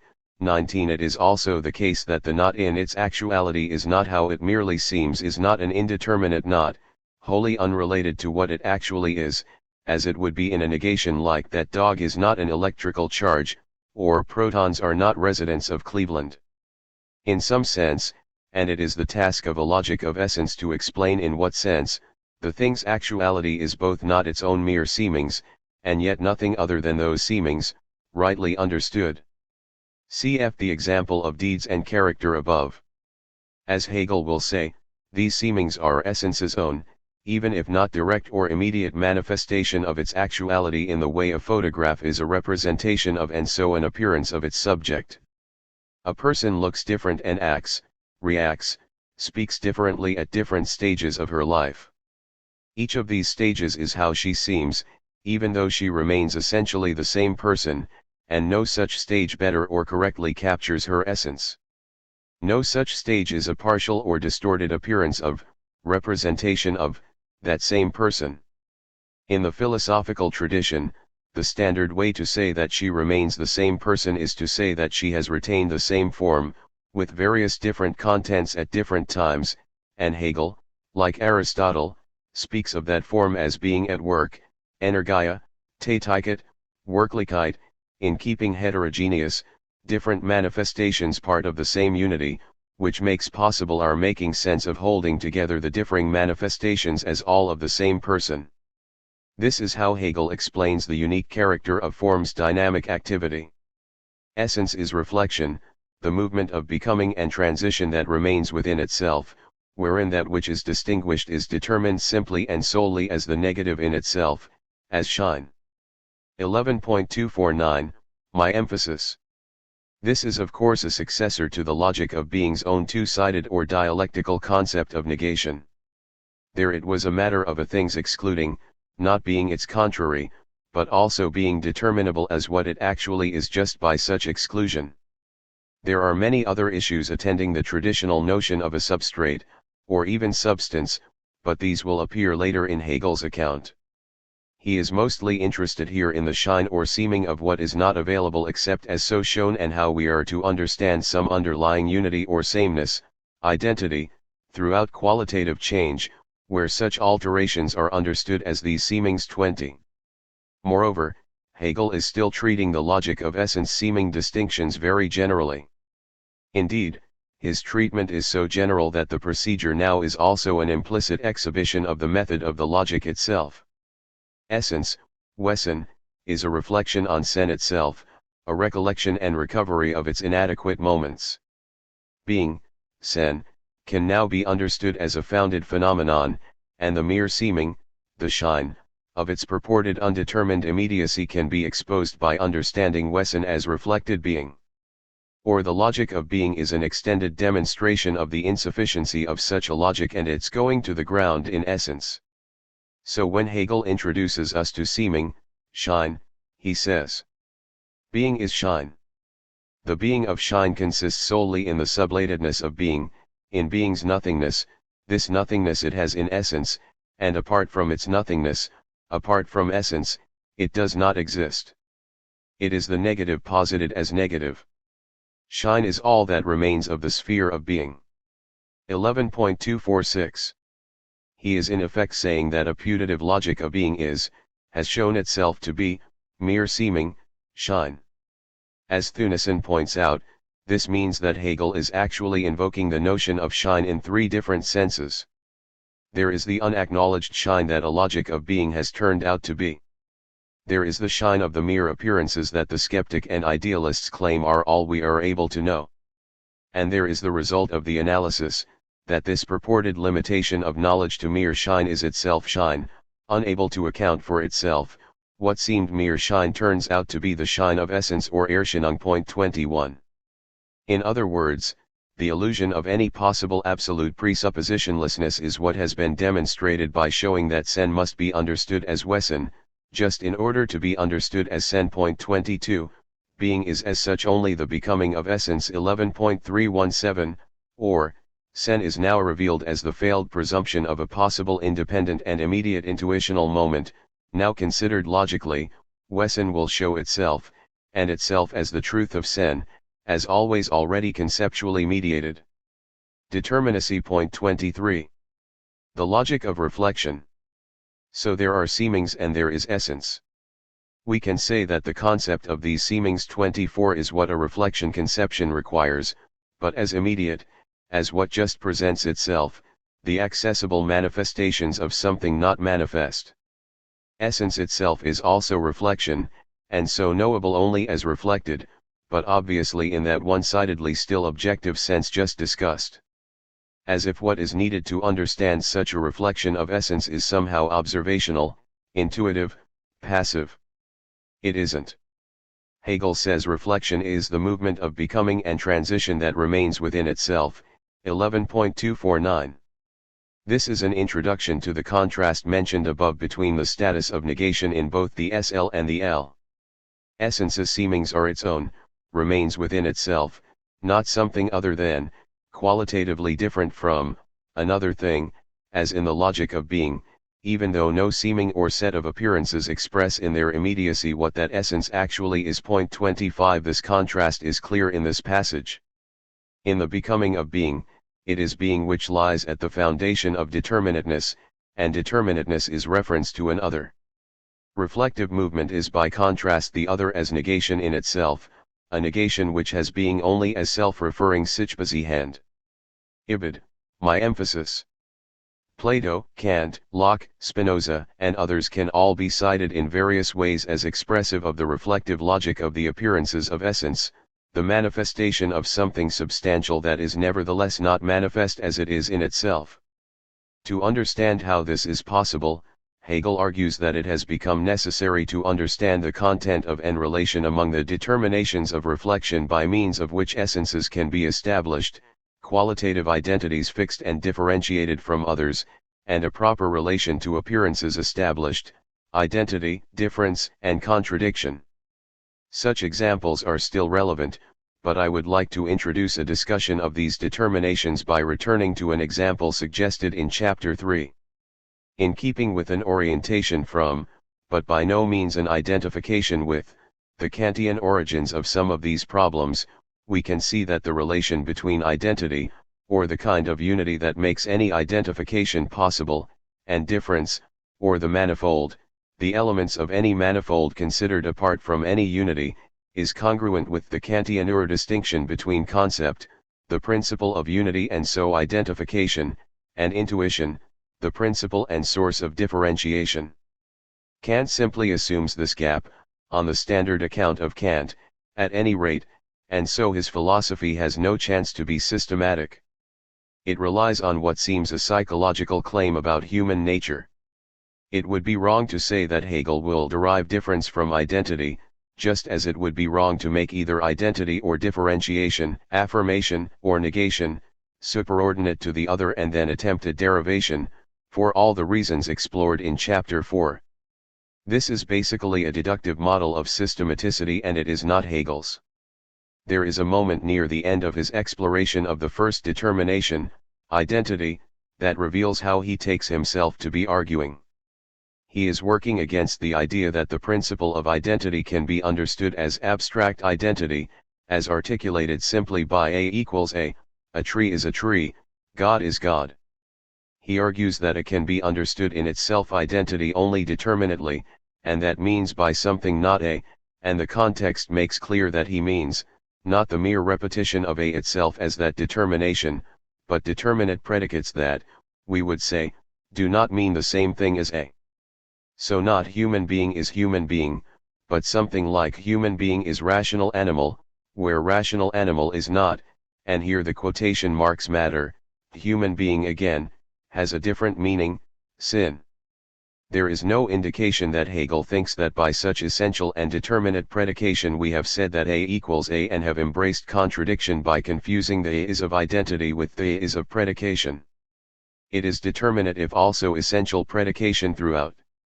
We have not derived difference in this sense from identity, but the exposition has shown that identification, identity at work, one should say, requires already, in itself, just by being thought through, an appeal to differentiating factors.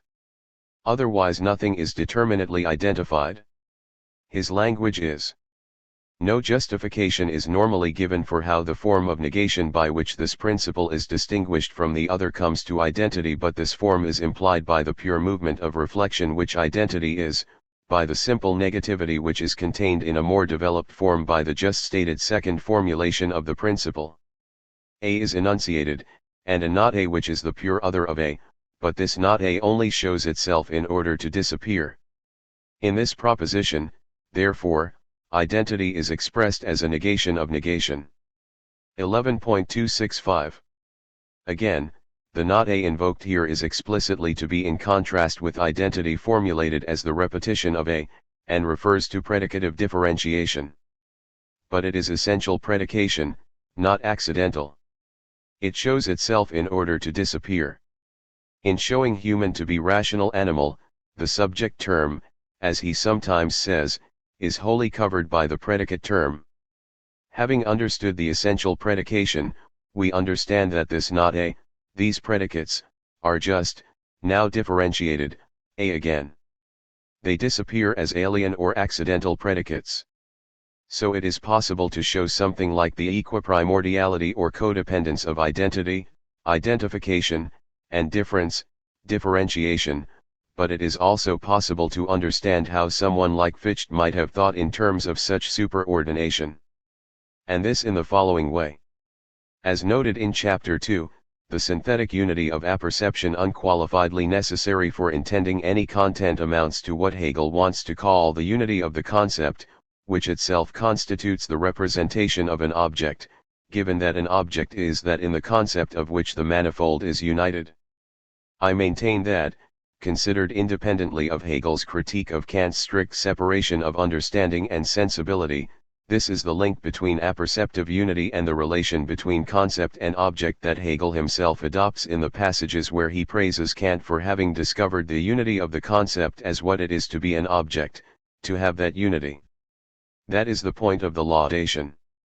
But if one looks at this as Fichte did, one could say something like, the self's presence to itself throughout all its experiences, or in Fichte, the I's positing of itself, could be seen as the ground of the possibility of the self's relation to an object, in the sense of, the I's positing the not I, and itself as in opposition to the not I.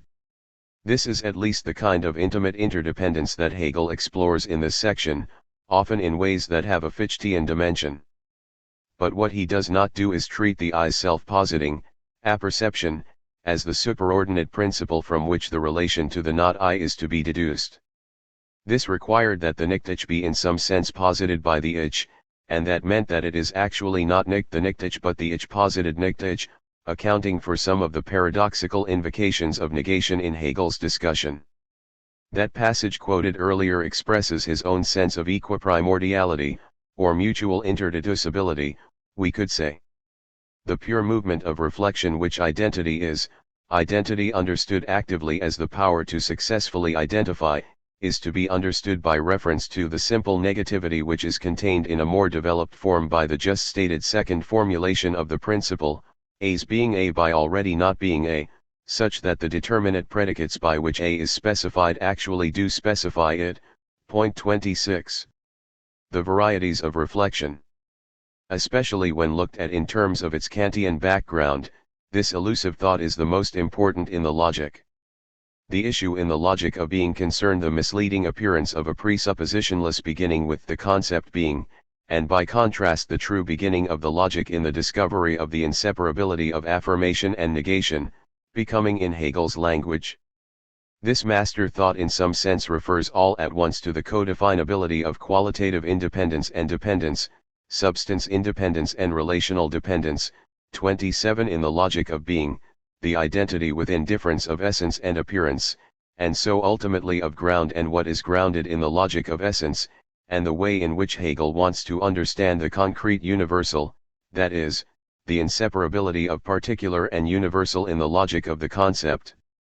That is, not at all as a reductive attempt to argue for the absoluteness of conceptual intelligibility, as if particularity must be a matter of qualitative conceptuality, as in the traditional criticism of Hegel.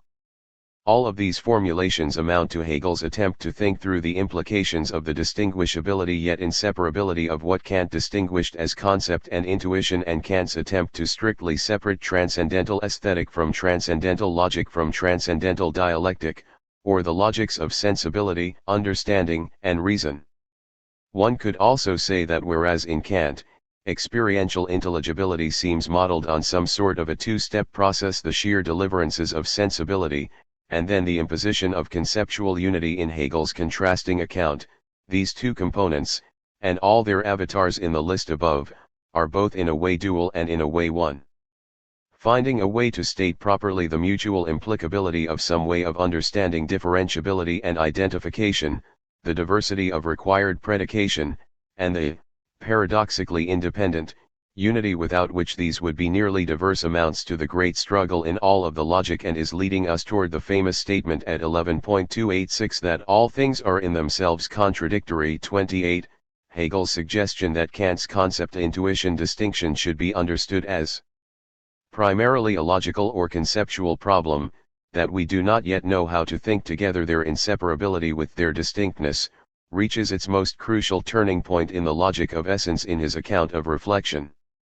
The immediacy of shine as nevertheless also mediated, determinate even when the skeptic insists on the absence of a determining essence, is a pivot of the book, why it is so important for commentators like Henrik and Thunesen. The resolution of the book will then have one of its many names, the problem of absolute reflection.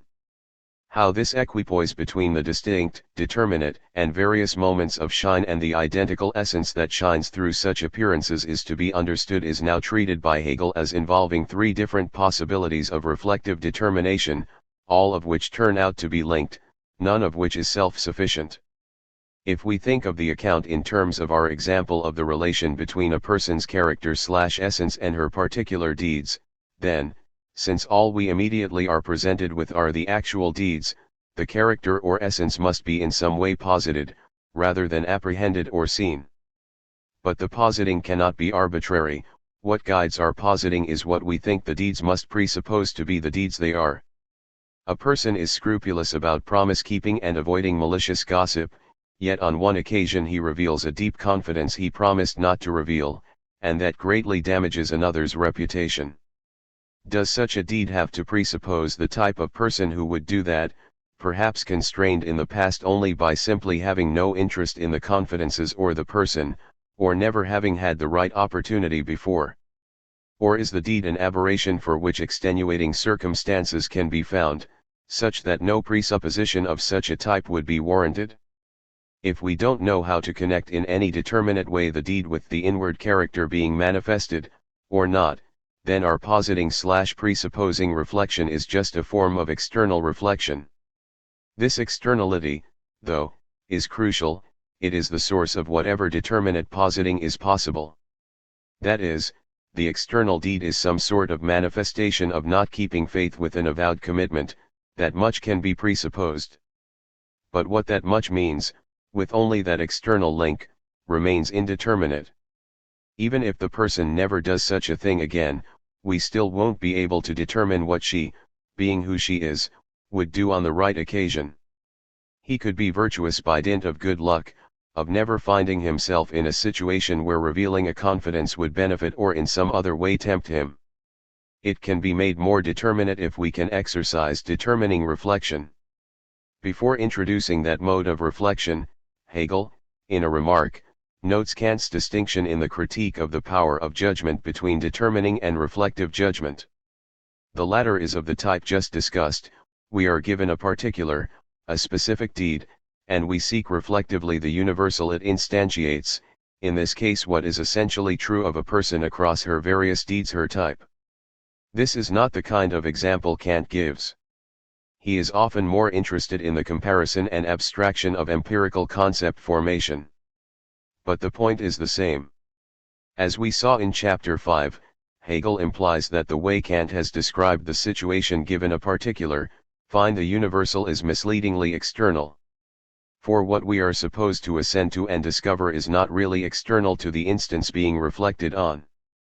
It is, he says, it must already be, its true being, Eigentlichsein, in the first place. And so we have another example of a distinctness that is also inseparable, the determining judgment, the supposed application of a universal to a particular strictly separate from reflective judgment, understood as given a particular, find the universal. There is no credible way to understand the particular as external to the power of reflection like this.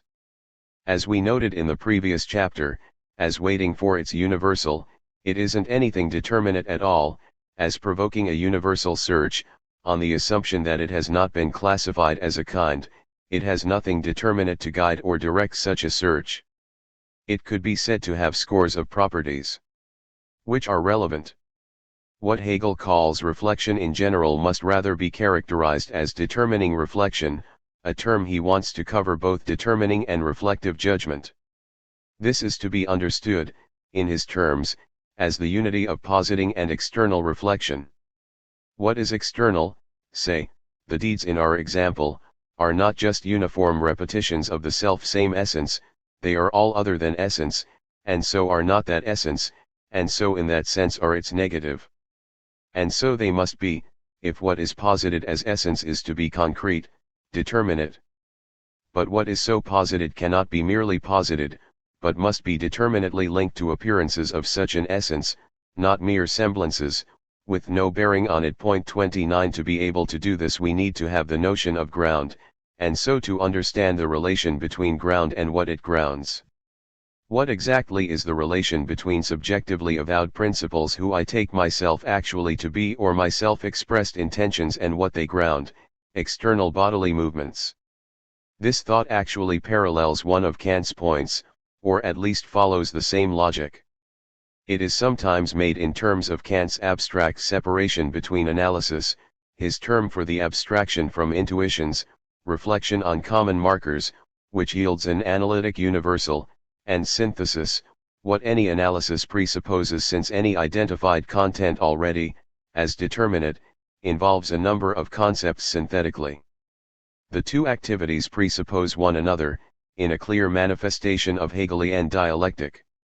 It is also expressed as the relation between an analytic unity of apperception and a synthetic unity of apperception. The claim is that any analytic unity of apperception, recognizing a commonality in diversity, read in several different read things, presupposes a synthetic unity, the unification of a diversity in the first place, the synthetic bringing together of, only, read objects. So Kant says. Therefore it is only because I can combine a manifold of given representations in one consciousness that it is possible for me to represent the identity of the consciousness in these representations itself, i.e., the analytical unity of apperception is only possible under the presupposition of some synthetic one. The thought that these representations given in intuition altogether belong to me means, accordingly, the same as that I unite them in a self-consciousness, or at least can unite them therein, and although it is itself not yet the consciousness of the synthesis of the representations, it still presupposes the possibility of the latter, i.e., only because I can comprehend the manifold in a consciousness do I call them all together my representations, for otherwise I would have as multicolored, diverse a self as I have representations of which I am conscious. CPRB 134. But it would seem just as true that I can combine the manifold in a self-consciousness only if the manifold is perceived as combinable, that I can combine a manifold of given representations in one consciousness only because I have already been able to detect an identity of consciousness in these representations. Or the synthetic unity of apperception is also possible only on the presupposition of an analytic one. Yet again we encounter a mutually presupposing relation, here in determinate reflection. This is all an example of what has been characterized here as the core thought in the logic of essence. Hegel's way of putting the thought should now seem at least recognizable in terms of the above formulations. Reflection thus finds an immediate before it which it transcends and from which it is the turning back. But this turning back is only the presupposing of what was antecedently found. SL 11.252.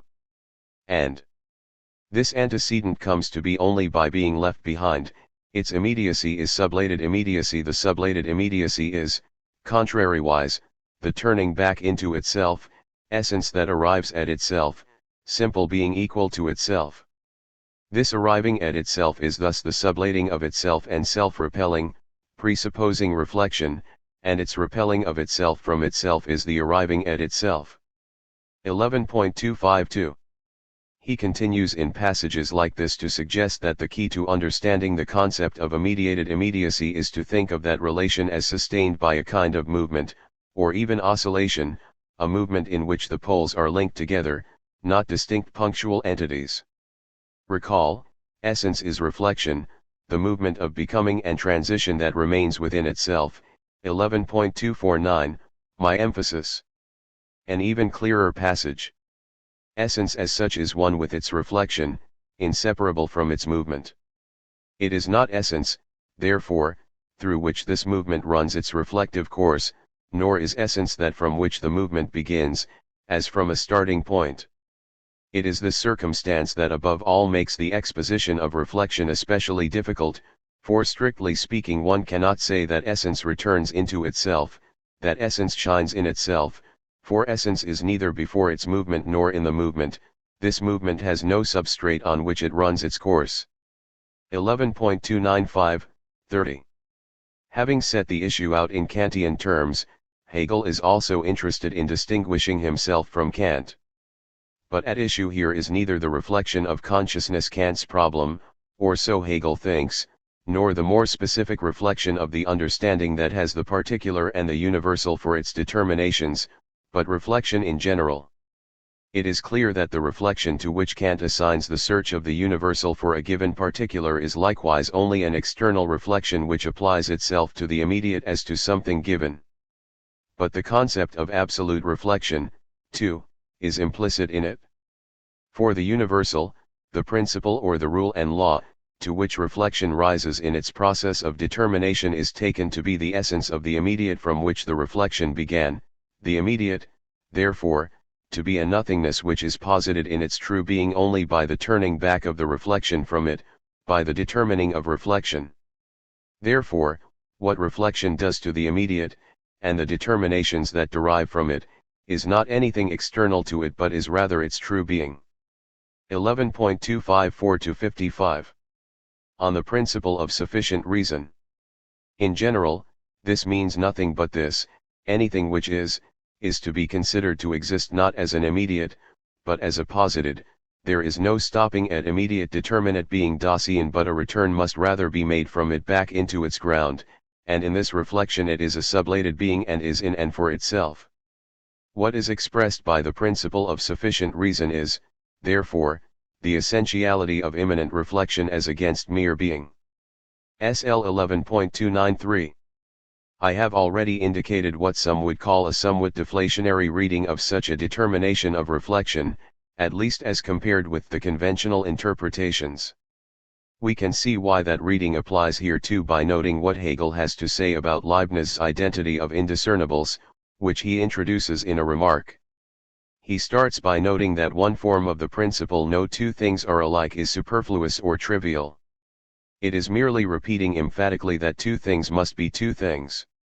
The more ambitious principle is Leibniz's: there cannot be two things that are completely alike, share each and every property. Since for Leibniz even spatial differentiation is relational, and relational properties are in truth monadic, monads are in no real relation to others, are windowless. If two monads had, as the complete expression of all their determinations, everything alike, they could not be two.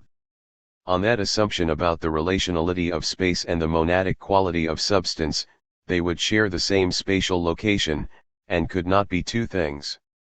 Since Leibniz conceives monads atomistically, what he needs is some differentiating factor in monadic expression, lest he beg his own question and just assume the impossibility of identical qualitative predicates. He must, rather, explain it. That involves his notion of monadic point of view or particular appetition in expression. 31 This is not important for the point Hegel is trying to make, because Leibniz cannot show, according to Hegel, how that assumption serves to account for, or, in the general sense we have been tracking, make any sense of, the distinct predicates that result from it.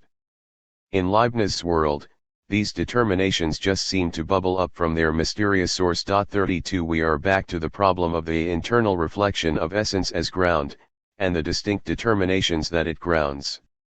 Here this in effect means that Hegel's position is not that Leibniz is either right or wrong, but that the question posed rests on a confusion and so is misleading.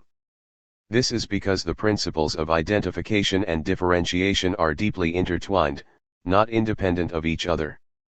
We have no access to some set of determinations except as already ascribable to a substrate identified as what it distinctly, or essentially, is. That is, and is only, what makes them a proper set. And we have no access to such a substrate except by the specification of its determinate differentia. 33 Realizing this is supposed to be the resolution of the essence paradox introduced above in section 3. Hegel remarks that this too all sounds as strange to ordinary reflection as the first superfluous version. We assume diversity starting out, unlikeness within some likeness, and also assume that the determination of unlikeness pertains to all things. But as above, we have to show how the expression of a thing in its properties, in its seemings or shine, serves to differentiate it as the unique expression of those determinations. It is the ordinary norm of cognition itself to require a demonstration for linking diverse determinations together into one synthetic proposition, or to indicate some third term in which such determinations are mediated. Such a demonstration would have to display the transition from identity to diversity, and the transition then from diversity to determinate diversity, to unlikeness. 11.271. This is what Leibniz, and Spinoza for that matter, cannot do. And this result reintroduces the issue we see continually reappearing in the logic of essence. The determinate diversity is determinately distinctive by being understood as the unique expression of a concrete particular, but that concrete particular has no concreteness except in terms of the unique determinations that concretely specify it. More generally, a thing's determinate properties are not, cannot be, a mark of that thing's unlikeness from other things, just by being those properties. One subject has one property, another has another different property. If one thing is red and another square, we do not thereby know one is unlike the other, they are just two different things. A locomotive has nothing to do with a melody, it is not unlike a melody. Someone saying that would have to be joking in some way.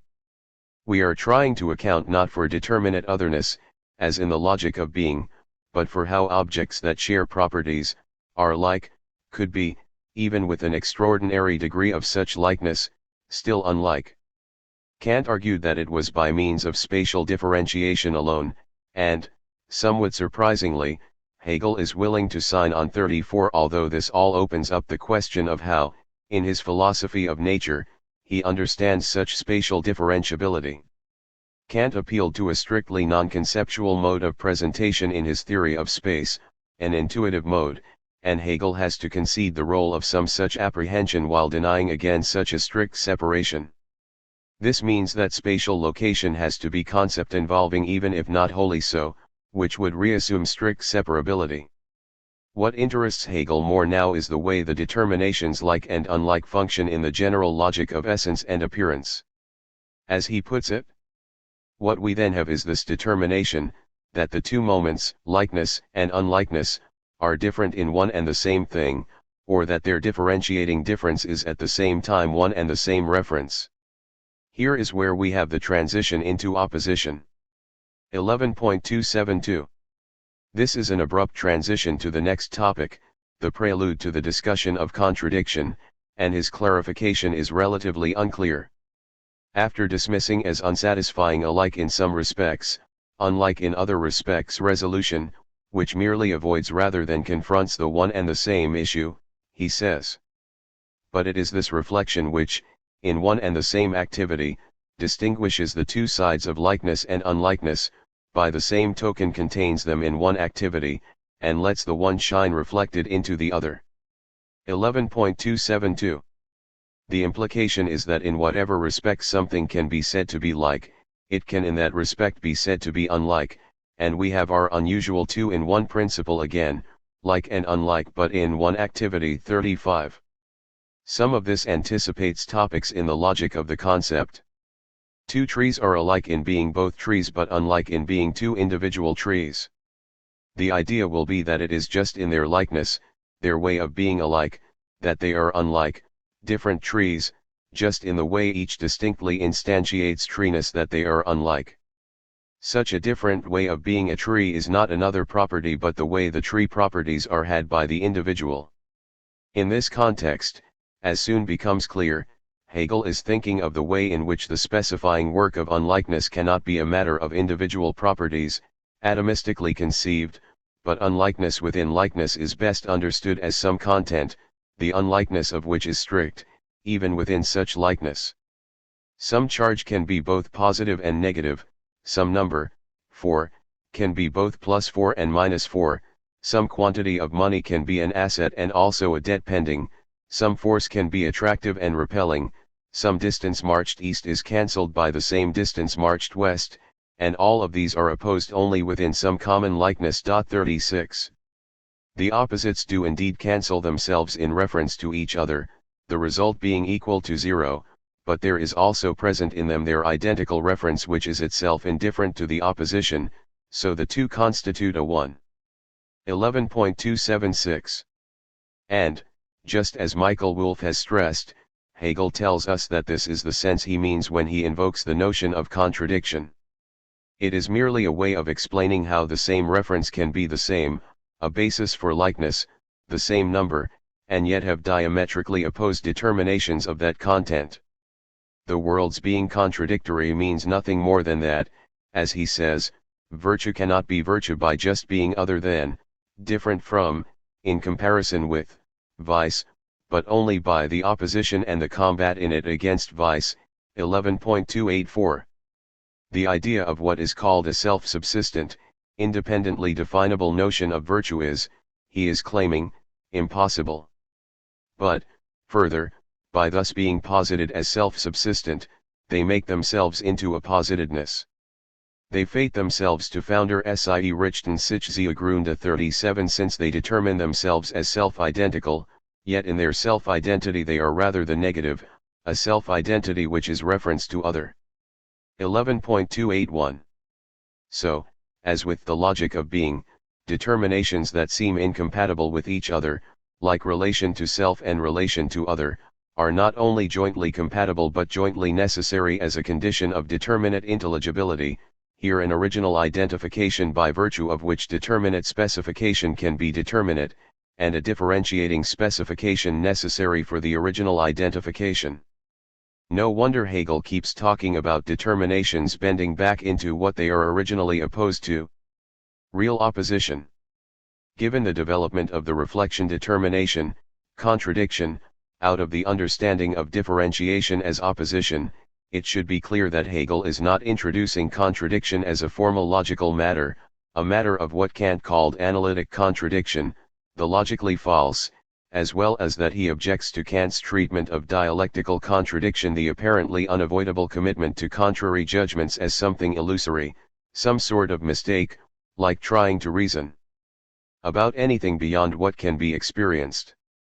Hegel is trying to specify how affirming contrary predicates, in opposition, does not amount to a logical contradiction. That is the point of his discussion, to make this distinction, not to treat such oppositions as if they were logically contradictory and then affirm them anyway. As Wolff puts it, Hegel's orientation, as this extended section of reflection makes clear, is not from sentence or predicate negation, but from developments in the understanding of negative numbers and from Kant's defense of Newton on positive and negative magnitudes. 38 In general, then, mathematical, not logical negation. In the language Hegel developed, radical differentiation, opposition, can exist within an identity, giving us a way to understand a kind of substantivization of negativity and so a resistance to the standard way of thinking about sameness and difference. This is the type of negation and its implications proper to a logic of being. The negation that is involved in the self-determining development of the logic as a whole is a different issue, addressed in Chapter 7. It is in this sense that Hegel can assert that contradictions, these sorts of oppositions, are real, and that Kant had too much tenderness for things by attributing dialectical results to thought's error. An amount of money can at the same time be a credit and a debt for the debtor. He has the money, but it is encumbered. A number can be a positive or negative number. Wolff is especially helpful in tracking the significance of the new notion of negative numbers just emerging in Hegel's day, as something other than subtractive force. 39 A force can be attractive or repelling, a magnitude can be a positive or a negative magnitude. Or, we wanted to say in the logic of being, something like virtue is the contrary of vice by being virtue, and yet its determinacy as virtue is constituted by its negative exclusion of vice. Here we want also to say, virtue is virtue by opposing, struggling with, vice. And vice is not merely the other of virtue, or the mere privation of virtue, that could also be innocence.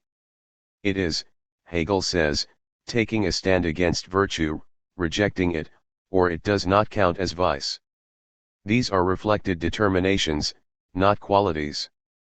A moving force is not just excluded by a mass with greater inertial force, it is negated, opposed by that force, although all we see are the qualities of motion and then rest. So we can also say, in Hegel's, if virtue, x, is identical with, the active negation of, opposition to, vice, y, or x equals y, and vice is the active negation of, opposition to, virtue, or y equals x, then substituting for y, x equals, x, it is what it is as a self-related negated negation. Virtue is in opposition to what is in opposition to virtue, vice. And this is not simply equivalent, as it would be in the logical sense, to x equals x. Hence all of Hegel's flights into double negation language, and the codependence of reflective determinations. Point 40. Or, what is opposed to a determination is not the lack or absence of that determination, but a negative determination. Hegel could have just as easily said, to make his point, as a direct echo of Newton and Kant's defense, that negation is in the world. 4 cannot be greater than 3 and less than 3 at the same time, but it can be plus 4 and minus 4, and it is both only in relation to each other. Or, if the same object can be considered both a thing in itself and an appearance, and these in opposition, then such an object of reflection exists in a state of such self-opposition, it can be considered thereby in contradictory determinations. Ground. Borrowing from Aristotle, we can say that it is possible to know a lot without understanding much. We could know that people who smoke heavily tend to get cancer and heart disease, without understanding this fact. We would understand it if we knew what the relationship was between the two events, if we knew that smoking caused cancer and heart disease. We are not satisfied with knowing what happens, we want to know why. Point 41. Likewise, if we knew that there was some feature of a thing without which such a thing could not be determinately picked out, identified, we would also want to understand how knowing this about that feature could actually explain anything typical of such a thing, could explain its showings, shine, or manifestations. Hegel introduces this question with one of his lapidary summary claims: essence determines itself as ground, SL 11.291. But from everything we have seen, the central difficulty of the logic of essence will reappear. To use an empirical example, if the question is something like why did the ball fall to the ground, we want to avoid two kinds of answers, because whenever a heavy object is dropped from a height, it falls, and it is in the nature of heavy things to fall.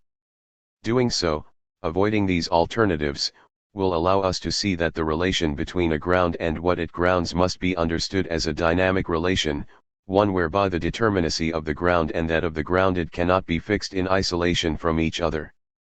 We can isolate the discussion of ground, but the general point, the necessity of essence, the paradox of essence, and the resolution in this suggestion of a dynamical relation, is paradigmatic for the entire discussion in the second book of the SL.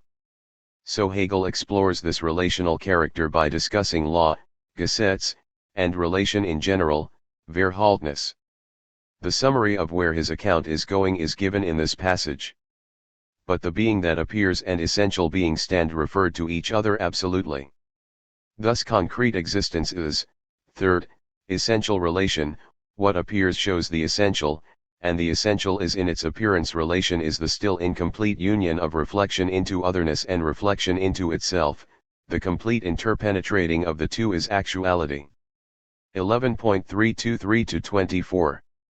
This reflection into otherness, essence, and its appearances, for example, or form and the form matter whole, or ground, and grounded, or cause and effect, and then the realization that this otherness is actually a reflection into itself, are all two moments of one whole.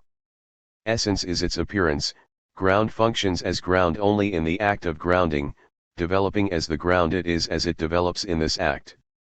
The general point he keeps making is, a strict separation of the two moments, and an insistence that the nature of an appeal to an essence, or to a causal law, or to someone's reason for acting cannot be understood as punctuated moments on the billiard ball model of causation, but involve a kind of unity, the development of a kind of unity, much closer, yet again, to Aristotle on energia.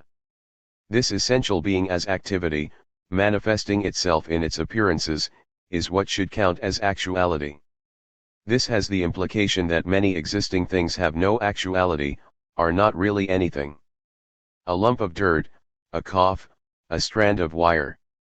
To return to a point made earlier, as Sellers points out 42 in Aristotle's conception, the philosophical space where Hegel is trying to locate himself, it is perfectly conceivable that one might walk into a sculptor's studio, see a block of irregularly shaped marble in the corner, ask the prime question for Aristotle, what is it? TIST, and be told, oh, that's nothing, it hasn't been sculpted yet, has no substantial form. The question for Hegel is the question of actuality, not existence, or the sensibly apprehensible, just as for Aristotle, the question is the really real, to ontus on. Hegel makes this point this way. On this head, it must be remarked that actuality certainly does form the principle of Aristotle's philosophy, but his actuality is that of the idea itself, and not the ordinary actuality of what is immediately present. More precisely, therefore, Aristotle's polemic against Plato consists in his designation of the Platonic idea as mere delta nu alpha mu iota, and in urging, on the contrary, that the idea, which is recognized by both of them equally to be alone what is true, should be regarded essentially as nu rho gamma epsilon iota alpha, i.e. the inwardness that is totally to the fore, so that it is the unity of inward and outward. In other words, the idea should be regarded as actuality in the emphatic sense that we have given it here. L142z. So it goes too far on this point to suggest, as Longuenus does, that Hegel is post-Kantian in that for him the relation between the I think and what actually exists is not a relation of description but a relation of constitution. Wirklichkeit is reality as constituted, in all its determinations, by thought. So if Aristotle is called to the stand as a witness against Kant, nevertheless the kind of unity of the intelligible and the sensible affirmed by Aristotle yields to another unity, a unity that emerges at the cost of dissolving and thoroughly digesting the sensible object. There is for Hegel, no immanence of rationality in the immediately present object, and even less any immanence of the rational in a reality external to thought. 43. In the first place, constitution by thought is expressed in far too Kantian a way and suggests a subjective idealism. The forms of thought are the forms of being, this is a relation of speculative identity, not constituting. Second, there is no dissolving or digesting of the sensible object. The sensible object is left as it is. It is just that the central question of its actuality is a thought determination, one not accessible sensibly, and the logic concerns not that, but what it is for that to be its actuality. And third, as Hegel notes in the PhG, reason can be said to acquire a certainty that it is everywhere in the world. There is no reality, as actuality, external to thought. Longuenus's formulations do not do justice to what has been a touchstone for us. I cite the relevant passage again. The logical is to be sought in a system of thought determinations in which the antithesis between subjective and objective, in its usual meaning, disappears. This meaning of thinking and of its determinations is more precisely expressed by the ancients when they say that nous governs the world, or by our own saying that there is reason in the world, by which we mean that reason is the soul of the world, inhabits it, and is immanent in it as its own innermost nature, its universal. L24. Hegel does not mean reason is in a particular world. Reason is the soul of the world. 44. As noted in the previous chapter, this dynamical relation, the relation of all relations in Hegel, is how we should understand rightly the relation between a thing in itself and its appearances, and hence how we can rightly say we know only appearances and not mean any phenomenalism. The externalization, then realization that the external is really internal, reflecting out, self-alienation, we could say, and reflecting back, is summarized in this passage. The thing in itself is drawn into a reflection external to it in which it has a manifold of determinations. This is the repelling of itself from itself into another thing in itself, abstoßen seiner von sich selbst in ein anderes Ding in sich, a repelling which is its rebounding Gegenstoß back into itself, For each thing in itself is an other only as reflected back from the other, it has its supposition not in itself but in the other, is determined only through the determinateness of the other, this other is equally determined only through the determinateness of the first. 11.329. I have tried to show in another book 45 that the most important, most clarifying implications of this relation occur in Hegel's practical philosophy, both in his account of the nature of human agency, and in the implications of that account for the practical theory of freedom in his philosophy of right and theory of objective spirit in general. In fact, were there space in this study to discuss in detail the relation between Hegel's logic and his real philosophy, both the other two parts of the encyclopedia and his lecture courses, one could show that part of what Hegel means by treating the logic as the realm of shadows is that the full demonstration of the truth of this relation lies in what it actually illuminates, in the cogency and credibility of, for example, an account of agency based on it. It could then be shown what he means by such paradoxical formulations as, thus the inner is immediately only the outer, and it is this determinateness of externality for the reason that it is the inner. Conversely, the outer is only an inner because it is only an outer. 11.365. He does not mean here anything as obvious as, when I do something, my ex-ante intention is fulfilled and so becomes something outer, just as what was done, the bodily movement, counts as an action because it expressed this ex-ante intention. The passage does not say that the inner becomes outer, nor that the outer is the expression of the inner. It says, there is no ex-ante intention except as outer. It is the outer. And there is no outer except as what must count as inner, not that it expresses a separable inner. There is no such separation. 46. 7. The lives of concepts. The living concept. Our focus throughout has been on the single question, what does Hegel mean when he says that, as he understands it, logic, his science of logic, is metaphysics? An immediate subsidiary question is why he says that it is only now that logic can be rightly understood as metaphysics, and not as the object or thing-oriented metaphysics of the Platonic and modern rationalist tradition. Keeping that focus, our interest in the logic of the concept will have two dimensions in these two chapters. We might call them two aspects of the metaphysics of life. We need first a brief summary of where we are in the logic as we begin the logic of the concept. I understand the transition to the subjective logic in the following way. The objective logic has established that the truth of objects is the concept. The distinct way in which an object is what it is, and so its determinate intelligibility, is its concept, as the necessary moments or Denkbestimmungen of such concepts have been determined. The science of logic is a theory of pure thinking, and in that context, we seek the pure concepts, thinking's a priori determination of its own norms, without which no object could be determined to be what it is. This is Hegel's account of first philosophy. First philosophy does not exhaust philosophy. First philosophy distinguishes the question what is it, from its question, what is it to say what something is, and tries to answer the latter. The former question can be empirical, what is electricity, but it need not be, and can be a philosophical question, what is Geist? How to pose and pursue the latter sort of questions is a topic unto itself. We are concerned with the first philosophical question.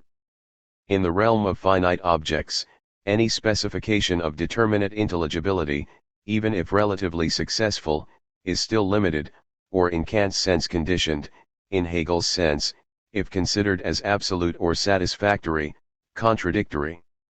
Since any such rendering intelligible must be self-conscious to be such a judging, such conditionedness and limitation are inseparable from determinate intelligibility itself, and so can be said to demand completion in an unconditioned. Much more on this dynamic in this chapter. With this established, however, we seek a higher degree of intelligibility, one not subject to such limitations, indeed the highest.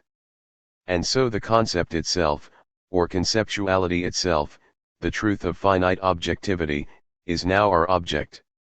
In this sense, pure thinking's determination of itself, not just qua the truth of objects, but qua itself as its own object, represents, ultimately, Hegel's unconditioned pure and absolute self-conscious intelligibility, the intelligibility of intelligibility itself, the absolute. Now in the next chapter, we will want to understand why such a metalogical or metaconceptual inquiry has the structure it does, subjectivity, objectivity, and the idea. The basic idea will be that, having investigated possible objects of knowledge, what it is truly to be any such object, in terms of their truth, their concept, that is, in terms of the basic identity at the heart of the logic, the identity of the forms of thought and the forms of being, the identity of logic and metaphysics, we will now investigate the concept, or conceptuality, in its being the truth of objectivity. Thus the concept is the truth of substance, and since necessity is the determining relational mode of substance, freedom reveals itself to be the truth of necessity and the relational mode of the concept. 1, 12.12. And the concept is now this absolute unity of being and reflection, whereby being in and for itself only is by being equally reflection or positedness Gesetzsinn, and positedness only is by being in and for itself. Ibid. Two sides of the same coin again, but now from a different point of view, the point of view of conceptuality, in its having been shown to be the truth of being.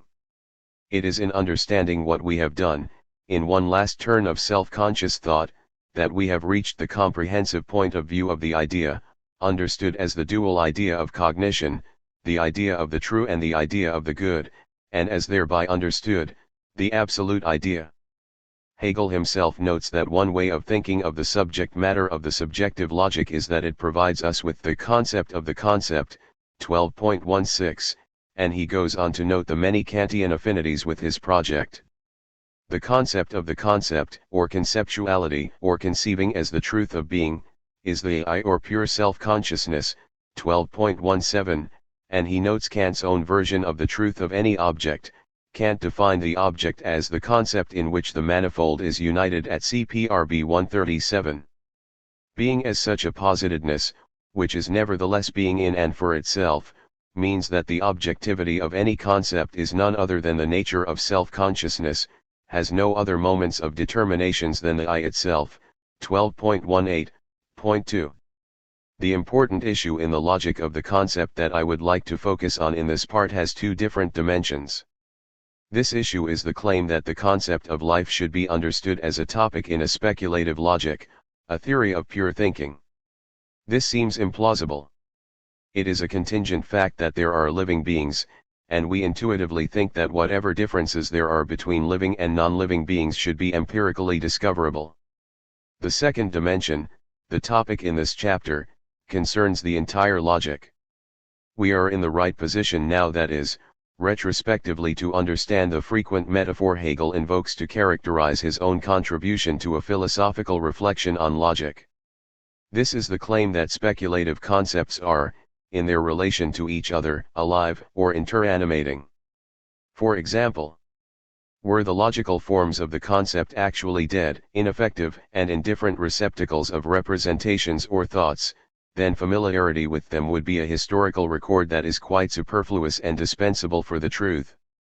In fact, however, as forms of the concept, they are, to the contrary, the living spirit of the actual, and what is true of the actual is true only by virtue of these forms, through them, and in them.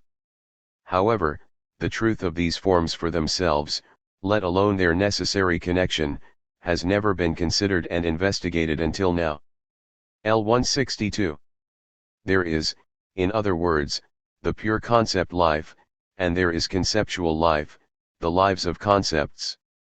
Life in general is treated elsewhere, of course, in his philosophy of nature and his philosophy of spirit, and it has a long history in Hegel's development. Life emerged as an independent topic in the second Genier-Systementwurf of 1805-6, and the notion played a crucial if opaque role in the most important chapter, on self-consciousness, in his Phenomenology of Spirit. Indeed, in the preface to that book, he was already saying that science, or logic, may organize itself only through the proper life of the concept, and that in such a science, we understand the self-moving soul of the content which has been brought to fruition, die sich Bewegensziel erfüllten Inhalts phg 53. The notions of liveliness and enlivened, Lebendigkeit and Billett, are also the central notions in his account of fine art. But it is the logical status of life, its a priori status and therewith its origin if not empirical, that he regarded as the fundamental issue. The summary formulation of the concept life is that life is the idea, aka the truth, or what is, in its truth, the actualized concept, in its immediacy. In Hegel's treatment, once we properly understand the logical structure of life, by which he means, for living being, the unique relation of an object to its concept, we will be in a position to understand that relation, object and concept, in knowing, erkennen, in both its theoretical and practical dimensions, and this will allow a retrospective summation of the truth of that relation in the absolute idea. He is referring to the fact that an instance of an organic kind not merely is subsumable under a concept, but exemplifies its kind well or poorly. In such cases we can speak of near perfection or deformity. We can't say that about an even number, or plutonium. This acknowledgement then raises the question of being as being true. What it is to be in truth is for something to exemplify what it is to be such a thing, to manifest its concept. As we have noted before, if we understand the structure of the logic as some kind of ascent or progress, and if we think of that progress as measured by degrees of any rendering intelligible, the former stage always requiring the latter as condition, then the essential predicative forms we study in the logic's three books will be, I, S is P, 2, S is essentially P, and, 3, S is a good P teleological explanation, for artifacts, actions, and organic beings, is the beginning of wisdom about such a higher degree of intelligibility, and so will help us understand why the conceptual structure involved in understanding living beings best realizes what erkennen in both its theoretical and its practical dimensions seeks. On this scale the absolutely intelligible would be, to use Aryakosman's phrase for a similar claim in Aristotle, thinking. 3 put another way, the pure thinking that was the source of any possible objective determinateness, Bestimmtheit, in the objective logic is now itself the object as well as the subject of thinking in the subjective logic. Thinking is pure thinking in this treatment, but the metalogical inquiry must be able to account for what we have seen in the objective logic, that thinking as such has a developmental and dynamic structure. Accordingly, in this chapter we will discuss the dynamism of pure thinking itself, in Kant and in Hegel, in the next chapter the notion that organic life is a logical concept, and in the final chapter the unity of the theoretical and practical idea. Here the issue is what Hegel's frequently invoked metaphor, that concepts have a life, that they move, that they are in some sense alive, really amounts to. We have been tracking that issue all along, and now that the topic of the logic is conceptuality itself, it is time to address it. The issue is already introduced in the closing words of the Logic of Essence, where Hegel tells us that, with the topic of the concept as such, we are entering the realm of subjectivity and freedom, 11.409, a language that has an unmistakable but mysterious practical air. He makes a little clearer what that might mean in a preliminary remark, Vorbericht, dated July 21, 1816. I say only a little clearer because he moves immediately to explain that metaphor with several other metaphors, with a reference to the Christian Bible and to a poem by Klopstock. 4 He reminds us that there is already a well-established, long-standing conventional understanding of logic, and so of the concept, which I will capitalize when the topic is, as it mostly is throughout the third book, conceptuality itself. There is, he notes, a textbook understanding of concepts and their roles in judgments and the role of judgments in syllogisms. But he complains that such material is not only finished, fertigs, and entrenched, festgewordens, but ossified, vernichterts. His task, he says, is to introduce a fluidity, Flüssigkeit, into such material and to spark or ignite or animate, entzünden, a living concept in such dead matter, den lebendigen Begriff in Solchem Totenstoff 12.5. He then complains about the difficulty of his task, switching metaphors again, and compares his project to building a new city in devastated land, Odenland, a task rendered all the more difficult when the land is occupied by an ancient and solidly constructed city. One must decide above all, he insists, not to make use of what is already there, not to make use of much otherwise valued stock, von vielem sonst work ich tätem devoriths. What exactly is he talking about? More figurative language follows. We will presumably understand better how he understands this novel approach to the concept when we understand that the essential issue is truth. He indicates he means truth in that sense which now stands under great suspicion, the same suspicion that Pontius Pilate expressed when he asked the crowd what is truth. As the quotation from Klopstock is meant to confirm, the question is meant as a mocking one at worst, a skeptical one at best. The reference is to John 18:38. Then you are a king. Pilate said. You say that I am a king, Jesus answered. For this reason I was born and have come into the world, to testify to the truth. Everyone who belongs to the truth listens to my voice. What is truth? Pilate asked. And having said this, he went out again to the Jews and told them, I find no basis for a charge against him. In the interpretation we have been developing, this unusual passage returns us here to issues first addressed in chapter 2, and to the passage quoted there. It is worth repeating.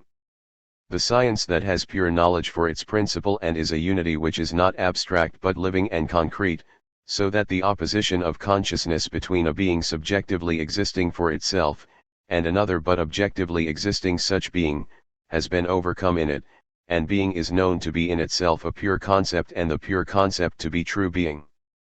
These, then, are the two moments contained in logic. But they are now known to exist inseparably, not as in consciousness, where each exists for itself. It is for this reason and this reason alone, because they are at the same time known to be distinct unterschieden, yet not to exist for themselves, that their unity is not abstract, dead, and inert, but concrete. 21.45.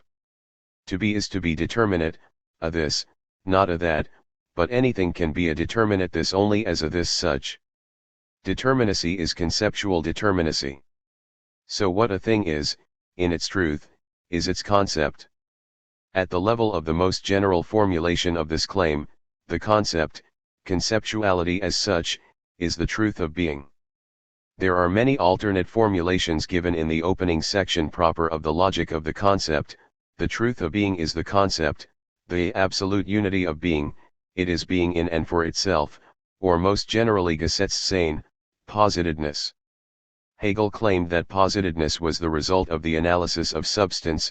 Positedness means being as being rendered intelligible, that what it is to be anything determinate is ultimately the self-determining, and so internally self-negating, concept. Therein lies its life, but that has remained extremely abstract so far. And it is important that being is conceptuality, not a material made intelligible by the exercise of a subjective power, as if intelligible only for us, as if our activity alone constitutes this life. What a thing is, in truth, is its intelligibility, or the concept with all that has come to entail, the self-conscious and self-determining conceptual moments necessary for anything to be the determinate thing it is, for concepts to function as the ground of determinacy. 5 Hence the question, what is such self-determining such that it is at the same time an aspect of being in its intelligibility and the activity of thinking? We have become, Hegel notes, skeptical about the question of what anything is in truth. This is the point of the Pilate reference.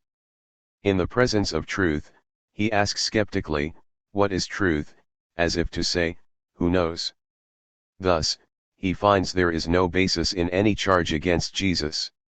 It is likewise with questions like, what truly is religion?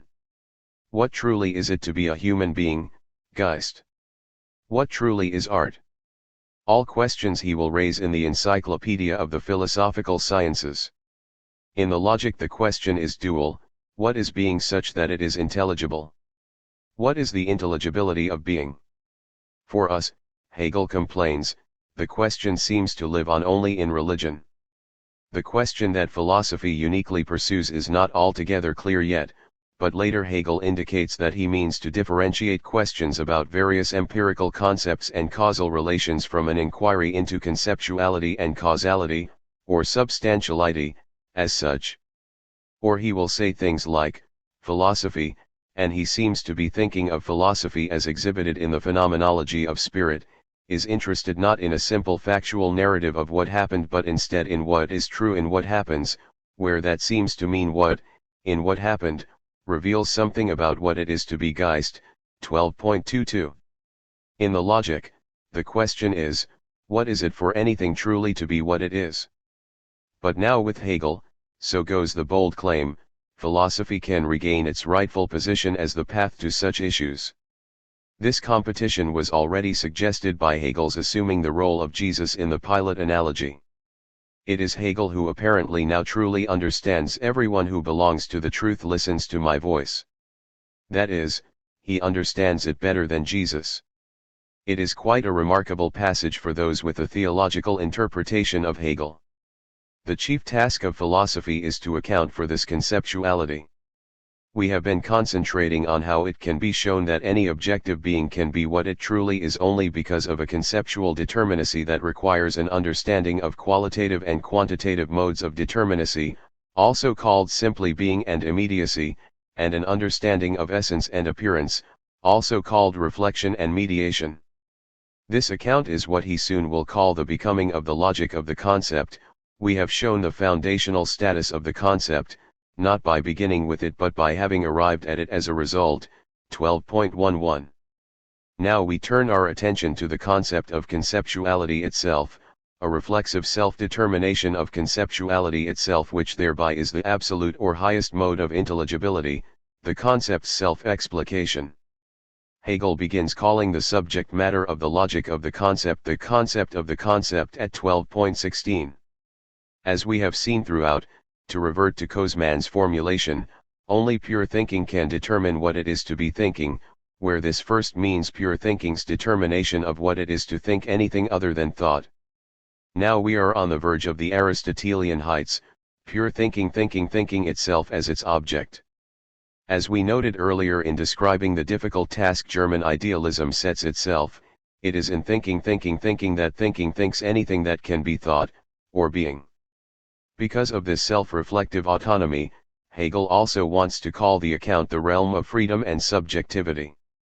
It is, by being the realm of pure thinking, a cause of itself die Ursache selbst and so the substance freed into the concept die zum Begriff befreit Substanz 12.16.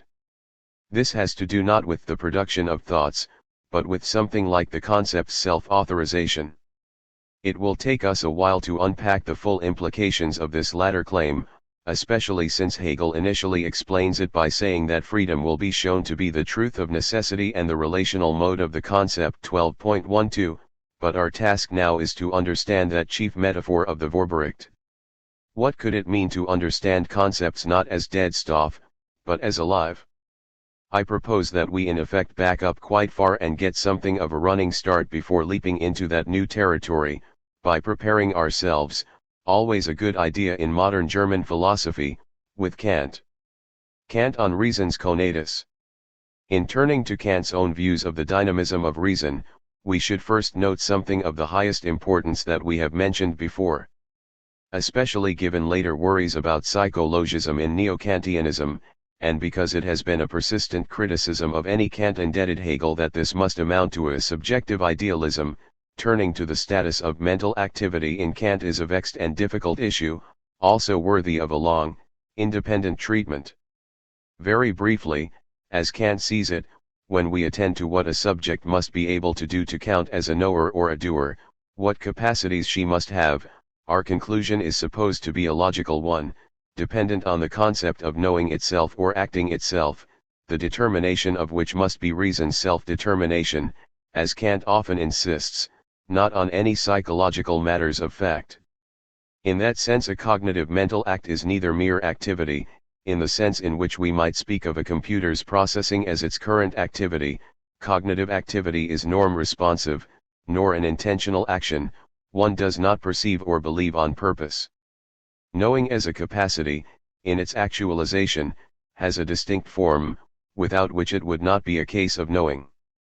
We may intentionally or on purpose take up the task of trying to understand why something happened, but as we gather evidence and test hypotheses, we are not in, say, perceiving, or in judging on the basis of perceiving intentionally doing something for the sake of something. The power of perceiving or the power of knowing, or their failure, is what it is, has its distinct end, in independence from whatever else we may also be trying to accomplish.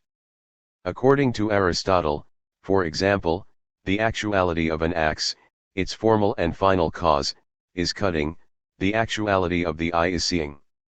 None of this implies that the axe or the eye is purposively acting in its proper actualization. Cognitive activity is an actualization in that sense. But it is also true that the capacities of the eye are for an end, its distinct end as what it is, or qua I. And in that sense the capacities necessary for knowing are for an end which knowing has, qua knowing. The spontaneous capacity too has a formal and final causality, not serial or successive, but immanent and simultaneous. Moreover, Kant's talk of separate powers can be misleading, especially as it concerns the understanding and reason, capacities so central to the argument of the first critique, and now as it concerns the topic or faculty he discovered much later, reflective judgment. They are not separate capacities in the way that swimming might be one capacity an individual has, and speaking Russian another capacity. The understanding and reason, and finally, reflective judgment, are manifestations of one capacity, thinking, the spontaneous faculty, differentiated in terms of their different functions in different contexts. There is understanding, Verstand, or thinking, considered with respect to what is the case, or in terms of the possible objects of thought, in the basic sense of claiming or judging about objects other than thought, objects that must be provided to such thinking, cannot be self-given, all on the one hand, and, on the other, reason, Vernunft, thinking considered without such restriction, or thinking in so far as it is purely self-determining, thinking whose object is itself. 6 In this latter sense, one thinks first, of course, of pure practical rationality, self-determining both in the sense that only reason can determine what the exercise of practical reason consists in, and in the sense that to act is to have a maxim one must give oneself, or it is to have a reason for the action that one counts as such a reason. But reason in its theoretical use, what Kant calls its hypothetical use, is also self-determining. Here is one formulation of the issue. If the understanding may be a faculty of unity of appearances by means of rules, then reason is the faculty of the unity of the rules of understanding under principles. Thus it never applies directly to experience or to any object, but instead applies to the understanding, in order to give unity a priori through concepts to understanding's manifold cognitions, which may be called the unity of reason, and is of an altogether different kind than any unity that can be achieved by the understanding. CPRB 359/A302. The structure of reason in this use is broadly syllogistic, as it is in Hegel, because Kant thinks of the basic model of inferring as syllogistic. In the first critique and the logic lectures model, the understanding is responsible for some general principle or law, judgment determines whether an individual or event falls under the law, and reason draws the inference.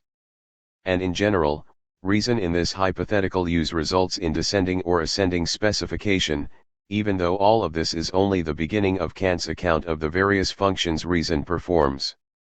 But understanding as it is used in this quotation cannot be a distinct object for or to reason, as such objects are normally understood. That would be psychology. Reason's determination of the unity of the manifold cognitions of the understanding is the determination by thought of itself, of its own unity. This perfectly parallels the analytic's claim that experience, the possible representation of an object at all, requires a unity that cannot be supplied by experience. Thinking provides this unity for itself, by itself. Any such higher unity can never be an object of experience, but it is also the case that such postulations are not mere heuristic posits, dispensable or alterable as practical needs dictate. Every exercise of reason qua reason is a necessary self-determination, and obviously, it is with this sort of language that we are already in Hegel country. It is in this sense that reason has a logical use.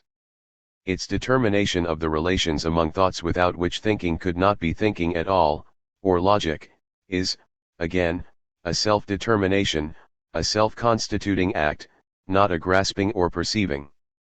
It must be so in order to keep faith with Kant's most important break with the prior, ancient and modern, rationalist tradition and with the modern empiricist tradition. All thinking is a spontaneity, an activity, not a perceiving or a grasping. This is true for reflective judging as well. 7. It is the spontaneitat considered in terms of a special function, determining a unity without which various empirical diversities would not be fully intelligible but which is distinct from reason's self-determined demand to seek the unconditioned, the highest form of unity, and a unity which cannot be said to be based on empirical material itself. I assume it is also clear that this capacity itself cannot be said to have a dynamic. The rational being, any rational being, whether human or not, in the exercise of this capacity is exercising a purposively structured capacity. I turn now to more detail about this manifestation of spontaneity. What is important for our discussions is the simple fact that the activity of attending under such a principle is itself purposive, an active, teleologically structured attending. In the first critique, Kant called reason a purposive activity, Zwingmessage Tätigkeit B 128/A94, in effect, if not literally, the very same language Hegel uses in the preface of the Phenomenology, Das die Vernunft das Zwingmessage tun ist Phg 22. Very simply put, we must be looking for, and so assuming, as a goal regularities and similarities in order for them to show up appropriately. And here is what Kant says in the published introduction to the Critique of the Power of Judgment about the necessity of our doing so, or the nature of reason's authority in this case, as he introduces a strange term we have seen before in this study. The power of judgment thus also has in itself an a priori principle for the possibility of nature, though only in a subjective respect, by means of which it prescribes a law, not to nature, as autonomy, but to itself, as heautonomy, for reflection on nature, which one could call the law of the specification of nature with regard to its empirical laws. 8. This self-directed, heautonomous activity is an idea not unique to the third critique, even though he does not use that strange neologism elsewhere. In fact, he describes the whole project of the first critique in these self-engendering terms, something Hegel always insisted on. Kant is interested in the critique of pure reason in what he says our cognitive faculty provides out of itself, b1. Hegel will ask why we should not also say that the categorical structure of experience is what reason requires of itself, with no threat of subjectivism if understood properly. Why not say that the moral law is what reason requires of itself? Why isn't the principle of all philosophy heautonomy? Kant tells us that the proper principle of reason in general, in its logical use, is to find the unconditioned for conditioned cognitions, CPRB 364/A307. And it is in this context that he begins to speak of this need of reason, dieses Bedürfnis der Vernunft B 365/A309, for such an attempt, and so introduces the thought that the exercise of reason is purposive, must be understood to have an end. He makes the same point several times in introducing us to the ideas of reason. In discussing Plato, he says, Plato noted very well that our power of cognition Erkenntniskraft feels a far higher need ein weit höheres Bedürfnisgefühl than that of merely spelling out appearances according to a synthetic unity in order to be able to read them as experience, and that our reason naturally exalts itself to cognitions that go much too far for any object that experience can give ever to be congruent, but that nonetheless have their reality ihr Realität haben and are by no means merely figments of the brain Hirngespinsaint. CPRB 370/A314. This is the same language he uses in the published introduction to the third critique. Consequently, since the lawful unity in a combination that we cognize as in accordance with a necessary a minor notwendigen Absicht, a need bejeftness of the understanding, but yet at the same time as contingent in itself is represented as a purposiveness of the objects. 9. He does not explain how an Erkenntniskraft can feel a need, but it is not hard to construct an explanation. Since, according to Kant's apperception requirement, any judging is also the consciousness of judging, no one can be claiming something without knowing that is what she is doing. Judging must be implicitly a subscription to the requirements of any such judging, thus including the commitment to be able to provide reasons for the judgment, to be denying anything inconsistent with the judgment and so forth, to be able to integrate the judgment in a consistent whole of other beliefs held, and, more broadly, any putative act of knowing involves apperceptively a putative realization of what knowing should be. In this sense the attempt to know, erkennen, as centrally a judging, is also a self-consciously purposive activity, end-directed. It aims at knowledge, wissen, unqualifiedly and unconditionally knowledge, and self-constituting. Only reason can determine what the removal of such qualifications would amount to. In the case of the understanding, or judging informed by sensible intuition, this means that any instance of judging is an awareness that the judgment is a piece of conditioned knowledge, and no such awareness, since it is an awareness of an attempt to know, can avoid in the completion of the pursuit of such an end this need to seek the unconditioned. Such an end is inseparable from any pursuit of the end of knowing itself. This appears to be what he means by feeling a need. Now of course Kant also thought that this need could not be satisfied, that our desire must remain unrequited, like an unrequited lover, in a simile Kant himself used to describe the fate of metaphysics. But this limitation is often misunderstood. For the fullest statement of Kant's position is that while there are metaphysical questions whose answers we cannot, strictly speaking, know, it is also the case that these are matters that we also cannot doubt. Unknowable but indubitable is his highly heterodox position. And that cannot be doubted introduces a kind of practical necessity into the picture that is very relevant to our theme. For Kant's picture is not of lost souls tapping around, tragically lost in the dark, despite a famous image that suggests this. Rather he is suggesting that our relation to these issues is not a relation of knowing in the experiential or empirical sense, suggesting that the issues themselves are wrongly conceived when understood this way. The relation is some sort of practical relation, or a practical factum, which carries with it its own sort of practical necessity, one that can be said to have a priority, again a practical priority over the capacities and limitations of reason in its theoretical use.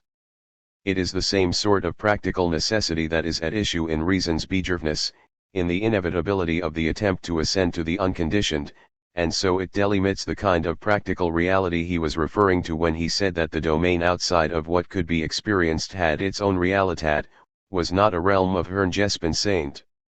It is this notion of practical necessity that I want now to pursue in Hegel. Hegel on reason's need.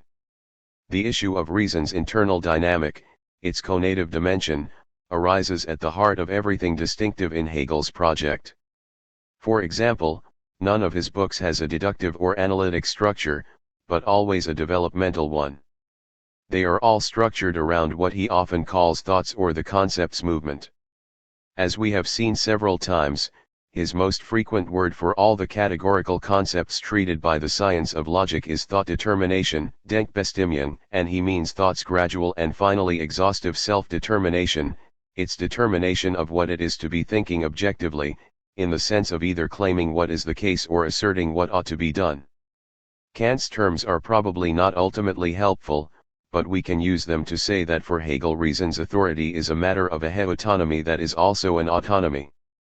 Thought, for Hegel also understood as itself a mode of engagement with the world and others, is internally animated, and so even the forbidding science of logic has to be understood as just as much a kind of narrative in its way as the much better known phenomenology of spirit, as much as the lectures on fine art, religion, and world history are narratives, and his claim is that these narratives have a teleological structure, and that means an internal necessity. As we have seen in some detail since Chapter 2, the most difficult idea behind the project of the logic is its assumption that we do not need any Kantian transcendental deduction, establishing that pure forms of thought are the forms of being. The assumptions behind that kind of a project are misleading and rejected in the phenomenology of spirit, entertained there in order to free ourselves from them, from the idea of a subject-object divide, or gap, which must be bridged. Instead, as commentators of many different sorts, including this commentator in chapter 5, have always realized, an enormous justificatory weight is placed on the beginning of the logic. Hegel, in introducing his own idea of what Kant would call a transcendental, not a general logic, not the conditions for thinking as such, but the necessary conditions of thoughts having an object, entertains the bare thinkability of anything at all in order to establish that such a mere prospect, mere being, considered in its pure indeterminacy, is not a thinkable thought, and not because of any subjective limitation on our part. Thought is determinate, discursive, and anything that can be thought is therefore determinately articulable, primarily predicatively. To consider being in its thinkability is simply to think it as it is. The forms of thought are the forms of being because to be is to be intelligible. This is Aristotelian, as we have often said, but also, in a different register, Freya's thought, a fact is a thought that is true, and intelligibility is always determinate, this and not that. This is the first result of the logic, and Hegel names this relation of this and not that becoming, Werden. Whatever turns out to be necessary to fulfill the conditions of such determinacy, conditions necessary for thought to have determinate objects, is the exfoliation of the articulability of being itself. As inadequacies are revealed in satisfying this condition of determinateness, those inadequacies count as ontologically inadequate. Being has not been sufficiently understood in its determinateness. We should recall the way Hegel put the point in 24 of the Encyclopedia Logic, when he wrote that nous governs the world 11. The logical is to be sought in a system of thought determinations in which the antithesis between subjective and objective, in its usual meaning, disappears. This meaning of thinking and of its determinations is more precisely expressed by the ancients when they say that nous governs the world, or by our own saying that there is reason in the world, by which we mean that reason is the soul of the world, inhabits it, and is immanent in it as its own innermost nature, its universal. To summarize our discussions in chapters 2 and 3, Hegel is referring to the ancients here because, as he so often is throughout the logic, he is thinking of Aristotle. The basic unit of sense-making, in Aristotle, in Kant, and in a revised way in Hegel, is the predicative act. So, as noted in chapter 2, in Aristotle we can study actuality by studying the predicative act. What there is must be determinate, and its determinations are just possible predicates, the content of which depends on their roles in possible judgments, possible copulative relations. Entities are the determinate entities they are in terms of or because of their concept or substantial form.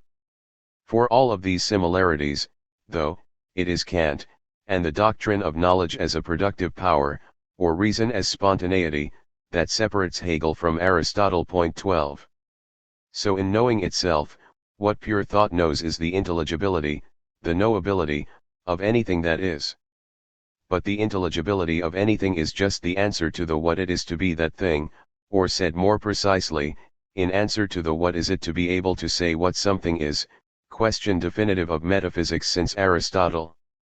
So in knowing itself, thought knows of all things what it is to be anything.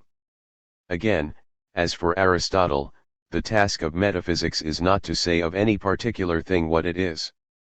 That is the task of the special sciences, medicine, statecraft. It is to determine what must be true of anything at all, such that what it is in particular can be determined, or, what is necessarily presupposed in any such specification. Those terms Hegel uses to describe the developmental aspect of his methodology: movement, moment, animation, even pulsation or alive might now be, in the context of Kant's claims about reason, perhaps not so mysterious. This connection with Kant's views on the purposive and productive nature of reason can, though, be difficult to make out. The first reason for this is that the radicality of Kant's position is often not fully appreciated. His insistence that reason never begs from nature but always commands, CPRB 681/A653, and his adoption of the mathematical sciences as his model for philosophy. That is, his famous proposal is that objects must conform to reason's wholly self-determined requirements, rather than the other way around, in just the same sense that Newtonian mechanics is not an empirical science, the Copernican revolution, in other words. Newtonian mechanics is also not a subjective grid imposed on nature, it represents the truth of nature.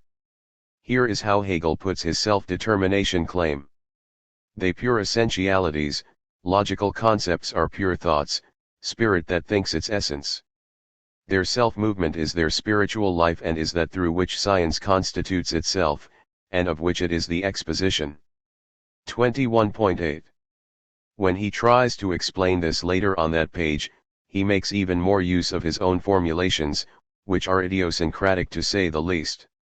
This spiritual movement, which in its simplicity gives itself its determinateness, and in this determinateness gives itself its self-equality, this movement, which is thus the immanent development of the concept, is the absolute method of the concept, the absolute method of cognition, and at the same time the immanent soul of the content. On this self-constructing path alone, I say, is philosophy capable of being objective, demonstrative science. Ibid. I cannot see that there is any essential difference between this position and that articulated by Kant in all the major sections of the Critique of Pure Reason, in the pure derivation of categories through the metaphysical deduction, in the general goal of establishing a priori that such categories are not subjective impositions but constitute what it could be to be an object of experience, and in the derivation of reason's structure for the understanding's knowledge, that structure that, for Kant, had its own reality. That self-determining activity is given its most ambitious expression in the doctrine of reflective judgment. Hegel certainly has a different evaluation of the results. More on this in the next chapter. He sees them not as self-imposed limitations on reason, but as constituting the intelligible structure of reality, and there is a radical boldness in his rejection of the idea of a reality or truth beyond any ability of ours to determine what it is. But it is in his account of how his project will show that this movement occurs that matters get apparently unkantian. For Hegel says, contradiction is the root of all movement, Bewegung and vitality, Lebendigkeit. It is only in so far as something has a contradiction within it that it moves, has an urge, Trieb, and activity, Tätigkeit. 11.286. Or, as he puts it further along in the logic of essence. Now the negativity just considered constitutes the turning point of the movement of the concept. It is the simple point of the negative self-reference, the innermost source of all activity, Tätigkeit, of living and spiritual self-movement, Selbstbewegung. It is the dialectical soul which everything true possesses and through which alone it is true, for on this Subjektivität alone rests the sublation Aufhebung of the opposition between concept and reality, and the unity which is truth. 12.246. If we keep in mind this Kantian context, recall the essentially practical and productive character of the power of reason, recall that the sense-bearing unit of intelligibility for both Kant and Hegel is the judgment, and that judgments are necessarily self-conscious judgments, and so claimable only in the context of some awareness of their finitude or conditioned nature, then claims like these by Hegel look less mysterious. The upshot of all these reminders is that the contradiction that Hegel is referring to is always an essentially practical contradiction, an activity's contradiction of its own end, something that gets clearer, I hope, if we recall Kant's account of the inherent purposiveness of reflective judgment and the hypothetical use of reason. Take, for example, the kind of things he says about the necessity of any development, that of the empirical sciences, for example. He will often say things that seem outrageous philosophically, that philosophy gives the form of necessity to what would otherwise appear merely contingent, as at L12a. This can sound as if Hegel wants to say that the actual course of that development, philosophy can prove, could not have happened otherwise, as if, in science as well as philosophy, logic, there is a development over time that could not have been otherwise. If this sort of claim is supported by a claim about a self-transforming, underlying metaphysical entity, cosmic spirit, or God, developing according to some necessary law of internal teleology, then the claim seems hopeless. At a more modest level, though, and this is very much how I think he wants to be understood, he could mean that a significant transition in art history, or political history, or religious history, a shift in collective ethical commitments, or a development in a speculative logic, that the content of some determinate concept cannot be fixed without reliance on a successor, more comprehensive concept, can all be rendered intelligible by a philosophical account. This account is based on a form of practical contradiction that introduces a more familiar form of necessity and one different from logical necessity or material necessity, the form appropriate to he who wills the end must will, or necessarily wills, the means, otherwise we have evidence that he has not truly willed the end. If a collective attempt to accomplish some goal can be said to learn collectively that commitment to that end is impossible without commitment to, let us say, a broader and more comprehensive end, then it must pursue such a new end or give up the enterprise. Or if it develops that the means chosen actually make achieving the end impossible, then the means must be altered. They are not arbitrarily altered. They must be altered, on pain of practical incoherence. A philosophical account, assuming the rationality of such a teleological enterprise, can show this. It can give the form of practical necessity to what would otherwise seem contingent alterations. So if reason can be said to have an end indispensable to its possible realization, any means indispensable to that end are likewise indispensable, necessary in that sense. This sort of argument plays out at the highest level of conceptual abstraction for Hegel. As noted before, the paradigmatic and most important instance of this sort of conceptual self-determination occurs at the outset of the logic, in the demonstration of the absurdity of any attempt to think being qua being.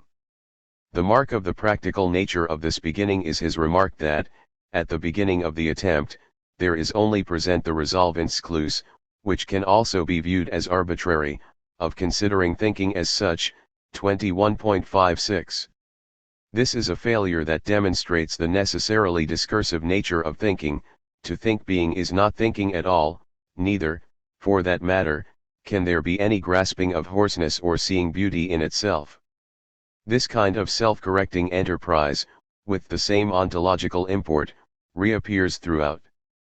So a view that seeks to account for determinateness of objects, and so for our capacity to account for such determinateness, in terms strictly of directly apprehensible qualitative and quantitative predication, what he calls a logic of being, is argued to be unable to achieve its purpose, cannot provide more than endless, unrestricted lists of properties and measures, and so too fails to specify determinateness. Any such attempt to do so is necessarily self-consciously such an attempt, and that means aware of the proximal end that would count as success in such an enterprise, this being successfully fully differentiated from that. In terms similar to those of Kant's account of the necessity of some dissatisfaction with conditioned knowledge and so of the need of reason to be felt, awareness of this deficiency is inextricably linked with an awareness of what must be done to correct it. Such a self-reflective movement in developments like the latter is what Hegel is trying to summarize in his own inimitable way in this passage. Internal self-movement proper, drive in general, the appetite or nisus of the monad, the entlechiae of the absolutely simple essence, is likewise nothing else than that something is, in itself and the lack of itself, the negative, in one and the same respect. Abstract self-identity is not yet vitality, but the positive, since implicitly it is negativity, goes out of itself and sets its alteration in motion. Something is alive, therefore, only to the extent that it contains contradiction within itself. Indeed, force is this, to hold and endure contradiction within. 11.287. Here he is referring to the contradiction that he develops in the logic of essence. First, that we cannot differentiate the essential from non-essential properties without knowing the essence, yet we cannot know the essence without specifying just these essential properties. It might of course seem improbable that one could get so much conceptual content out of reflection on the conditions for determinate predication, but the point here is only to show the initial bearing of these Kantian elements, the essentially practical and productive character of the power of reason, the sense-bearing unity of intelligibility as the judgment, and the necessarily self-conscious character of judgments, which can be claimed only in the context of some awareness of their finitude, or conditioned nature. Finally, this leaves us with a problem much too large to address adequately.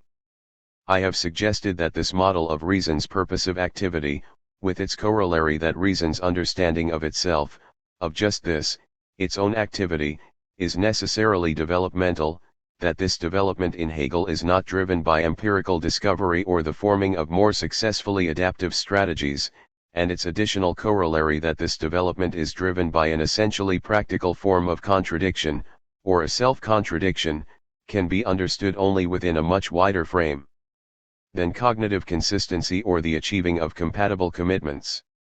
This is because the process just crudely sketched, something like an account of possible account givings, has as its goal a kind of self-knowledge that plays a crucial role in Hegel's theory of freedom and its realization. That theory of freedom is not a free will or individual causal agency theory, and rather depends essentially on a collectively achieved, shared understanding, one become habitual and implicit in ordinary life, of one's involvement with institutions and with others, generally described as being with self in others. At a limited level of logical self-understanding, such as what Hegel calls Verstand, these relations cannot be properly understood, and instead are thought of either as sacrifices of individuality by the individual, or the domination of individuals by larger social wholes and their requirements. It is not, in Hegel, that the logical insufficiency is said to be responsible for the practical experience of unfreedom. This is again the mistake about Hegel that Marx kept making. Rather, both reflect the same incomplete level of self-understanding, and so both are, to revert to the image used earlier, two sides of the same coin. In its full Hegelian flourish, the claim is for an identity of the idea of the true and the idea of the good in the absolute idea. 8.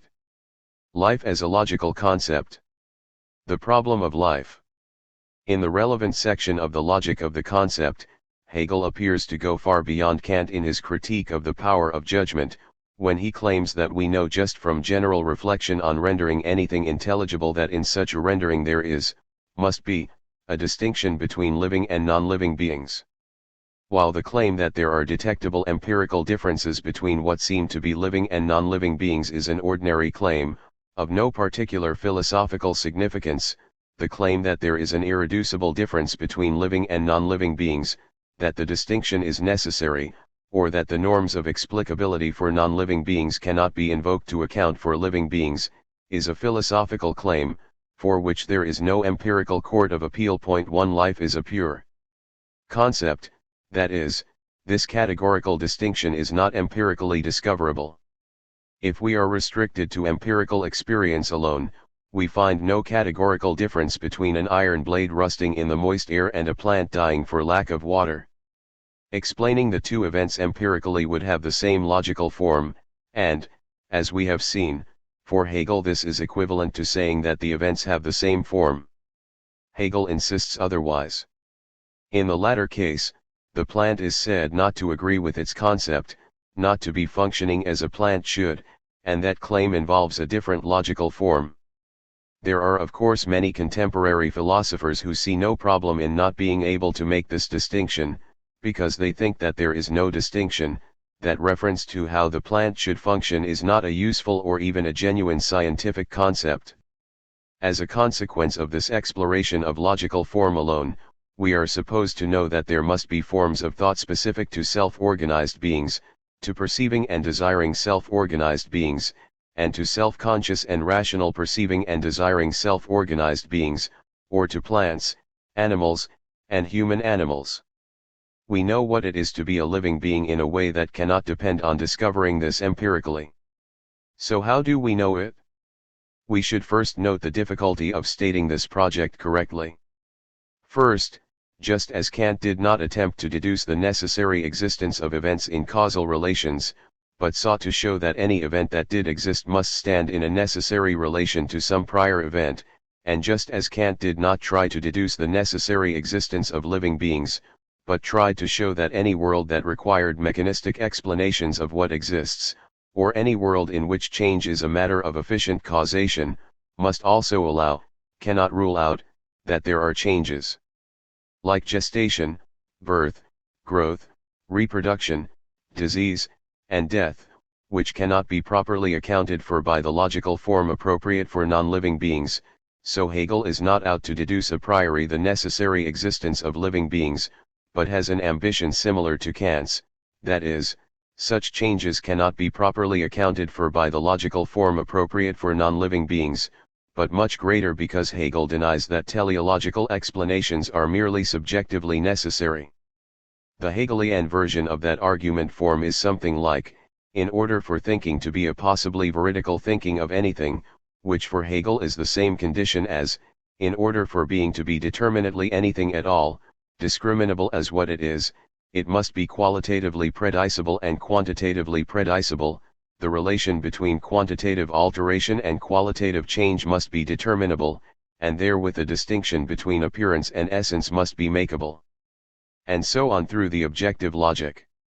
That is obviously quite a task, and goes part of the way in explaining the denseness of the enterprise. This is what generates a task that is more ambitious than delimiting the features of that special logical form required for the intelligibility of living beings or actions or human practices. This is the complicated task Michael Thompson set for himself in his book Life and Action. Point 2. That project has yielded important results, especially in showing that the species universality of living beings cannot be understood in the post-Phrygian understanding of universal quantification. Wolves hunt in packs cannot mean that for all X, if X is a wolf, X hunts in packs. Wolves do hunt in packs, but if, for various ecological reasons, many wolves, perhaps even all remaining wolves, cannot any longer hunt in packs, they are clearly still wolves, and it still remains universally true that wolves hunt in packs. 3. But Hegel wants also to show much more. For one thing, this clarification of form does not address the question Kant raised in the third critique.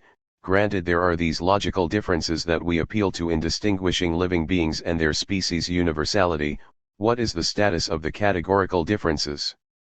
Does the form designate a realm of being explicable only by appeal to such a form? Hegel answers yes to the last question. He claims that such distinctive conceptual forms have a necessity that descends from a general inquiry into the intelligibility of objects at all. The argument is that objects and events would not be available to us in their full intelligibility if the distinction between living and non-living could not be made. This means that accounts given of non-living beings would be insufficient on their own terms without a distinction between living and non-living. In the terms of the logic of the concept where the concept of life appears, he means to show that there could not be adequate mechanistic and chemical and external teleological explanations, say, the production of an artifact guided by a maker's representation, without the contrasting distinction with living beings, without, following Kant's terms, internal teleology.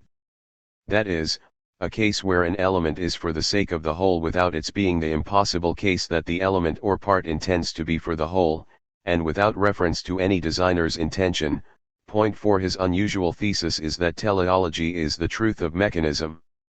That is, mechanistic explanations are domain-specific, and so represent an abstraction from a more comprehensive and complex domain that includes subjective or intentional teleology and objective teleology in organic beings. Point 5.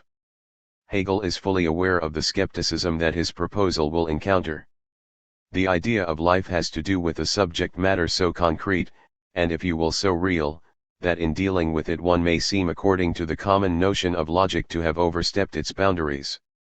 12.179, 6. The logic of life.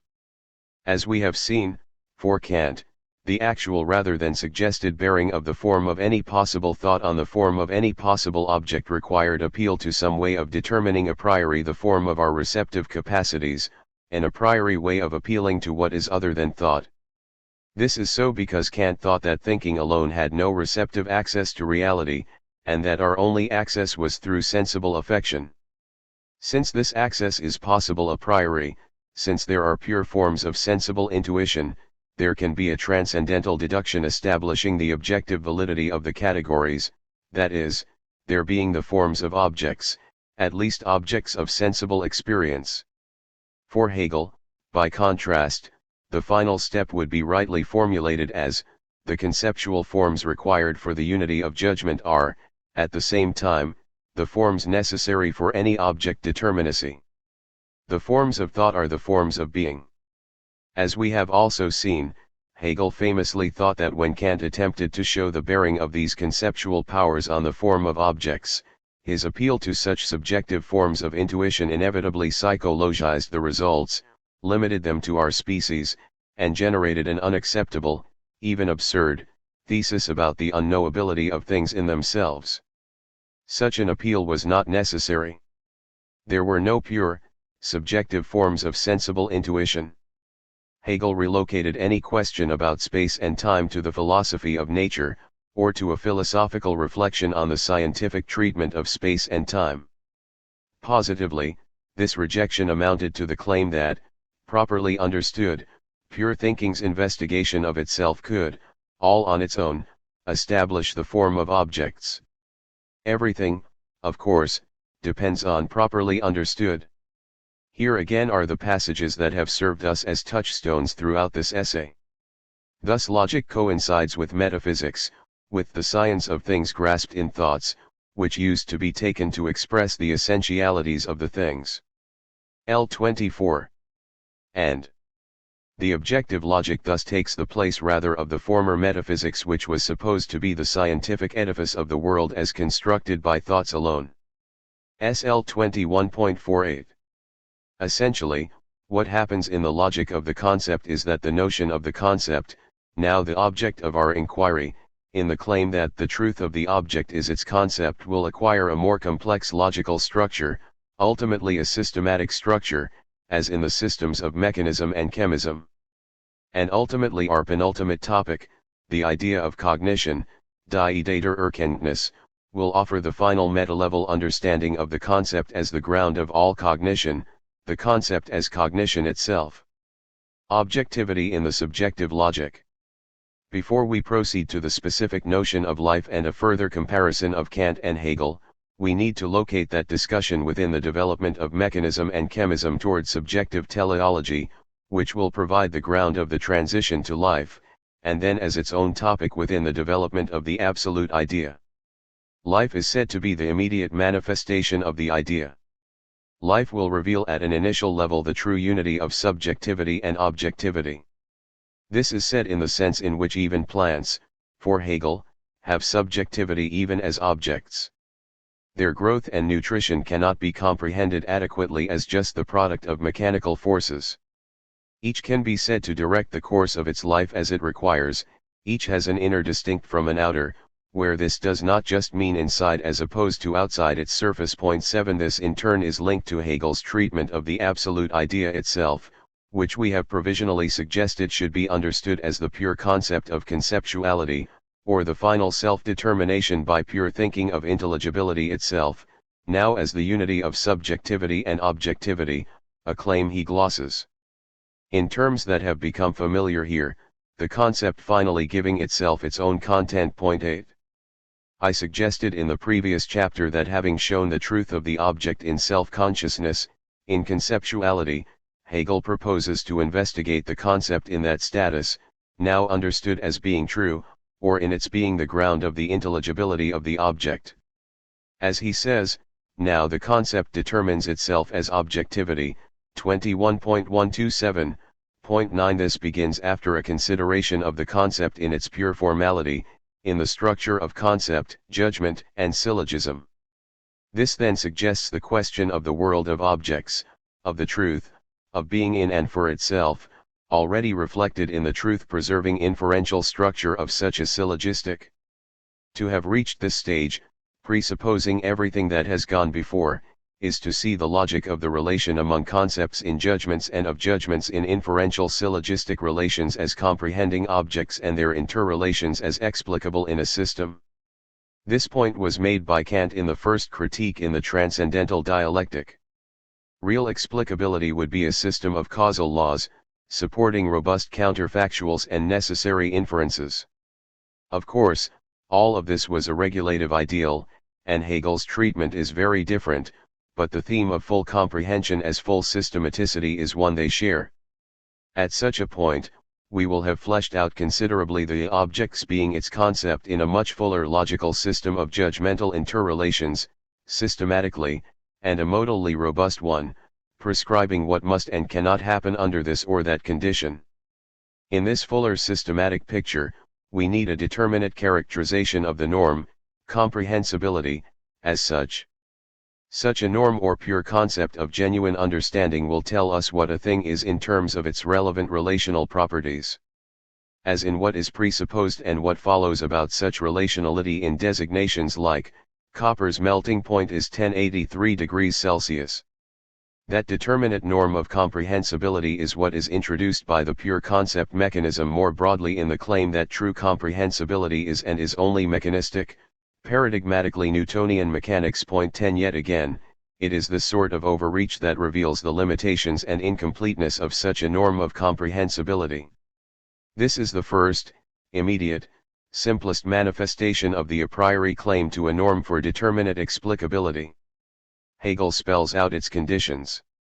The differentiated moments, the units of comprehension, are complete and self-subsistent objects that, consequently, even in connection relate to one another as each standing on its own, each maintaining itself in every combination as external. This is what constitutes the character of mechanism, namely, that whatever the connection that obtains between the things combined, the connection remains one that is alien to them, that does not affect their nature. 12.133. This is essentially a billiard ball's model of moving and inertial forces, in which there is what Hegel continually calls an indifference in the relation among objects. And therein will lie its chief problem. That is, the indifference of objects external to each other, or comprehended only as matter moving and colliding in space, means that there is no real explanation for what happens, just a formalization of what happens. Point 11. There is no way, except pragmatically or subjectively for Hegel, to select in or out the relevant relations among such indifferent objects, and we will find instead that we are awash in infinite contingency, with no real ground for our isolation of the relevant units of comprehension. At least no ground until we are able to introduce reference to what in an object's nature makes its relation with other objects impossible, possible, or necessary. This will be chemism. 12. We will see more of this in the account of life itself, but here is Hegel's summary. Dead mechanism was the mechanical process of objects above considered that immediately appeared as self-subsisting, but precisely for that reason are in truth non-self-subsistent and have their center outside them. This process that passes over into rest exhibits either contingency and indeterminate difference or formal uniformity. This uniformity is indeed a rule, but not law. 12.146. Chemism does make such an appeal to the internal properties, the chemical properties, to explain why some chemical compounds are possible and others are not. Objects considered chemically are not indifferent but determine their relationality as dependent on the kind they are. The chemical object is distinguished from the mechanical in that the latter is a totality indifferent to determinateness, whereas in the chemical object the determinateness, and hence the reference to other, and the mode and manner of this reference, belong to its nature. 12.148. At this point, in a set of remarks I still find obscure, Hegel argues that this many ascent to greater degrees of internal determination of external relationality gives rise logically to the idea of purpose.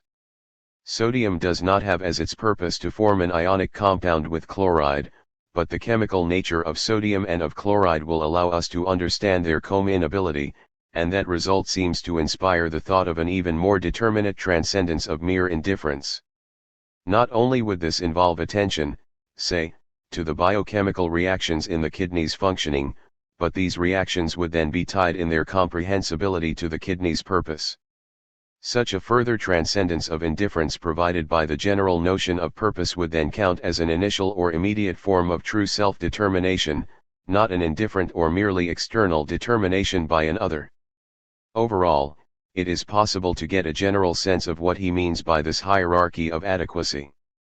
When we say that average acceleration over a period of time is its change in velocity divided by the duration of the period, or when we say that the hydrogen and oxygen molecules combine to form water, or when we say that that clock functions poorly, or that wolf is deformed, these are not empirical distinctions within a common notion of comprehensibility. In Hegel's language, they are objective aspects of the logical distinctions between immediacy, mediation, and self-mediation necessary for all objective intelligibility, and this order manifests ever greater possible comprehensibility in these terms. This moves us closer to life as a concept, the first manifestation of unity of concept and reality as purpose, and so the immediate manifestation of the idea. A living being's concept is not external to it as a particular being. That particularity is essentially nothing other than the becoming of its concept. The concept is internal to its nature, and that nature is self-determining, not determined from without. Hence the claim that life is the first, immediate manifestation of the absolute idea, the unity of subjectivity and objectivity. 13. This is clearly where we are headed, but Hegel's discussion here introduces that idea of purposiveness in a more indirect way that seems to diverge from the account of the logic of comprehensibility. He discusses first just the logical relations inherent in subjective purposiveness, an intelligence setting an end and pursuing that end by the appropriate means. This would already introduce the idea of a unity of self-determination or subjectivity with objectivity with the physical, chemical means, which, as efficient causes, are taken up as such means within a subjectively determined purpose. But it, artifactual making and so subjective end setting, seems oddly illustrative, used to make a point in preparation for the account of living beings. Such artifactual teleology seems not to be developed internally from some determinate, internal deficiency of chemism. He begins to explain what he seems to have in mind in general by noting that mechanism and chemism are themselves pure concepts, products of pure thinking. Each is an all-inclusive theory of true comprehensibility, and as pure thinking each obviously requires a that which thinks, or a subject, one that sets the end of explicability and judges the theory's sufficiency in accordance with that end. This is meant not as a species characteristic but as a requirement on any thinker. Since, as we saw in the previous chapter, thinking for both Kant and Hegel is itself purposive, mechanism can be said in this sense to presuppose subjective teleology, a living being that can set ends, for example, the end of understanding. Such a capacity, to set and pursue ends, already presupposes a living being who can set such ends. However, such a reference to the purposiveness of the thinker is available at any point in the logic's development and does not seem internally related to chemism. What will eventually make Hegel's account so ambitious is that he treats this requirement that objects and events would not be available to us in their full intelligibility, if the distinction between living and non-living could not be made not as telling us something merely about us, about our requirements, but as a claim about the real distinction between living and non-living beings. And so in this case too, we return to the familiar claim, the forms of thought are the forms of being. Thus the idea is, first of all, life. It is the concept which, distinct from its objectivity, simple in itself, permeates that objectivity and, as self-directed purpose, has its means within it and posits it as its means, yet is immanent in this means and is therein the realized purpose identical with itself. 12.177.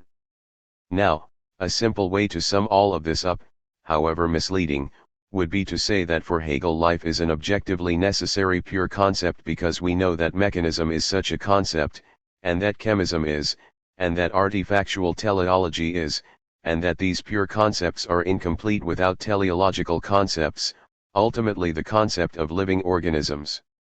And of course mechanism et.al. are objectively necessary because they are necessary implications of the failure of mere being to be a thought, and of the consequent determinations of the discursive possibilities necessary for thought to be possibly truth-bearing, to be of an object. This of course is hardly an adequate summary of a comprehensible argument. For one thing, the argument stretches hundreds and hundreds of pages, every moment of which must be held to this kind of overarching criterion. This would require a commentary at least 10 times as large as the logic. But there are, I hope, moments of illumination in what Hegel is trying to say that can stand relatively on their own. Kant and the problem of life. These general characteristics of Hegel's project, and the specific movement through the objectivity section, bear directly on Hegel's treatment of the concept of life and, yet again, on what has always seemed to me the clearest way, by both contrast and comparison, to clarify his position, its relation to Kant, in this case Kant's position in the critique of the power of judgment. The kinship is clear. In Kant's theory of experience, there is nothing in experience that would distinguish living beings from non-living.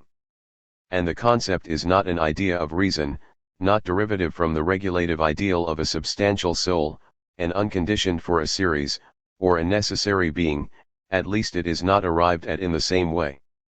Rather it is relevant for the faculty he is exploring in this critique, judging.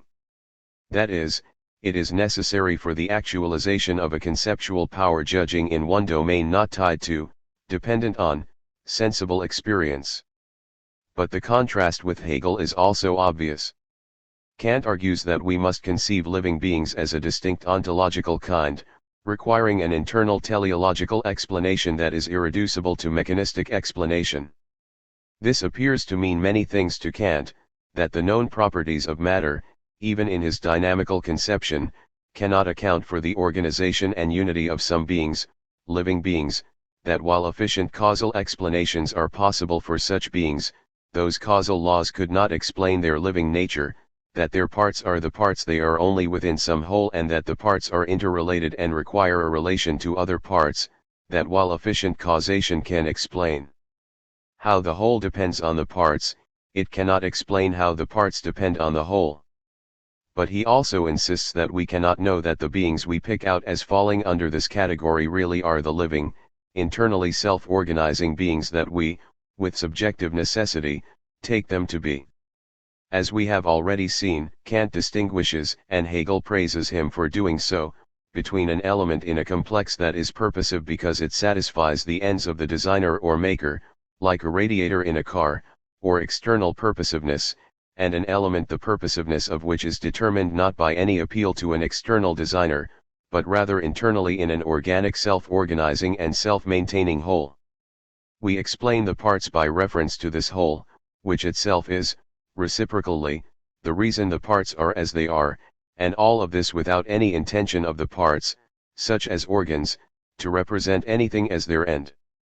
So, for example, we can say what leukocytes, white blood cells, are for, without reference to a designer of the system, but by reference to the internal ends of the living being, such as maintaining health by attacking foreign invaders like bacteria or parasites. As Kant says, we can show that the parts of a living being as far as their existence and their form are concerned are possible only through their relation to the whole. 14. But, again, this is all a matter of what we must think for the sake of a satisfying explanation. Our empirical experience, according to Kant, does not allow a truly objective categorical or generic distinction between our iron blade rusting and plant dying. They obey exactly the same laws of nature. All we know is that any change is connected with necessity to some other event, and, if we are ambitious Kantians, that particular changes are tokens of type causal laws about events. The unusual causal order required by internal teleology, that the effect of some cause is also the cause of that cause, that the effect of the activities of leukocytes, attacking and destroying foreign invaders, is the cause of there being such leukocytes, is merely a subjective heuristic. It must be merely that because the formulation just given about teleological causality makes no sense in the scientific terms Kant considers himself to have established. It is entirely contrary to the nature of physical mechanical causes that the whole should be the cause of the possibility of the causality of the parts. Q 20, 236.15. He tells us in 65 that this final causality, as causality, is scientifically, i.e., within the domain of knowledge proper, unintelligible, and could be made intelligible only if matter itself were alive, which he calls hylozoism. 16. Or if we conjoin to nature a designing soul, thus contradicting the assumption of a self organizing nature, and committing us to something we have no right to assume.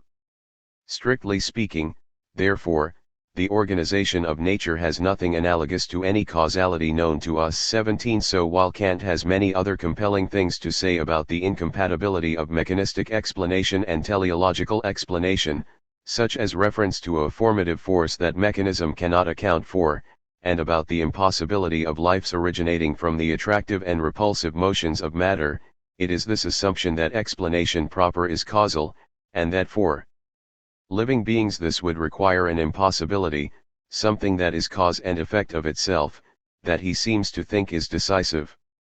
But all of this is supposed to be consistent with the unavoidability of teleological explanations, that is, with their necessity. It is not simply up to us, arbitrarily, whether we explain things mechanically or in terms of natural purposiveness, whether we find it convenient or useful or not. The category is not a mere heuristic, and it is not conceptually conceivable that we are just for this moment in history as yet unable to appeal to the properties of matter or to the form of mechanistic explanation. He asserts as a philosophical truth that we will never be able to do so, and even that it is absurd to imagine that we could. No Newton for a blade of grass, ever. He says clearly that we can no more give up the teleological principle and the idea of final causality than we can give up the universal causal principle itself, although the reasons for such impossibility are different. One brief reason he gives for this is that this abandonment would leave us without anything for guidance in observing 18 since we could certainly discover intricate chains of efficient causal relations, say, the biochemical cause and effect relations that occur at the microbiological level when leukocytes are at work. He must mean that thereby we would not understand what we are observing, would not even be able to say that the leukocytes are failing when they do fail, would not know what to look at, how to organize the units of explanation. If we take this at face value, on its own it is hardly a dispositive argument. We could simply admit this but argue that a sick body and a healthy body obey the same physical laws and that the distinction between sick and healthy is one imported just because of our interests. It has nothing to do with observing itself. 19. But Kant may well have in mind a stronger claim or several related claims. While we have the possibility of a physical and chemical account of cell division, we are not observing a mere series. With that account alone, we would have no way of understanding that these processes are part of one series, no way to isolate anything like what is to come next, and so no language to explain what happens when it does not, and we would be assimilating the processes occurring in one form, cell division in a plant, say, and in another form altogether, in an animal, say. This notion of an insufficiency in accounting for the observed will play an important role later. Inspired by such considerations, Kant keeps doubling down on his claims about necessity. In the antithesis of the antinomy of teleological judgment, which Kant, in his solution to the antinomy, wants to affirm, he says unqualifiedly that some products of material nature cannot be judged to be possible in terms of merely mechanical laws. Judging them requires a quite different causal law, viz., that of final causes. 20 Here the claim seems to run through a claim about the requirements of judgment, rather than mere understanding, and a presupposed claim about the necessity of judgment. To add to the puzzle, although he also says such things as that the concept of final causality does indeed have objective reality, it is nevertheless inadequate for dogmatic determinations, and we have nothing that could assure us that the concept has objective reality. 21. The simple conjunction of a claim about what we must think, even to observe nature, and a claim about what we do not and cannot ever know that nature is as we must think it to be is the sort of thing that always deeply frustrated Hegel, and did so from his earliest Jena years, in Glauben und Wissen, for example. For one thing, the idea that we are required to believe something that doesn't make any scientific sense, that science will never understand organic beings as such. 22 is an insult to our rational nature, and the claim that we do not and never will really know that there are living beings, or that the very concept is not something we ever truly understand, is equally offensive. 23 The promise of the earlier claims we have summarized is that if we have understood properly what it is to claim that we cannot help making a distinction between living and non-living, then we have established a metaphysical conclusion, not something essentially about us, about the human cognitive capacities. A typical remark from the logic, cited earlier as an epigram. Critical philosophy did indeed already turn metaphysics into logic, but, like the subsequent idealism, it gave to the logical determinations an essentially subjective significance out of fear of the object. 21.35. This last can sound like a strange rhetorical reference to Kant's psychology, but it is a measure of Hegel's frustration with Kant that Kant can say such things as even empirical cognition of their cause and effect presupposes concepts of reason 24 and yet still insist on the essentially subjective significance of this necessity. Hegel's objections to subjective necessity. Even from this breathless summary, it should be clear enough that there is a general and quite similar project shared by both philosophers. An abstract formulation of that project would be a systematic determination of what reason requires of itself, moments without which reason would not be reason. As we have seen, in the published introduction to the Third Critique, Kant even coined a name for this norm, to accompany autonomy and heteronomy, heautonomy, although he does not thereafter take it up. The disagreement concerns the status of the results, merely subjectively necessary, or of objective metaphysical significance. For both, reason's main activity consists in its forms of inference, an activity that can proceed from, but is not tied to, the results of empirical experience. In all contexts, thinking's productive power is self-determining, and, as Hegel sometimes says, free, on its own. For both thinkers, our point of orientation is syllogistic, and we should ask what such syllogistic activity, given an exfoliation of its basic forms, suggests about where we are led when our intellectual power reaches substantive results on its own, all extending Kant's basic clue about the relation between the forms of thought and the forms of objects. According to Kant, we are led astray. The form of the categorical syllogistic inference grounds a paralogistic inference to an immaterial substance, a soul, or Cartesian mind, as the ground of thought. The hypothetical syllogism requires of us an antinomial inference to the unconditioned ground of a sequence or series. And the form of the disjunctive syllogism itself leads to the postulation of an absolutely necessary being. Hegel's invocation of syllogistic, while it is the orienting beginning of the logic of the concept, and so while it recalls Kant's orientation in the dialectic, proceeds differently in its details. But, as we have seen, Hegel is interested also in what the inferential forms of relations among judgments imply about the objective manifestations of such forms, and all of this amounts to the extraordinarily ambitious goal of showing that mechanism itself already presupposes teleology, which presupposes living beings. To review, he begins with reason's requirements on explanation as mechanism, the form according to which relations among objects are established, but the diverse parts behave indifferently to each other, and their linkage is only external to them, L194z. Moving matter in motion. What he tries to show is that mechanism as a principle, as a pure or logical principle, rather than any first-order empirical discovery about the world, already amounts to, implicitly, what is most distinctive about teleology, an explanation by concept, how a thing matches up to its concept, although in mechanism this concept is only in itself, not for itself. That is, mechanism presupposes its appropriateness and the demarcation of the domain of its appropriateness, and this is a normative suitability that will become more explicit, more for itself, as the limitations of mechanism and the restrictions of this domain are thought through. This form or concept, he shows, cannot cover relations that are not so wildly contingent, but ordered according to the natures of the elements, where objects are essentially differentiated, so that the objects are what they are only in their relation to each other, ibid. That is, his claim is that while mechanism posits a radical independence among objects in motion, the results of mechanism itself reveal a regular dependence, fixed and unvarying, among such putative independent objects, and it must transform itself into a position that can do this justice, not treat it as an astonishing accident. He tries to connect this form and its transition to syllogistic form, but here, and throughout, that seems more a gloss on this underlying argument about independence and dependence.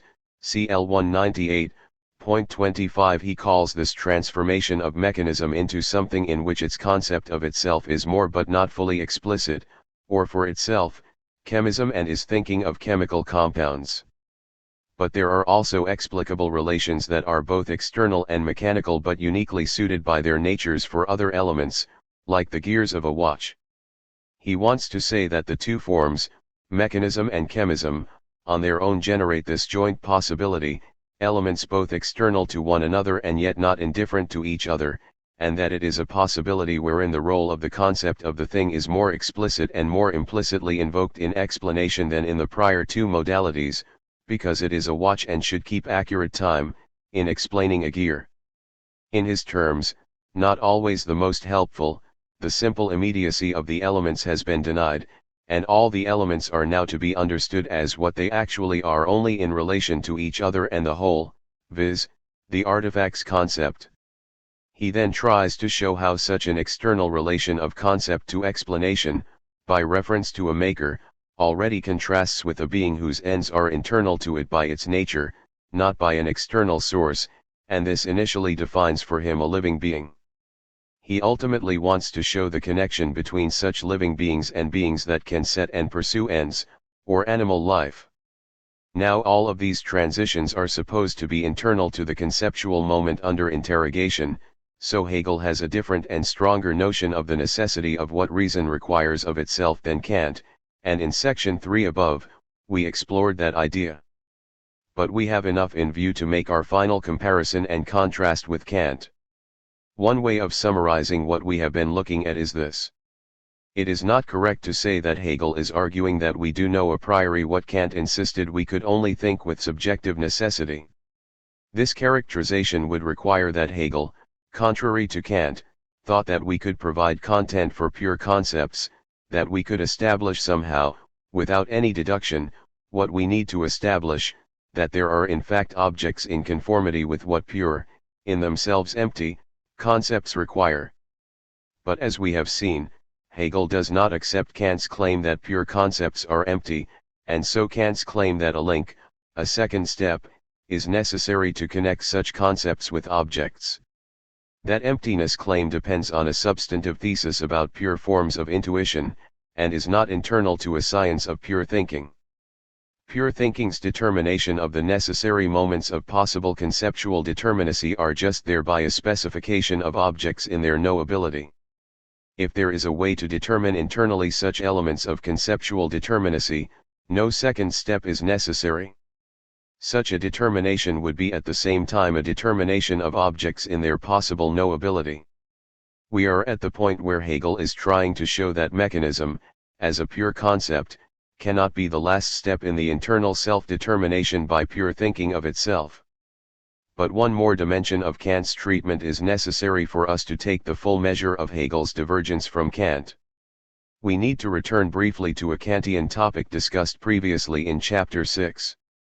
Recall that when Kant specified why there must be reliance on the concept of life, even for empirical cognition, or why there must be this determination by concepts, he put the matter in a way that reminds us of the subject matter of the book. He said, some products of material nature cannot be judged to be possible in terms of merely mechanical laws. Judging them requires a quite different causal law, viz., that of final causes. 26. It is judging that uniquely requires what he claims is required. He is talking here not about judgment simply as logical synthesis, the claiming of what is the case, but about reflective judgment, the inferential faculty, or the distinctive function of reason in this context. There is only one intellectual faculty for Kant, that this critique has discovered, and that gives us a way to pose Hegel's problems with Kant's very restricted notion of when an appeal to a concept can be said to ground a thing's possibility. Both parts of the critique of the power of judgment are a critique of the reflective and determining functions of judgment. Kant's official formulation is: the power of judgment can be regarded either as a mere faculty for reflecting on a given representation, in accordance with a certain principle, for the sake of a concept that is thereby made possible, or as a faculty for determining an underlying concept through a given empirical representation. In the first case it is the reflecting, in the second case the determining power of judgment. To reflect, to consider, however, is to compare and to hold together given representations either with others or with one's faculty of cognition, in relation to a concept thereby made possible. Point 27. As with virtually everything else we have touched on, this is a claim worthy of much more attention, but for our purposes, we need only the following summary, which can set out a larger context for the issue already discussed in Chapter 6. In early 1789 Kant began to formulate the new problem of reflective judgment, as well as a new a priori principle for such a faculty, the purposiveness of nature. What is important to notice for our purposes is that with that development, the shape of the entire critical project began to change dramatically and a watershed historical moment occurred, one crucial to the development of later idealisms. The so-called first introduction of May 1789 for the first time went far beyond a critique of taste. Kant had realized that something like the deep structure of judgments like "this rose is beautiful" actually contravened its own surface structure, that the predicate beautiful was not really functioning as a standard predicate, as it appeared to. It referred to no objective property or mere secondary quality. Instead, he concluded, it involved a non-conceptually guided reflective activity on the part of the subject of the experience, whose novel logic required notions like a free play of the faculties, purposiveness without a purpose, disinterested pleasure, a common sense and universal subjective validity. The realization of the distinct features of this reflective activity was only the beginning of a series of more strikingly novel claims of interest to us. That issue, he clearly thought, that intellectual activity, the reflective judging that resulted in aesthetic judgments, also constituted the basic structure of teleological judgments, and so could account for the unique intelligibility of organic beings. In something like the same way that the normal perceptual experience of flowers, vistas, and bird songs as suitable objects of empirical knowledge would in no way help us to understand why we find such objects beautiful, not to mention give us a right to claim that others ought to as well. Likewise our normal empirical experience of plants and animals as such suitable objects of knowledge would in no way help us to understand that those objects were alive, and so possessed a distinct kind of unity of parts, and a ground for such a division of living from non-living was necessary. But the faculty of reflective judging, he concluded, could explain such possibilities, how we are responsive to what experience requires of us, without its constraining that activity. And then a number of other issues seemed to be thrown into the same reflective judgment pot. The formulation of scientific theories not fixed or determined by empirical generalizations involved this activity and its logic, as did the systematizing of empirical laws necessary for genuine scientific knowledge. Finally, even the determination of ordinary empirical concepts now seemed to require this newly formulated reflective capacity, and in all of these cases a kind of legitimating grounding could be given, not fully anticipated in the first critique. So reflective judging and its a priori principle were now necessary not only for explaining the possibility and validity of aesthetic judgments, but in accounting for the necessary distinction between organic and non-organic nature, the formation of empirical concepts, the proper integration of genera and species, the general unification of empirical laws into systems of scientific law, theory formation itself, and the right way to understand the attribution of a kind of necessity to all such principles, judgments, concepts, laws, and systems. The critique of taste had become the critique of the power of judgment. But, as with the ideas of reason, Kant continued to hold that such reflective judging was not constitutively necessary for their being objects of experience at all, and so could not properly be called cognition. That required only that we be able to distinguish a subjective succession of representations from an objective, something that was possible only if any event was necessarily connected to another prior event. But Kant himself seems to be conceding that that result alone amounts to an impoverished notion of cognition, Erkenntnis, and it seems arbitrarily restricted. We wouldn't know much if we knew only that, without empirical concepts, laws, systems, and distinctions between living and non-living. So all the above products of reflective judgment must count as necessary and indispensable, and in a way that is not just convenient, but nevertheless remains merely regulative. Given their necessity and indispensability, given how much we would miss in the world if we could not claim we know that things fall into kinds, that there are empirical concepts, that nature is law governed with necessity, that species fall under genera, and that some beings are alive, the Hegelian question is, why does Kant persist, even after the expansion of his system in the Third Critique, in claiming that we do not really know any of these things, that we just require them of ourselves? And can't see a way to abandon such commitments. One reason Kant continues to hold this has to do with how he understands the logical character of the difference between reflective and determining judgments themselves. But, as we saw, Hegel implies that the way Kant has described the situation given a particular, find the universal is misleadingly external. Any so-called assent is not really external to the instance being reflected on. Any putative result must already be the true being, Eigentlichsein, in the first place.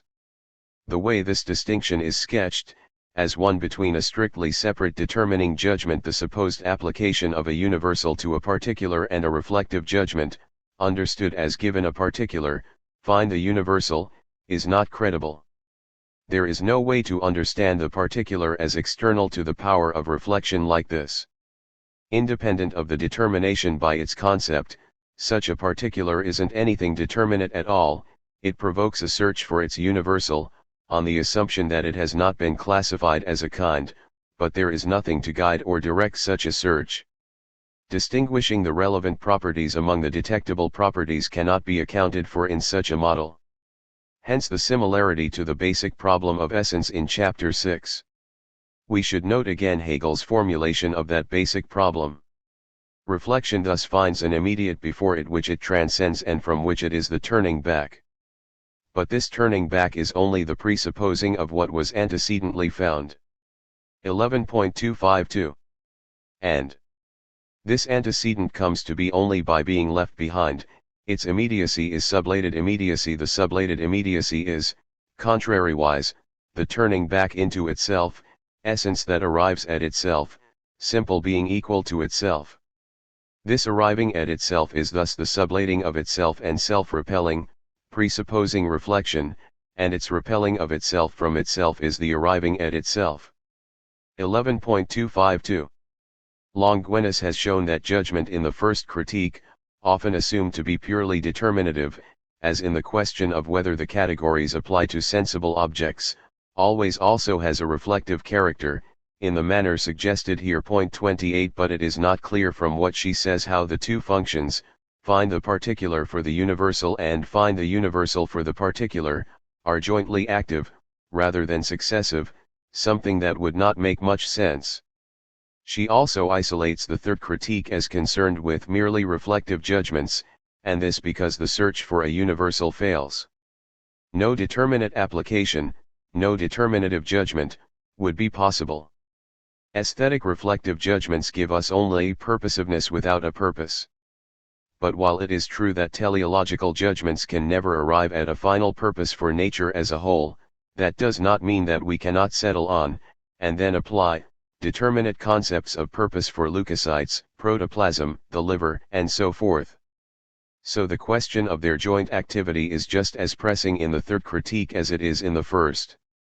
This can all sound like a puzzling circularity, but it bears directly on Kant's skepticism about the objectivity of the concept of life. For Kant, a living being requires us to think something we cannot, how the whole causes the parts that cause it. He certainly agrees that this can make no sense, it is meant as a reductio. But this simply assumes not just the distinguishability of whole and parts but their temporal separability. Point 29. However, a living being's reproduction according to kind makes clear that in such reproduction there is no puzzle about the production of parts that make a whole possible that then also makes the parts possible by causing them. The generation of whole and parts is simultaneous, as in all cases of final causality. The reciprocal relation between whole and parts exists from the moment of conception, and the only real causation is efficient causation, internally in the organism's processes and generatively. These causal series, however, cannot explain reproduction according to kind, the unity of an organism, the regularity of the occurrences of the series, or even the lawfulness of nature. We therefore propose judgments about the series. We systematize the series in a way that need not presuppose a creator or bizarre temporal relations but must see them as rule-bound or norm-bound to avoid unmanageable contingency. Point 30. We have of course a much better understanding today of how the DNA blueprint is actualized, but the sequences alone still require us to think of what is happening as a defined process with a beginning and an end, as the growth of an individual of a kind. Thinking we can understand the parts causing the whole and in a separate moment, some sort of backward causation moment, the whole causing the parts is not the discovery of a solution to a problem but its question-begging invention, question-begging with regard to final cause explanation that does not rely on a designer or on forward and backward causation. It is an explanation that explains by reference to a concept. Because that is what leukocytes are for. 31. Kant's argument is that we would not even understand what we were claiming unless we were making appeal to an entity as if designed, but that argument rests on his invocation of a form of causality we cannot understand except by analogy with design according to concepts, and Hegel sees no reason for such a commitment in understanding living beings. 32. There is a whole because of the parts by virtue of efficient causation. But there are parts because of the whole in a different sense of because. The thing's concept is necessary for its specification as the thing kind it is, and without this concept, we could not even identify the parts as parts. This is not an equivocation, it is doing justice to the two sorts of dependence in their joint realization. Much of Hegel's relation to Kant's doctrines has just this air of reducing or eliminating oppositional tensions. The most famous in recent years has been the concept-intuition relation, again distinguishable but not separable, and the relation between pure practical reason and sensible inclination, which Hegel aspires in the same way to unify rather than oppose. There is nonetheless a reasonable response from Kant or a Kantian. It concerns the status of a form of understanding by reference to a concept like the one above about leukocytes. Since the modern revolution in philosophy we have come to be skeptical about this, imagining someone answering the question, why did the book fall, with because it is in the nature of heavy things to fall. Or we think the questions are impossibly ambitious, what is the natural end of human being, or too easy to abuse, because she is a woman. But bad applications don't invalidate the notion. Such bad examples do not rule out the prospect for a philosophical inheritance of such remarks by Aristotle as. And since the existence of the thing must already be given, it is clear that the question must be why the matter is so and so. For instance, the question may be why are these things here a house? And the answer is because what being is for a house belongs to them, or it may be why is this thing here a man, or why is this body in this state a man? So what is sought is the cause by which the matter is so and so, i.e. the form. And that is the substance. 33. Hegel certainly signs on. The nature, the specific essence, that which is truly permanent and substantial in the manifold and accidentality of appearance and fleeting externalization, is the concept of the thing, the universal which is present in it. 21.15. One final comment. If the question we are left with is what counts as satisfactory comprehension, then any answer will require our exploration of the concept of comprehension. Only the concept of comprehension can explain what a comprehension is. Hegel's unusual language about all this gets at something. The concept is self-determining, it gives itself its own actuality. As we have seen, it is a notion indispensable to properly philosophic comprehension and to questions about the nature of religion, or art, or thinking. There are no empirical answers to such questions, and it is dissatisfying to be told that we are asking a question about language, linguistic usage, meaning. No, we're not. We are asking what art, what thinking, what being alive, and so forth are. It is equally, and needlessly, dissatisfying to be told that any putative result has only a subjective necessity, that we still don't know what thinking or explaining, etc., really is. Only thinking can determine what it is to be thinking or, on this approach, what it is to be living. Philosophy cannot go on as philosophy in undue and unnecessary fear of the object. 9. The true and the good. The concept of the concept. The structure for our final topic in this investigation of Hegel's identification of speculative logic and metaphysics is neatly presented in this passage from the Encyclopedia Logic. The idea, as a process, runs through 3 stages in its development. The first form of the idea is life, i.e. the idea in the form of immediacy. The second form is then that of the mediation or the difference, and this is the idea as knowing, which appears in the twofold shape of the theoretical and the practical idea. The process of knowing has, as its result, the restoration of the unity, enriched by the difference, and this yields the third form of the hereby absolute idea, the final stage of the logical process that proves itself to be at once the truly first and the only being through itself alone, nur durch sich selbst seiend. L215a, 1.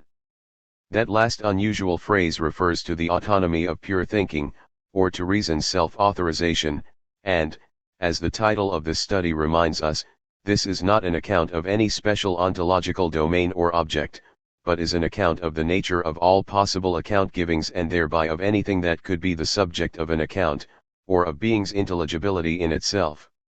In this sense, at this level of abstraction, the subject matter could be said to be the shadow of the contingent, empirical world.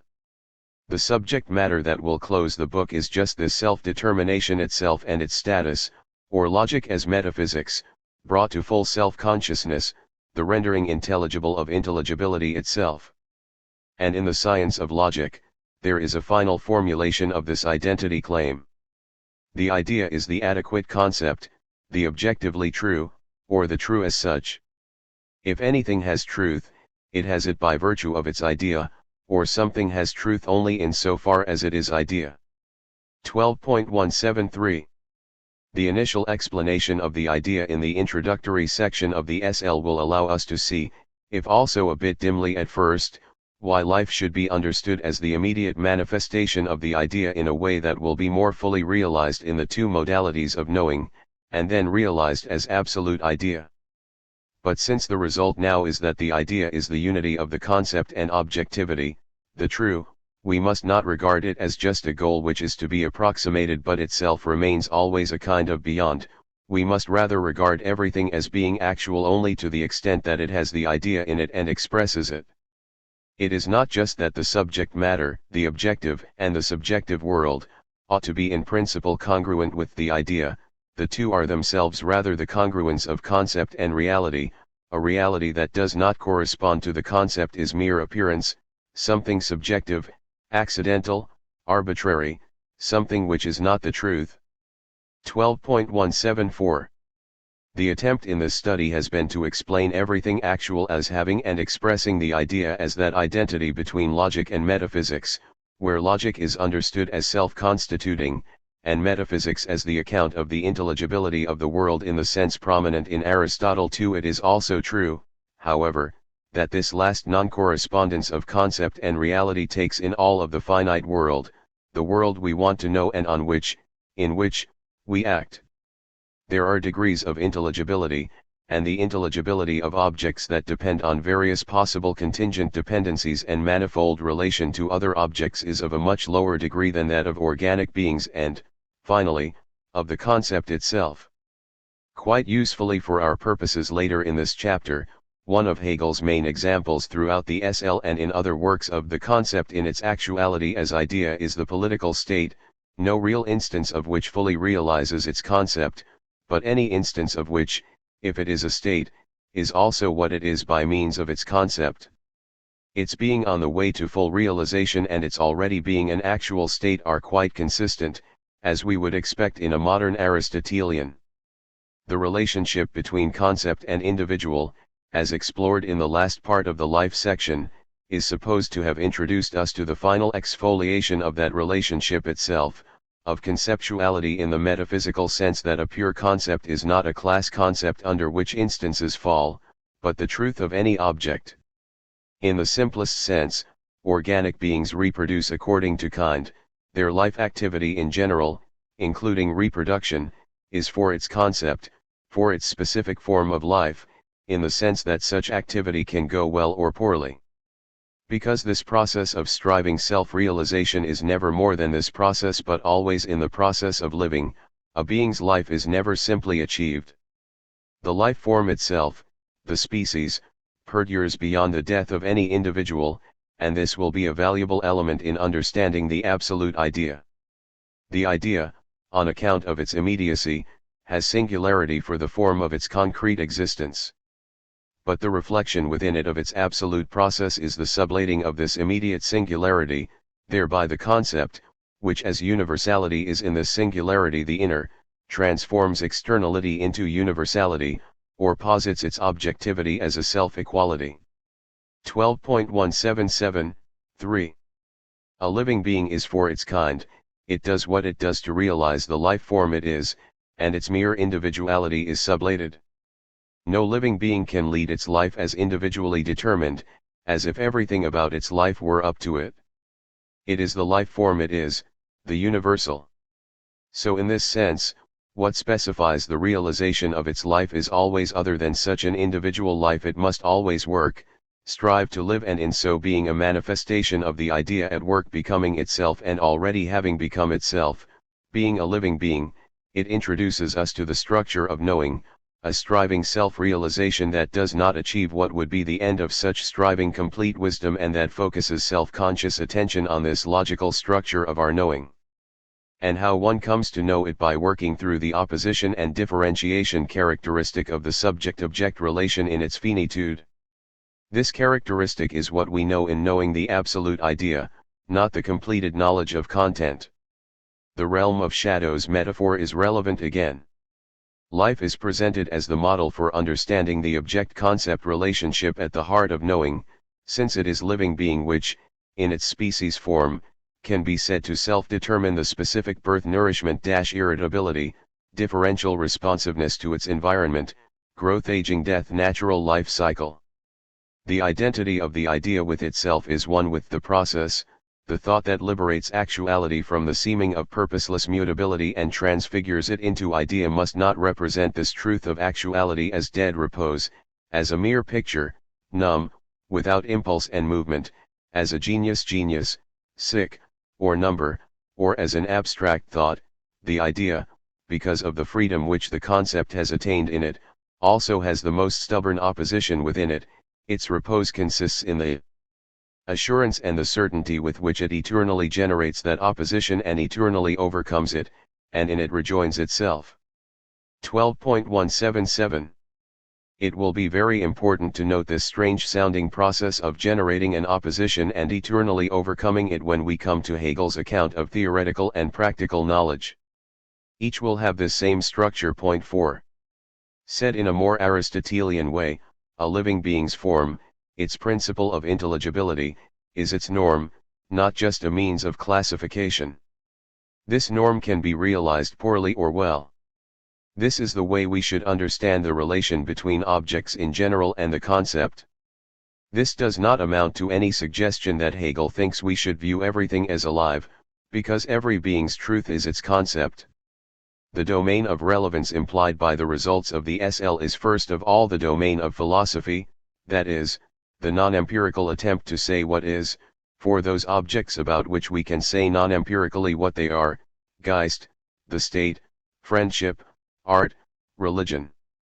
Or, said in a Kantian way, pure concepts are constitutive of objecthood itself, not empirical classifications. In knowing this constitutive relationship, we acknowledge both the identity of conceptuality with determinate being, and the speculative nature of this identity, that is, the difference or opposition remaining within this identity. Any finite thing can be known to be what it is only by knowing it as its concept, even though as finite, it is not, never will be, fully its concept, and the full articulation of its concept is not possible. That is what it means to say it is finite. And in just this sense, knowing can genuinely be knowing, even if not being absolute knowing. Point 5. So the topic is cognition, erkennen, the status of knowing the object in its concept itself, in both this identificatory and differentiating sense. More properly, in the appropriate philosophical register, we should say that what we want is to understand, not to know in the modern scientific sense, that is, to explain. Point 6. When we understand something, we understand its cause, but in the Aristotelian sense, we mean we know why it is what it is, its mode of being. And this knowledge does not then ground explanation, it is self-standing. Hegel is not leading us to, why does it rain? Because it is in the nature of rain to water the crops. 7. As just noted, Hegel introduces us to this final reflection by discussing the different dimensions of life as self-conscious life, or, he now says, spirit, a self-directed life that has itself for its object. Even a plant can be said to lead its life, in the sense in which what it requires and what harms it are determined by it, by the requirements of its life form, or internally, but all of this not as such, consciously, and so is both differentiated from itself and identical with itself, the structure we explored in Chapter 3. Any proper subject of philosophical interrogation, like right, or art, or religion, is going to be self-directing in this sense. Any instance must be understood as unavoidably involved in any such object's fully realizing itself, fully becoming what it is. This, its not being fully what it is why it in its very being also generates opposition and striving. Hegel wants to pursue here, though, only the idea of life, that is, spirit, as he says, in the form that pertains to this idea as logical, 12.197, and not in any of the other ways in which it could be considered, as soul, consciousness, spirit as such, that is, as it might be studied by the philosophy of subjective spirit in the encyclopedia, or even in the phenomenology of spirit. So thinking as such, self-conscious life, spirit so understood, is our subject now, in that form that pertains to the idea as logical. Pure thinking's self-determination of what is necessary for any thinking to be the thinking of an object, and correspondingly, what any object must be such as to be thought, are now to be subject to one final turn of the self-consciousness screw, a reflection on the logical nature of the knowing, and, we shall find, the doing, that have made up the moments of this self-determination. Hegel then sets out what he regards as various dimensions of the specific Erkenntnis proper, say, to the determination of what art or religion or the state is.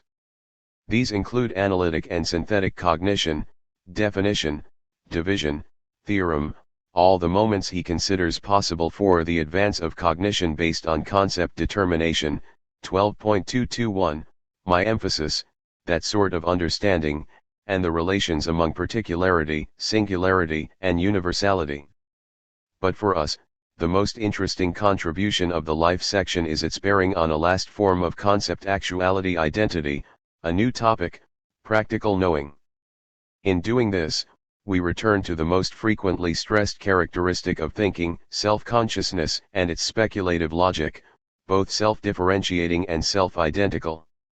Judging is the judging of objects, of what is other than thought, and is always also consciousness of judging, but not as a separate moment. The one moment, thinking, is itself dual, but not to be understood as the duality of thinking and its objects.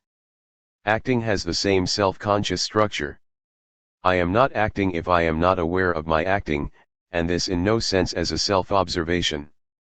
Hegel puts this point in the L by saying that, even though the idea now has itself for an object, even though the moments in which subjective universality and objective content are in themselves identical, they are not yet posited as identical, L223, my emphasis. The activity by which thinking seeks to posit this identity, of itself and its other, is called knowing, and its form is most familiar to us in finite knowing. Thinking's attempt to understand itself as the truth of what is other than thought, being, is knowing in both its finite and its speculative moments. Yet there is another way in which the opposition and striving for overcoming opposition characteristic of knowing manifest themselves. Thinking can either overcome any opposition of being to knowing, by transforming itself in the light of its certainty or absolute faith in this capacity to posit the identity, can understand itself as transforming itself internally, at the level of abstraction and with the right notion of internal necessity, to constitute what it could be to know and to be a world, or transform the world in order to overcome the one-sidedness of subjectivity, L225. The semblance of objectivity that some being is the actuality it presents itself as can be penetrated, understood not to be such an actuality, and transformed by the drive of the good to bring itself about and by willing, the practical activity of the idea, ibid, another and perhaps the most obscure two sides of the same coin claim. We are not much prepared for the drive of the good to bring itself about, except by the structural analogy with the life process, here, that, likewise, the good is actual and eternally becoming actual. What Hegel wants to say, and where all the interesting controversy begins, is that just as in knowing, the process is making the object one's own, or overcoming its alienness, by discovering the reality of reason or logos in the world, realizing itself as the world's logos, and not by reason's transforming itself as if in response to, or in order to mirror, an independent world, as in the empiricist picture 8. So in practical knowing, the subject does not face the world as an alien element that must be transformed on the basis of a subjective demand descending wholly from pure practical reason. Practical knowing consists both in acknowledging the reality of the good and in participating in the world's own constant realization of its purpose by acting. This is the source of the most persistent and, given what he says, most understandable criticism of Hegel, that the reconciliation he promises, this last manifestation, here as aspiration, seems wildly idealistic and unreasonable, and that it is based on the idea of the world's having a purpose, indeed a realized purpose, which has zero credibility today, especially after the 20th century. This is so, even though the animus that is driving Hegel is also clear enough and not improbable. As Hegel constantly insists in various contexts, it is impossible that a practical assessment of what ought to be could be derived formally from practical reason alone. Material assumptions in any such attempted derivation must be and are present, are usually hidden, and reflect a specific historical context. We need to know something material about human beings to make any progress, and human beings being historical, some sort of practical knowledge is necessary to determine any rightful relation to others, a knowledge of practical reality inseparable from an assessment of what is to be done.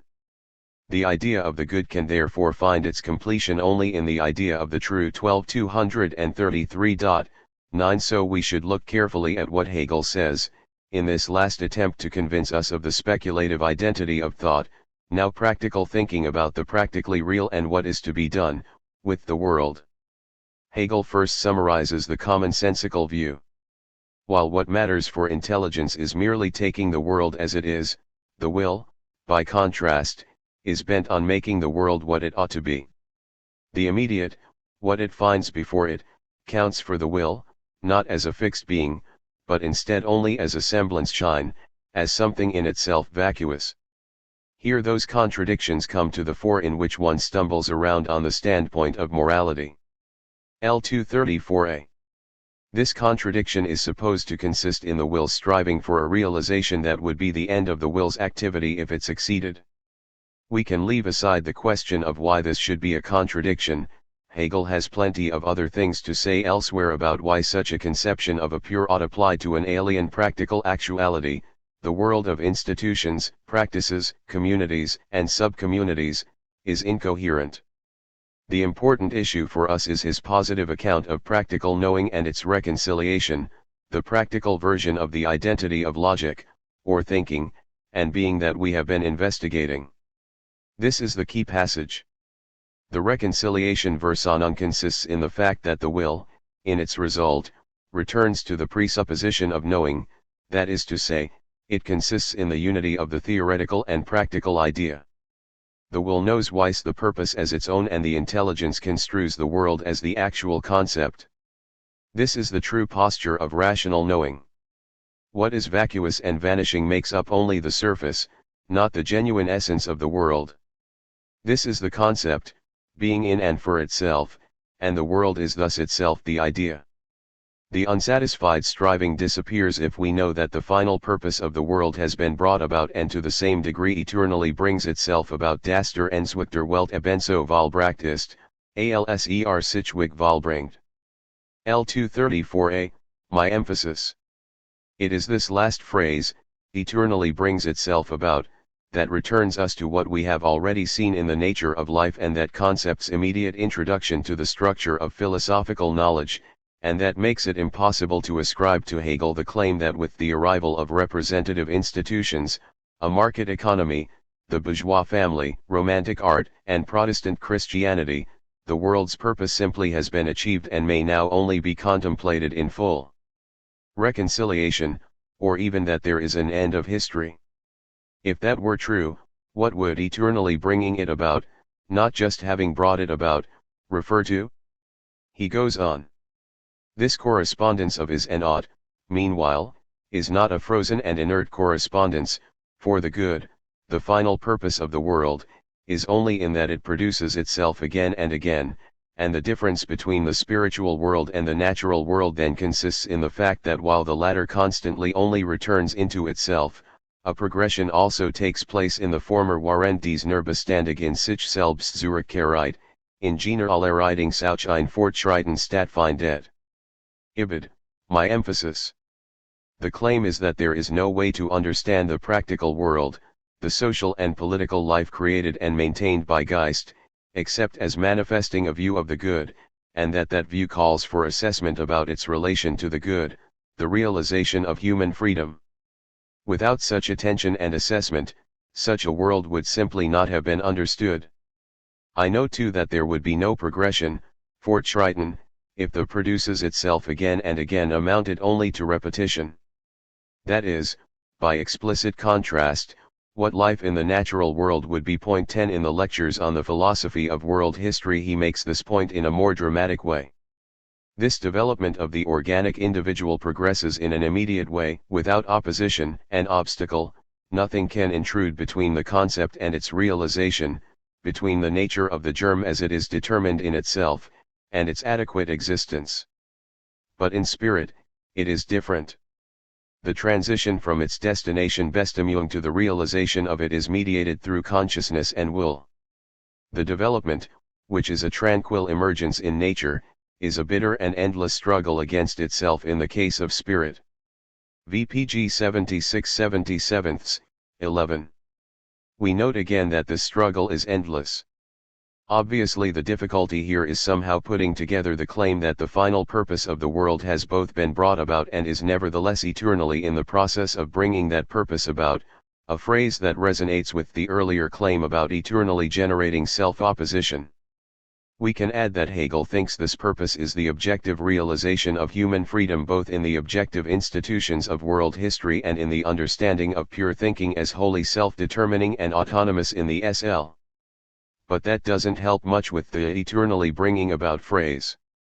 It is at least clear that Hegel is making an implicit distinction between, on the one hand, distinctly practical reasoning, as it is understood in Aristotle, that is, reasoning that concludes in an action, not in a judgment about what is to be done, and practical knowledge of the situation in which action is called for. Something close to what the practically wise person, the phronimos as Aristotle understands her, would understand. The assumption is that any such reasoning always relies on some knowledge of what we could call practical actuality, the ability to rightly distinguish between the surface actuality, vacuous and vanishing, and the genuine essence of the world, L234a. We know from our discussion of the logic of essence that this is not a strictly either/or picture. Such an essence is manifest in, and has to be seen in, such a surface or shine.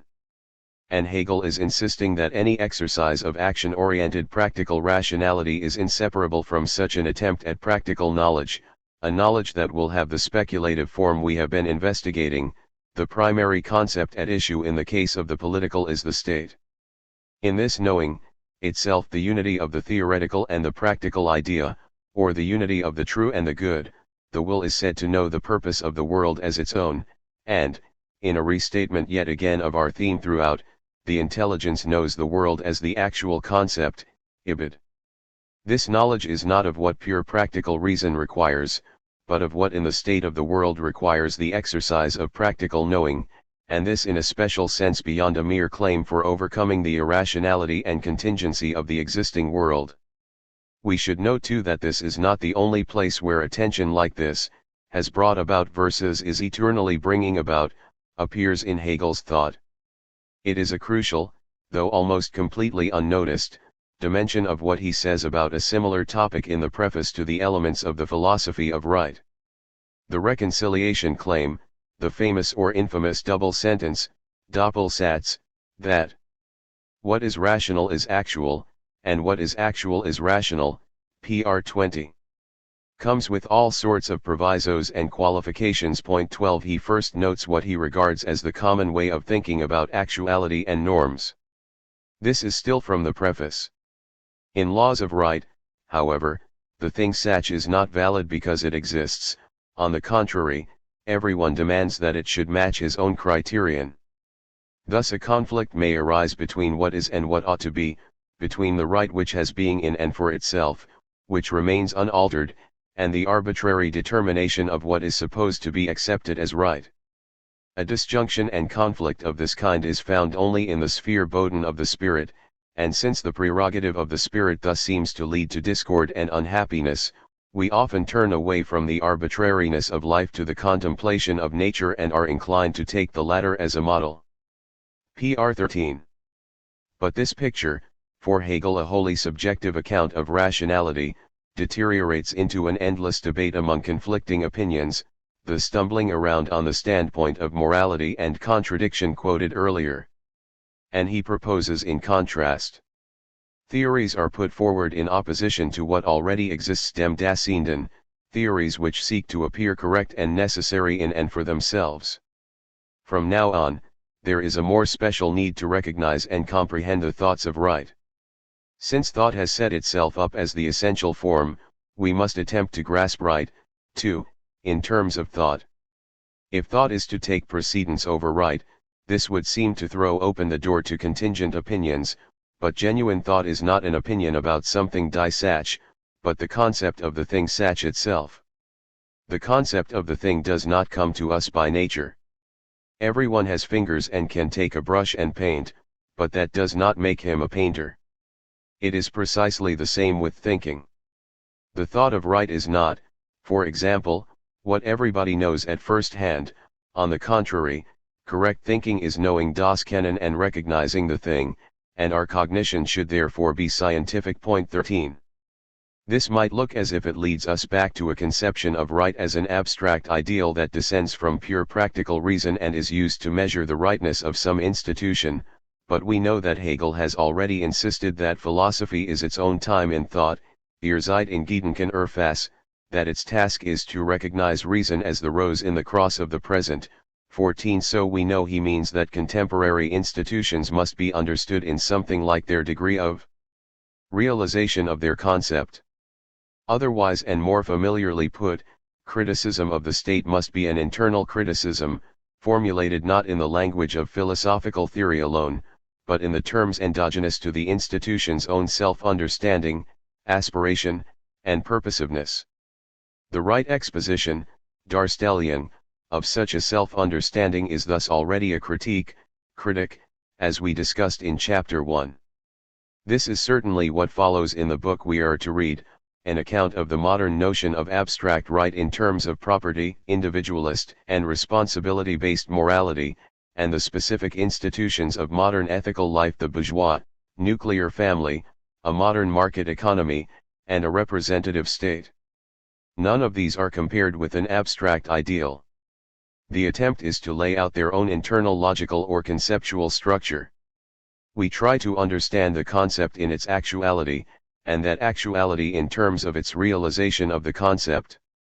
In sum, we know to do that this is the philosophical work needed, and what it is to do that, by virtue of knowing the absolute idea in the SL. Point 15. Now, we return to our original puzzle: what does it mean to say that concept or the final purpose of the world not only has realized itself, brought itself about in some actuality, but is eternally bringing itself about. An important clue about what Hegel means is given in that passage referred to earlier here, the one much quoted but the significance of which is rarely noticed. He is explaining his claim that philosophy, philosophical science in his terms, always comes on the scene with its comprehension too late to do any instructing about how the world ought to be. Why should this be so if a philosophy of right consists in comparing institutional actuality with an abstract concept or norm? Rather, in what is probably, together with his remarks about history as a slaughter bench, in the running for the best-known quotation from Hegel. When philosophy paints its gray in gray, a shape of life has grown old, and it cannot be rejuvenated, but only recognized, by the gray in gray of philosophy. The owl of Minerva begins its flight only with the onset of dusk. Pr 23. What is so striking about this claim is that it concludes the preface to a book that announces itself as a philosophical or scientific account of that shape of life then actual. The only inference one can draw is that this form of life has grown old and is dying, is turning necrotic before our very eyes, as it were. There is certainly no suggestion that Hegel believes that attempting to live in rightful relations to others has itself ceased to be a human need or aspiration. He must mean that these institutions are on their last legs, and that does seem a possible gloss on eternally brings itself about, that rightful institutions must produce themselves again and again. Far from blithely ignoring the sheer contingencies that human agents and societies are subject to, Hegel implies that, given these contingencies, it is likely that the state, understood as the realization of freedom, does not have anything like a permanently achieved, eternal structure, and that such historical contingencies will always pose anew the question of the rationality of the actual for any philosophy that understands itself as its own time comprehended in thought, where comprehended in thought means according to its concept, as that concept and the actuality it gives itself are understood in the SL. Point 16. That question will be something like to what degree is any historical actuality eternally bringing about the realization of the concept. This is very much the way Hegel talks in the in the last paragraph on practical knowledge and cognition in general. The truth of the good is, by this means, posited as the unity of the theoretical and practical idea, the notion that the good has been attained in and for itself, that the objective world is thus in and for itself the idea precisely as it the idea at the same time eternally posits itself as purpose and through activity produces its actuality. This life, having come back to itself from the differentiation difference and finitude of knowing, and having become identical with the concept through the activity of the concept, is the speculative or absolute idea. L 235. The curious phrase at issue for us is, again, eternally posits itself as purpose and through activity produces its actuality. We sie zugleich als sich setzt und durch Tätigkeit ihr Wirklichkeit hervorbringt. This all means that it is not a refutation of Hegel's political philosophy to point out that very little of the modern social and political world, the world of mass consumer societies, huge nation-states, desk-eyed industrial labor, alternate forms of marriage, globalized capitalism, the enormous power of the culture industry, and so forth looks anything like the ethical life described in the PR. The Hegelian argument would be that such institutions still understand themselves as rightful, rechtlich, and the measure of that rightfulness is still the realization of freedom, understood as Hegel does. Point 17, that is, any philosophical account would still have to show this, if possible, and to the degree it is possible. 18. And, on the one hand, with respect to institutions like modern marriage and the modern family, clearly a great deal of Hegel's account of their rightfulness would have to be rethought, and various dimensions of what Hegel argued were essential elements of such social rightfulness, such as one's job having a status worthy of respect as contribution to the common will, that it has a standing, displayed in one's role in an estate or stand, would still have to be understood as a requirement of right, but viewed in the light of such a requirement, much of modern labor in the contemporary world would be false, untrue to the essence of right. Point 19.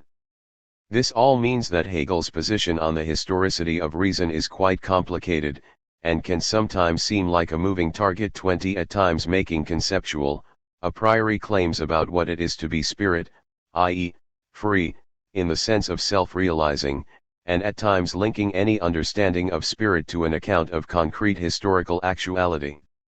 The issue is rather like how one should understand the relation between the introduction of the PR, which appears ahistorical and purely conceptual, and the body of the text, which plunges straight away into modern, Western institutions. Partly this is a problem because the PR is an excerpted element of the encyclopedia's philosophy of spirit, its philosophy of objective spirit. In the encyclopedia, this means that the section has been prepared for biological account of conceptuality as such, and an argument for a transition to and then from a philosophy of nature, which itself is everywhere informed by the historical state of the current sciences, and the entire philosophy of spirit. Presumably this issue of the relation between a conceptual norm and its historical realization could be settled by attending to that transition argument.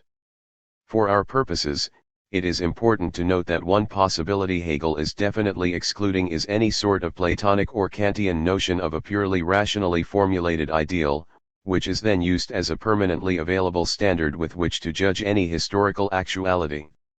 We are clearly meant to regard the introduction's explication of a free will, especially its core sections setting out the logical structure of the will, 5, 6, and 7, as incomplete without a further explication of its historical actualization, or whatever of its historical actualization can be made out in the modern world. Section 4 is supposed to set out this relationship. The basis of right is the realm of spirit, das Geistige in general, its precise place and point of departure is the will. The will is free, so that freedom constitutes both its substance and its destiny, while the system of right is the realm of actualized freedom, the world of spirit Geist produced from within itself as a second nature. This is completely consistent with what Hegel says about any particular state of such a historical world. The good thus remains an ought, it exists in and for itself, but being, as the ultimate abstract immediacy, remains over against it also determined as a non-being. The idea of the fulfilled good is indeed an absolute postulate, but no more than a postulate, that is, the absolute encumbered with the determinateness of subjectivity. There still are two worlds in opposition, one a realm of subjectivity in the pure spaces of transparent thought, the other a realm of objectivity in the element of an externally manifold actuality, an impervious realm of darkness Reich der Finsternis. 12.233, 21. That last phrase hardly sounds like an uncritical affirmation of whatever has come about. There are, finally, further indications of how this relationship between logic and history should be understood in the way Hegel characterizes his concluding moment, the absolute idea. The absolute idea. Here is the way the L formulates the last topic of the logic. The absolute idea is first the unity of the theoretical and the practical idea and, by this means, at the same time the unity of the idea of life and the idea of knowing. In knowing erkennen, we had the idea in the form of difference and the process of knowing has presented itself to us as the overturning of this difference and as the restoration of that unity which, as such and in its immediacy, is first the idea of life. The deficiency of the concept of life consists in being at first only the idea insofar as it is in itself die and sich seen die day, in contrast to this, but in just as one-sided a fashion, knowing is only the idea insofar as it is for itself. The unity and truth of these two is the idea insofar as it is in and for itself and, thereby, absolute. Up to now we have had for our object Gegenstand the idea in the development through its diverse stages, now, however, the idea is objective with respect to itself sich selbst gegenstandlich.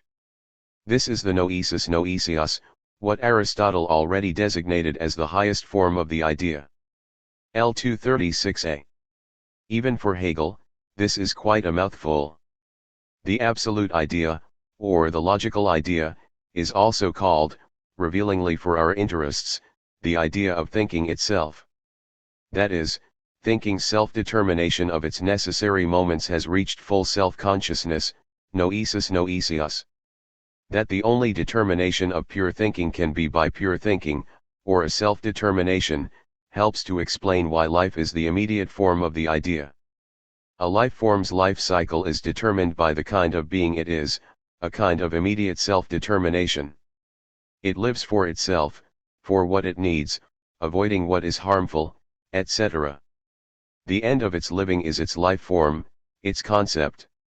22. Pure thinking, in determining what could be the object of a true self-conscious judgment, has turned to itself as the object of speculative judgment, since it has discovered, in detail, that the truth of objects is the relevant pure concept, that conceptual determination without which no empirical determination would be possible, that is, qualitative and quantitative predication, a determination based on an essence-appearance distinction, the right understanding of substance, causality.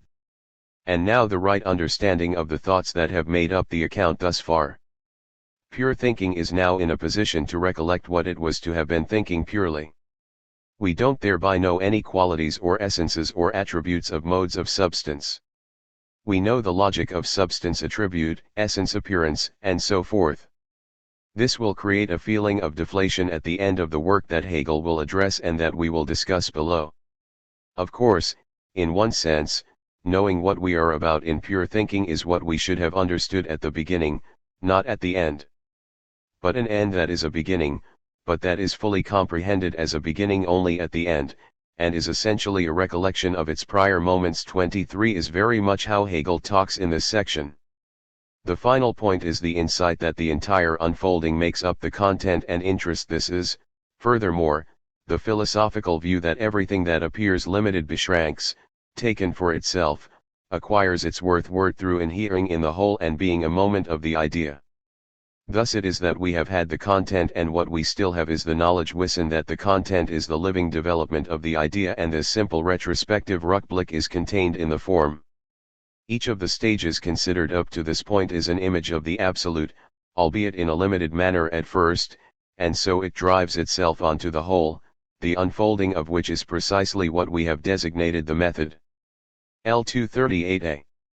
We have some sense now of the various aspects of the unity of the idea now on view, the unity of the subjective and the objective idea, logic as metaphysics, the unity of the theoretical and the practical idea. Willing is a form of thinking. Thinking is what Hegel calls in this section a synthesis of striving or inseparable from willing.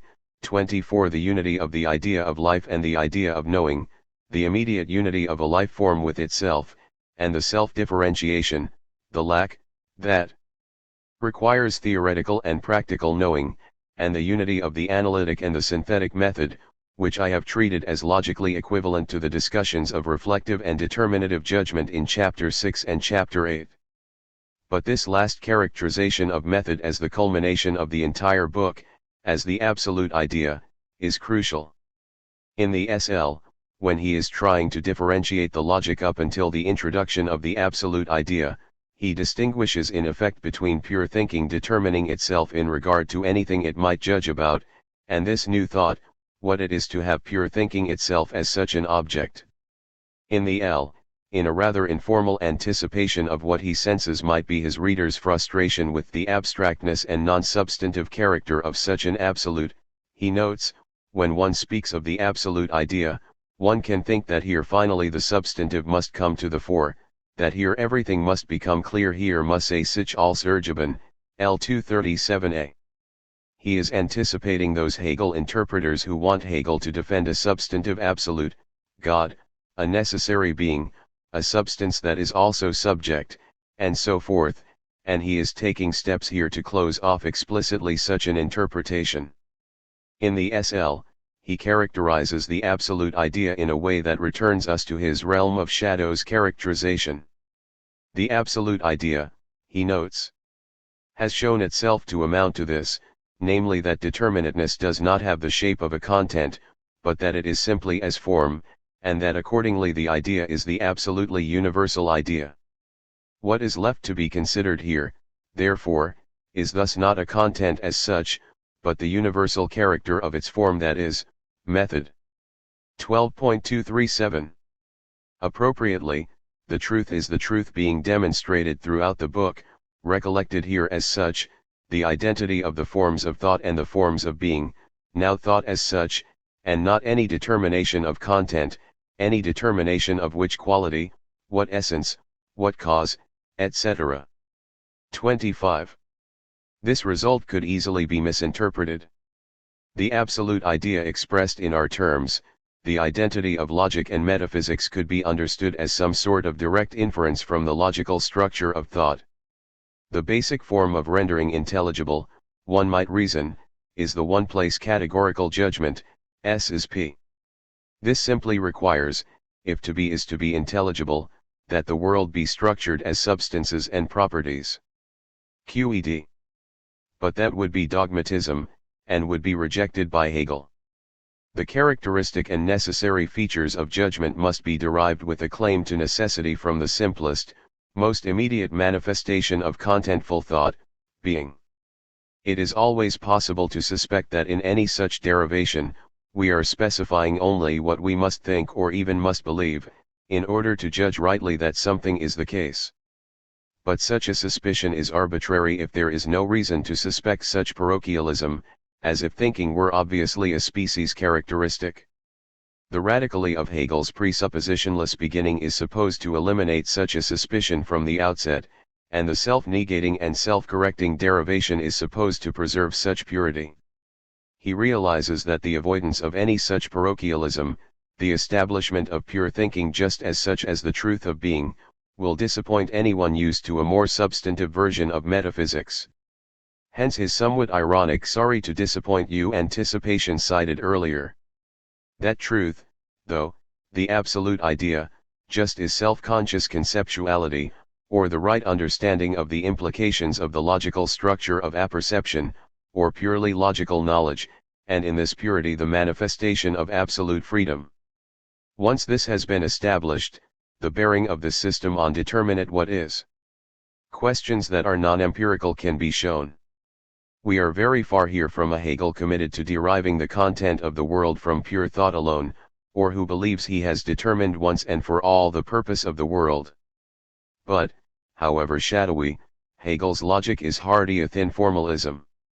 The idea of thought's pure self-determination, the right understanding of thinking generally stands against many other absolute ideas, whether characterized that way or not, that are prominent in modern philosophy: empiricism, dogmatic rationalism, reductionism, scientism, consequentialism, moralism. And the implications of the account of pure thinking, of philosophy itself, once those implications are drawn out in the rest of the encyclopedia, are of great importance in philosophy for how we should understand the conceptual structure of any investigation of nature, and how human freedom should be understood, what counts as its realization. He only gestures at this extension in the closing moments of the L and the SL, but what he says is significant. Transition. The least ambitious way to characterize how Hegel wants us to understand the relationship between the logic and the philosophies of nature and of spirit is that the conceptual structure of either interrogation cannot be coherently understood as wholly empirically determined. Each depends in some way on a non-derived conceptual structure manifested in its pure form in the SL. This is not incorrect, but it does not yet distinguish how Hegel thinks of that relationship in a way that will exclude the common-sense notion of an empty, subjective pure form being filled in by objective experience. This notion cannot be right because on Hegel's approach any such conceptual structure already determines the concrete possibility of determinately intelligible empirical content. Point 26, it does not determine the content itself. 27 but the inseparable form of such content, a logical form now understood as inflected by attention to what is other than pure thought and to action in the world. Said more precisely, to avoid any hint of impositionism, what critics usually mean when they understand an interpretation like this one to be a species of transcendental philosophy, the formal determinateness of any such content is identical with conceptual determinacy. But that concerns pure concepts. As we have already seen, there is plenty of room for the exploration of an unknown empirical and finite world, that realm of darkness. 28. But it is precisely the right understanding of the absolute idea as method that can be said to open the door to the philosophy of reality, the real philosophy, that depends on such an understanding of conceptuality. The point made above, that this philosophical appeal to a structure of knowing as bearing on the extra-logical is not a form of impositionism or transcendentalism, is made by Hegel in the penultimate paragraph of the L. The method is not an external form but the soul and concept of the content, from which it is distinguished only insofar as the moments of the concept, even in themselves, in their respective determinacy, come to appear as the totality of the concept. L. 243. But his actual specification of the transition to the philosophy of nature is difficult to understand. He writes, "Yet the absolute freedom of the idea is that it does not merely pass over into life or let life shine in itself as finite knowing, but instead, in the absolute truth of itself, resolves to release freely from itself the moment of its particularity or the first determining and otherness, the immediate idea, as its reflection itself as nature sondern in der absoluten Wahrheit ihrer selbst sich entschließt, das Moment ihrer Besonderheit oder der ersten Bestimmungs und anders Sens, die unmittelbar Idee als ihren Widerschein, sich als naturfrei aus sich zu entlassen." L. 244. The idea itself as nature, and nature as the reflection or Widerschein of the idea, is obviously what poses the difficulty for any commentator. This makes the point that in any investigation of nature or spirit there must be an a priori element reflecting the basic structure or moments of the logic of being and the logic of essence, but inflected in a way that reflects the domains of nature and spirit. Of course, we cannot understand this very well without studying what this looks like in the two other parts of the encyclopedia, but the phrase resolves to release freely from itself suggests a practical dimension underlying the logic's movement that we discussed in Chapter 7 and that surfaces here as a result of the logic's own self-consciousness about its proper subject matter, an incompleteness captured so mysteriously in our title, The Realm of Shadows. In the SL, this is more explicit and even dramatic. This idea is still logical, it is shut up in pure thought in den reinen Gedanken in Geschlossen, the science only of the divine concept. Its systematic exposition is of course itself a realization, but one confined within the same sphere. Because the pure idea of cognition is to this extent shut up within subjectivity, it is the impulse trieb to sublate it, and pure truth becomes as final result also the beginning of another sphere and science. 12.253. In qualifying this expansion, we might call it, of the bearing of the logical on the extra-logical, Hegel cautions us that it should not be understood as a transition in the sense we have become used to within the logic. 29. He again says that the idea of freely discharges or releases, Entlass, itself.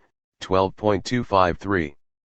He means that the logician can understand this bearing without any qualification on the self-sufficiency and philosophical priority of the absolute idea, even with respect to the externality of space and time absolutely existing for itself without subjectivity.